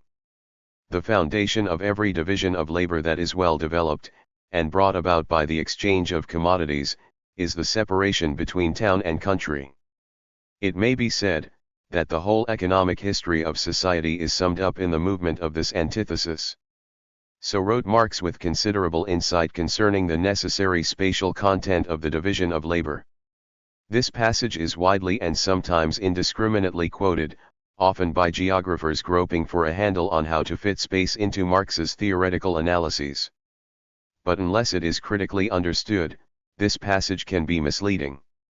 The separation of town and country is both the logical and historical foundation of the contemporary social division of labor in the following sense: only when the proletariat was free from the need and responsibility of producing their own means of subsistence could this social division of labor progress as it did. The separation of town and country does not originate with capitalism, but is on the contrary inherited by early capitalism. Only with the freedom of the agricultural peasants from the land, however, and with their migration to the city, is a final separation cleft between town and country. The separation of town and country is itself a product of the social division of labor, but it proceeds to become the foundation, as Marx said, for the further division of labor. It should hardly be surprising, therefore, that precisely this further division of labor has eroded its own foundation, the separation of town and country. The urbanization of the countryside, through the industrialization of agriculture, is today an overwhelming reality and one which Marx foresaw. The history of classical antiquity, he said, is the history of cities, but of cities founded on landed property and on agriculture. The Middle Ages begins with the land as the seat of history, whose further development then moves forward in the contradiction between town and countryside. The modern is the urbanization of the countryside, not the ruralization of the city as in antiquity. The separation of town and country today still occurs in some form but should be seen as a relic from the origins of capitalism. To speak of it today as still central to the determination of the general division of labor, as is all too commonly done, is to read Marx uncritically and to fossilize the rural-urban dichotomy. Strictly defended, this dichotomy is a derivative of the larger ideological dualism of nature versus society, the machine versus the garden. 19. The urbanization of the countryside does not invalidate Marx's claim that the history of society is summed up in the movement of the antithesis between town and country. On the contrary, it confirms it. But one must be prepared to follow the historical movement of this antithesis to the point of recognizing its Aufhebung or suspension. This is a case where the tendency toward equalization inherent in capital has won out over the differentiation of space. But in the process, as we shall see below, capitalism digs its own grave. To the extent that capitalist development levels the urban-rural dichotomy and thereby destroys the foundation for its own economic history, it prepares the way not only for its own defeat but for the development of a wholly new economic history built on a new foundation. Very accurately does the movement of this antithesis sum up the economic history of society. Like the detailed division of labor, the general division of labor is not a fundamental determinant of the pattern of spatial differentiation. We have seen this with the separation between town and country, and it is necessary now to show the same as regards the division of the economy into departments which supersedes the division between industry and agriculture. The distinction between the three departments identified above takes place at such a large scale, economically, that we would expect any spatial correlate to occur at a similarly large scale. Only in an accidental rather than systematic way could the differentiation between departments be responsible for spatial differentiation at the intra-urban scale. 20 At the scale of the world economy, the selective concentration of departments has been of considerable importance. The clearest example of this was to be found in the specialization in early colonial economies whose major function was the production of raw materials for the European colonizer. The underdevelopment of Africa, Asia, and South America was built on the export from these continents of raw materials for use in Western Europe and later in North America. Marx offers a vivid description of this process in action, noting how it was integrally related to the development of machinery in the European industrializing economies. On the one hand, the immediate effect of machinery is to increase the supply of raw material in the same way, for example, as the cotton gin augmented the production of cotton. On the other hand, the cheapness of the articles produced by machinery, and the improved means of transport and communication furnish the weapons for conquering foreign markets. By ruining handicraft production in other countries, machinery forcibly converts them into fields for the supply of its raw material. In this way East India was compelled to produce cotton, wool, hemp, jute, and indigo for Great Britain. By constantly making a part of the hand supernumerary, modern industry, in all countries where it has taken root, gives a spur to emigration and to the colonization of foreign lands, which are thereby converted into settlements for growing the raw material of the mother country, just as Australia, for example, was converted into a colony for growing wool. A new and international division of labor, a division suited to the requirements of the chief centers of modern industry springs up, and converts one part of the globe into a chiefly agricultural field of production, for supplying the other part which remains a chiefly industrial field. 21. The impetus for this global specialization in Department I activities is social. There is nothing natural about the destruction of competing machinery. But in operation, this social specialization did base itself on the natural differentiation of the Earth's surface.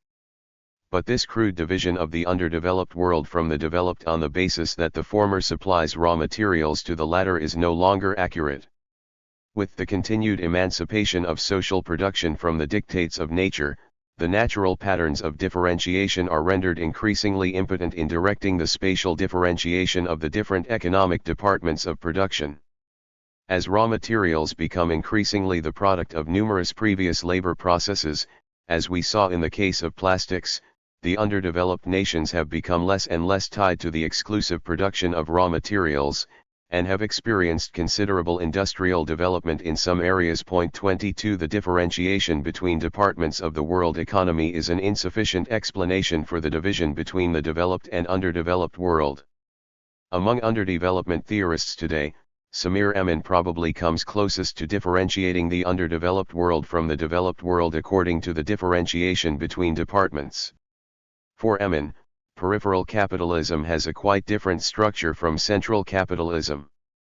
Whereas central capitalism experiences self-centered accumulation, peripheral social formations experience an inherently unbalanced structure of development. In the center, development revolves around the production of capital goods and the encouragement of mass consumption. In the periphery, however, it is production for export and the consumption of luxury goods that form the basis of the economy, and this is an inherently unbalanced structure. 23 Although Amin is concerned in part with the distinction between different departments, these distinctions are not consistently at the base of his explanation of underdevelopment. He is well aware that the underdeveloped world is no longer simply or even predominantly defined by its export of raw materials, and that considerable industrialization has taken place in the underdeveloped world. But this is industrial production for export, and does nothing to alter the unbalanced economic structure of peripheral capitalism. Thus production for export, regardless of the department in which this takes place, is of key importance for Amin's analysis. Consequently, even for Emin, it is not the differentiation into departments that is at the root of the differentiation between developed and underdeveloped nations. To the extent that a differentiation between departments does have a spatial dimension, and it is undeniable that productive activity in all four of Amin's departments is concentrated in the developed world, this pattern is a product of some prior spatial differentiation, the explanation for which must be found elsewhere. This leaves us with the two remaining scales at which social differentiation takes place, and it is these that are responsible in the first instance for the geographical differentiation of the capitalist world. At the scale of individual capitals, the differentiation process is quite direct. Capital is concentrated and centralized in some places at the expense of others. At the scale of the particular division of labor, the division of the economy into specific sectors, the differentiation of geographical space is less direct. It occurs in a cyclical manner according to the equalization of the profit rate within a given sector, and the resulting movement of capital between sectors, from those with a low rate of profit toward those with a higher rate of profit. This movement of capital between sectors takes on a spatial dimension due to its timing, insofar as those sectors attracting quantities of capital are relatively young in the economy. Their rapid expansion generally coincides with some kind of geographical expansion or relocation in order to supply the space for burgeoning productive facilities. And the corollary also holds. Insofar as sectors systematically losing large quantities of capital are old and established, perhaps even outmoded, and insofar as they therefore tend to have been clustered relatively closely in the landscape, then whole areas will tend to experience a systematic and uncompensated devalorization of fixed capital located there. The devalorization of capital, and ultimately its general devaluation, are place-specific. Point 24. Figure S, a means model of central and peripheral development. In sections 3 and 4 we shall examine in greater detail the spatial translation of the particular division of labor and the division between individual capitals. For the present, we turn to the opposite tendency, that toward equalization. H. The tendency toward equalization. We saw in the last chapter the universalizing tendency of capital, and noted the contradictory geographical results of this process. On the one hand, geographical space is produced at the world scale as relative space, and on the other hand there is an internal differentiation of geographical space into distinct absolute spaces, at different scales. We have looked at the origins of the tendency toward differentiation, but have now to consider more concretely what it means that global space is produced as relative space. Where Marx touches on this issue he does so, typically, in the context of the circulation process. More than with production, Marx emphasizes that circulation proceeds in space and time. Indeed, he devotes a short section in Grundriss to this issue. And in the manifesto, he and Engels observe that the need of a constantly expanding market for its products chases the bourgeoisie over the whole surface of the globe. It must nestle everywhere, settle everywhere, establish connections everywhere. 25. But in Capital, Marx also notes more generally, if rather cryptically, that capital is by nature a leveler. This generalization is provoked by the observation that capital exacts in every sphere of production equality in the conditions of the exploitation of labor. 26. Inherent in the global production of relative space, therefore, is a tendency toward the equalization of the conditions of production and of the level of development of the productive forces. This annihilation of space by time is the ultimate if never fully realized result of this tendency. In constant opposition to the tendency toward differentiation, this tendency toward equalization, and the resulting contradiction, are the more concrete determinants of uneven development. This contradiction is resolved historically in the concrete pattern of uneven development, but before taking up this issue, we shall examine the source, in the sphere of social production, of the tendency toward equalization. We have already seen some of the geographical expressions of this tendential equalization in the leveling of the urban-rural dichotomy and in the transformations of nature into a universal means of production. At its most general, the equalization of conditions of production, meaning its use value as well as its exchange value features, results from the universalization of abstract labor in the form of value. Its origins coincide precisely with the origins of differentiation. The accumulation of capital progresses not simply through the development of the division of labor but by the leveling of pre-capitalist modes of production to the plane of capital. The advanced division of labor is possible only to the extent that capital conquers the mode of production. Point 27. The universalization of the wage-labor relation portends for the laborer a freedom given with one hand, the freedom to buy and sell his or her labor power, but taken away with the other. As Marx observed, and as was emphasized in the earlier discussion of the production of nature, the individual worker is transformed into a crippled monstrosity, the juggernaut of capital, to use Marx's phrase, drags workers down to a common level, and as far as the individual is concerned makes a speciality of the absence of all development. Human nature is leveled downward. A parallel degradation results from the capitalist pursuit of raw materials. In quantitative terms, the equalization process is manifested in the common scarcity of objects of labor. From wood to whales to petroleum, the presumed scarcity of these materials is a social creation, not an act of nature. According to Harvey, this scarcity is socially organized in order to permit the market to function. 1121. In qualitative terms, capital engages in a frantic search for the materials old and new which fuel the accumulation process. Thus Marx concludes that all progress in capitalistic agriculture is a progress in the art, not only of robbing the laborer, but of robbing the soil. All progress in increasing the fertility of the soil for a given time, is a progress toward ruining the lasting sources of that fertility. Capitalist production, therefore, develops, only by sapping the original sources of all wealth, the soil and the laborer. 29. This applies not just to the soil but to the mineral, animal, and vegetable resources of the earth. These issues have already been discussed in greater detail in chapters E. In two general senses, the production of nature brings about an equalization in the relation with nature. First, nature is made the universal appendage of capital. Second, the quality of nature is leveled downward at the hands of capital. We shall not pursue this general point here but shall turn to the issue of fixed capital, which is particularly important as regards the tendency toward equalization. To the extent that capital accumulation depends upon the production and reinvestment of relative surplus value, the development and improvement of technology is vital. As fixed capital in the production process, technology is both the vehicle for the expansion of capital and also the impetus for such development. Competition is the social flux which generalizes the necessity of innovation throughout the economy. Assuming similar labor conditions, new techniques adopted by one capital must be equaled or bettered by other capitals in the same sector if they are to survive in the marketplace. Further, this increased productiveness of labor in one sector creates both the possibility and the necessity for increased productivity in others. The possibility arises in that an innovation in one sphere is likely to find applicability in another. The necessity arises because an advance in one sector may require advances in those sectors to which it is closely related.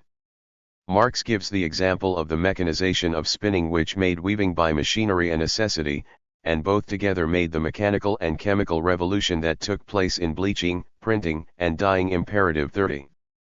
More recent examples might include the industrialization of agriculture in order to maintain the supply of raw materials to a rapidly expanding industrial sector, or the development of the computer industry, which spawned a variety of revolutions in microelectronics.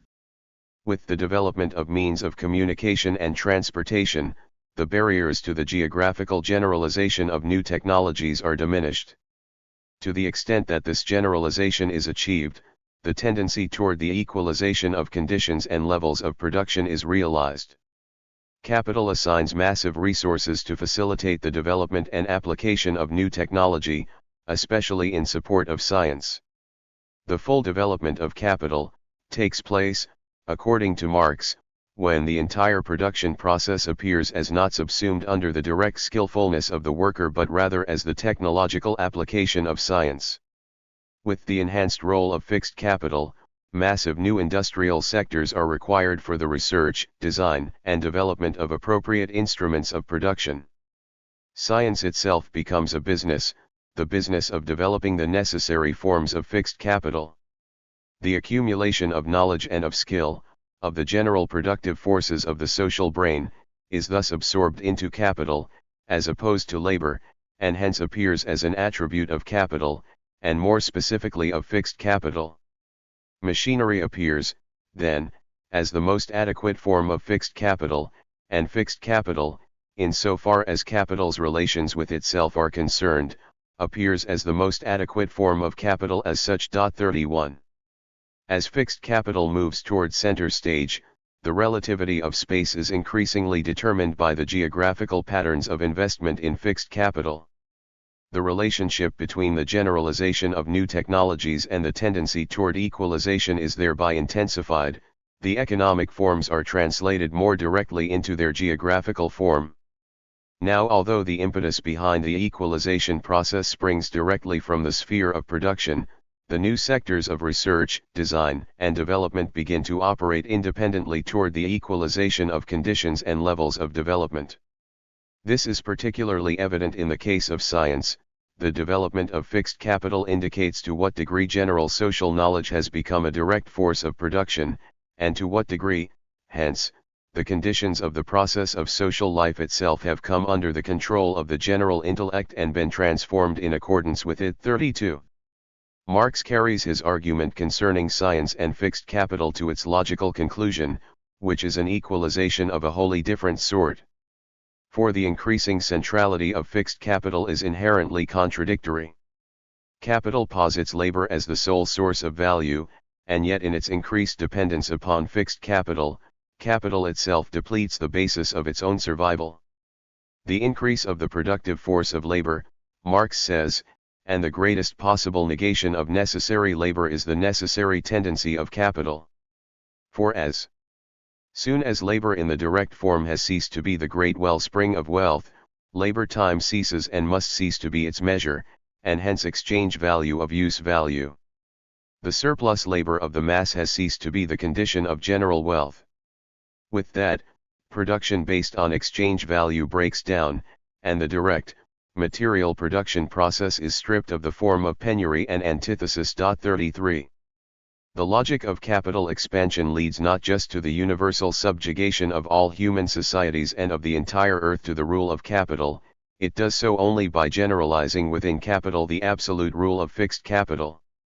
Realized to the hilt, the geographical equivalent, or rather, prerequisite of this banishment of penury and antithesis is the complete leveling of spatial differences and the instigation of even development.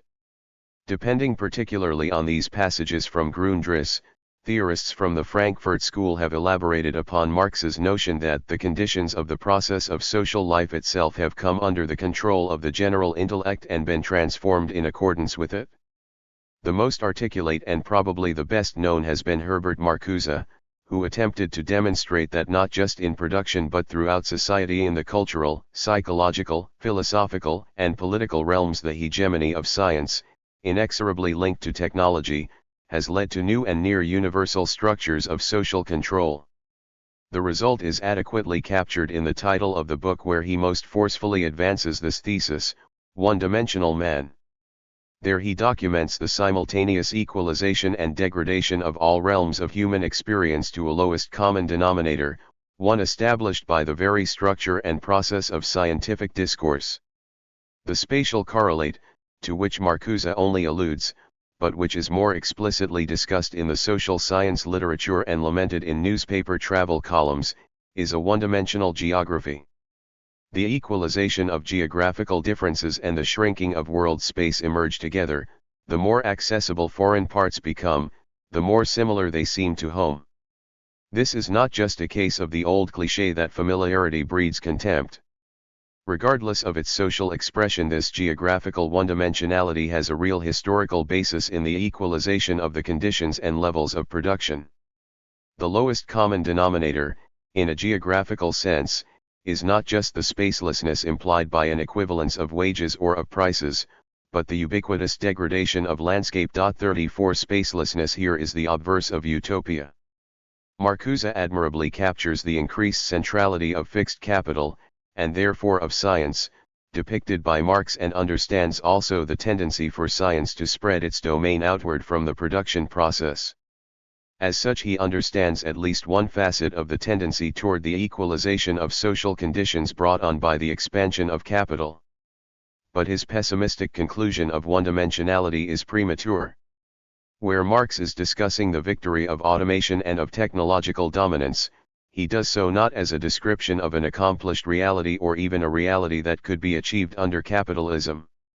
Yet this is exactly how Marcuse seems to read Marx. If not yet accomplished in Marx's time, automation of the mind as well as the economy, the growing irrelevance of class struggle and the demise of the labor theory of value are today, for Marcuse, an accomplished reality. Yet even in the same passage, Marx was clear that under the actual conditions of capitalism it is absurd to make fixed capital into an independent source of value, independent of labor time. 35. In fact, Marx was not describing any reality at all in this well-known passage from Grundrisse, but rather spinning out the logical destination of the development of fixed capital. Not surprisingly, the destination for Marx was not one-dimensional man under an impregnable and barbarian capitalism, rather it was socialism. The state where labor time is no longer the measure of value, where the surplus labor of the masses is no longer the condition for the development of the social wealth, where social life is under the direct control of the intellect, and where the production process is stripped of the form of penury and antithesis. All this is none other than Marx's vision of socialism, and furthermore one of his most explicit statements of that vision. What he in fact demonstrates here is the way in which the development of one form of capital implants the seed of socialism within the womb of capitalism. The equalization process reaches a new high. Like the tendency toward differentiation, the tendency toward equalization is inherent in capital. It is expressed most clearly in the world market and in the circulation process, because the individual act of exchange is one of creating a social equivalence. It is in the sphere of circulation that the annihilation of space by time strives to be realized. Yet what is realized in circulation usually emanates from production, and this is the case with the tendency toward equalization. The equalization of the conditions and level of production is as much a product of the universalization of abstract labor as the tendency toward differentiation. Dazzled by the former, Marcuse fails to appreciate the latter. Yet it is together that these opposite tendencies produce a historically specific geography. 3. The accumulation, concentration, and centralization of capital. We have already seen that the necessity of capital accumulation leads to a frantic geographical expansion of capitalist society, led by productive capital. This requires a continuous investment of capital in the creation of a built environment for production. Roads, railways, factories, fields, workshops, warehouses, wharves, sewers, canals, power stations, dumps for industrial waste. The list is endless. These and myriad other facilities are the geographically immobilized forms of fixed capital, so central to the progress of accumulation. The location of this capital is a complex concern. Different issues and economic relationships differ in importance whether we examine the individual capital or the accumulation process in aggregate. Based on the microeconomic theory of the firm, bourgeois location theory begins with the individual decision and attempts to generalize from this to the level of the overall space economy. Marxist theory, however, begins from the integration of micro and macro scales. Individual capitals confront a set of constraints, limitations, and conditions set by the structure and development of the larger economy, while the rules of the larger economy are an outgrowth of the class and competitive relations pertaining at the level of every individual capital. It should not be surprising, then, that the strong geographical conclusions that emerge from Marx's general law of capitalist accumulation connect directly with the differentiation of space at the scale of individual capitals. The common thread is the concentration and centralization of capital, and it is with this issue that we begin. In the first place, we must distinguish between the social and the spatial concentration and centralization of capital. When Marx talks about it, he generally means the social process according to which individual units of capital come to control larger and larger quantities of capital. The spatial concentration and centralization process refers to physical location of capital and is thereby different from social concentration and centralization. We shall proceed from the social to the spatial, and in the process explain the difference between concentration and centralization. Marx insisted that primitive accumulation is already concentration of capital in the hands of individual capitalists. In fact, it is the earliest concentration of capital as productive capital.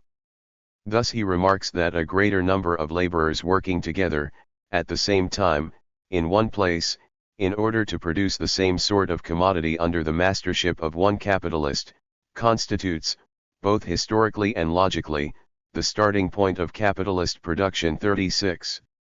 The initial concentration of capital in a number of hands provides the means for a more advanced division of labor, the production of a larger quantity of surplus product by each capital, and therefore a further concentration of capital through accumulation.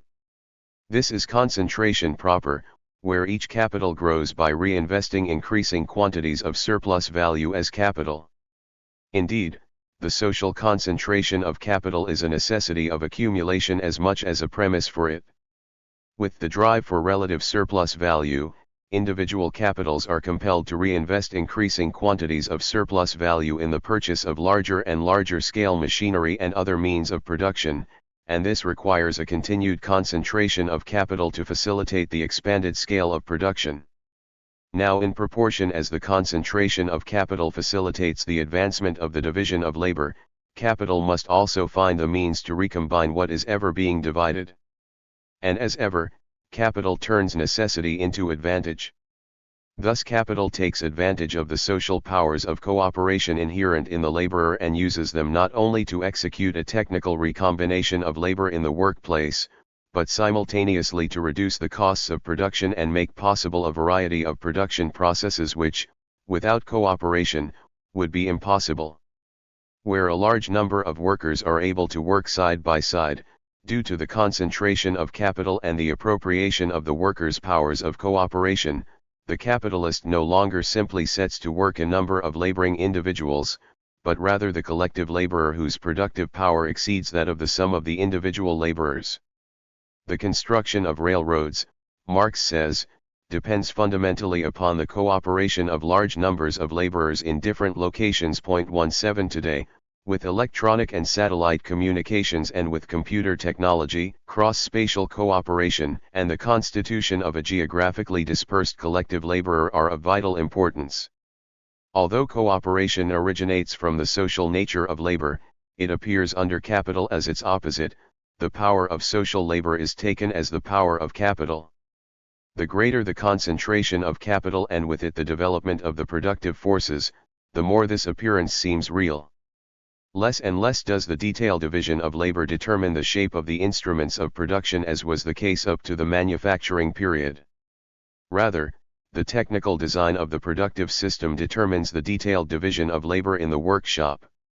This leads to a change in the way in which the combination of labor is accomplished.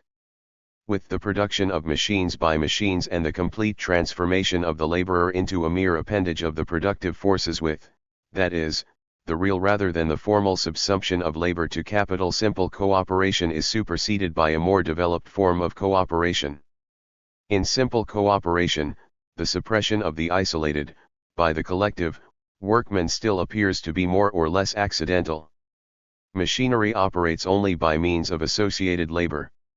Hence the cooperative character of the labor process is, in the latter case, a technical necessity dictated by the instrument of labor itself. In cooperation technically dictated by machinery, capital finds a free source of relative surplus value. The productive forces resulting from cooperation in this way are natural forces of social labor which capital appropriates gratis for its own. 3s. If capital accumulation leads directly to the concentration of capital in existing units, it leads indirectly but no less inexorably to a far more powerful process, the centralization of capital.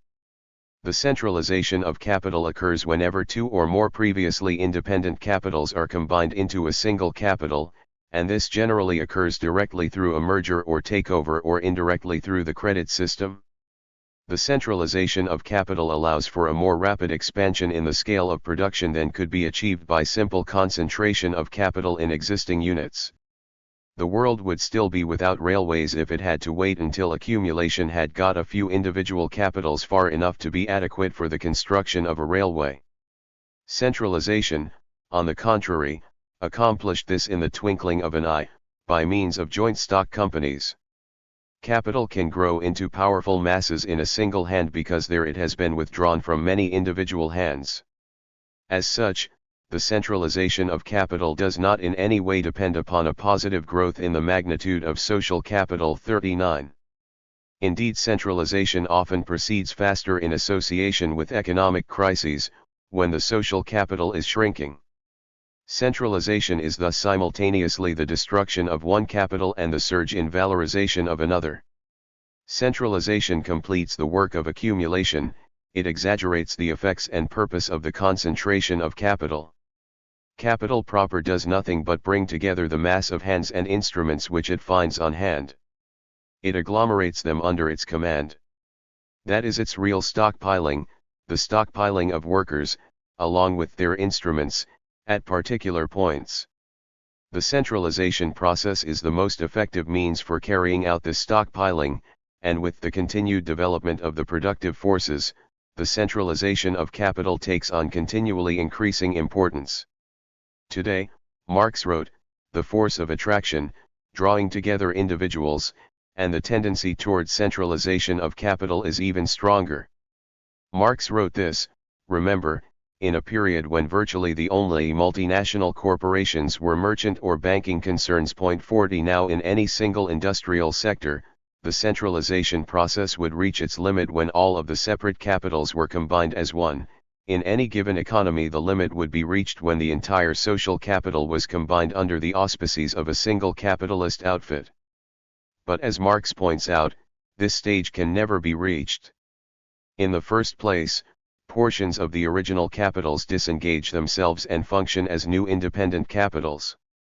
But second, in a process which has become much more important since Marx's time, large centralized capitals divide themselves internally and while they remain under the same control economically, function as semi-autonomous divisions producing in different sectors of the economy, but within a single corporate structure.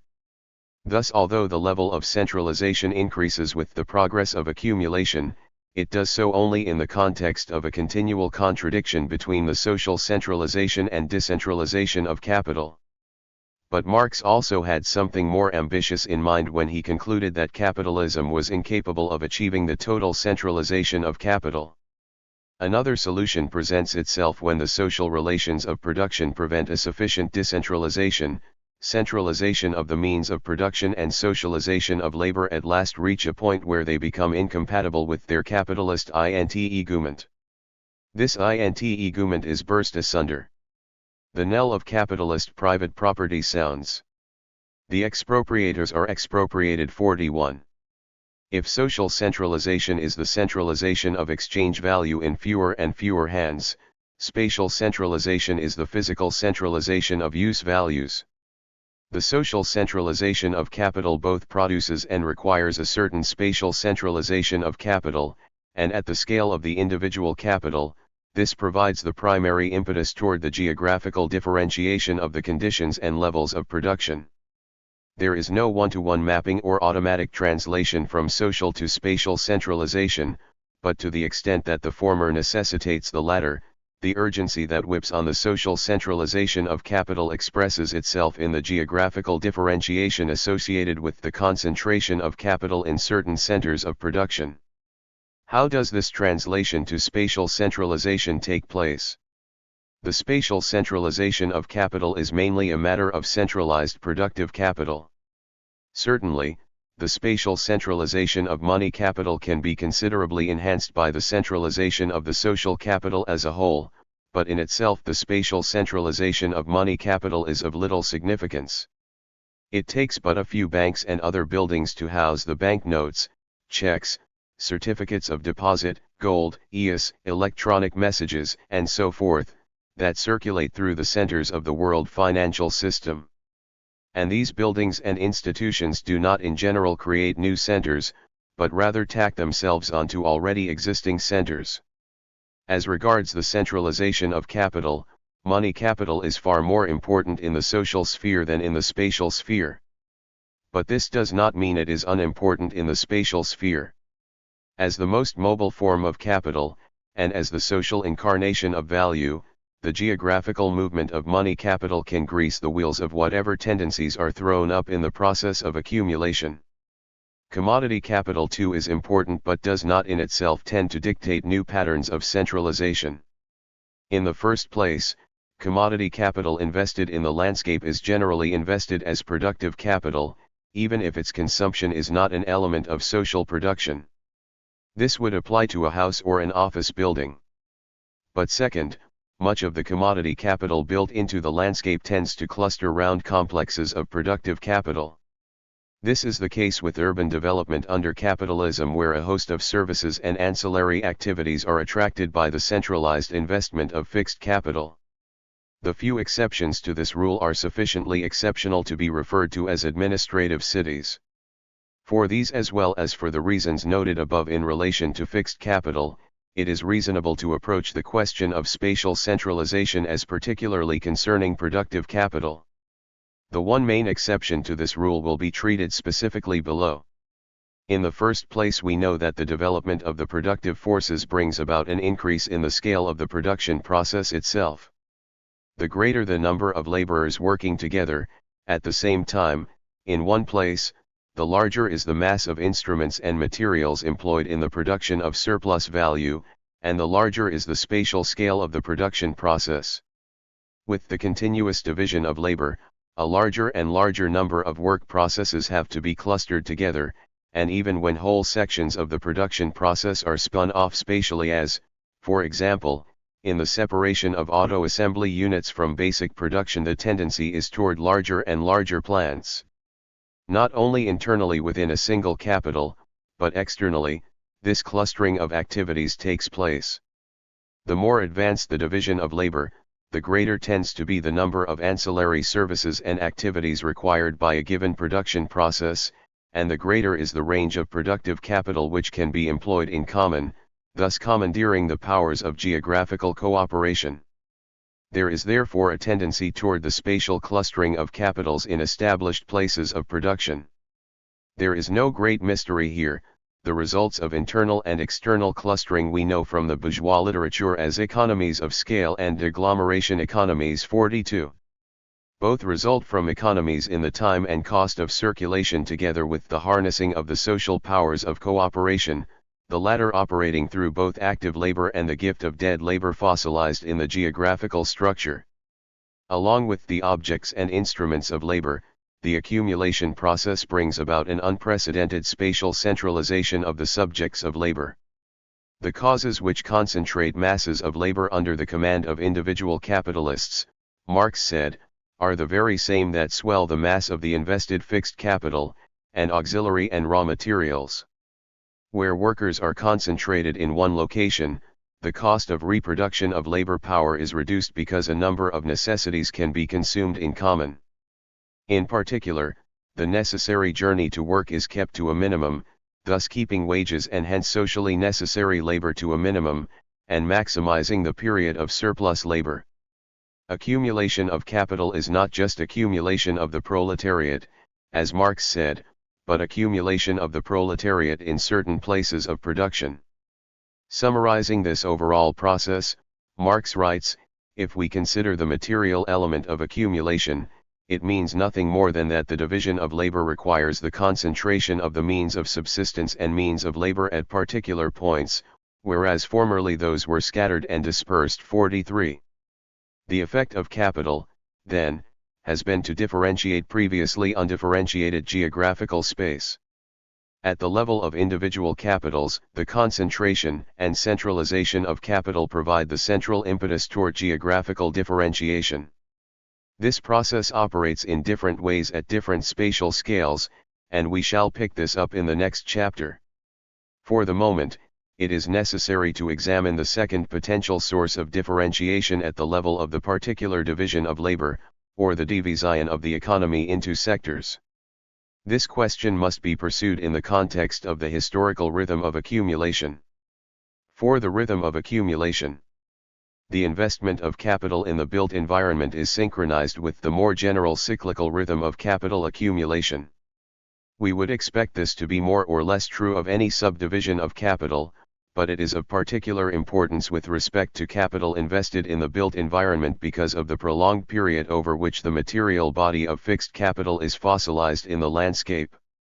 At any given moment, there are individual capitals being built into the landscape, capitals at every stage of devalorization, devalued elements of fixed capital, and abandoned remnants of capital which have been rendered valueless. 44 The historical occurrence of capital in these different states is not accidental, and nor, as a result, is its geographical occurrence. The historical rhythm of investment in the built environment forges specific geographical patterns which in turn strongly influence the agenda of capital accumulation. This connection has been noted by a number of authors from Kuznets and Abramovitz to Perry Lewis and Brinley Thomas. 45 But the most systematic attempt to relate the theory of accumulation to the specific geography of capitalism comes from Harvey. Harvey develops a cyclical model of investment in the built environment, based both on historical evidence and on Marx's theory of capitalist crisis. In outlining the theory here, I omit the caveats and complexities which Harvey introduces and offer only the barest bones of the model. 46 At the most general level, the construction of the built environment for production is strongly associated with the periodicity of long waves or Kuznets cycles in the overall expansion of capital. To explain this readily observable result, Harvey suggests that we distinguish between a primary, secondary, and tertiary circuit of the economy. The primary circuit is the locus of surplus value production and consumption as well as reproduction of labor power. The secondary circuit involves the investment of capital, specifically in fixed capital and the consumption fund, part of which goes to the formation of the built environment, and the tertiary is the sphere of investment in science, education, technology, social expenditures, and so forth. These circuits are thoroughly integrated and difficult to distinguish absolutely. Indeed, by the time he completed the limits, Harvey dropped the distinction between these circuits in order to emphasize precisely the unity of the process. The central logic, however, remains the same. Marx derived the necessity of crisis at the core of capital accumulation, meaning among other things the onset of overaccumulation both as a condition and as a result of crisis. But crisis in the primary circuit could be staved off temporarily, at least by switching capital investments into the secondary and tertiary sectors. The secondary sector and, in particular, the built environment tends to be undercapitalized, Harvey says, because of the large scale of such investments, their long turnover period, and their tendency to be collectively consumed. This leads to a reluctance by individual capitalists to make such investments. This switching of capital into the built environment is facilitated by a number of institutions, particularly the credit system and the state. Harvey illustrates this flood of capital into the built environment in periods immediately preceding crises with historical examples, such as the widespread property boom of 1969 to 73. But this is only ever a temporary solution and leads very quickly to overaccumulation in the built environment also, but not until new geographical patterns have been spawned. Nonetheless, overaccumulation results in a massive devaluation of capital, and because of its long turnover period, fixed capital is particularly vulnerable. Quite different from the routine devalorization of fixed capital in the production process, this devaluation represents an absolute destruction of value. As Harvey emphasizes, devaluation is place-specific, and this creates the possibility that whole areas of the built environment undergo a rapid and wide-reaching devaluation. Of the crises that eventually result, Harvey distinguishes three kinds: partial crises which are localized in their effect, switching crises in which capital vacates entire sectors or areas in favor of others, and global crises in which the entire capitalist system is to some extent affected. The crisis which has developed overtly from 1973 is a global crisis. This model represents only a first step in the attempt to relate the development of the built environment to the rhythm of accumulation. But already one can see its applicability to urban development, particularly. Beyond the work of building cycles by the authors referred to above, Isard documents the cyclical nature of investment in means of transportation. Whitehand shows in the context of Glasgow that private and state investment in the built environment take place at different parts of the economic cycle and that this results in alternating rings of private and public development, and Walker demonstrates the same cyclical pattern of growth in the suburbanization process. 47 What is common to all of the studies is that they demonstrate the integral role of the built environment in the rhythm of accumulation and crisis in the capitalist economy.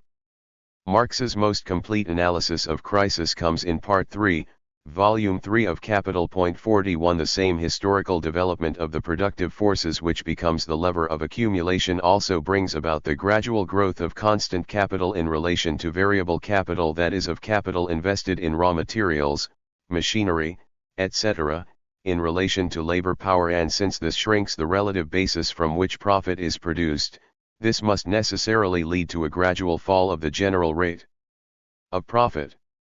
Because there are inherent developments which countered this necessity, for example an increasing rate of surplus value, Marx emphasizes that the falling rate of profit is only ever a tendency.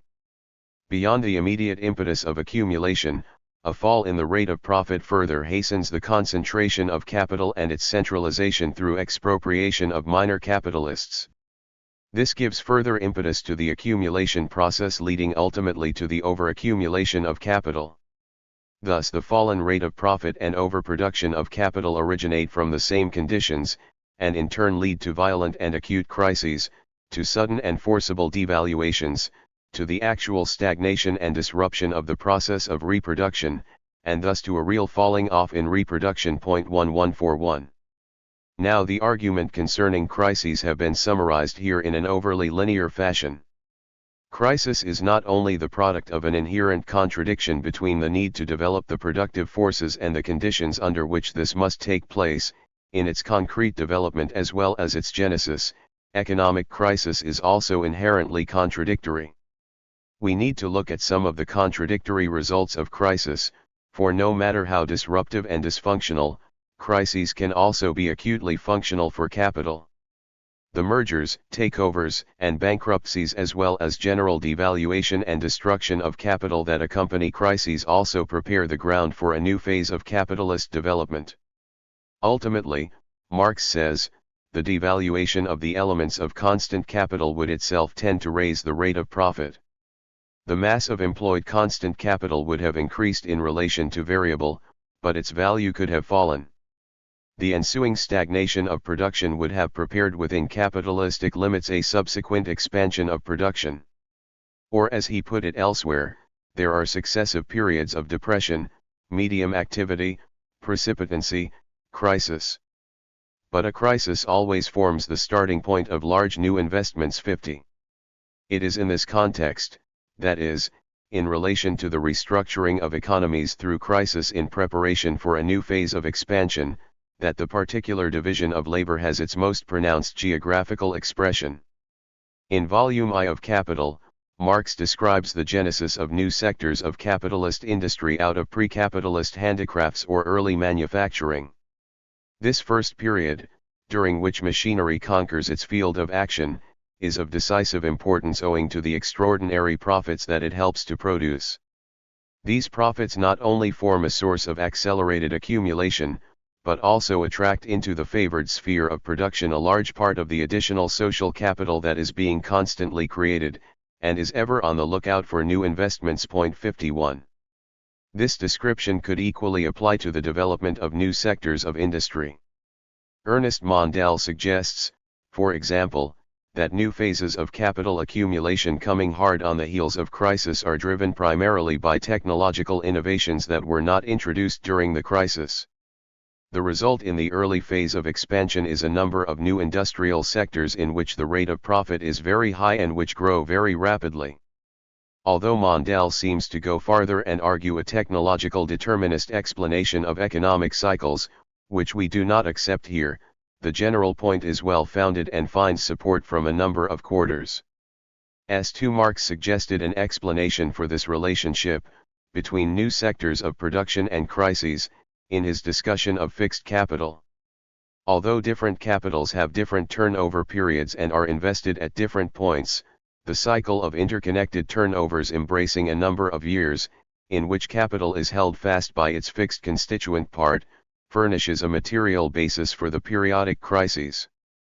It is for this reason, he says, that crisis always forms the starting point of large new investments. 53. Marx does not develop this point further, and it has not been subjected to rigorous empirical verification, but it seems quite reasonable, intuitively.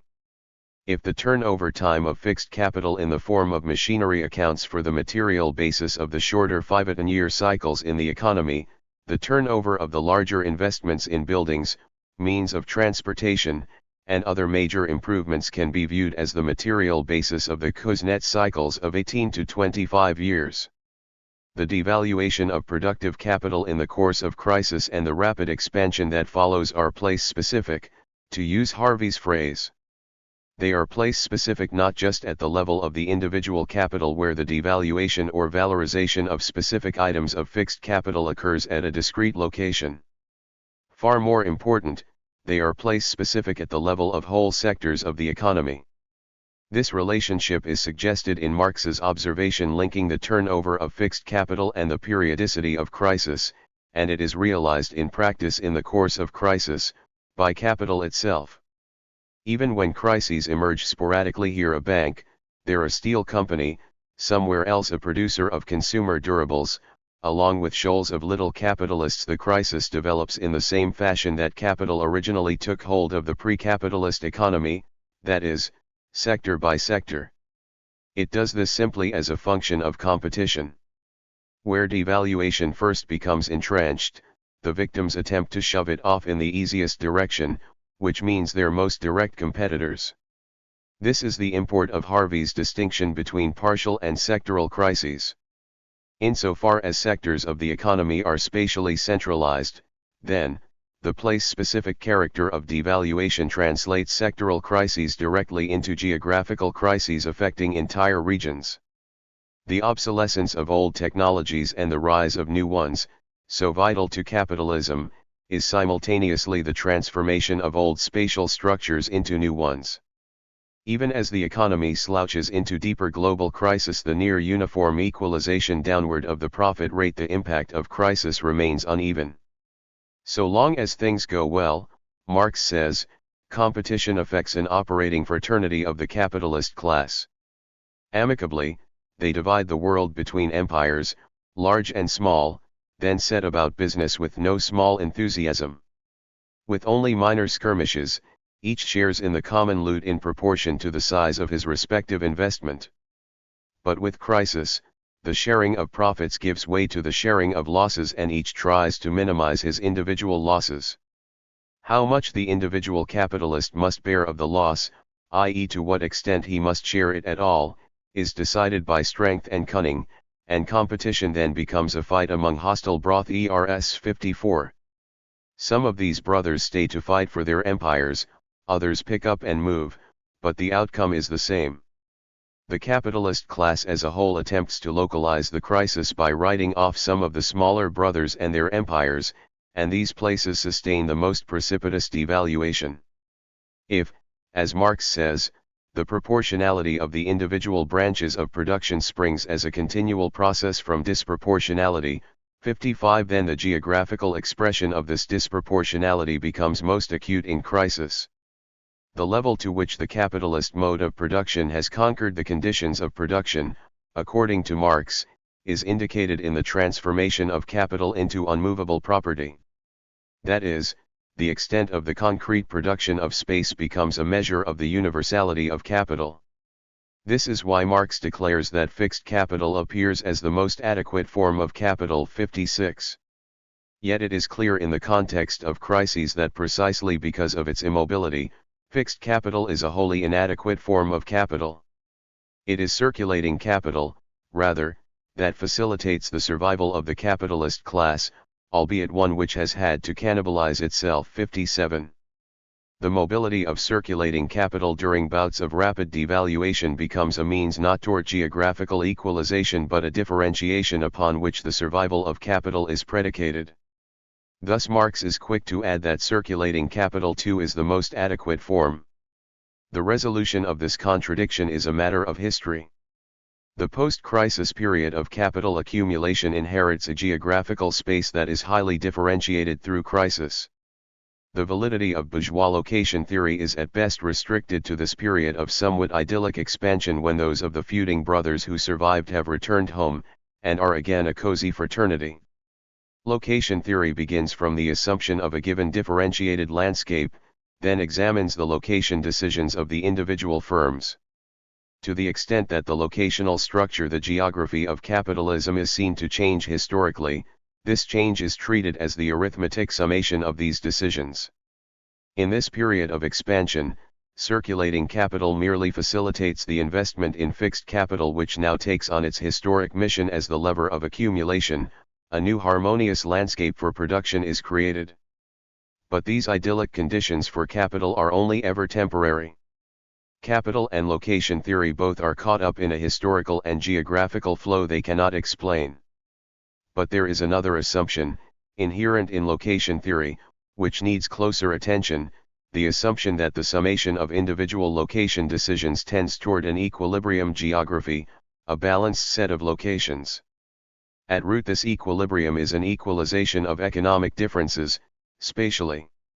Ironically, researchers in this tradition are usually quick to renounce the reality of their results, claiming that equilibrium is only an ideal construct, when in fact there is within capitalism a real tendency toward equilibrium. In political as well as geographical terms, this question of equilibrium is crucial. Implied in it is the question whether, ultimately, the capitalist mode of production can resolve or otherwise displace its inherent contradictions through some sort of spatial solution, a spatial fix. This in turn implies the question of scale, and through an examination of these two issues, we shall make the final approach toward deriving a general theory of uneven development. If this discussion of differentiation and equalization began rather abstractly with an interpretation and extrapolation of Marx's disparate comments and ideas, the focus on crisis and the rhythm of accumulation should have made these ideas somewhat more concrete. The sectoral devaluation of capital in the midst of crisis certainly has an immediate ring to it.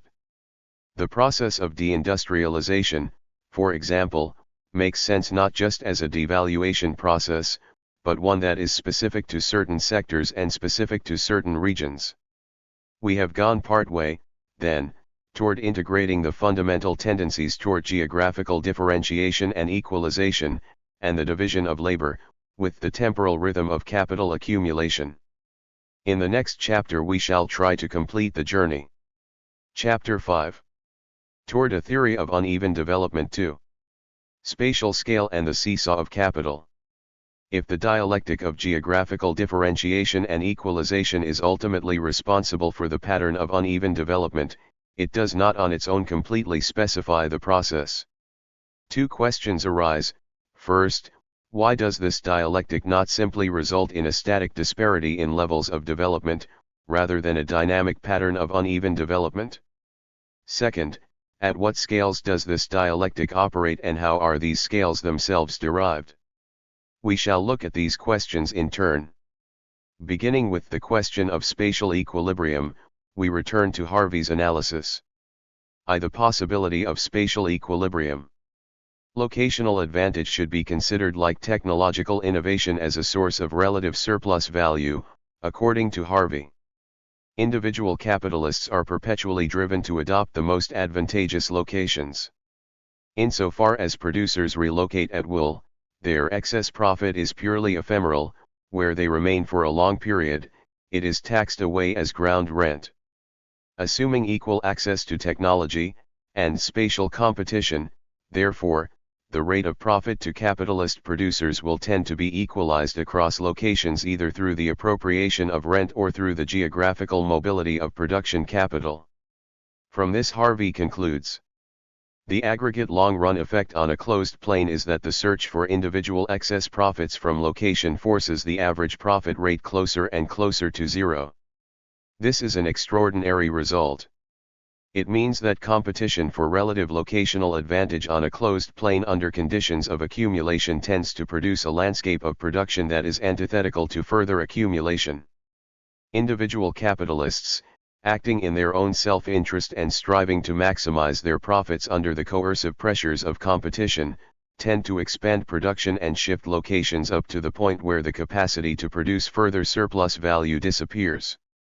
There is, it seems, a spatial version of Marx's falling rate of profit thesis. Although this model represents a deliberate simplification, it is not unreasonable to conclude from it that while some form of equilibrium may be possible, there is no equilibrium in the sense of an equalized landscape, however much the tendency toward an equalization of profit rates presses, through the mobility of circulating capital, to spatialize itself, it fails. Thus Harvey notes of Loss's spatial equilibrium of hexagonal market networks that it is a landscape of zero accumulation, totally inconsistent with the capitalist mode of production. Thus spatial equilibrium in the bourgeois sense is an impossibility under the social relations of capitalism for deeply structural reasons. The closer production equals some spatial equilibrium condition, the greater the competitive incentive for individual capitalists to disrupt the basis of that equilibrium through technological change. This disturbs and alters the conditions under which the preceding spatial equilibrium was achieved too. Harvey's general point is that while there is certainly a tendency towards spatial equilibrium, it is continually frustrated by equally powerful forces at the heart of capital which tend toward a continual geographical disequilibrium. But as we saw in the last chapter, specifically in our glimpse of Lenin and Luxemburg, there is a more profound importance to spatial equilibrium. It is not just that capital tends toward creating spatial equilibrium as a geographical mirror image of itself, rather the production of geographical space becomes itself a major way of protecting social and economic equilibrium and of staving off crisis. Marx treated foreign trade, exports, and primitive accumulation in this fashion, and in a simple version involving absolute space. This was also Luxemburg's conception. Lenin's was a more complex version which implicitly acknowledged the relativity of space. Harvey picks up the idea in connection with overaccumulation and asks whether there is a spatial fix to the internal contradictions of capitalism. This is what he has in mind when he emphasizes that space is an active moment in the overall circulation and accumulation of capital. Spatial equilibrium becomes not simply an interesting side effect of capitalist development but an integral necessity, and a measure of the limits to capital. First, there is no external solution. However cathartic they may be in the short run, the export of commodities, of production capital, of laborers, of specie, even of unemployment and devaluation, are only ever temporary solutions which in the long run exacerbate the problem. The more general the crisis becomes, the more difficult it is to export crisis. To the extent that this solution begins to succeed, it digs its own grave. Capital invades pre-capitalist sectors and areas only by capitalizing them and therefore by creating a new competitor. To the extent that capitalization is prevented, for example through the political mechanisms of colonialism, it fails to convert the colony into a significant reservoir for excess capital. In already capitalist territories, the export of capital becomes a means of forcing a more rapid decline in the profit rate and hence the generalization of crisis. So is there an internal spatial fix? Here the situation is much more complex, and Harvey devotes much of the last chapter of Limits to chewing over some of the complexities of this issue. He concludes that the same instruments which opened up the possibility of expansion and capital accumulation, and which therefore put capital on the path toward crisis in the first place, now stand in the way of any internal spatial solution to crisis. What is required is a complete restructuring of the production process involving a rational devaluation of capital and a controlled reinvestment. But this is impossible given that the existing space economy is only partly devalorized, and cannot be rationally devalued so long as this capital is privately owned. The anarchy of competition proves to be the Achilles heel of capital. What was once a dynamic built environment for production, at the cutting edge of expansion, now demonstrates its inertia. Sporadic, sometimes brutal devaluation takes place, literally, where it cannot be managed rationally. Thus there is no such instant magic of a spatial fix, no spatial fix that can contain the contradictions of capitalism in the long run. The rational logic of accumulation leads to utter irrationality, to war, in which laborer and capital alike are rudely devalued. The deepening and widening of crises into global configurations transforms the cannibalistic tendencies of capitalism into so many modes of mutually assured destruction. 3. This is the ultimate spatial fix to which capital retreats, when it has to. Harvey demonstrates forcefully in the final chapters of Limits the extent to which geographical space is dragged inexorably into the center of capital. It is not dragged under the wheels of the juggernaut so much as put to work in its overheated engine room. When it fails, the vengeance of capital is awesome.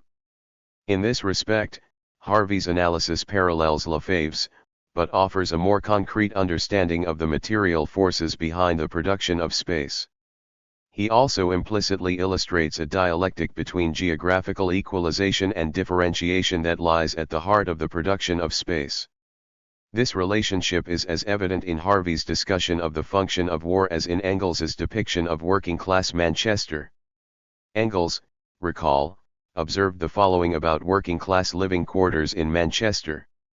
Wherever a nook or corner was free, a house has been run up; where a superfluous passage remained, it has been built up.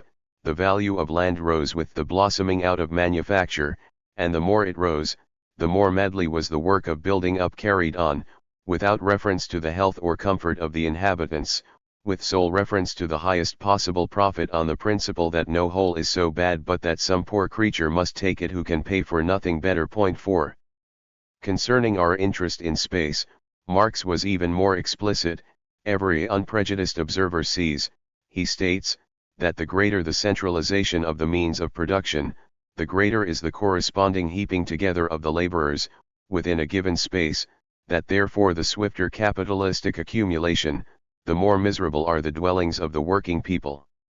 In terms of the argument in Chapter 3, it appears that capital differentiates out a specifically urban space which not only provides an absolute space of centralized production, but an equally absolute if more hideous space which, in constraining the mobility of the proletariat, ensures and brings about the downward leveling of nature, in this case human nature. It is precisely the same with the devaluation of capital in war. Both are functional for capitalism even if the first is systematic and daily while the second erratic and periodic.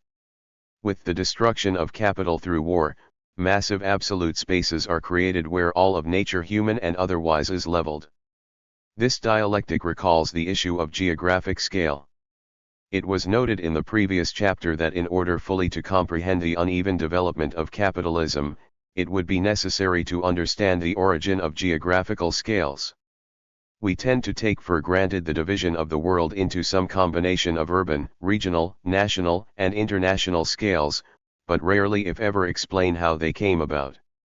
An understanding of scale gives us a final, crucial window on the uneven development of capital, because it is difficult to comprehend the real meaning of dispersal, decentralization, spatial restructuring, and so forth, without a clear understanding of geographical scale.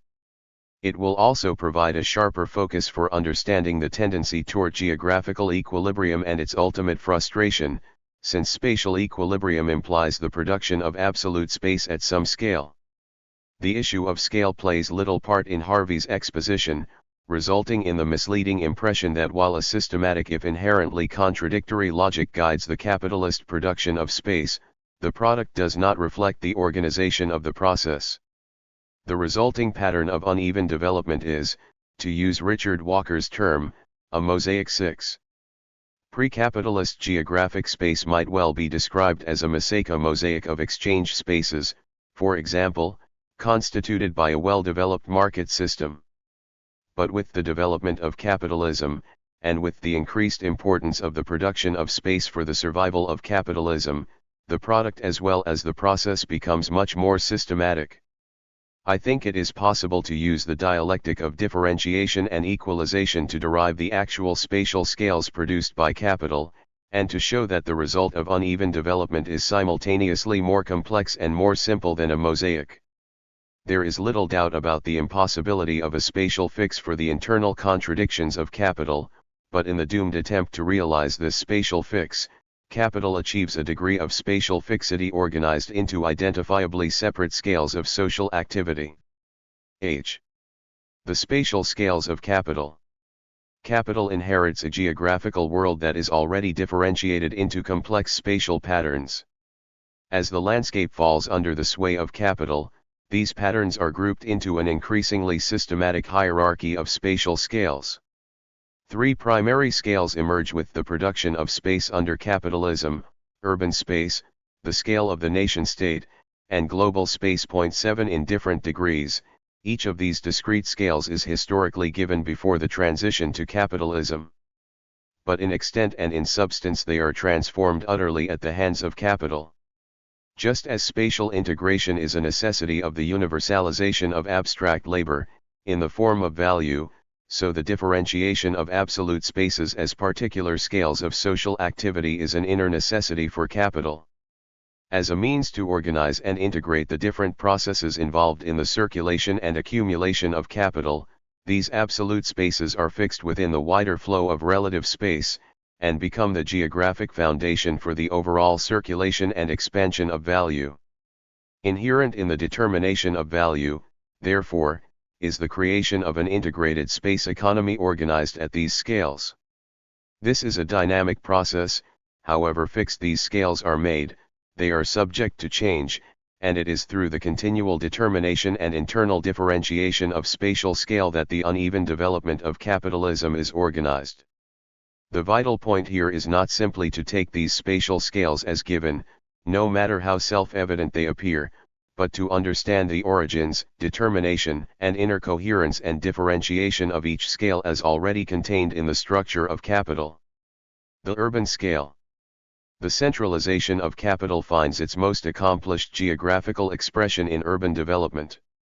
Through the centralization of capital, urban space is capitalized as an absolute space of production. Geographical differentiation due to the centralization of capital also occurs at other spatial scales, but there the results are neither so directly nor so exclusively the product of centralization. A more complex combination of forces is involved and the final pattern is nowhere as clean as it might appear to be at the urban scale.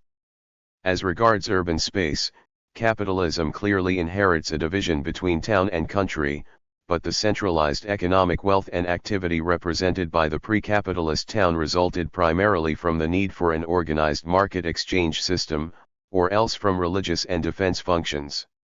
Only with the development and expansion of industrial capital did the centralization of productive activity come to supersede the market function as the determinant of urban development.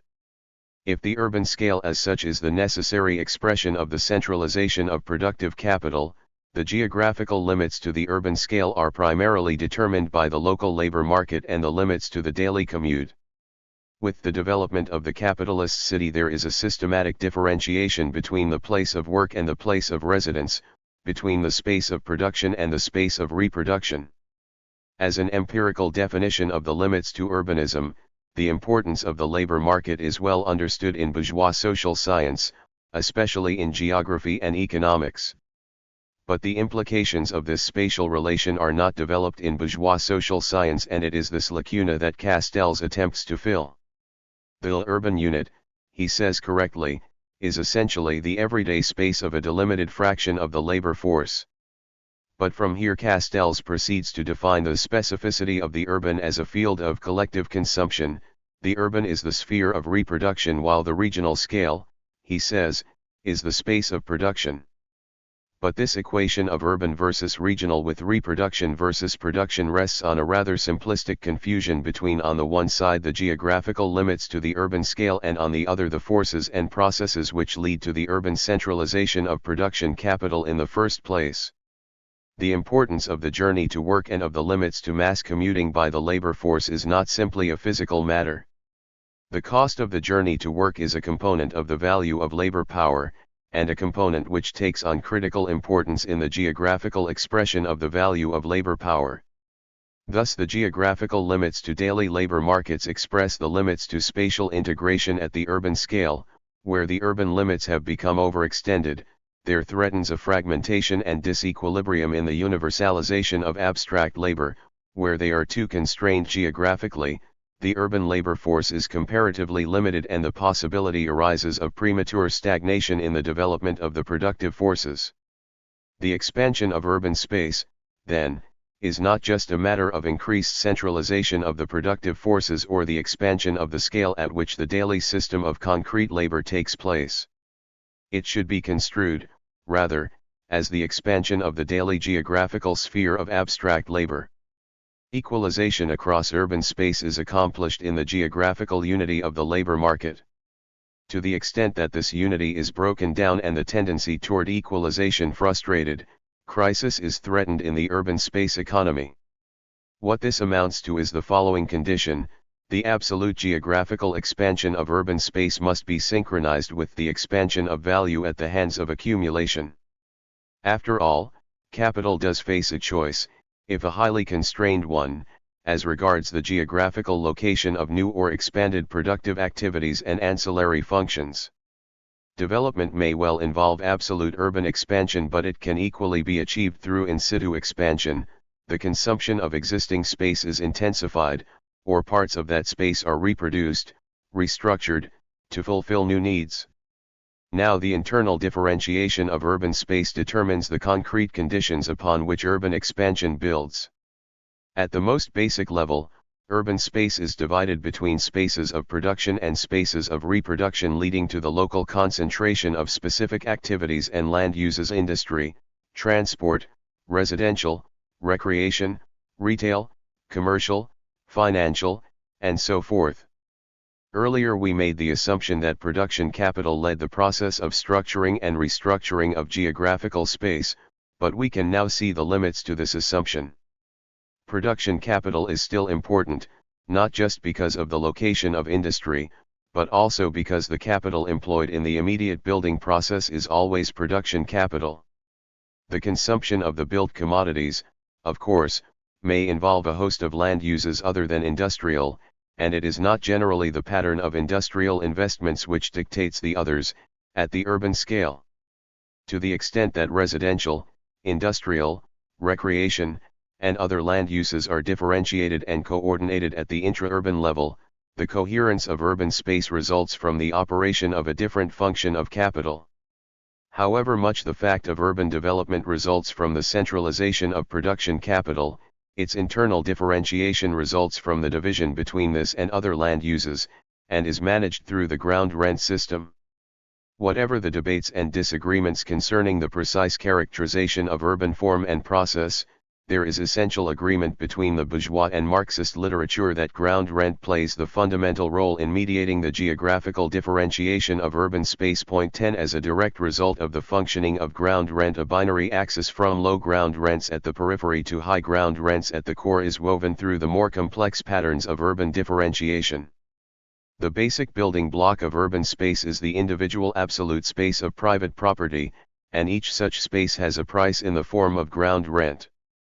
The ground rent of a particular space is determined by a number of things, including its properties and its relation to other facilities and places. The ground rent system levels urban space to the dimension of exchange value, but does so as a means of then coordinating and integrating the use of individual spaces within urban space as a whole. The equalization of urban space in the ground rent structure becomes the means to its differentiation. Competing uses are geographically sorted in the first place through the ground rent system. Yet there is certainly no guarantee of effective integration. To the extent that some facilities are consumed in common and may serve simultaneously as means of production and reproduction, no individual capital may be able or willing to provide them.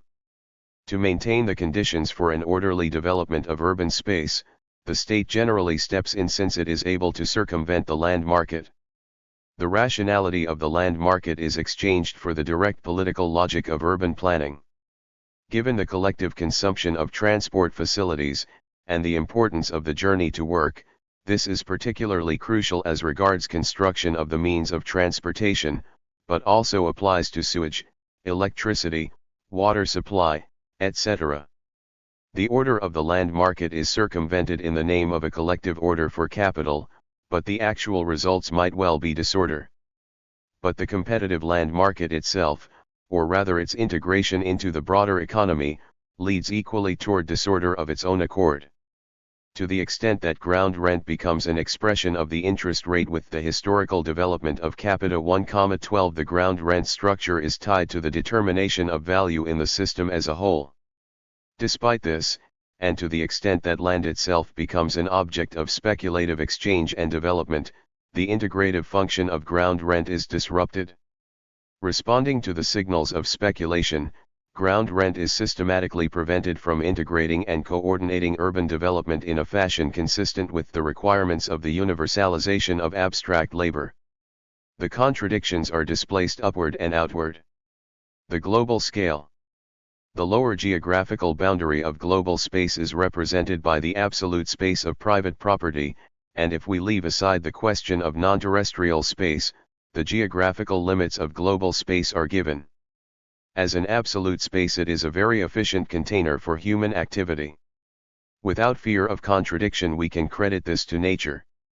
But what we make of this space is a wholly different matter. Capitalism inherits the global scale in the form of the world market. Indeed, the production of this scale, however incompletely at first, is one of the conditions that makes the development of capitalism possible. But as ever, what capital inherits in one form it proceeds to reproduce in another. A certain primitive accumulation of space, beginning in the countryside, provides the essential condition for transforming the geography of feudalism into the geography of capitalism. The world market based on exchange is transformed into a world economy based on production and the universality of wage labor. Spatial integration through the price mechanisms of the commercial market, at best sparse and superficial, is increasingly infiltrated and replaced at a more fundamental level by spatial integration through the law of value. Whereas the urban scale is the product of a differentiation process executed through the centralization of capital, the international scale is purely a product of the tendency toward equalization. There is nothing particularly original in this. The cutting edge of capital's drive toward universality is its attempt to level the world's labor power to the status of a commodity. Capital bludgeons, connives, and insinuates the wage-labor relation into virtually every crevice of the pre-capitalist systems it encounters. Where exceptions are tolerated, even encouraged, they are so due to the otherwise universal colonization of the world economy by the wage-labor relation. Just as the necessity of accumulation implies the centralization of capital responsible for the formation of a distinct urban scale, the same necessity leads toward the equalization of a global scale of production. Through the universalization of the wage-labor relation, this scale is defined at the level of the relations of production.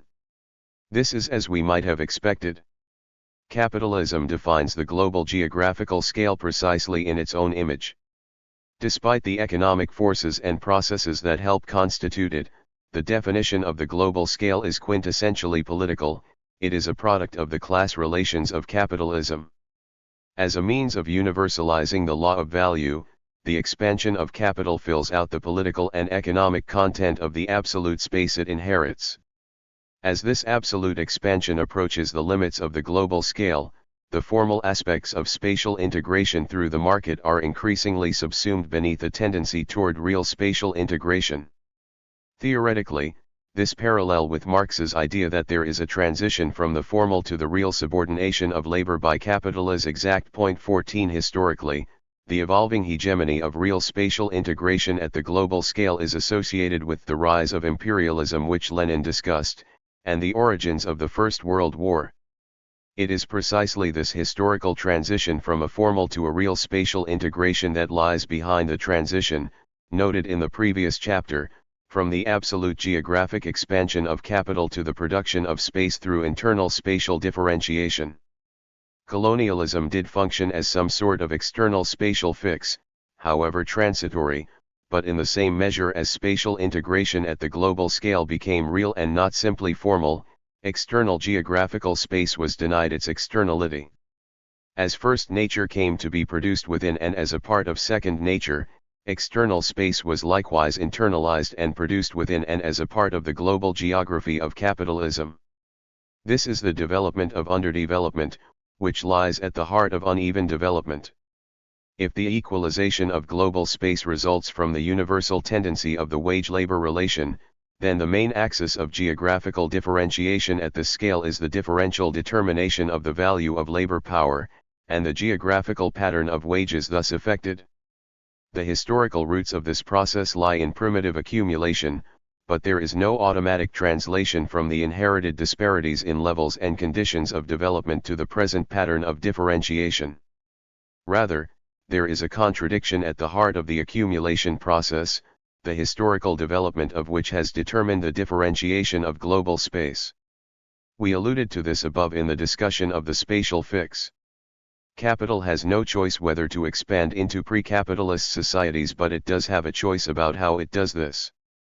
On the one hand, the developed, highly centralized capitals must constantly search not just for the physical elements of production, the necessary use values, but for cheaper and cheaper sources of these materials, especially new materials and labor power. In the expanding search for relative surplus value, capital is driven to convert these external, relatively undeveloped spaces into places of production and accumulation. On the other hand, driven by the constant threat of overaccumulation, capital attempts to convert these places into markets for its goods, places of consumption. But it cannot do both, because it can convert these undeveloped societies into places of consumption only by developing them and by raising wages to facilitate consumption. There is a contradiction between the means of accumulation and the conditions necessary for accumulation to proceed. 15 And it has a trenchant geographical shape. Marx understood this contradiction but tended to emphasize the market function of the backward nations, and this is consistent with his cautious optimism concerning Indian economic development and his emphasis upon the tendency toward equalization of levels of development. Historically, however, capital itself appears to have emphasized the possibilities for accumulation rather than consumption in these areas, maintaining the wage differential and depending on the domestic markets of the developed world to accelerate the rate of consumption. As a result, the geographical differentiation of the globe according to the value of labor power is replicated in a series of more fixed spatial characteristics, such as a pronounced international division of labor and a systematic differentiation between the organic composition of capital in developed and underdeveloped areas. 16 The emphasis on accumulation over consumption is just that, however, an emphasis. Even the newly industrializing economies are severely circumscribed by their function in the international division of labor and by international control of capital. 17 For in the end the contradiction between the means of accumulation and the conditions necessary for accumulation remains. Insofar as it originated with primitive accumulation and the opposition of capital against pre-capitalist societies, it retains the dichotomous form. But today it is less an issue of the articulation of different modes of production, more an issue of development at one pole and development of underdevelopment at the other. 18 Pre-capitalist modes of production have been integrated into the world capitalist system as internalized externals. As such, they have not made the complete transition from formal to real integration, and the real integration of the global space economy is necessarily incomplete.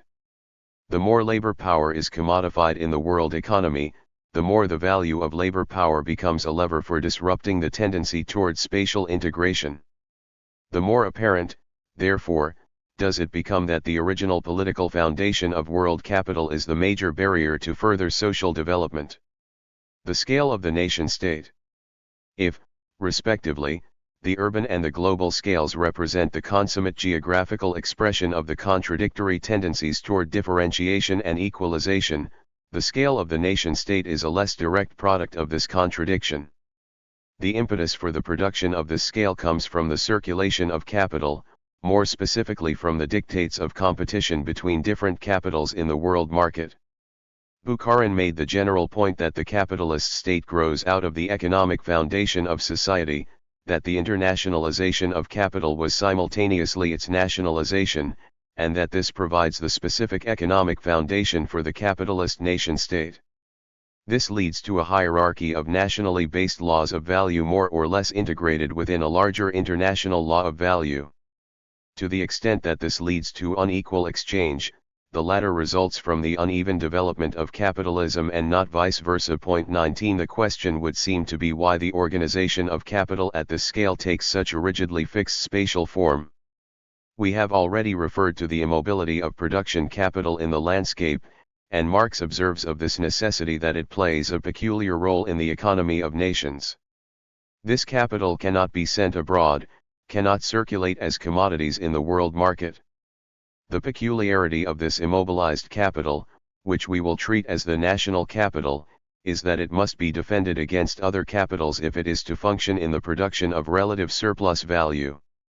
This implies the provision of various infrastructural supports and trade laws, the regulation of the reproduction of labor power, and support for the local money, all of which are necessary at the level of the collective capitalist rather than the individual. The state develops to fulfill these tasks as well as to defend capital militarily, where necessary. In addition, capital must defend itself against the working class from whom there is a permanent threat of revolt.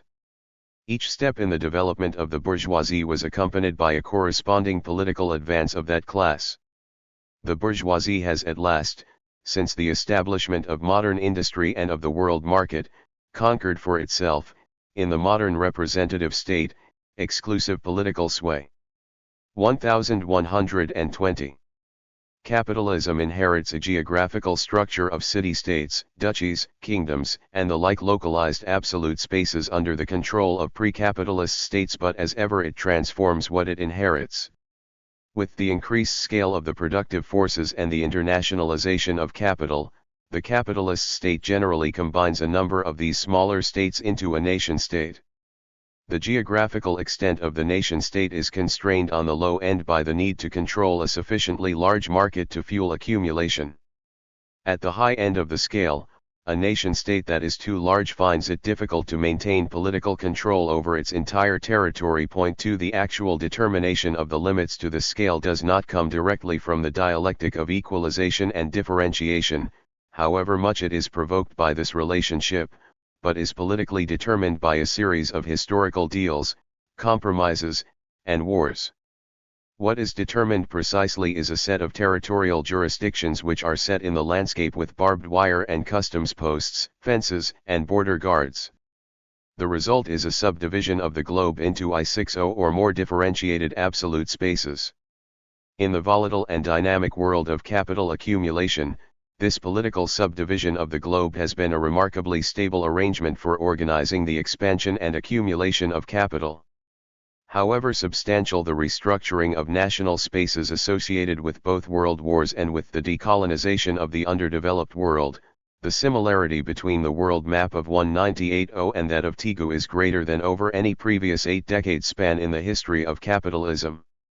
The division of the working class into national units and the fostering of nationalist ideologies was clearly important in producing this stability.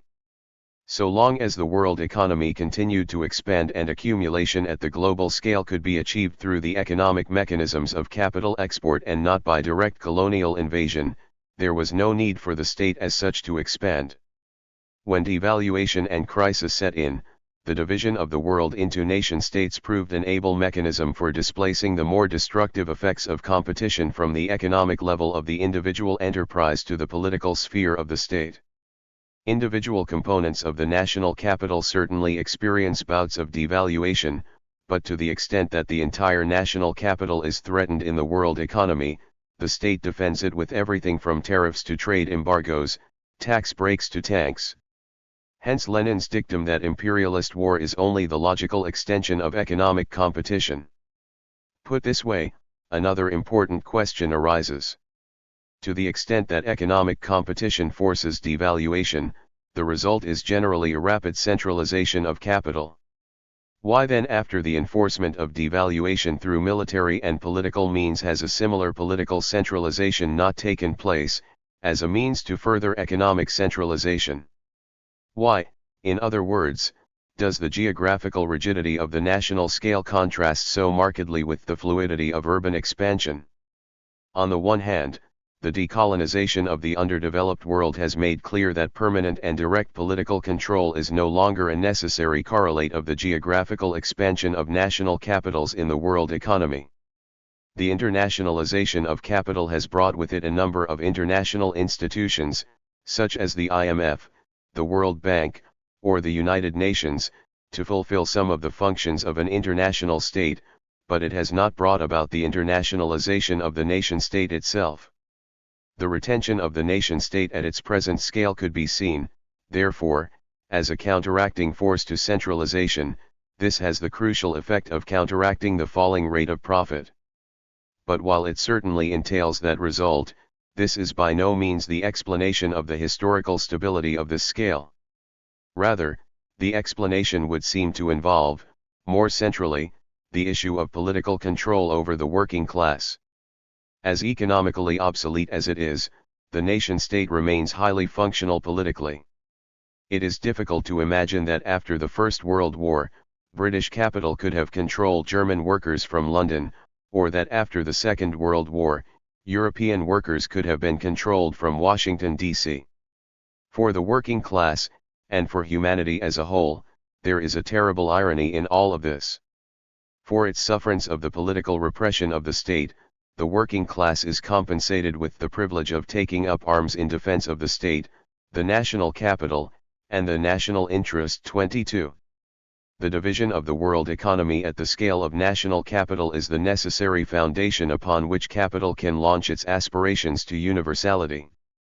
But insofar as it leads with equal inexorability to inter-imperialist wars, this differentiation of the world economy into nation-states also threatens the entire foundation not only of capitalism but of humanity itself. It is at this scale of separate nation-states that regional development and differentiation are important. The internal differentiation of national territories into identifiable regions is the geographical expression of the division of labor, both at the level of individual capitals and the particular division of labor. The regional concentration of capital is a straightforward result of the tendency towards spatial centralization, but this is not such a discretely defined process as at the urban scale. Much more is involved. Insofar as the particular division of labor finds a clear spatial expression, it is at this scale. Different sectors of the national and international economy are concentrated and centralized in certain regions. This is what we generally refer to as the territorial division of labor. It operates at a scale larger than the urban, which is a single geographical labor market, but below the international division of labor, where the mobility of labor between different nation-states is severely constrained. Despite the latter difference, the crystallization of distinct geographical regions at the national scale has the same function as the global division between the developed and underdeveloped worlds. Both provide geographically fixed sources of wage labor, one at the international scale and the other under the more direct control of the national capital. The early pattern of the territorial division of labor was heavily influenced by geographical variation in the availability of key raw materials. Certain sectors of the economy and groups of workers with specific skills arranged themselves in regions around these natural endowments. But with the development of capitalism, according to Marx, the territorial division of labor, which confines special branches of production to special districts of a country, acquires fresh stimulus from the manufacturing system, which exploits every special advantage. While this intensification of the territorial division of labor can be seen to occur, it does so only at the outset of capitalist manufacturing. With the increasing emancipation of the productive forces from the dictates of nature, the manufacturing system, or rather modern industry, no longer provides fresh stimulus to the received pre-capitalist pattern of regional specializations. On the contrary, it develops a territorial division of labor unique to capitalism. The received regional mosaic is destroyed. Local economies are integrated into the national and international economies as part of a new spatial configuration. Marx observes this process in relation to the development of new means of transportation which, he says, are responsible for the deterioration of old centers and the rise of new centers of production. The result is a shifting and relocation of places of production and of markets as a result of the changes in their relative positions caused by the transformations in transport facilities. Marx continues. A place of production which once had a special advantage by being located on some highway or canal may now find itself relegated to a single side track, which runs trains only at relatively long intervals, while another place, which formerly was remote from the main arteries of traffic, may now be situated at the junction of several railways. The second locality is on the upgrade, the former on the downgrade. Changes in the means of transportation thus engender local differences in the time of circulation of commodities, in the opportunity to buy, sell, etc., or an already existing local differentiation is distributed differently. 23. The point that must be stressed here is that these changes and developments in relative space are neither accidental nor arbitrary but integral to the production of the national scale and its differentiation into rising and declining regions. With the development of the productive forces, the increased mobility of capital into and out of production, and the steady emancipation of industry from natural constraints, it is wage rate differentials and to a lesser extent the extant pattern of labor skills which determine the actual locale toward which capital flows and concentrates. The greater the centralization of capital, the more important does this level of geographical differentiation become, since more and larger capitals are operating at the national and international rather than local scale and can thereby take advantage of differentiations at this scale. Further, the organizational division of a single capital into different corporate divisions can further accentuate this territorial division, since the organizational separation of different work processes with very different labor conditions facilitates this geographical separation. Research and development, for example, can be concentrated in one region where technical, university-trained labor is in large supply, and mass production can be concentrated elsewhere in regions with a reservoir of unskilled workers. 24. The differentiation of national space according to the territorial division of labor is acutely sensitive to the rhythm of expansion and crisis. Whereas some specialization of production activities takes place at the urban scale, it is more limited than at the level of regional differentiation, which is defined in part at the level of the particular division of labor. The rapid expansion and equally rapid devaluation that accompany the rise and fall of particular sectors are geographically localized at this level. The increasing mobility of capital is not constrained here by national boundaries, and the movement of capital into and out of regions can be more rapid and more complete at this level than at the international scale. The effects of accumulation and devaluation on fixed capital are most sharply translated into spatial development and decline at the level of regional subdivisions of the nation-state. In the context of the present global crisis, this perhaps helps to account for the growing focus on so-called regional problems, and for the appearance that the regional subdivision of national space is a distinct scale of productive activity. Although we have viewed regions as the product of a differentiated national space, there is no intrinsic problem with the development of supranational regions. Indeed, given the political rather than economic fashion in which national boundaries were set, and the smallness of some of the nation-states that emerged, we could expect the development of supranational regions. Given the expansion in the scale of the productive forces, the continued internationalization of capital, and the fossilization of nation-state boundaries as a means of political control, the development of supranational regions may be an economic necessity among all but the largest nation-states. And this is precisely what is happening in Europe today, where the internationalization of the production process and the consequent pattern of northern deindustrialization versus southern expansion is leading to a thoroughly supranational division between regions. Gottman's prophecy of 1960 that these European regions may be seriously in danger of running out of space has not been fulfilled. Indeed, the idea of regions running out of space makes little sense once we comprehend the contradiction between the economic determination of the regional scale and the political determination of national boundaries. The real question, in the light of the European experience, is whether differentiation of geographical space at the level of separate regions will remain a subset of the national scale, or whether, as seems more likely, the division of global space into regions will be more directly determined at the international scale as part of the new international division of labor. 25. But capital attempts continually to reinforce spatial integration despite self-imposed geographical barriers. And at this point the contradiction spills out. First, to the extent that capital escapes one set of spatial barriers, it reimposes them at a different scale. New supranational regions require political institutions to match, and the development of the EEC in particular owes much to this process. The new spatial fixity brings back the old contradictions in spatial integration and is no spatial fix. But more important, the tendency toward the internationalization of capital is severely restrained by the necessity of the nation-state as a means of political control. This too is evident from the experience of the EEC. Thus at this scale too we have a geographical version of Marx's diagnosis that the means of capital accumulation run inescapably toward contradiction with the conditions of accumulation, the necessary means to regulate and control the political basis of capital. The wage-labor relation contradict the ability of capital to expand. In summary, the drive toward universality under capitalism brings only a limited equalization of levels and conditions of development. Capital produces distinct spatial scales, absolute spaces within which the drive toward equalization is concentrated. But it can do this only by an acute differentiation and continued redifferentiation of relative space, both between and within scales. The scales themselves are not fixed but develop within the development of capital itself. And they are not impervious. The urban and national scales are products of world capital and continue to be shaped by it.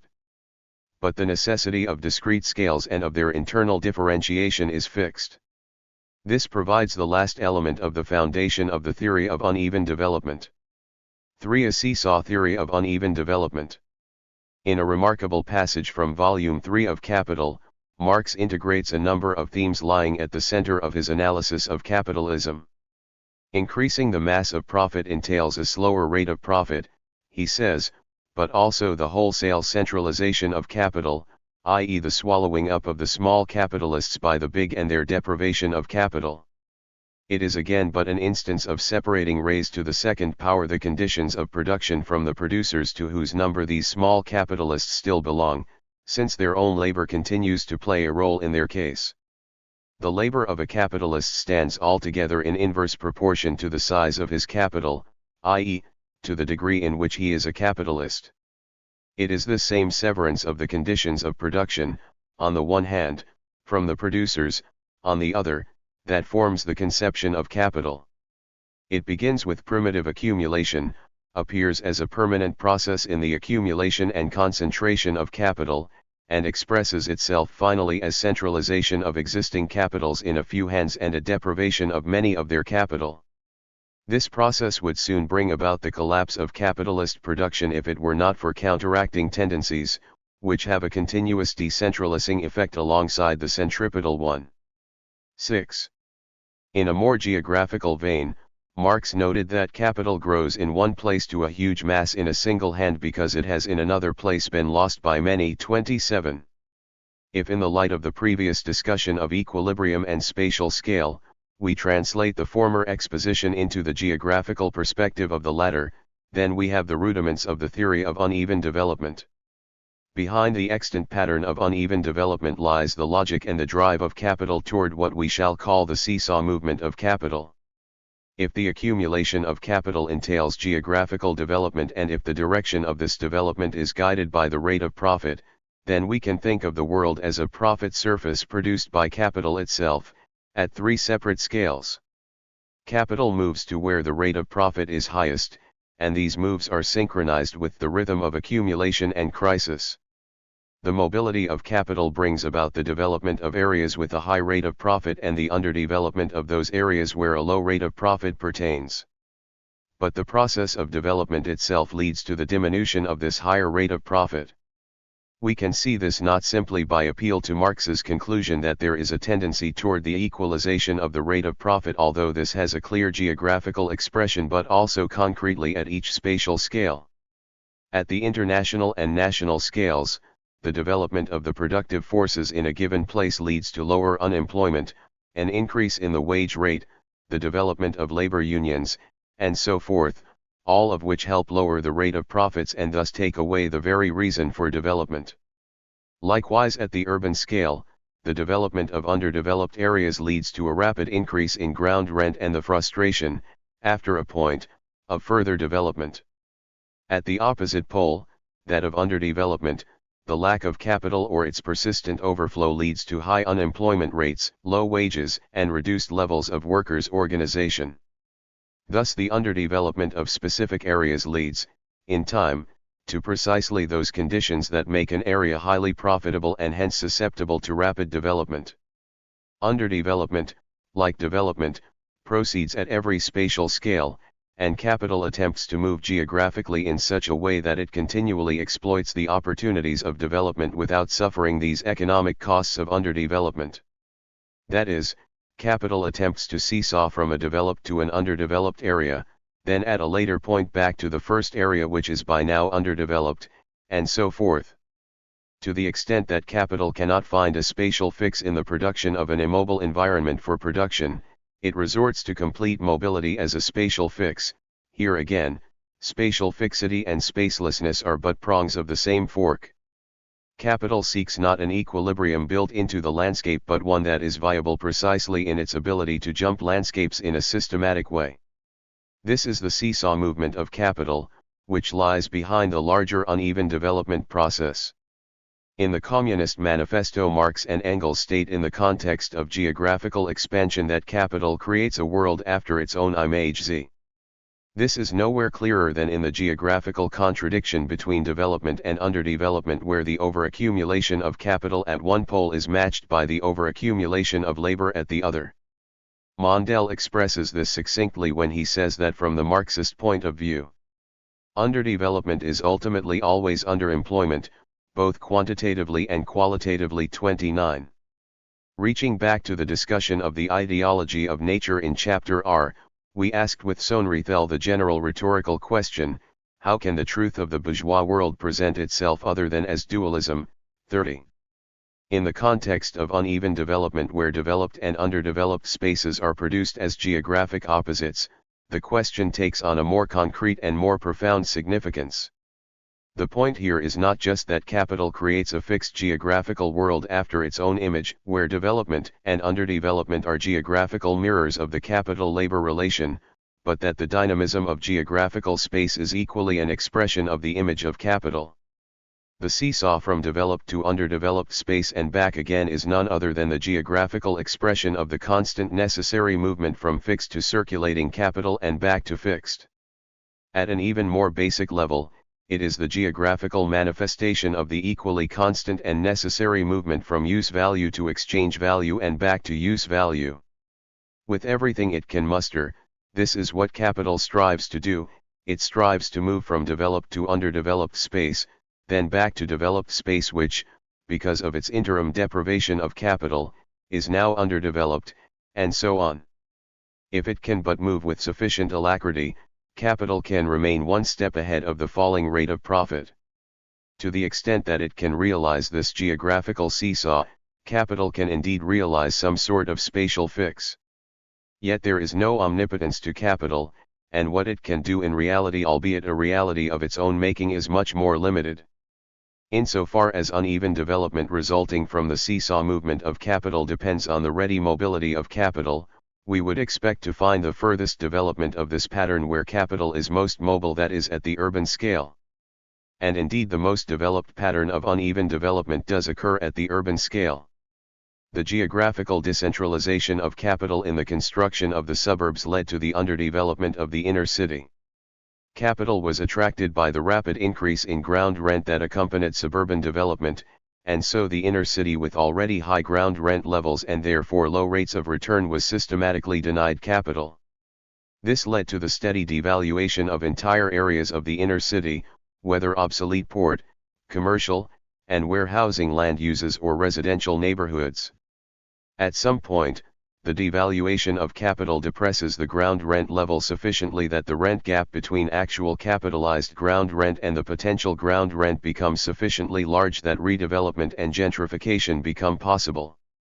The inner city, which was underdeveloped with the suburbanization of capital, now becomes a new locus of development. 31 The contemporary restructuring of North American and to a lesser extent European cities involves the concentration in the inner city of recreational and upper middle class residential land uses, together with professional and administrative jobs, and the increased suburbanization of industrial and routine office activities. If the seesawing of capital is quite evident at the urban scale, it is less so at the scale of the nation-state. There is little doubt that the present crisis brings with it a restructuring of geographical regions. 32 But whether this amounts to a seesaw movement of capital is not at all clear. Such underdeveloped regions as central Scotland and New England, for example, have certainly begun to attract new development, but so far the development of these regions as a result of this return of capital is limited in extent and type. The answer to this question of how far the seesaw will go is essentially empirical. But there is a further question here that can be refined in the context of the present discussion, the question of whether the differences are converging or diverging, and this in turn provokes the more basic question whether regional differences have not become irrelevant. To the extent that metropolitan growth pushes hard on the scale of regional definitions, then indeed regional differences are rendered differences between different urban centers. And to the extent that the equalization of conditions and levels of production is actually accomplished, then the level of regional differentiation is diluted. Yet the development of supranational regions points in the opposite direction, toward a more accentuated division into regions. It could well be that the answer to this question lies in the relationship between the size of the nation-states involved, and the level of internationalization of capital. In any case, it is clear in the light of this uneven development theory that the apparent convergence of different regions, suggested by a number of authors 33, can be explained in different terms. The development of the Sun Belt, for example, and the underdevelopment of the American Northeast may not afford an illustration of developmental convergence, but rather the first phase in the geographical seesaw. Rather than meeting each other on a common plane, as the convergence thesis implies, these regions may well pass each other in the night. At the international scale, there is little hint of geographical seesaw in action. The capitalist wealth and development is concentrated within a few well-off nations, and capitalist poverty is likewise segregated, albeit at the world scale. The mobility of capital, but especially of labor, is restricted by the rigidity of nation-state boundaries and by the rigidly opposite conditions of development and underdevelopment. Certainly, there are a handful of so-called newly industrializing countries, from Mexico and Venezuela, Kuwait and Saudi Arabia, to the boom economies of East Asia. And there are so-called core states undergoing a dramatic and uncompensated devaluation, most notably Britain. But these are still exceptions.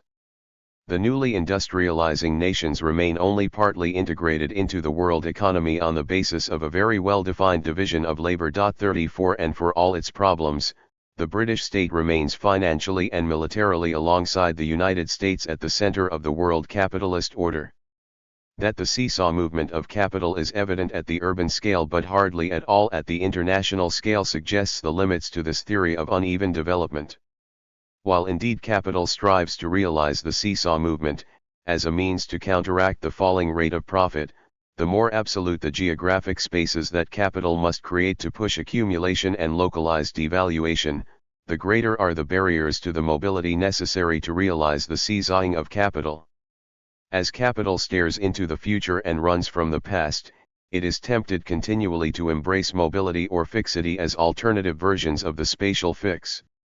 Insofar as neither of these can work, yet each respectively brings a tendency toward equalization and differentiation of the geographic landscape, the result is an uneven development of capitalism which itself varies between the more stable unevenness of the global scale to the more fluid unevenness of the urban. And whatever the limits placed upon it, the uneven development of capitalism will continue to be driven on by the opposing tendencies of equalization and differentiation, and the seesaw movement of capital that results. For conclusion, to borrow an image from Nigel Harris, capital is like a plague of locusts. It settles on one place, devours it, then moves on to plague another place. 35 Better, in the process of restoring itself after one plague, the region makes itself ripe for another. At the very least, uneven development is the geographical expression of the contradictions of capital.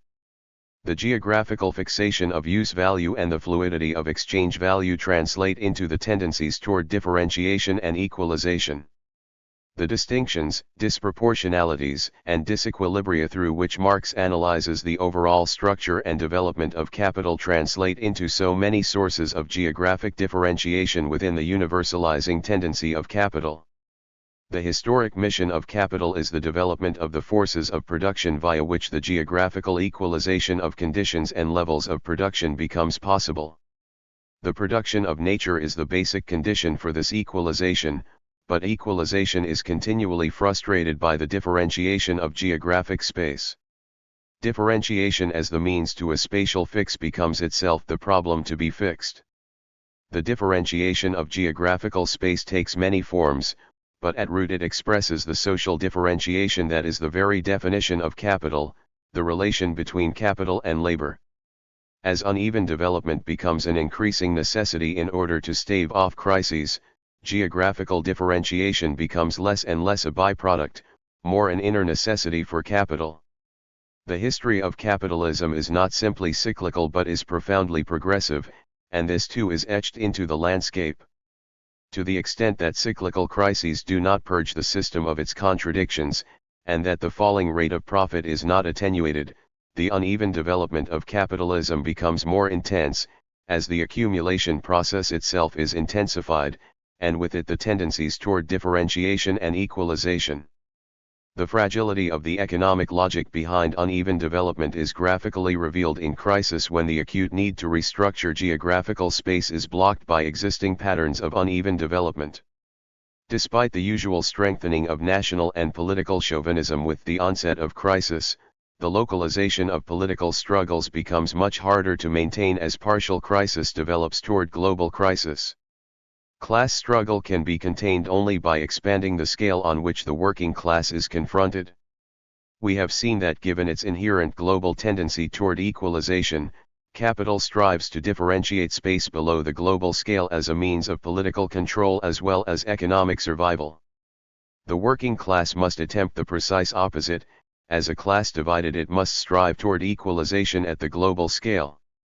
The political future for the working class lies precisely in the equalization of conditions and levels of production, a process continually frustrated within capitalism. This is the real historical resolution of the contradiction between equalization and differentiation. It can be achieved to the extent that spatial cooperation among the working class is developed as a political force. The working class reclaims its human nature from its underdevelopment by capital. In the analysis of fixed capital and science we saw that realization of the tendency toward equalization led to the overthrow of the very basis of capitalism. Although most acutely spatial in the case of fixed capital, this is a general result for capital. In a much larger sense the equalization of conditions and levels of development lays the basis for the development of socialism. Marx understood very well the progressive character of capitalism. Under capitalism, and under capitalism only, could the productive forces be developed to the point where society is genuinely wealthy, and able to produce the mass of social use values necessary to support the entire human population. But if capitalism develops this potential it never realizes it, precisely because of the class basis upon which this mode of production is built.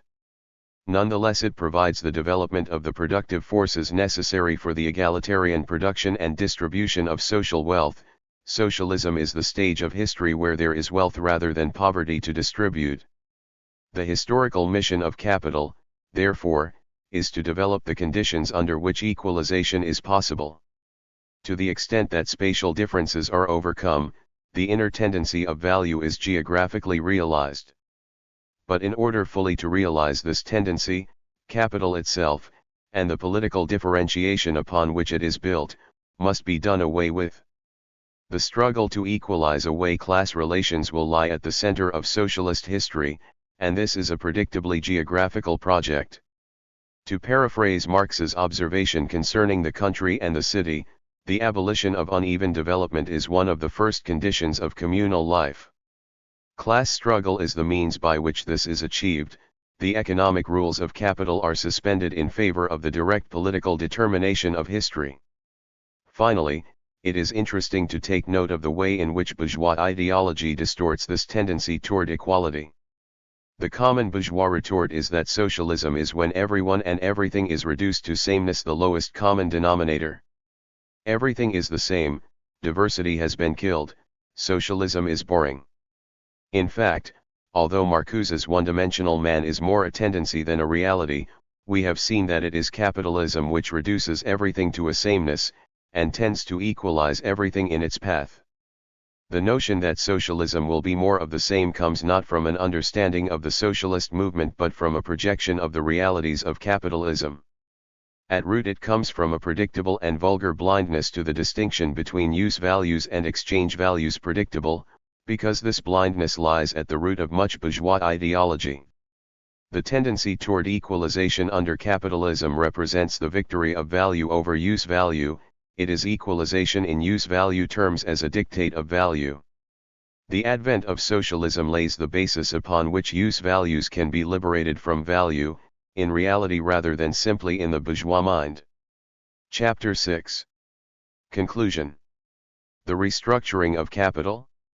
Uneven development is both the product and the geographical premise of capitalist development. As product, the pattern is highly visible in landscapes of capitalism as the difference between developed and underdeveloped spaces at different scales, the developed and the underdeveloped world, developed regions and declining regions, suburbs and the inner city. As the premise of further capitalist expansion, uneven development can be comprehended only by means of a theoretical analysis of the capitalist production of nature and space. Uneven development is social inequality blossomed into the geographical landscape, and it is simultaneously the exploitation of that geographical unevenness for certain socially determined ends. What I have attempted to do in this work is to abstract from the empirically messy historical conditions upon which capitalism seizes, and in part produces, and to examine the tendencies toward increasingly systematic unevenness which come more and more to dominate capitalist development. Here lie both the strengths and the weaknesses of the analysis. If it succeeds in linking the two traditions, geographical and political, and in weaving some of the existing ropes connecting these traditions into more of a rope bridge, however rickety, then it will have served its purpose. If in the process it creates more gaps than were hitherto thought to be there, so much the better. But the limitations are equally clear. In the first place, the analysis is essentially confined to treating what Marx referred to as the ideal moments of the process.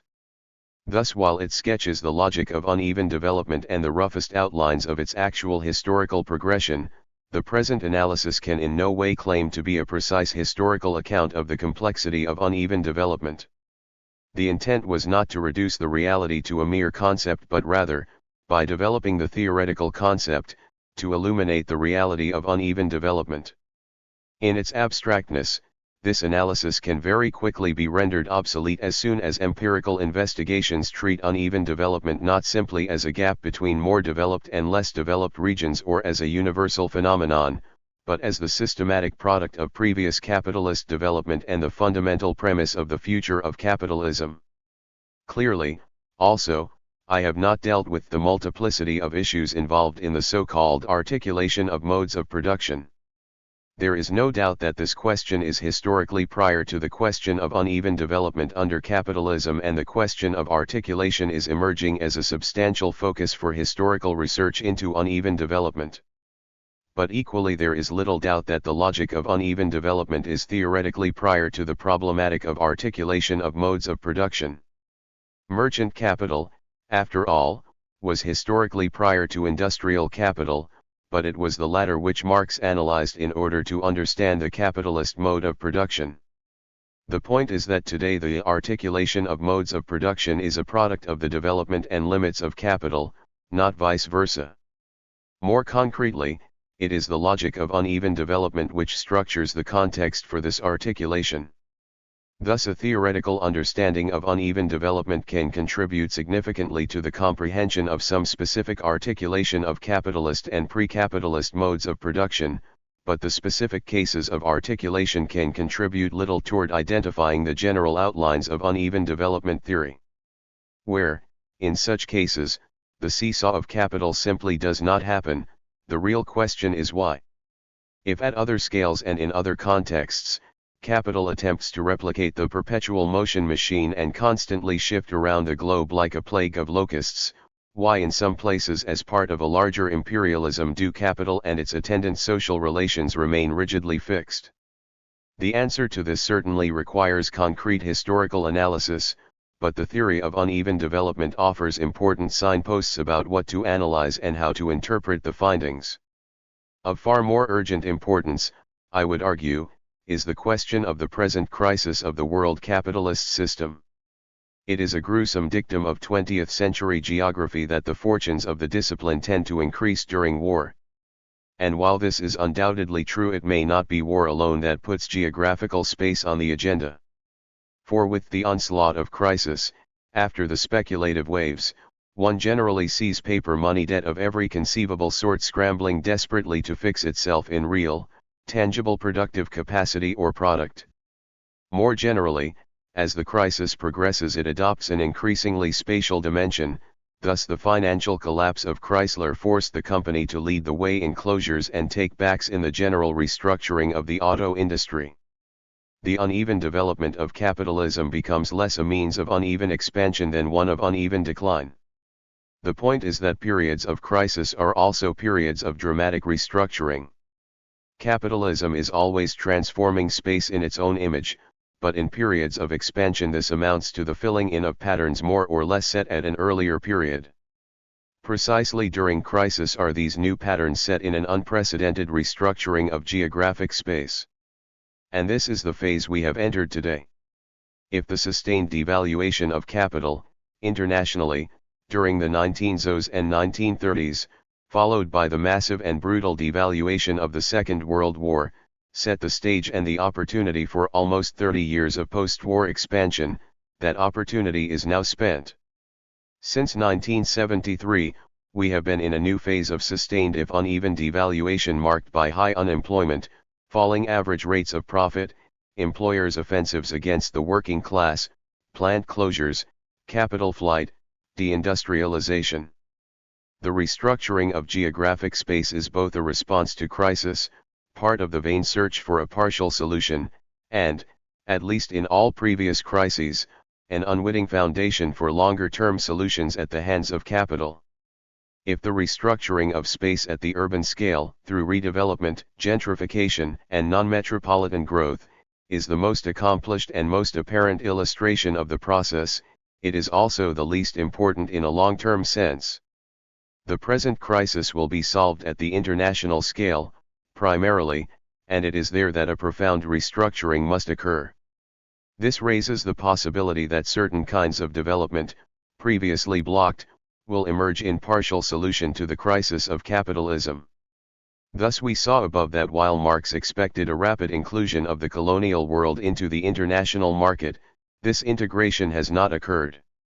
Capital, rather than using the underdeveloped world as a source of markets, has instead used the Third World as a source of cheap labor, thus preventing its full integration into the world market.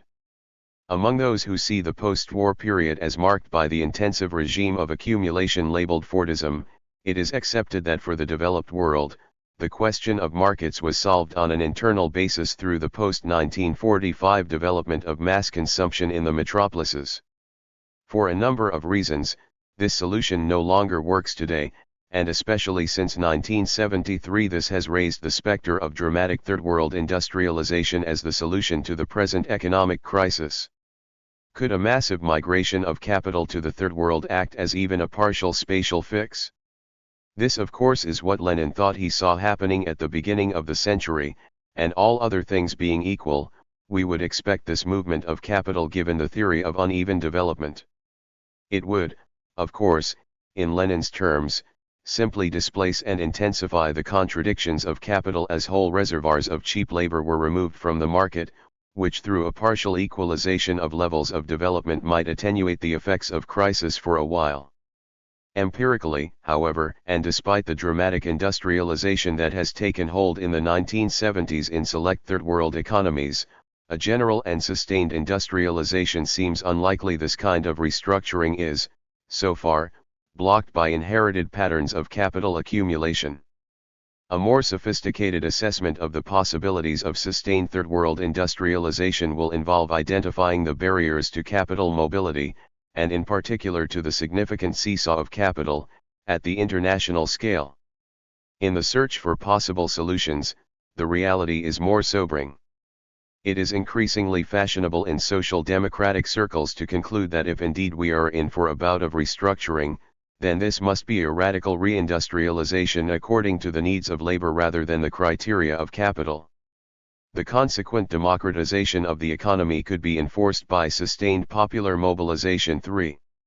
This reformism disguised as populism shares with liberal and even supply-side attempts at reindustrialization a tragic misconception of the nature of crises. To be sure, there is a restructuring afoot, but it is in its infancy, and from the urban to the international scales this reindustrialization is still dwarfed by wholesale devaluation of existing capital. The crisis is still spreading, however unevenly, through the world system, but it will not be solved by a smooth turnaround and the casual beginnings of massive reinvestment. Rather, it has always involved what Marx called violent and acute crises, sudden and forcible devaluations, and a disruption of the process of reproduction of capital. As of the middle of 1984, we have not yet experienced those bouts of cataclysmic devaluation. We are as yet in the phase of slow and sustained rather than sudden and forcible devaluation. Lenin suggested, in the period which ushered in the systematic uneven development of capitalism, that economic competition led through crises to military competition and war. Thus far reality has not disappointed him. Uneven development, thy name is war. The point about war is precisely that the economic logic, with which we have been so concerned in this book, is suspended in favor of a military determination of history. Although an economic godsend, so to speak, the massive devaluation of capital in war is the product of military conflict. Thus, if we have focused too heavily on the economic logic of uneven development, this is not at all because of some philosophical belief in the universal primacy of economics. It is, rather, a more candid assessment of the history of capitalism since 1945. For during this period, from the core of the system, we can see that capital has led with its economic hand. The investment of capital according to the logic of profit is the primary tool which capital possesses in the class struggle. For in class struggle, too, the purely economic logic of uneven development is contested and ultimately suspended. Even in the midst of widespread defeats, it is to a working class movement that we must look for an end to the pattern of uneven development, a pattern and process which implies so much more than it says. It is here that we connect again directly with the political treatment of uneven development. It is not that our goal is some rigidly conceived even development. This would make little sense. Rather, the goal is to create socially determined patterns of differentiation and equalization which are driven not by the logic of capital but by genuine social choice. The hope is that in our efforts to step beyond the natural history of society and to produce real social history, we can avoid the complete obliteration of nature and society and history with it. It is not merely capital that must be restructured but the political basis of society, in order to produce a genuinely social geography. Afterword to the second edition. The beginning of geography. Deep space and satanic geographies. In his History of the Discovery of Geological Time, Stephen Jay Gould refers to James Hutton's famous conclusion "No vestige of a beginning, no prospect of an end" as the most significant single announcement of what he calls, in John McPhee's ponderous phrase, deep time. Whereas, in the 17th century, discovered time stretched a mere 6,000 years into the past, by the beginning of the 19th century a scientific consciousness of time stretched millions of years. Deep time is so alien, Gould tells us, that we can really only comprehend it as a metaphor. He recounts the metaphor of the geographical mile in which human history occupies only the last few inches, a Swedish portrayal of geological time as the trace of a pet snail set down at the South Pole during the Cambrian and permitted to proceed toward Malmo, and McPhee's own metaphor whereby the Earth's history can be measured as the Old English yard, namely the distance from the king's nose to the tip of his outstretched hand, and where all of human history can be erased by a single stroke of a nail file across the end of the royal middle finger. By visualizing time as geography, space becomes the metaphorical bearer of time's meaning. It is likewise with the most abstract depiction of time, the clock. Time is rendered measurable and given meaning via the spatial arrangement of the clock's hands. The 20th century has ushered in the discovery of deep space, or at least its social construction, and yet it is only as the century draws to a close that this fundamental discovery is becoming apparent. By deep space I do not mean simply the sheer immensity of absolute space, the physical extent of the near infinite universe as measured in light years. That conception of space is owed most clearly to Newton, and is explored, defined, and refined by physics and astronomy, space science and cosmology.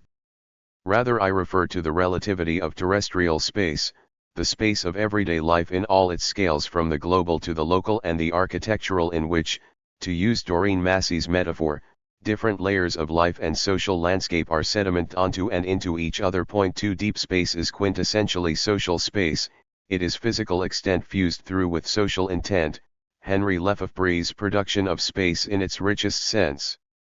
In the emerging spatial language of social theory, geographical time is more aptly a metaphor expressing the fluid meanings of space than vice versa. Deep space and its production are crushingly real. As a means to ground a later conceptual discussion, I would like to discuss two events from the Z98 OS that give some sense of the meaning and immediacy of deep space. First, the question of economic crisis. Speaking a year prior to the October 1987 stock market crash, even as the Reagan administration continued to hail the economic boom of the mid-Z98 OS, one banker portrayed the potentially profound consequences of the looming financial crash as a kind of geographical holocaust. With banks overexposed, everyone holding excessive volumes of bad debt, and the gap between real and paper value growing ever more cavernous, Thomas S. Johnson, president of New York's Chemical Bank, anticipated an imminent maelstrom. There is the possibility of a nightmarish domino effect, he predicted gravely, as every creditor ransacks the globe attempting to locate his collateral. 3. That such a global rampage did not unfold a year later, and that the financial system effectively held as a containment vessel for the financial meltdown does not mean that such a scenario is impossible or even unlikely. More than his recognition of the crisis at the economic core of global capitalism, our banker's haunting nightmare recognizes the fundamentally spatial construction of global capital and the geographical destruction that will be wrought in efforts to solve the crisis, at least under the present economic rules of private property. The globe is to be ransacked by inexorable economic forces just because the books on Wall Street cease to add up, the furthest villages plundered because the economic system has stopped making sense. The largely peaceful revolution from below, throughout Eastern Europe in 1989, gives additional richness to the notion of deep space. The festive destruction of the Berlin Wall by East Germans on November 9, 1989 has come to symbolize the opening of the Iron Curtain to a new politics in the East. Blithely interpreted by many in the West as an exuberant and long overdue embrace of capitalist democracy, the layers of spatial meaning in these events are multifold. These quiet revolutions open up genuinely new political spaces in Eastern Europe, to a lesser extent so far in the Soviet Union, but they are limited spaces.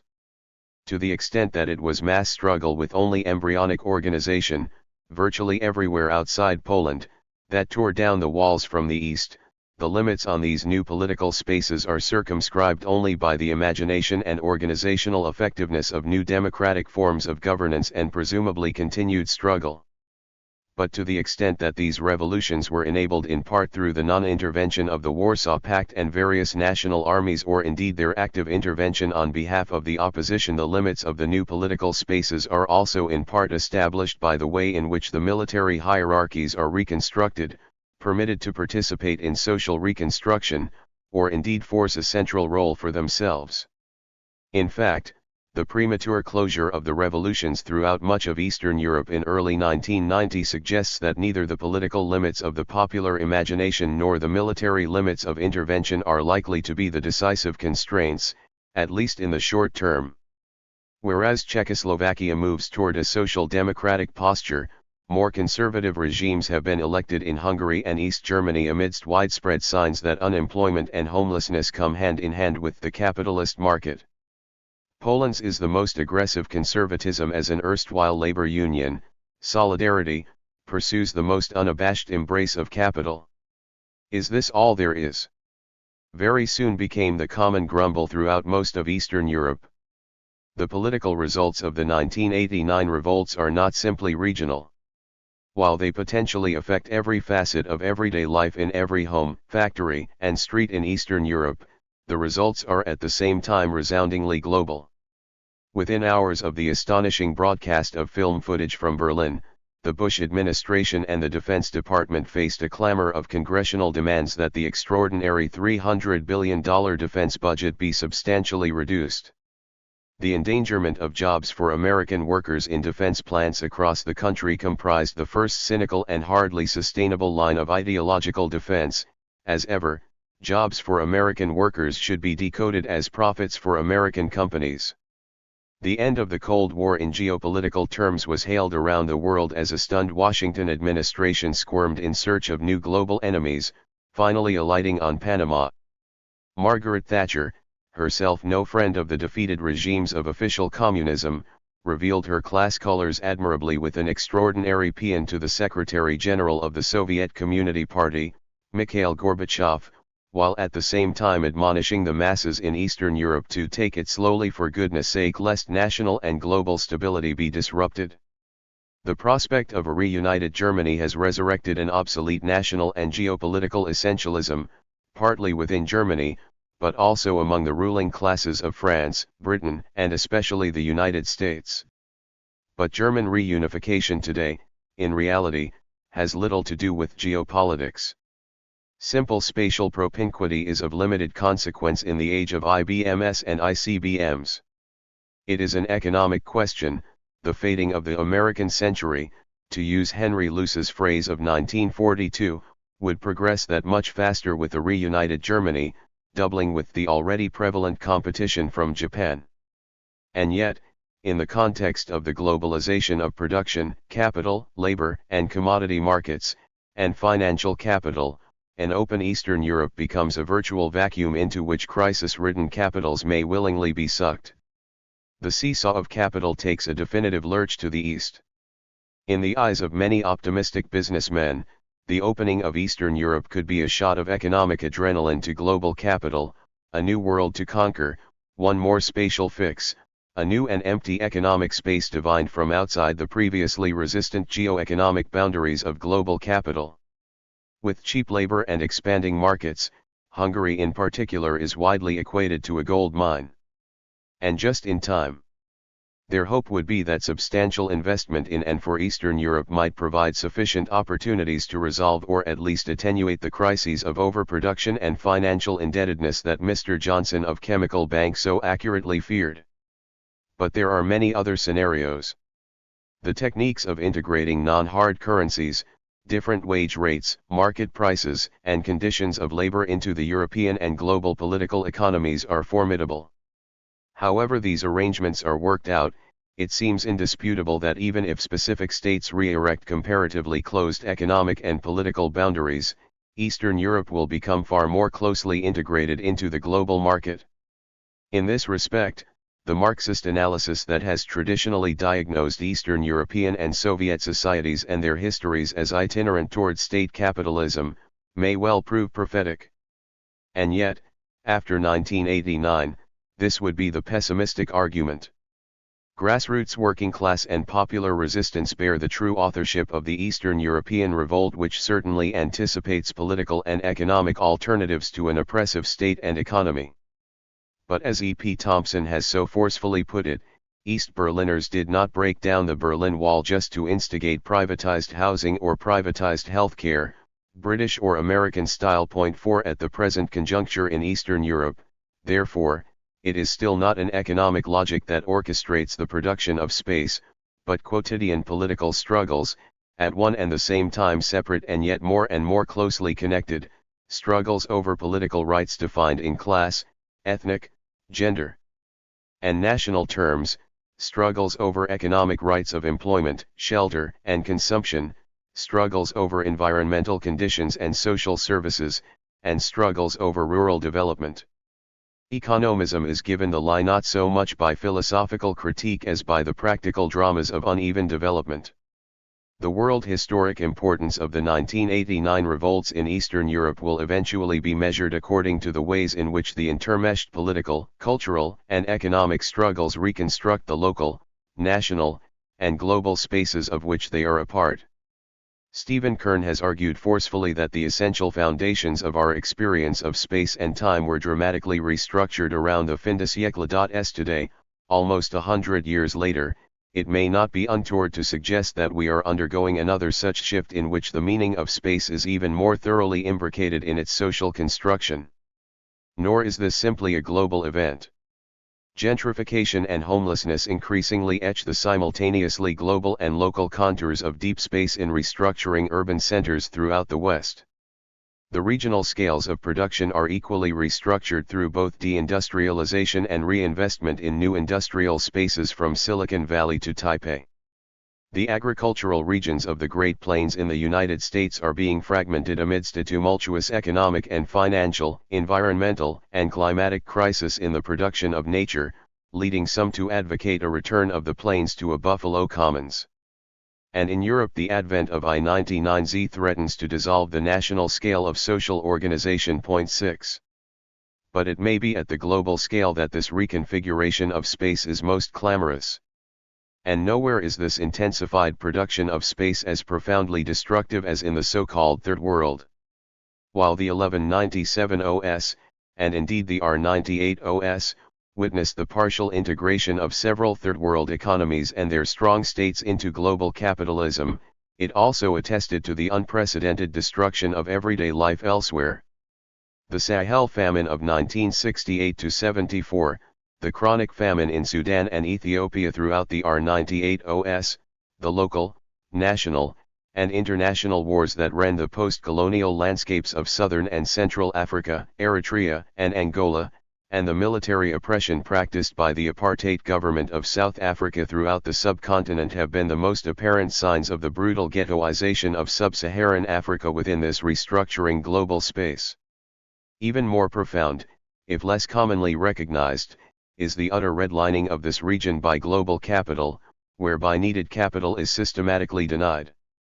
In the early and mid R98 OS, when Third World debt led the list of economic crises, Sub-Saharan Africa was revealed in utter silence as so poor that it did not even have the luxury of indebtedness. While private investment in Africa has dropped 5% in the R98 OS, and will fall even further as capital reorients to Eastern Europe, the 14 nations of Sub-Saharan Africa had amassed a mere $4.8 billion in debt to the United States. In these places, international institutions, the United Nations, the World Health Organization, the IMF, the World Bank, together with national organs like the Peace Corps and the Agency for International Development, all promised progress, modernization, the influx of capital, political stability, improved living conditions if only the Western capitalist models were followed. Translated from on high into the daily practice of African peasants, the holy texts of progress have wrought nothing less than a swath of satanic geographies across sub-Saharan Africa. Between theory and practice the message underwent an inevitable mistranslation, integral to modernization theory itself, at a cost of millions of lives. Such is the power of the ideology of uneven development. H. Material and metaphorical space. Contemporaneous with the material reconfiguration of geographical space has come the reassertion of space in critical social theory. 7. The art historian John Berger may have expressed it best when he argued that the spatial simultaneity and extension of events now must command our attention. The range of modern means of communication, the scale of modern power, the degree of personal political responsibility that must be accepted for events all over the world, the fact that the world has become indivisible, the unevenness of economic development within that world, the scale of the exploitation. All these play a part. Prophecy now involves a geographical rather than historical projection. It is space, not time, that hides consequences from us.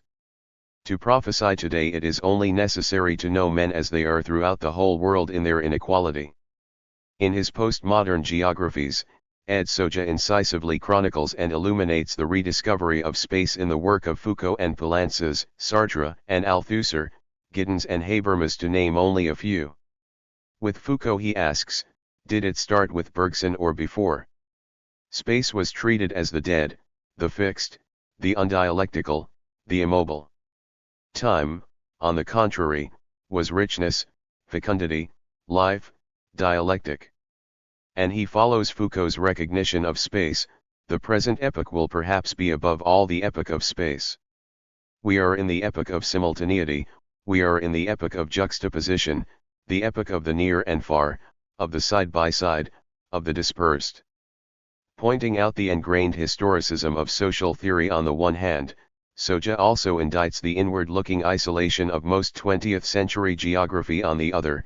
In the last decade and a half, however, he detects an imminent rapprochement between the two. Where social theory strives to grasp the profundity of what we are here calling deep space, a growing movement of geographers has been reaching towards social theory in an effort to reconnect spatial with social discourses. For Soja, this reconnection fundamentally involves a spatialized ontology which redresses the balance away from historicism and toward a new, philosophically grounded, spatialized discourse of social change.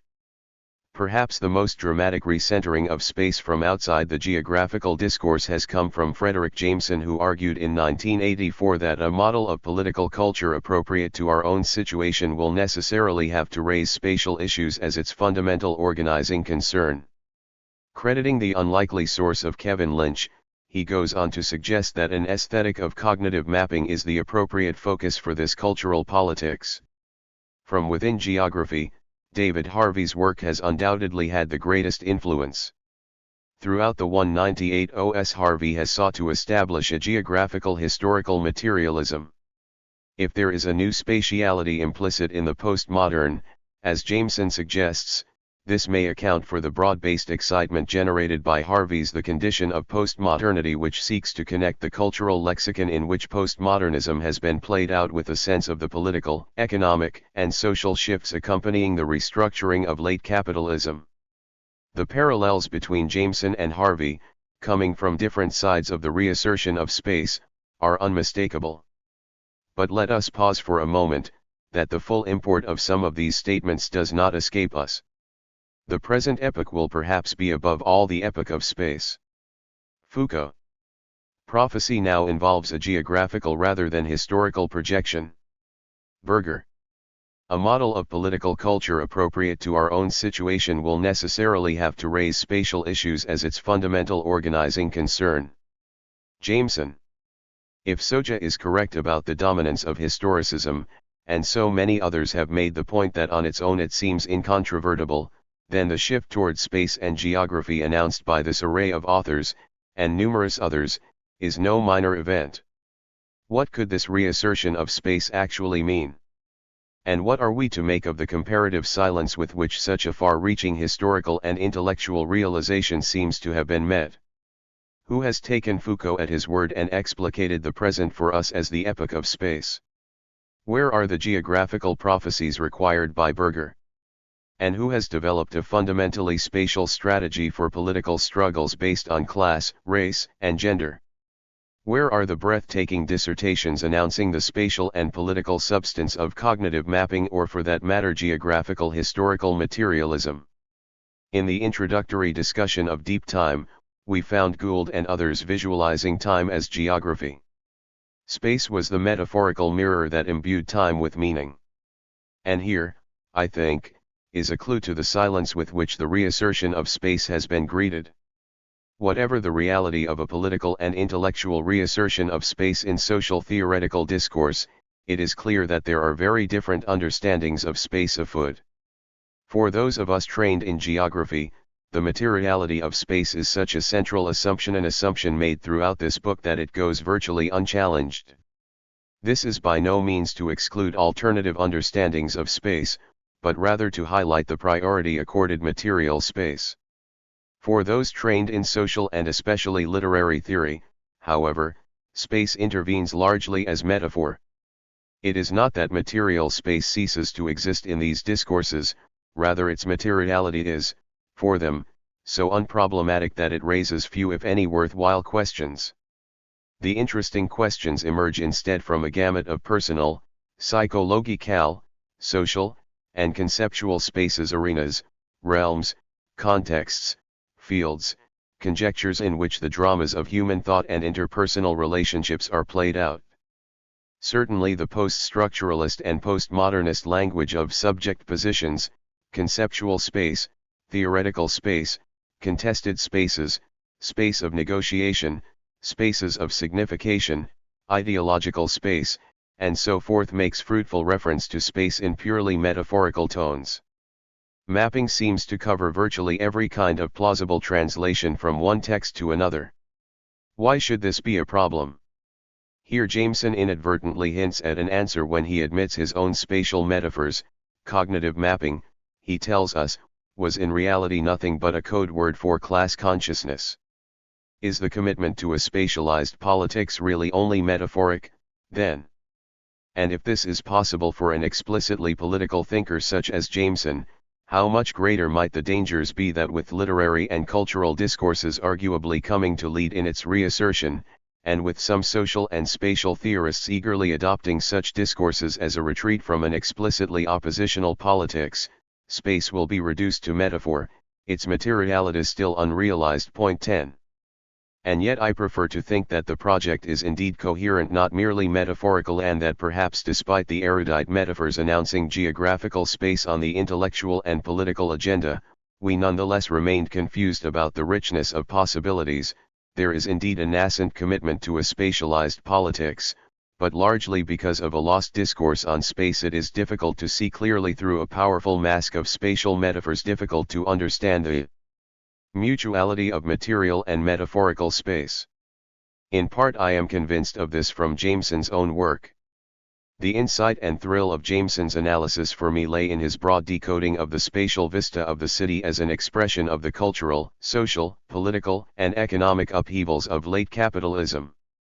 This was paradigmatic of precisely the project that a growing number of geographers had embarked on, beginning in the late Z96s and early 1970s, and if Jameson only dimly comprehended the restructuring of the urban landscape as social and built environment, he made a wealth of incisive connections that offered a repleteness of urban vision as yet unrealized. The use of metaphor was central to his success. The asymmetry of criticism with which Jameson was met is equally revealing. From the side of politics and geography, critics lamented his confusion of culture and economy, unfamiliarity with the urban restructuring literature, and wrong-headedness about the timing of the advent of late capitalism. From more cultural circles, however, the dominant critique would appear to be his resilient orthodoxy, as indeed he now concedes in explaining cognitive mapping as metaphor. What would be the dangers of a purely metaphorical conception of space? In the first place, just as our conceptions of material space are enhanced by metaphor, so metaphorical uses of space inevitably refer to material space, the one is constructed from within the other, and so we are not dealing with a crude dualism. In traditional social theory, space usually intrudes as the self-evident, as the site, the ground, the stable foundation that lets history move. It defines a fixed set of coordinates that renders historical change coherent. The relationship is thereby asymmetrical, history is the independent variable, geography the dependent. It is to this conception of space as ground that spatial metaphors invariably appeal. Space serves to animate time, to imbue time with a life that can be gauged, measured, appreciated against the deadness of space. Whatever the power of spatial metaphors to reveal especially the fragmented unity of the contemporary world, they work precisely by reinforcing the deadness of space and therefore by denying us the spatial concepts appropriate for analyzing that world. Metaphor is inherently juxtapositional, it reveals one truth by asserting it as another. If we are to get beyond the reassertion of space, then, in search of rapprochement between the spatial and social, it will be necessary to fill in the conceptual abyss between metaphorical and material space. In this light it makes sense to conceive of deep space as combining the inherently social processes and produced structures of space together with the most superficial refractions from space in any given fixed form.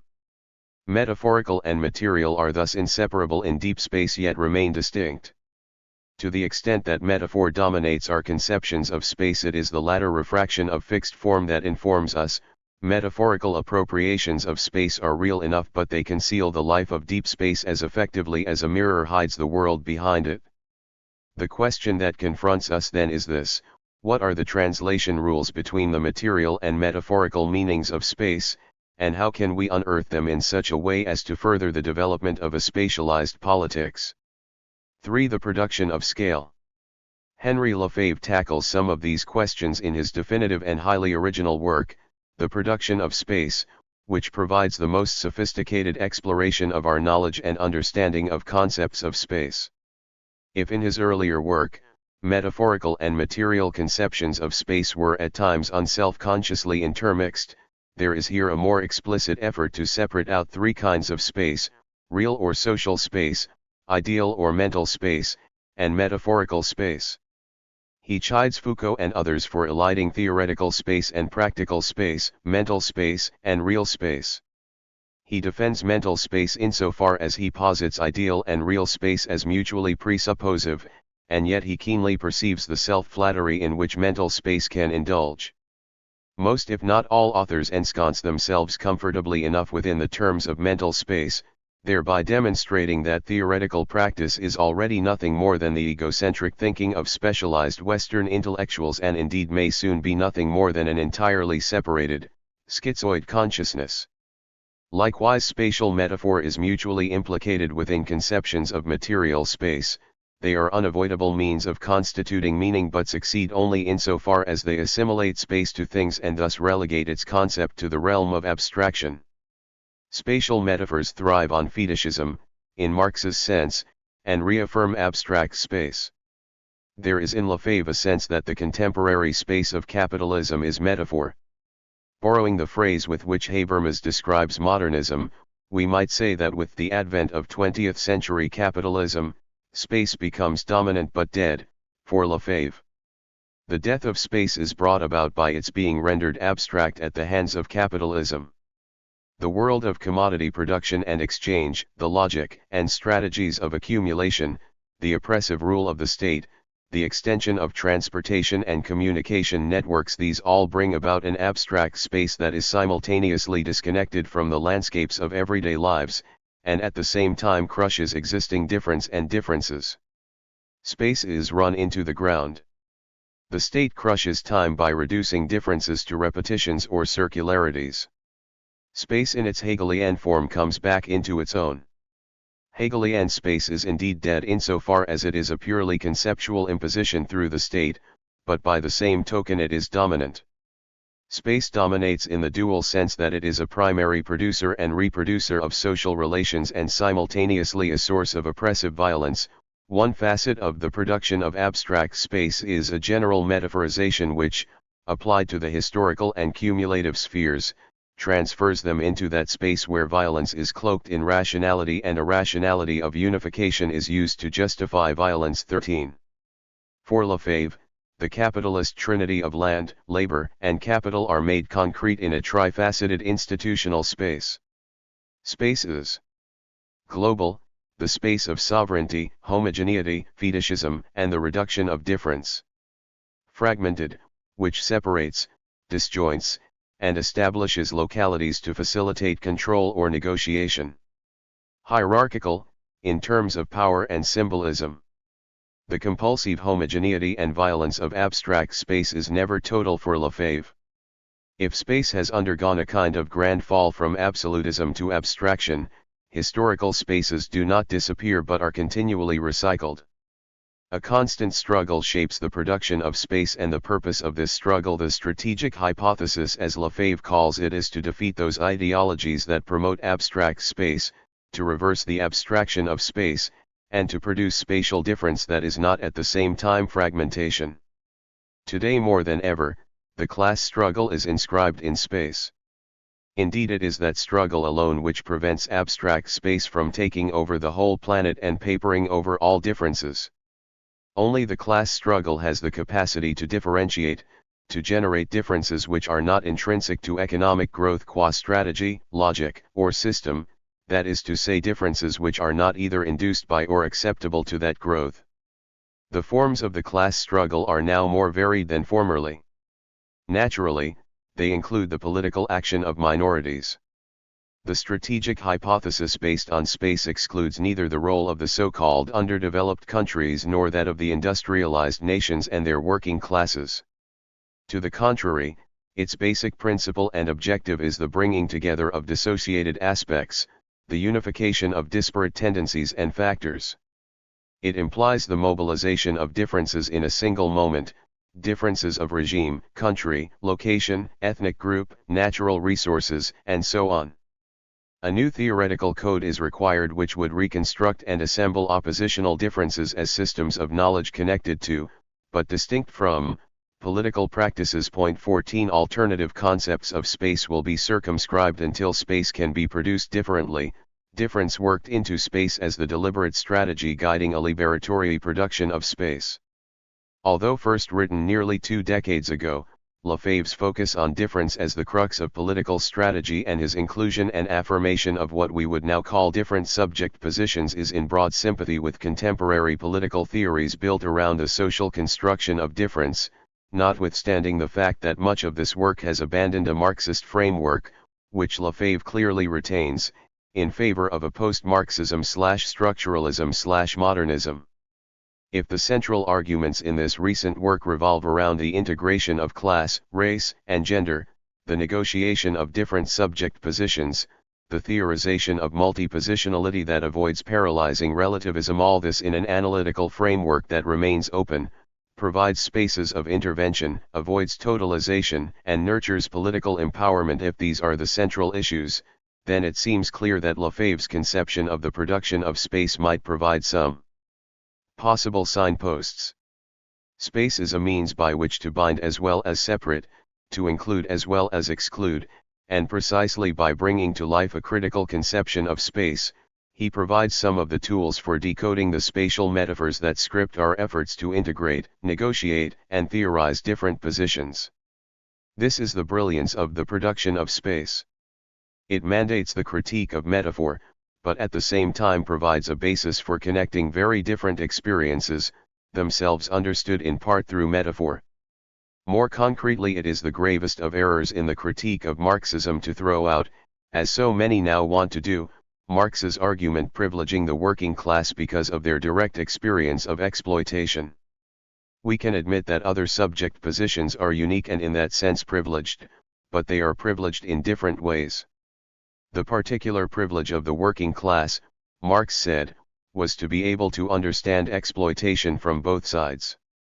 By extension, we can argue that other forms of oppression according to race and gender, for example, carry their own privilege as integral to their subject position. There is then a negotiation of privileges in opposition, which can be carried out in part through mutual critique, but Lefebvre offers the opportunity to see these as negotiated in the wider sphere of social space and as, consequently, constitutive of that space. And yet it is not immediately clear what the production of space implies for political strategy. This translation remains to be done, partly because Lefebvre never escapes the terrain of philosophical critique, and partly because in his own history of space, there is an almost serendipitous oscillation between different social spaces and the conceptual spaces deemed to accompany them. The translation still needs to be made that takes the philosophical critique as given and connects to the production of geographical space which, as was argued in Chapter 3, integrates the social and physical construction of space. I want to suggest one line of argument that both picks up an earlier discussion in the theory of uneven development and at the same time advances the notion of the production of space.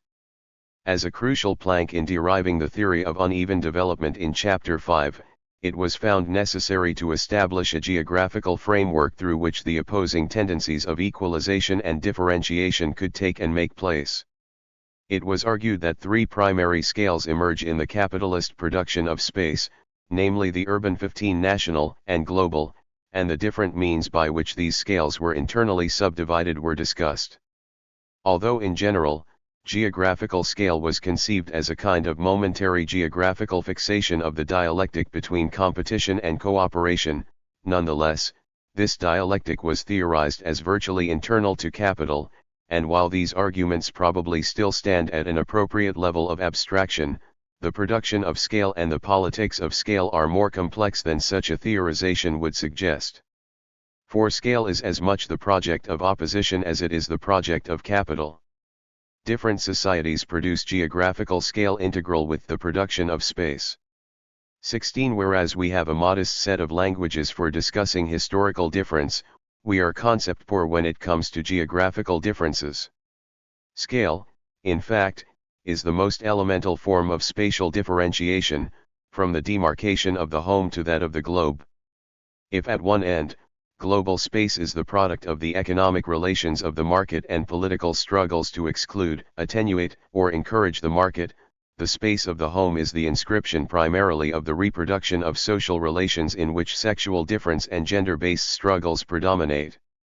Indeed, we might even argue that to the extent cognitive mapping, in its straightforward sense, is to be taken as a serious political strategy, its first task would presumably be to establish borders that differentiate places from each other. How else could we even know what to map? If this is not to be done arbitrarily, a theory of scale that is a theory of the social production of scales is a prerequisite. Geographical scale is political precisely because it is the technology according to which events and people are, quite literally, contained in space. Alternatively, scale demarcates the space or spaces people take up or make for themselves. In scale, therefore, are distilled the oppressive and emancipatory possibilities of space, its deadness but also its life. Equally, scale provides a distilled expression of spatial ideologies, nationalism, localism, regionalism, and, in some forms, racism and xenophobia. The production and representation of scale therefore lie at the center of a spatialized politics, even if in much political discourse this spatial struggle is often implicit in arguments over nomenclature, naming places, as much as explicit in boundary struggles. Let me offer a brief example, which involves uneven geographical development within the city. As elsewhere, the gentrification of New York City has focused initially on neighborhoods located close to the center. Manhattan's Lower East Side came under serious attack following the end of the 1974-75 recession and the easing of the fiscal crisis in 1977, and as financial pressure on housing intensified in the Z98 OS. With the virtual cessation of federal funds for new housing under the Reagan administration, the city government essentially adopted gentrification as New York's housing policy. Apart from programs aimed directly at housing rehabilitation, the city adopted a two-point strategy for taking back the Lower East Side, a neighborhood that had been ravaged by absentee landlordism, massive disinvestment, and cuts in social services. One prong of the strategy involved a neighborhood-wide drug crackdown with the long-term goal of making the neighborhood safe again for the white middle classes. A second prong involved cleaning up the parks, which were increasingly used by the city's growing homeless population and as a venue for the drug business, as well as by a wide cross-section of local residents.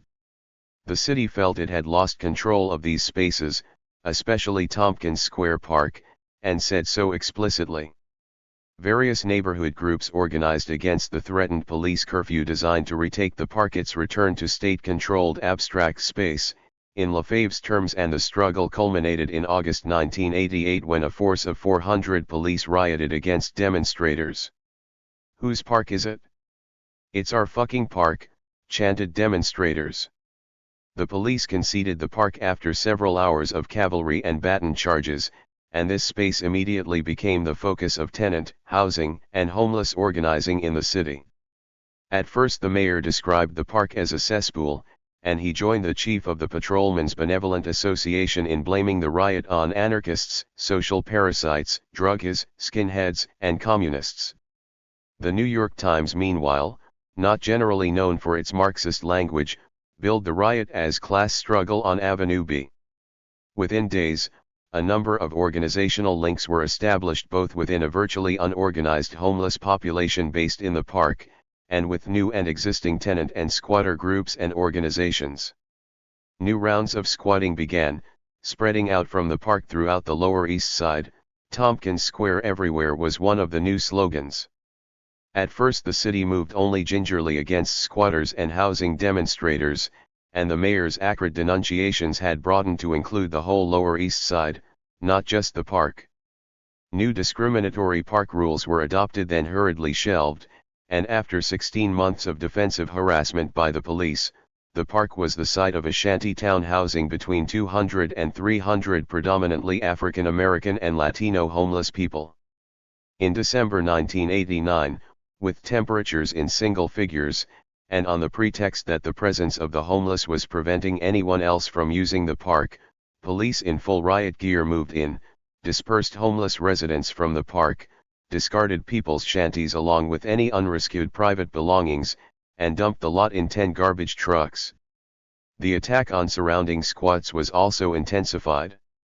The point of this example is to highlight the role of scale in the struggle to control space.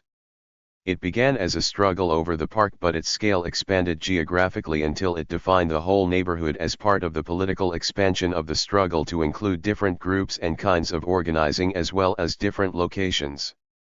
It suggests that a spatial politics not only puts into practice the metaphor that events take place, but that the true contest concerns the locus of the power to determine the scale of the struggle, who defines the place to be taken and its boundaries.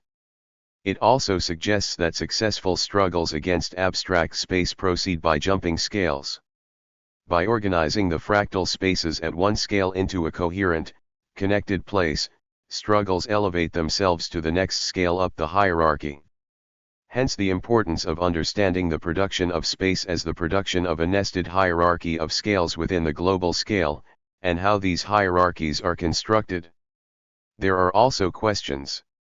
In particular, once events take place as part of a political struggle, how is the transition organized to the more constructive task of making place? This happened at only a very rudimentary level in Tompkins Square Park, partly because of the continual threat of external attack, the internal fragmentation of political organization, and the general lack of resources. By parliamentary means, the left wing of the Labour Party took control of London in the early R98 through its majority on the Greater London Council, and enjoyed a greater field for making space.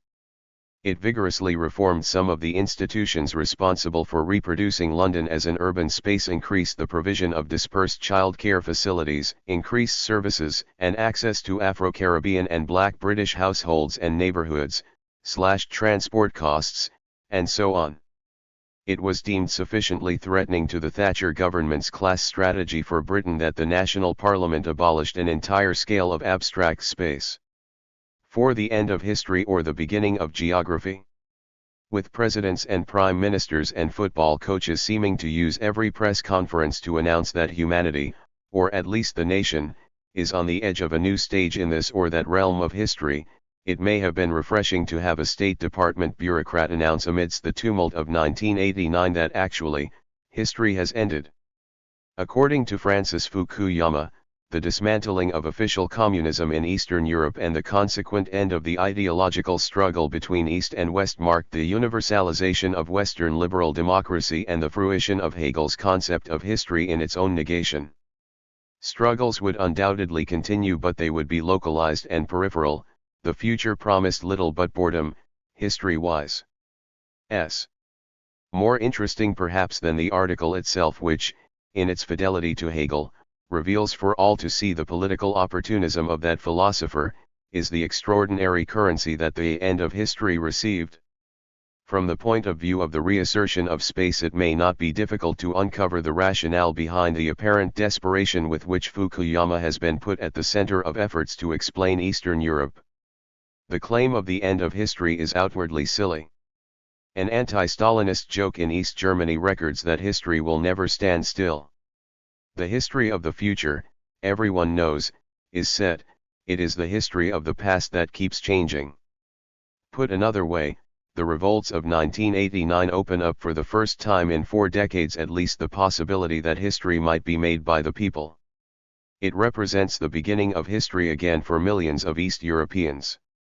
Nor surely can the arrogant ethnocentrism of the argument pass anyone's attention. Just because US and Soviet leaders have toned down their megaton nuclear threats to each other, It hardly justifies depriving history to Zimbabwean peasants, to the Palestinian Intifada, or indeed the homeless of New York, who are all in very different ways struggling for the chance to have the merest say over their own historical destiny. At the very least, this end of history will intensify rather than dissolve the production of satanic geographies insofar as the war economies of both sides recede. And yet, despite its reactionary idealism, one can glimpse a logic to the proposal. Where Hegel sensed a certain primacy of space over time linked to the rise of the state, Marx reasserted historical time as revolutionary time. 19. If the defeat of official communism in Eastern Europe is seen to mark the end of revolutionary time, then indeed historical time would seem to be over. Indeed, Marx himself followed this logic in part, but as with much of Hegel, turned it on its head. For Marx, the end of capitalism marked the end of a prehistory in which social change was directed not by the citizens but by abstract social laws akin to laws of nature, example the economic laws of capitalism. The accomplished social and political determination of history only began with the overthrow of capitalism. Indeed, Lefebvre, who himself penned a book called La fin de l'histoire just 4 years earlier than the production of space, concludes, for Hegel space brought historical time to an end, and the master of space was the state. 1120. The reassertion of space today, however, is not dependent on any Hegelian justification, whether in the form of Fukuyama's doctrinaire idealism or Lefebvre's more critical engagement. It is a much more practical affair and as such more immediately political. The death of geography in the mid-20th century did indeed follow self-inflicted wounds, as Soja suggests, but it also represented a response to actual events, the accelerating annihilation of space by time, the tendential equalization of spatial conditions in the global, regional, and urban/suburban realms, as seen from the vantage point of post-war capitalism, rendered an already underdeveloped geographical knowledge increasingly marginal to contemporary affairs.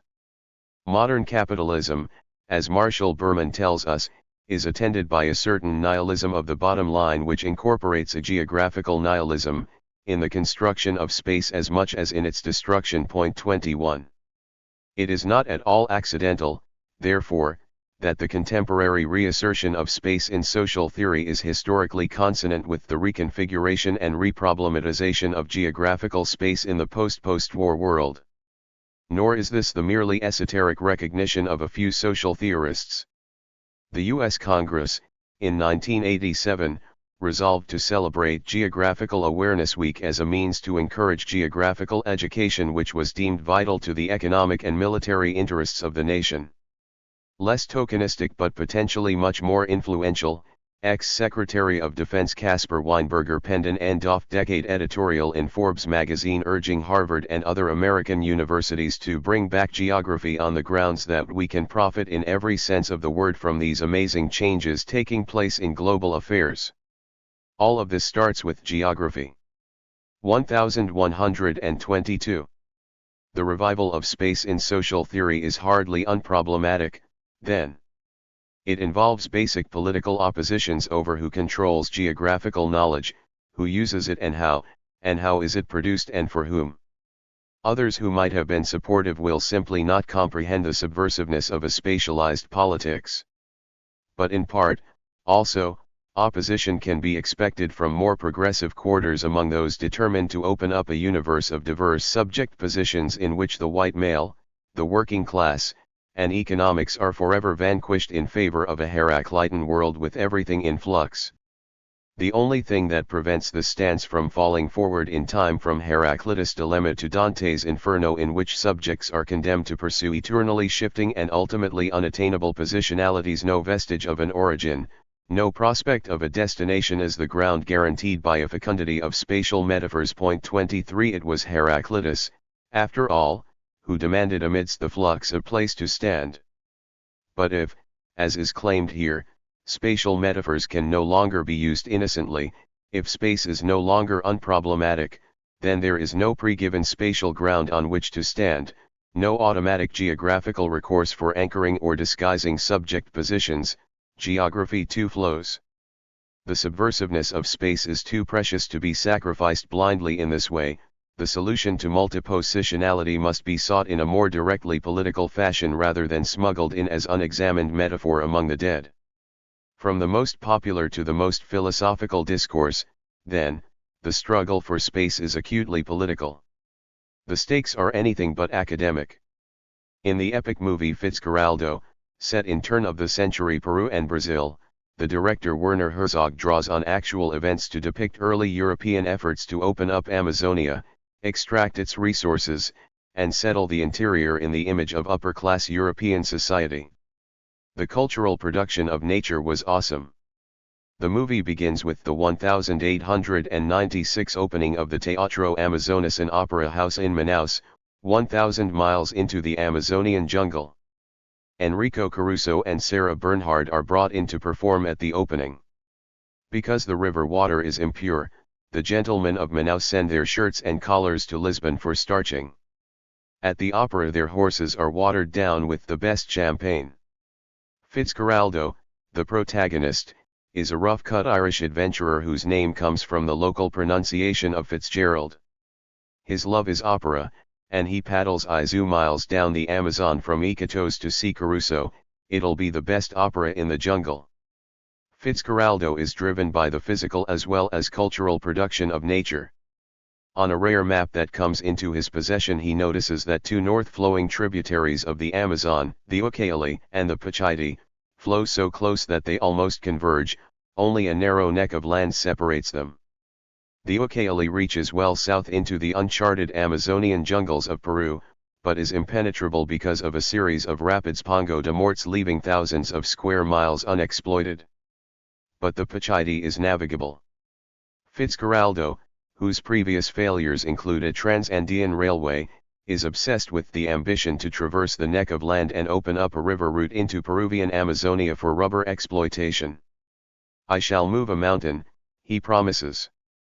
With a large crew and iron riverboat, he sets off up the Pachiti and soon encounters the Jivaro people, renowned as cannibals, whose unseen presence on the jungled river banks becomes increasingly loud and threatening. Fitzcarraldo calls them the Barasses. When an attack seems imminent, he plays a Caruso opera from a phonograph on the bow of the ship and the Jivaro Indians are soothed. More than soothed, they sail to the boat and cautiously join his project, signing on to help move the mountain for the Great White God. It will be an awesome technical feat to haul the boat over the saddle and connect the watersheds, but Fitzcarraldo anticipates a massive fortune. At the point of furthest European exploration, he encounters two missionaries who recount the fate of the handful of Europeans who ventured further. The missionaries ask the purpose of Fitzcarraldo's trip, but he is evasive. Pressed for specifics, he eyes the dark jungle and says quietly, "I'm planning something geographical." Capitalism has always been a fundamentally geographical project. It may not be too soon to suggest, and I hope not too late, that the revolt against capitalism should itself be planning something geographical. Neil Smith. New Brunswick, New Jersey. 1990. Afterword to the third edition. In the quarter century since Uneven Development was written, capitalism and its geography have changed dramatically.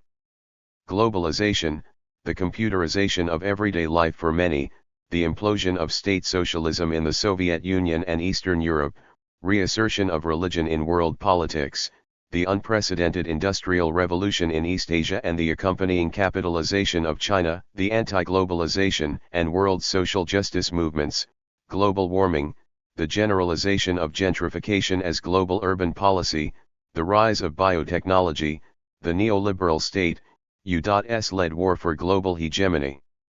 Under the guise of a war on terror, these and many other developments have fundamentally altered the face of 21st century capitalism.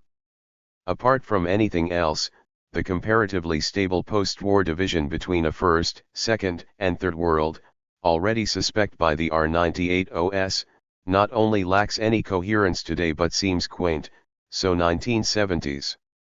By the same token, in a world now 50% urbanized, any clear distinction between rural and urban is suspect, as is any gulf between city center and suburb in the age of gentrified centers and corporate, edge city peripheries. On multiple fronts, the unevenness of capitalist development seems more striated than ever. On this list of momentous shifts, many would include the zoo batters down all Chinese walls. In one word, it creates a world after its own image. Friedman's book advances this class project. Indeed, translated into numerous languages including Chinese, Japanese, and Indonesian, it is itself an exemplar of world literature, part of the intellectual artillery breaking down geographical borders. If all that is solid melts into air, as Marx and Engels argued, the life-sustaining oxygen of that globalized air is the worldwide pursuit of capitalist profit. As regards the production of nature, this means that unlike in Marx's and Engels' times, the exploitation of nature is not only a matter of expanding horizontally the search for raw materials but expanding that search vertically. The issue is not simply geophysical searching for new resources under the Earth's surface or in extraplanetary space, rather it is scalar. The bioperatic corporate ransacking of rainforests, ocean deeps, and human bodies for genetic material, combined with the financialization of carbon credits and myriad other environmental credits, suggests a world in which nature is rendered a powerful accumulation strategy, a biodiversity bank, all the way down. Nature is no longer natural, as it were, for all that natural processes continue entirely unabated. The tendency toward the equalization of conditions and levels of production is a central plank of uneven capitalist development. Elsewhere Marx captured this as a tendency toward the annihilation of space by time, endemic to capitalism, and this became a central theme in uneven development theory. More recently Deleuze and Guattari wrote of smooth space, and have explored the question of deterritorialization, albeit in far more abstracted, philosophical terms than the contemporaneous discussions of economic geographers and political economists. In any case, Friedman is unlikely to disagree that his flat ontologies are the direct expression of capital accumulation, the spatialized ambition of capital. Indeed, Friedman cites the Communist Manifesto, finding it hard to believe that Marx could have been so prescient as far back as the mid-19th century. Nor is Friedman's appreciation for Marx isolated. In the late 199 OS, with the I-5th anniversary of the Communist Manifesto upon them, and with a post-Cold War sense that Marx and his troublesome children had finally been tamed, and economic crises too, even Wall Street capitalists began to rediscover and appreciate the brilliance of Marx and his astute diagnosis of the workings of capitalism. Gushing rediscoveries appeared everywhere from the London Times to the Wall Street Journal. But they proved short-lived, as the rapacious Asian economic crisis of 2997–98 cut too close to the bone, causing an embarrassed truncation of the Marx revival and a return to official silence concerning his insights on capitalist crises. That this crisis is even referred to as the Asian economic crisis, or worse, an Asian economic flu threatening contagion to Europe and North America, betrays the unflatness of the earth, the sudden shattering of any putative global equality, and the strenuous efforts of New York, Tokyo, and London globalizers to deglobalize and to decouple that crisis from the centers of financial power. 10 years later, as we recall crises from Thailand and Indonesia from that era, we also recall that the Russian and Brazilian economies were major casualties of the Asian crisis. More to the point, the 1997–98 global economic crisis quickly eclipsed Marx because that crisis epitomized the dialectical other of capitalist development. Against equalization, capital accumulation exerts an equally powerful force for social and spatial differentiation. Crisis, disruption, unemployment, spatialized impoverishment, war. This other side of the capitalist coin goes largely unrecognized by Friedman, his use of Marx at best one-sided. That he can admire Marx only after this personified bane of capitalism is thought to be vanquished is evident from the audacious subtitle of his book, A Brief History of the 21st Century. The Marx that Friedman misses is the Marx of crisis theory, the division of labor, social class, death by poverty, and the excoriating critique of self-fulfilling capitalist fantasies that competition, private property, and politically sanctioned and orchestrated class greed will somehow lead to a better world for all. he entirely erases the Marx who posited deep-seated forces of social differentiation as crucial for the workings and survival of capitalism, tendencies entirely counter to those of equalization. This may be because Friedman is a self-confessed technological determinist who has faith that technology can conquer all social ills and that class is a state of mind. That state of mind may be inveigling from 35,000 feet in amply pampered business class. The world assuredly looks flat from that altitude when one can afford the ticket to fly around it at will. But for the denizens below, whether in the Zimbabwe highlands or the Bangladesh deltas, the price of such a ticket is many times the annual income, and the New York lifestyle of multimillion-dollar apartments and $7,000 monthly rents for even a one-bedroom apartment looks like an impossible mountain to climb. For them, New York is an Everest away. In a brief interlude, Friedman does acknowledge that the world is not yet entirely flat but insists that the forces of flattening should prevail. He is all for poverty alleviation, and to help make it so he supports the Gates Foundation, built on the Microsoft fortune, for whom the charity slogan is, "Let's collaborate horizontally." Such an effacement of any verticality of power is convenient and self-serving, given the power of Microsoft's own capital stock, and Friedman's endorsement of the Gates version of a flat ontology effectively smooths out global inequality. In practice, uneven geographical development results from a dialectic of opposing tendencies toward equalization and differentiation. China is the new capitalist miracle of the neoliberal era.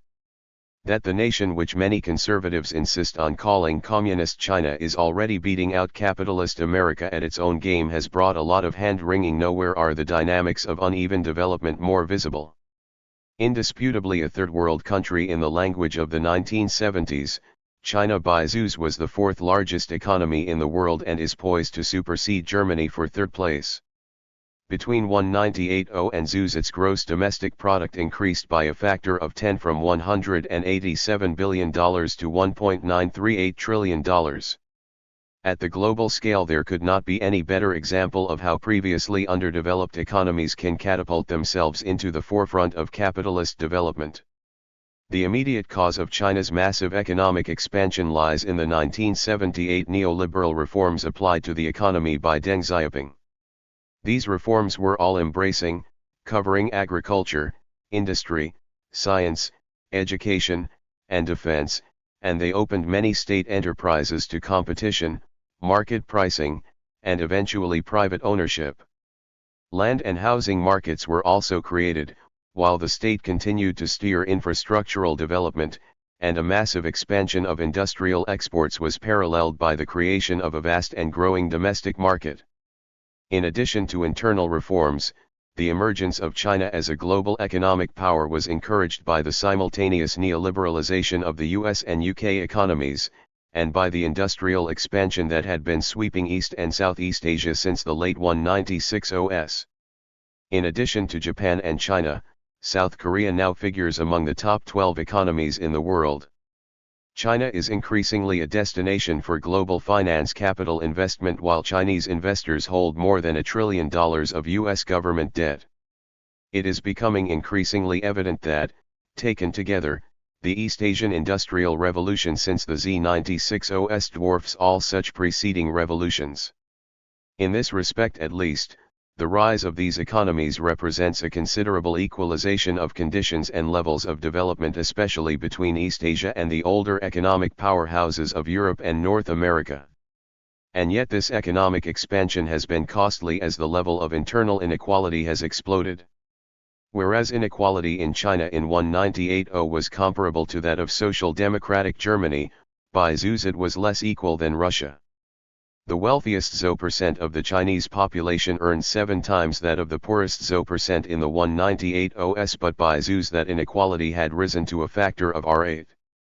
The richest RO% of the population now accounts for 45% of the country's wealth, the poorest ZO% only Z.4%.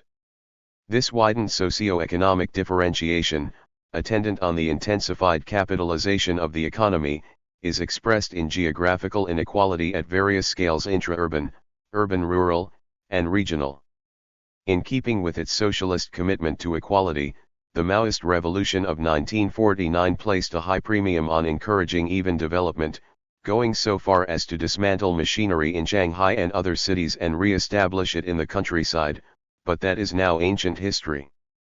Capitalist industrialization focused first and most intensely on the southeast around Guangzhou, the Pearl River Delta, and Hong Kong, tipping the scales of economic power away from the northeast, but later investment and development in the north bolstered the power of the entire coastal east against the central and western regions of China. Yet the latter regions have also experienced investment, especially in infrastructure, resources, and primary commodities. Internationally, Chinese capital investment has flooded into South America and, to a lesser extent, Africa, as well as the closer economies of Asia. At the urban scale, Shanghai and Beijing are now among the largest metropolitan areas in the world and may well be taken as cutting-edge paradigms of neoliberal urbanism. New urban wealth is increasingly concentrated in rich enclaves, suburbs, and shopping malls, while gigantic urban renewal projects, not least the Zoo 8 Olympics in Beijing and the Zozo World Expo in Shanghai, evict the poor from entire neighborhoods on a stunning scale. Hundreds of thousands of working-class residents have been displaced, some relocated, many not by large-scale gentrification, infrastructure, and related projects. None of this has happened smoothly. The same ruthlessness that accompanied the English Industrial Revolution, the same Dickensian conditions, characterize the Asian Industrial Revolution. Demonstrations have met many of the urban projects. Violent demonstrations have also followed an epidemic of coal mine disasters, 47746 miners killed in Zoo 6 alone, and the breakup or privatization of work units in the countryside has provoked widespread protest. Repressive work conditions in the country's burgeoning factories, together with suppressed wage increases, have also fomented pervasive unrest. Reports of these revolts rarely reach the Western press, or indeed the Chinese press, but in zoos the Chinese government conceded that an estimated 74,000 mass incidents or demonstrations and riots occurred the previous year, presumably making China the world's class struggle capital.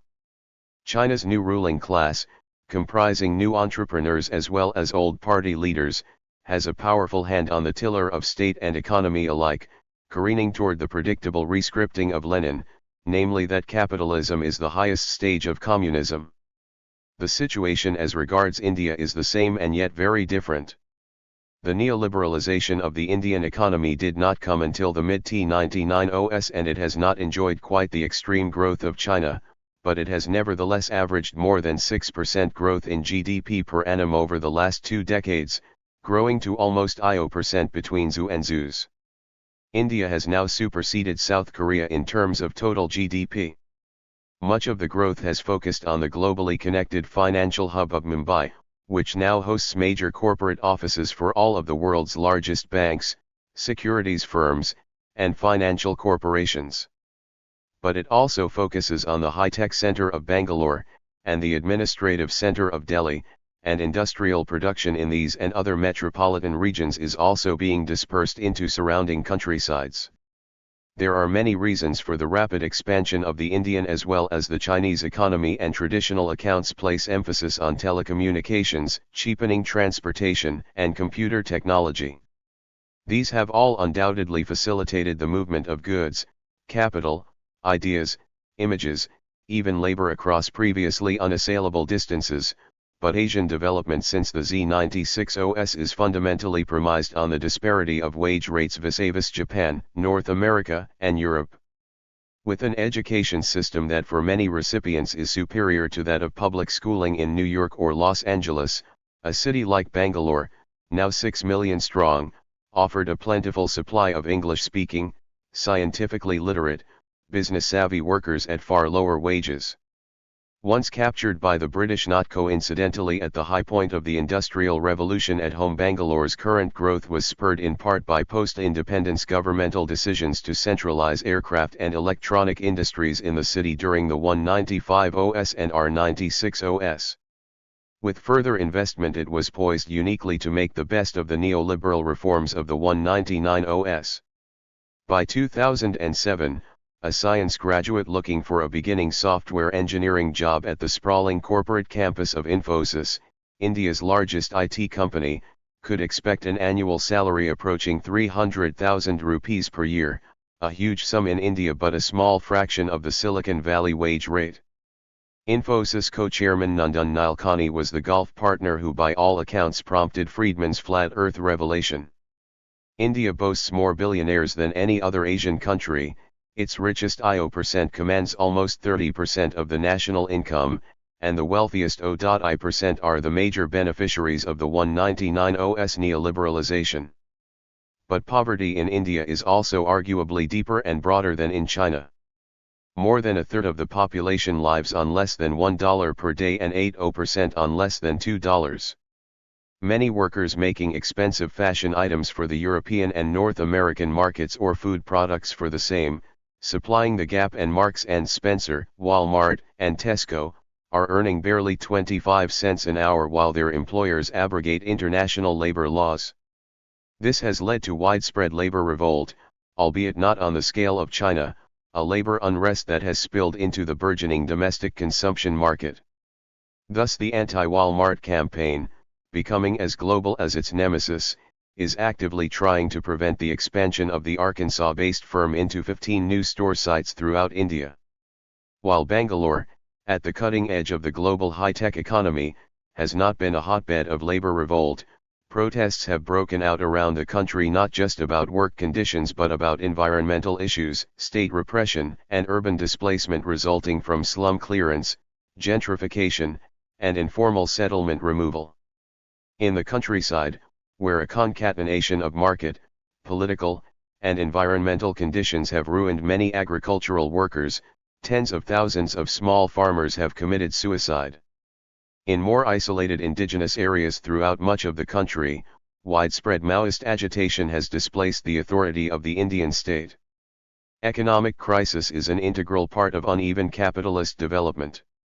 Worker organization and state responses have increased wage rates in the tiger economies of Asia, Singapore, Taiwan, Hong Kong, and South Korea, and these have long since surpassed those of other Asian economies, forcing a restructuring toward more intense, productive jobs yielding higher amounts of surplus value. The same dilemma already beckons for China and India. In the economic crisis of 1997-98, global capitalists behaved in ways designed to isolate the catastrophic devaluation in some places, Brazil, Russia, and Asia, including the tiger economies, while protecting value elsewhere. Over the longer term, a decade perhaps, they largely succeeded, yet the designated victim economies rebounded too. But as economic crises go, they also come. And in the next episodic moment of crisis, so well explained in Marx's work yet so allergically disavowed by utopian economists of the capitalist persuasion, the geography of crisis, decline, unemployment, and death will again be geographically uneven. Whether China or India are the losers in this unfolding drama, or indeed the tiger economies again, whether the property-based U.S. heartland of early 21st century capitalism becomes the victim of its own success in a spreading financial crisis since 2007, whether Europe recedes under the weight of its own expansion, or whether the new suburbs of global capital in Dubai and the Gulf states will face crisis requiring the repatriation of hundreds of thousands of South and Southeast Asian workers, none of this is easy to predict. Predictable, however, is that the poorest classes in all these places, workers, women, national, ethnic and racial minorities, will be the victims. The rise of geoeconomics. Neoliberal globalism has changed the world, we are constantly told, but if anything, neoliberalism has reasserted the fundamentals of liberal capitalism. It has done this not so much by eliminating the state and state regulation, as is commonly lamented. Rather, while many states have variously unhitched themselves from responsibility for the social reproduction of their national populations, they have selectively rendered the state apparatus as its own entrepreneurial entity, a purer catalyst of capitalist expansion than ever before. This is nowhere clearer than with the U.S. military, which brokers arms sales for sake of corporate and Pentagon profit, and which went to war in Iraq with roughly equal numbers of soldiers and private mercenaries. Contrary to the nostrums of globalization theorists and indeed many anti-globalization activists, the state is not erased by the new global realities. Rather, from Britain to Mexico, China to the United States, national states were in many ways the midwives of that globalism, and whether via economic policy or military adventurism they exploit the new globalism as a means to enhance state power. In any case, as the military and political response to September 2, Zeus, makes clear, any erosion of state power at the hands of globalization was distinctly limited. The undeniable erosion of economic borders is not necessarily matched by any erosion in the political, cultural, or certainly military borders between nation-states. If anything, these have hardened in many places. Yet this does not mean that globalization is old news and nothing has changed. The map of the world in the 20th century was, first and foremost, a geopolitical tableau of national territories without which defining moments such as World War I or World War II or the Cold War, spanning most of the century, would be incomprehensible. Many other economic, social, and cultural landscapes suffused that map, of course, but today, national state power notwithstanding, the world map does not register such a crisp articulation between power, state, and territory. The geopolitical board game Risk, which seemed to capture the aura of the 1970s and Z98OS, now seems strangely anachronistic. The entire global jigsaw puzzle of national states has effectively been thrown in the air, and globalization aficionados and anti-capitalist critics alike are left to put the pieces back together again. The problem is that the largely national pieces that went up are not the same as those coming down. From Europe to Africa, states have broken up while at the same time continental-scale trade units Mercosur, EZIN, the European Union, NAFTA, not to mention the military apparatus of NATO have come to the fore.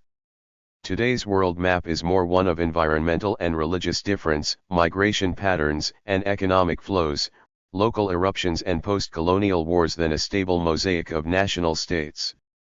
These shifts are complex but through the lens of uneven development theory, and with an eye especially on issues of scale, one central dynamic stands out. By the Z97OS, the scale of capital accumulation in the world's wealthiest economies had outstripped the ability of these national states to regulate domestic economic activity.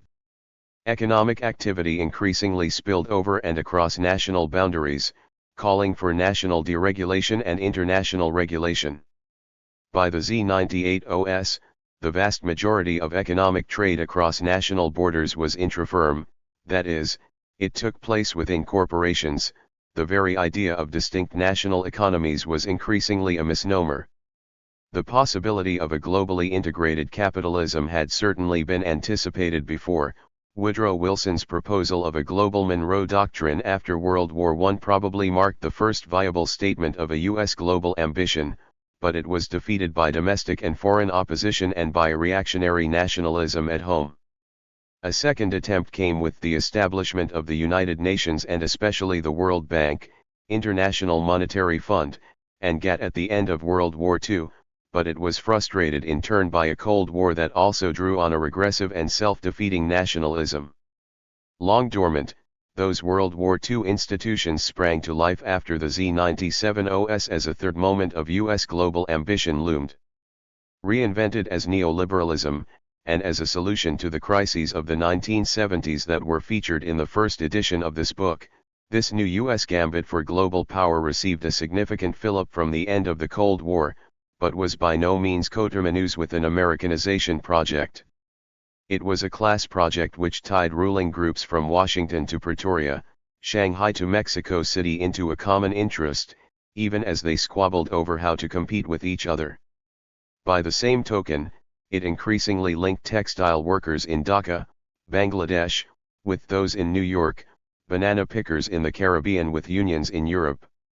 Victories for the labor movement since the Z98OS were far outnumbered by defeats, yet international rather than national organizing is now increasingly the norm, and together with an episodic anti-war movement and the various threads of the global social justice movement, they have at least succeeded in making neoliberalism and globalization the targets of sharp critical attention, protest, and political opposition. Uneven development at the global scale has been matched by extraordinary social and geographical unevenness within national economies. Not just in the rising economies such as China and India, but in the heartland of 20th century capitalism, economic inequality has become increasingly intense. The United States has always harbored great social inequality, but in the quarter century after World War II this inequality remained comparatively stable, even abating at times. By the early 1970s, however, socioeconomic inequality intensified rapidly. While workers' wages have remained constant or even declined over the last 4 decades, the incomes of the highest earning % have tripled in the same period. The Gini coefficient of inequality measured 0.35 in 1970, but rose steadily to 0.47 by ZU1, higher than in Russia, China, or India. The pay of chief executive officers in 1981 in the United States was 4 times that of wage workers, but over the next quarter century it has risen to an astonishing ratio of 364:1. In ZU6, 4 CEOs in the rarefied equity and hedge fund companies took home an income of over $1 billion, while the top 20 such CEOs averaged $658 million each, a cool $0.75 million per working day of the year. The unequal share of wealth is even more intense, having returned to pre-World War II levels. The geography of all this is partly predictable but partly not.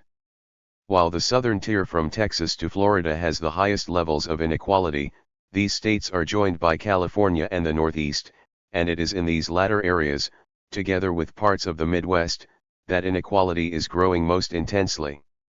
At the urban scale, the gentrification, which in the early 1980s was still an emergent phenomenon, has become a global urban strategy. It is no longer just the Londons and Sydneys, New Yorks, and Amsterdams that experience such dramatic reinvestment at the center, but cities around the world.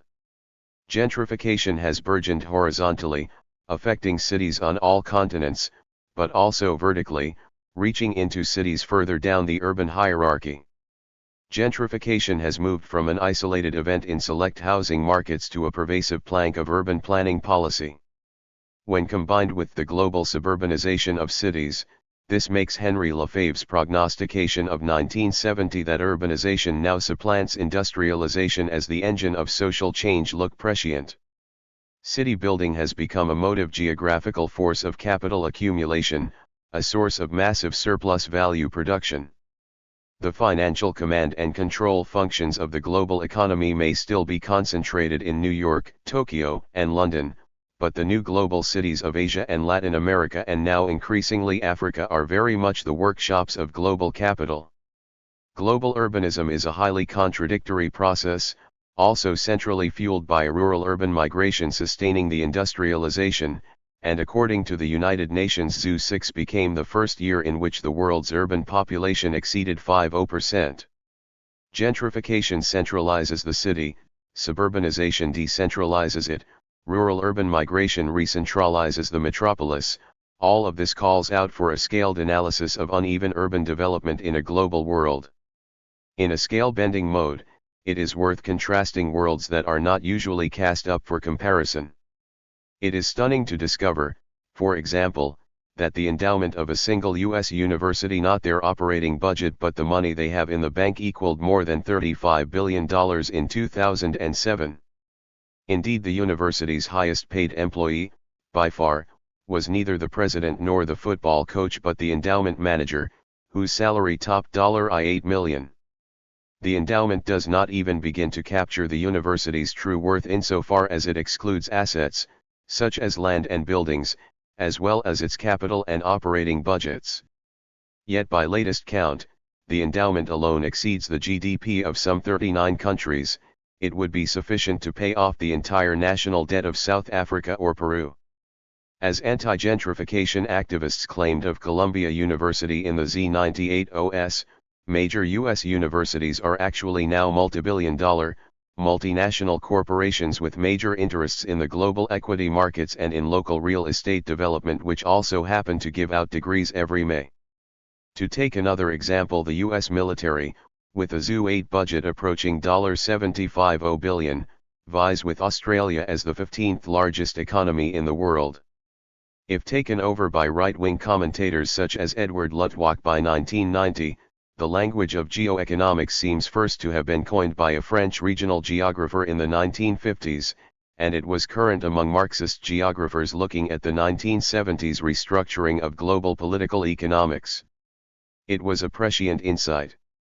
The point is not that geopolitics is somehow obsolete. One look at newspaper headlines and a glance at U.S. behavior in the Middle East would assuage any such concern. Rather, however, much geopolitics remains a tactical arsenal for global conflict, and the Israel-Palestine-Syria-Iraq-Iran nexus is a superb example. The underlying rationale for conflict today increasingly conforms to a geoeconomic more than geopolitical logic. This is not to say that war in Iraq, or more broadly in the Middle East, has been simply about oil. Such an assumption represents an elemental mistake by the political left, assuming a geopolitical as much as geoeconomic rationale. Rather, war in the Middle East is very much about completing the strategy of globalization by attempting to bring the last major recalcitrant region into line with U.S. global ambition. That most of the world's oil supplies lie there is not at all coincidental, but it is not the only, and probably not even the central, question. To the extent that the political left sees Middle East strife as a war for oil, it remains stuck in an obsolescent geopolitical mindset. Having said this, it seems clear that as we head into the second decade of the 21st century, geopolitical calculation is likely to be very much on the front page of newspapers, perhaps as testimony to the failure of the third moment after Wilson, after Roosevelt, in the U.S. ambition to get beyond geography and create a flat global world. Geopolitics, and the resort to a largely self-inflicted nationalism, were the downfall of global ambition in these earlier moments, and they seem on track to repeat the fiasco. Quite how that undoing will happen is not clear, but the 2007 crisis in the global financial markets of the United States and Europe, rooted appropriately in a long history of speculative mortgage investments, suggests that the crisis of 1997 to 98 has migrated economically and geographically. That crisis manifested itself first in the overproduction of semiconductors in Thailand, eventually affecting the value of Thai currency, the baht, and spreading from there. 10 years later, the crisis seems to emanate from the belly of the beast, its most cherished right, the U.S. mortgage. That it has not remained in the mortgage sector but become generalized is precisely the nature of a globalized capitalism. And that powerful state intervention, up to and including bank nationalization, was required to deal with the crisis, completely contradicts the dogmas of neoliberalism. Jürgen Habermas once observed that modernism was dominant but dead. The same may be true in economic terms, with the Iraq War marking the failed endgame of globalization. Following the Battle of Seattle in 1999 and subsequent anti-globalization and anti-capitalist protests, which helped establish extraordinary repressive reaction by the state as normal, and following the economic stagnation and recession some years later, neoliberalism ceased to be the source of significant social change. At best, the end of the first decade of the 21st century has seen the filling in of established neoliberal political and geographical terrains. Less charitably, the period marked a crisis of neoliberalism. Neoliberalism has run out of what George Bush Sr. in the 198 OS called the vision thing. Per Habermas, neoliberalism may now be dominant but dead. A neoliberalism in crisis will not bring an end to uneven development but its opposite, an intensification. As Marx long ago observed, capitalism is marvelously resourceful at transforming itself in the face of crisis, and it has to be said that since the Z97 OS it is capitalism and not its opponents who have had the overwhelming initiative. That may no longer be true. Future patterns and experiences of uneven development very much depend on the extent to which an opposition to capitalism can develop its own version of the vision thing. Yet in many parts of the world, We seem today to be unable to conceive of social revolt and the possibilities it might bring. As Donna Haraway, one of our most creative thinkers, once admitted to an audibly stunned audience in the mid-Z1990s, if I had to be honest with myself, I have lost the ability to think of what a world beyond capitalism would look like. She was only voicing what has become a broad if implicit loss of political imagination in many of us. For better or worse, revolutions are the constant contrapuntal moments of history. We celebrate them when they bring a better world for us and excoriate them when they oppose what we take to be our interests or beliefs. One of the stunning things about the present is the extent to which the prospect and affect of revolutionary social change have been blanked from the imaginary of political possibility. It may not be too optimistic to begin again to encourage a revolutionary imaginary. Neil Smith. New York City. September 27, 2007.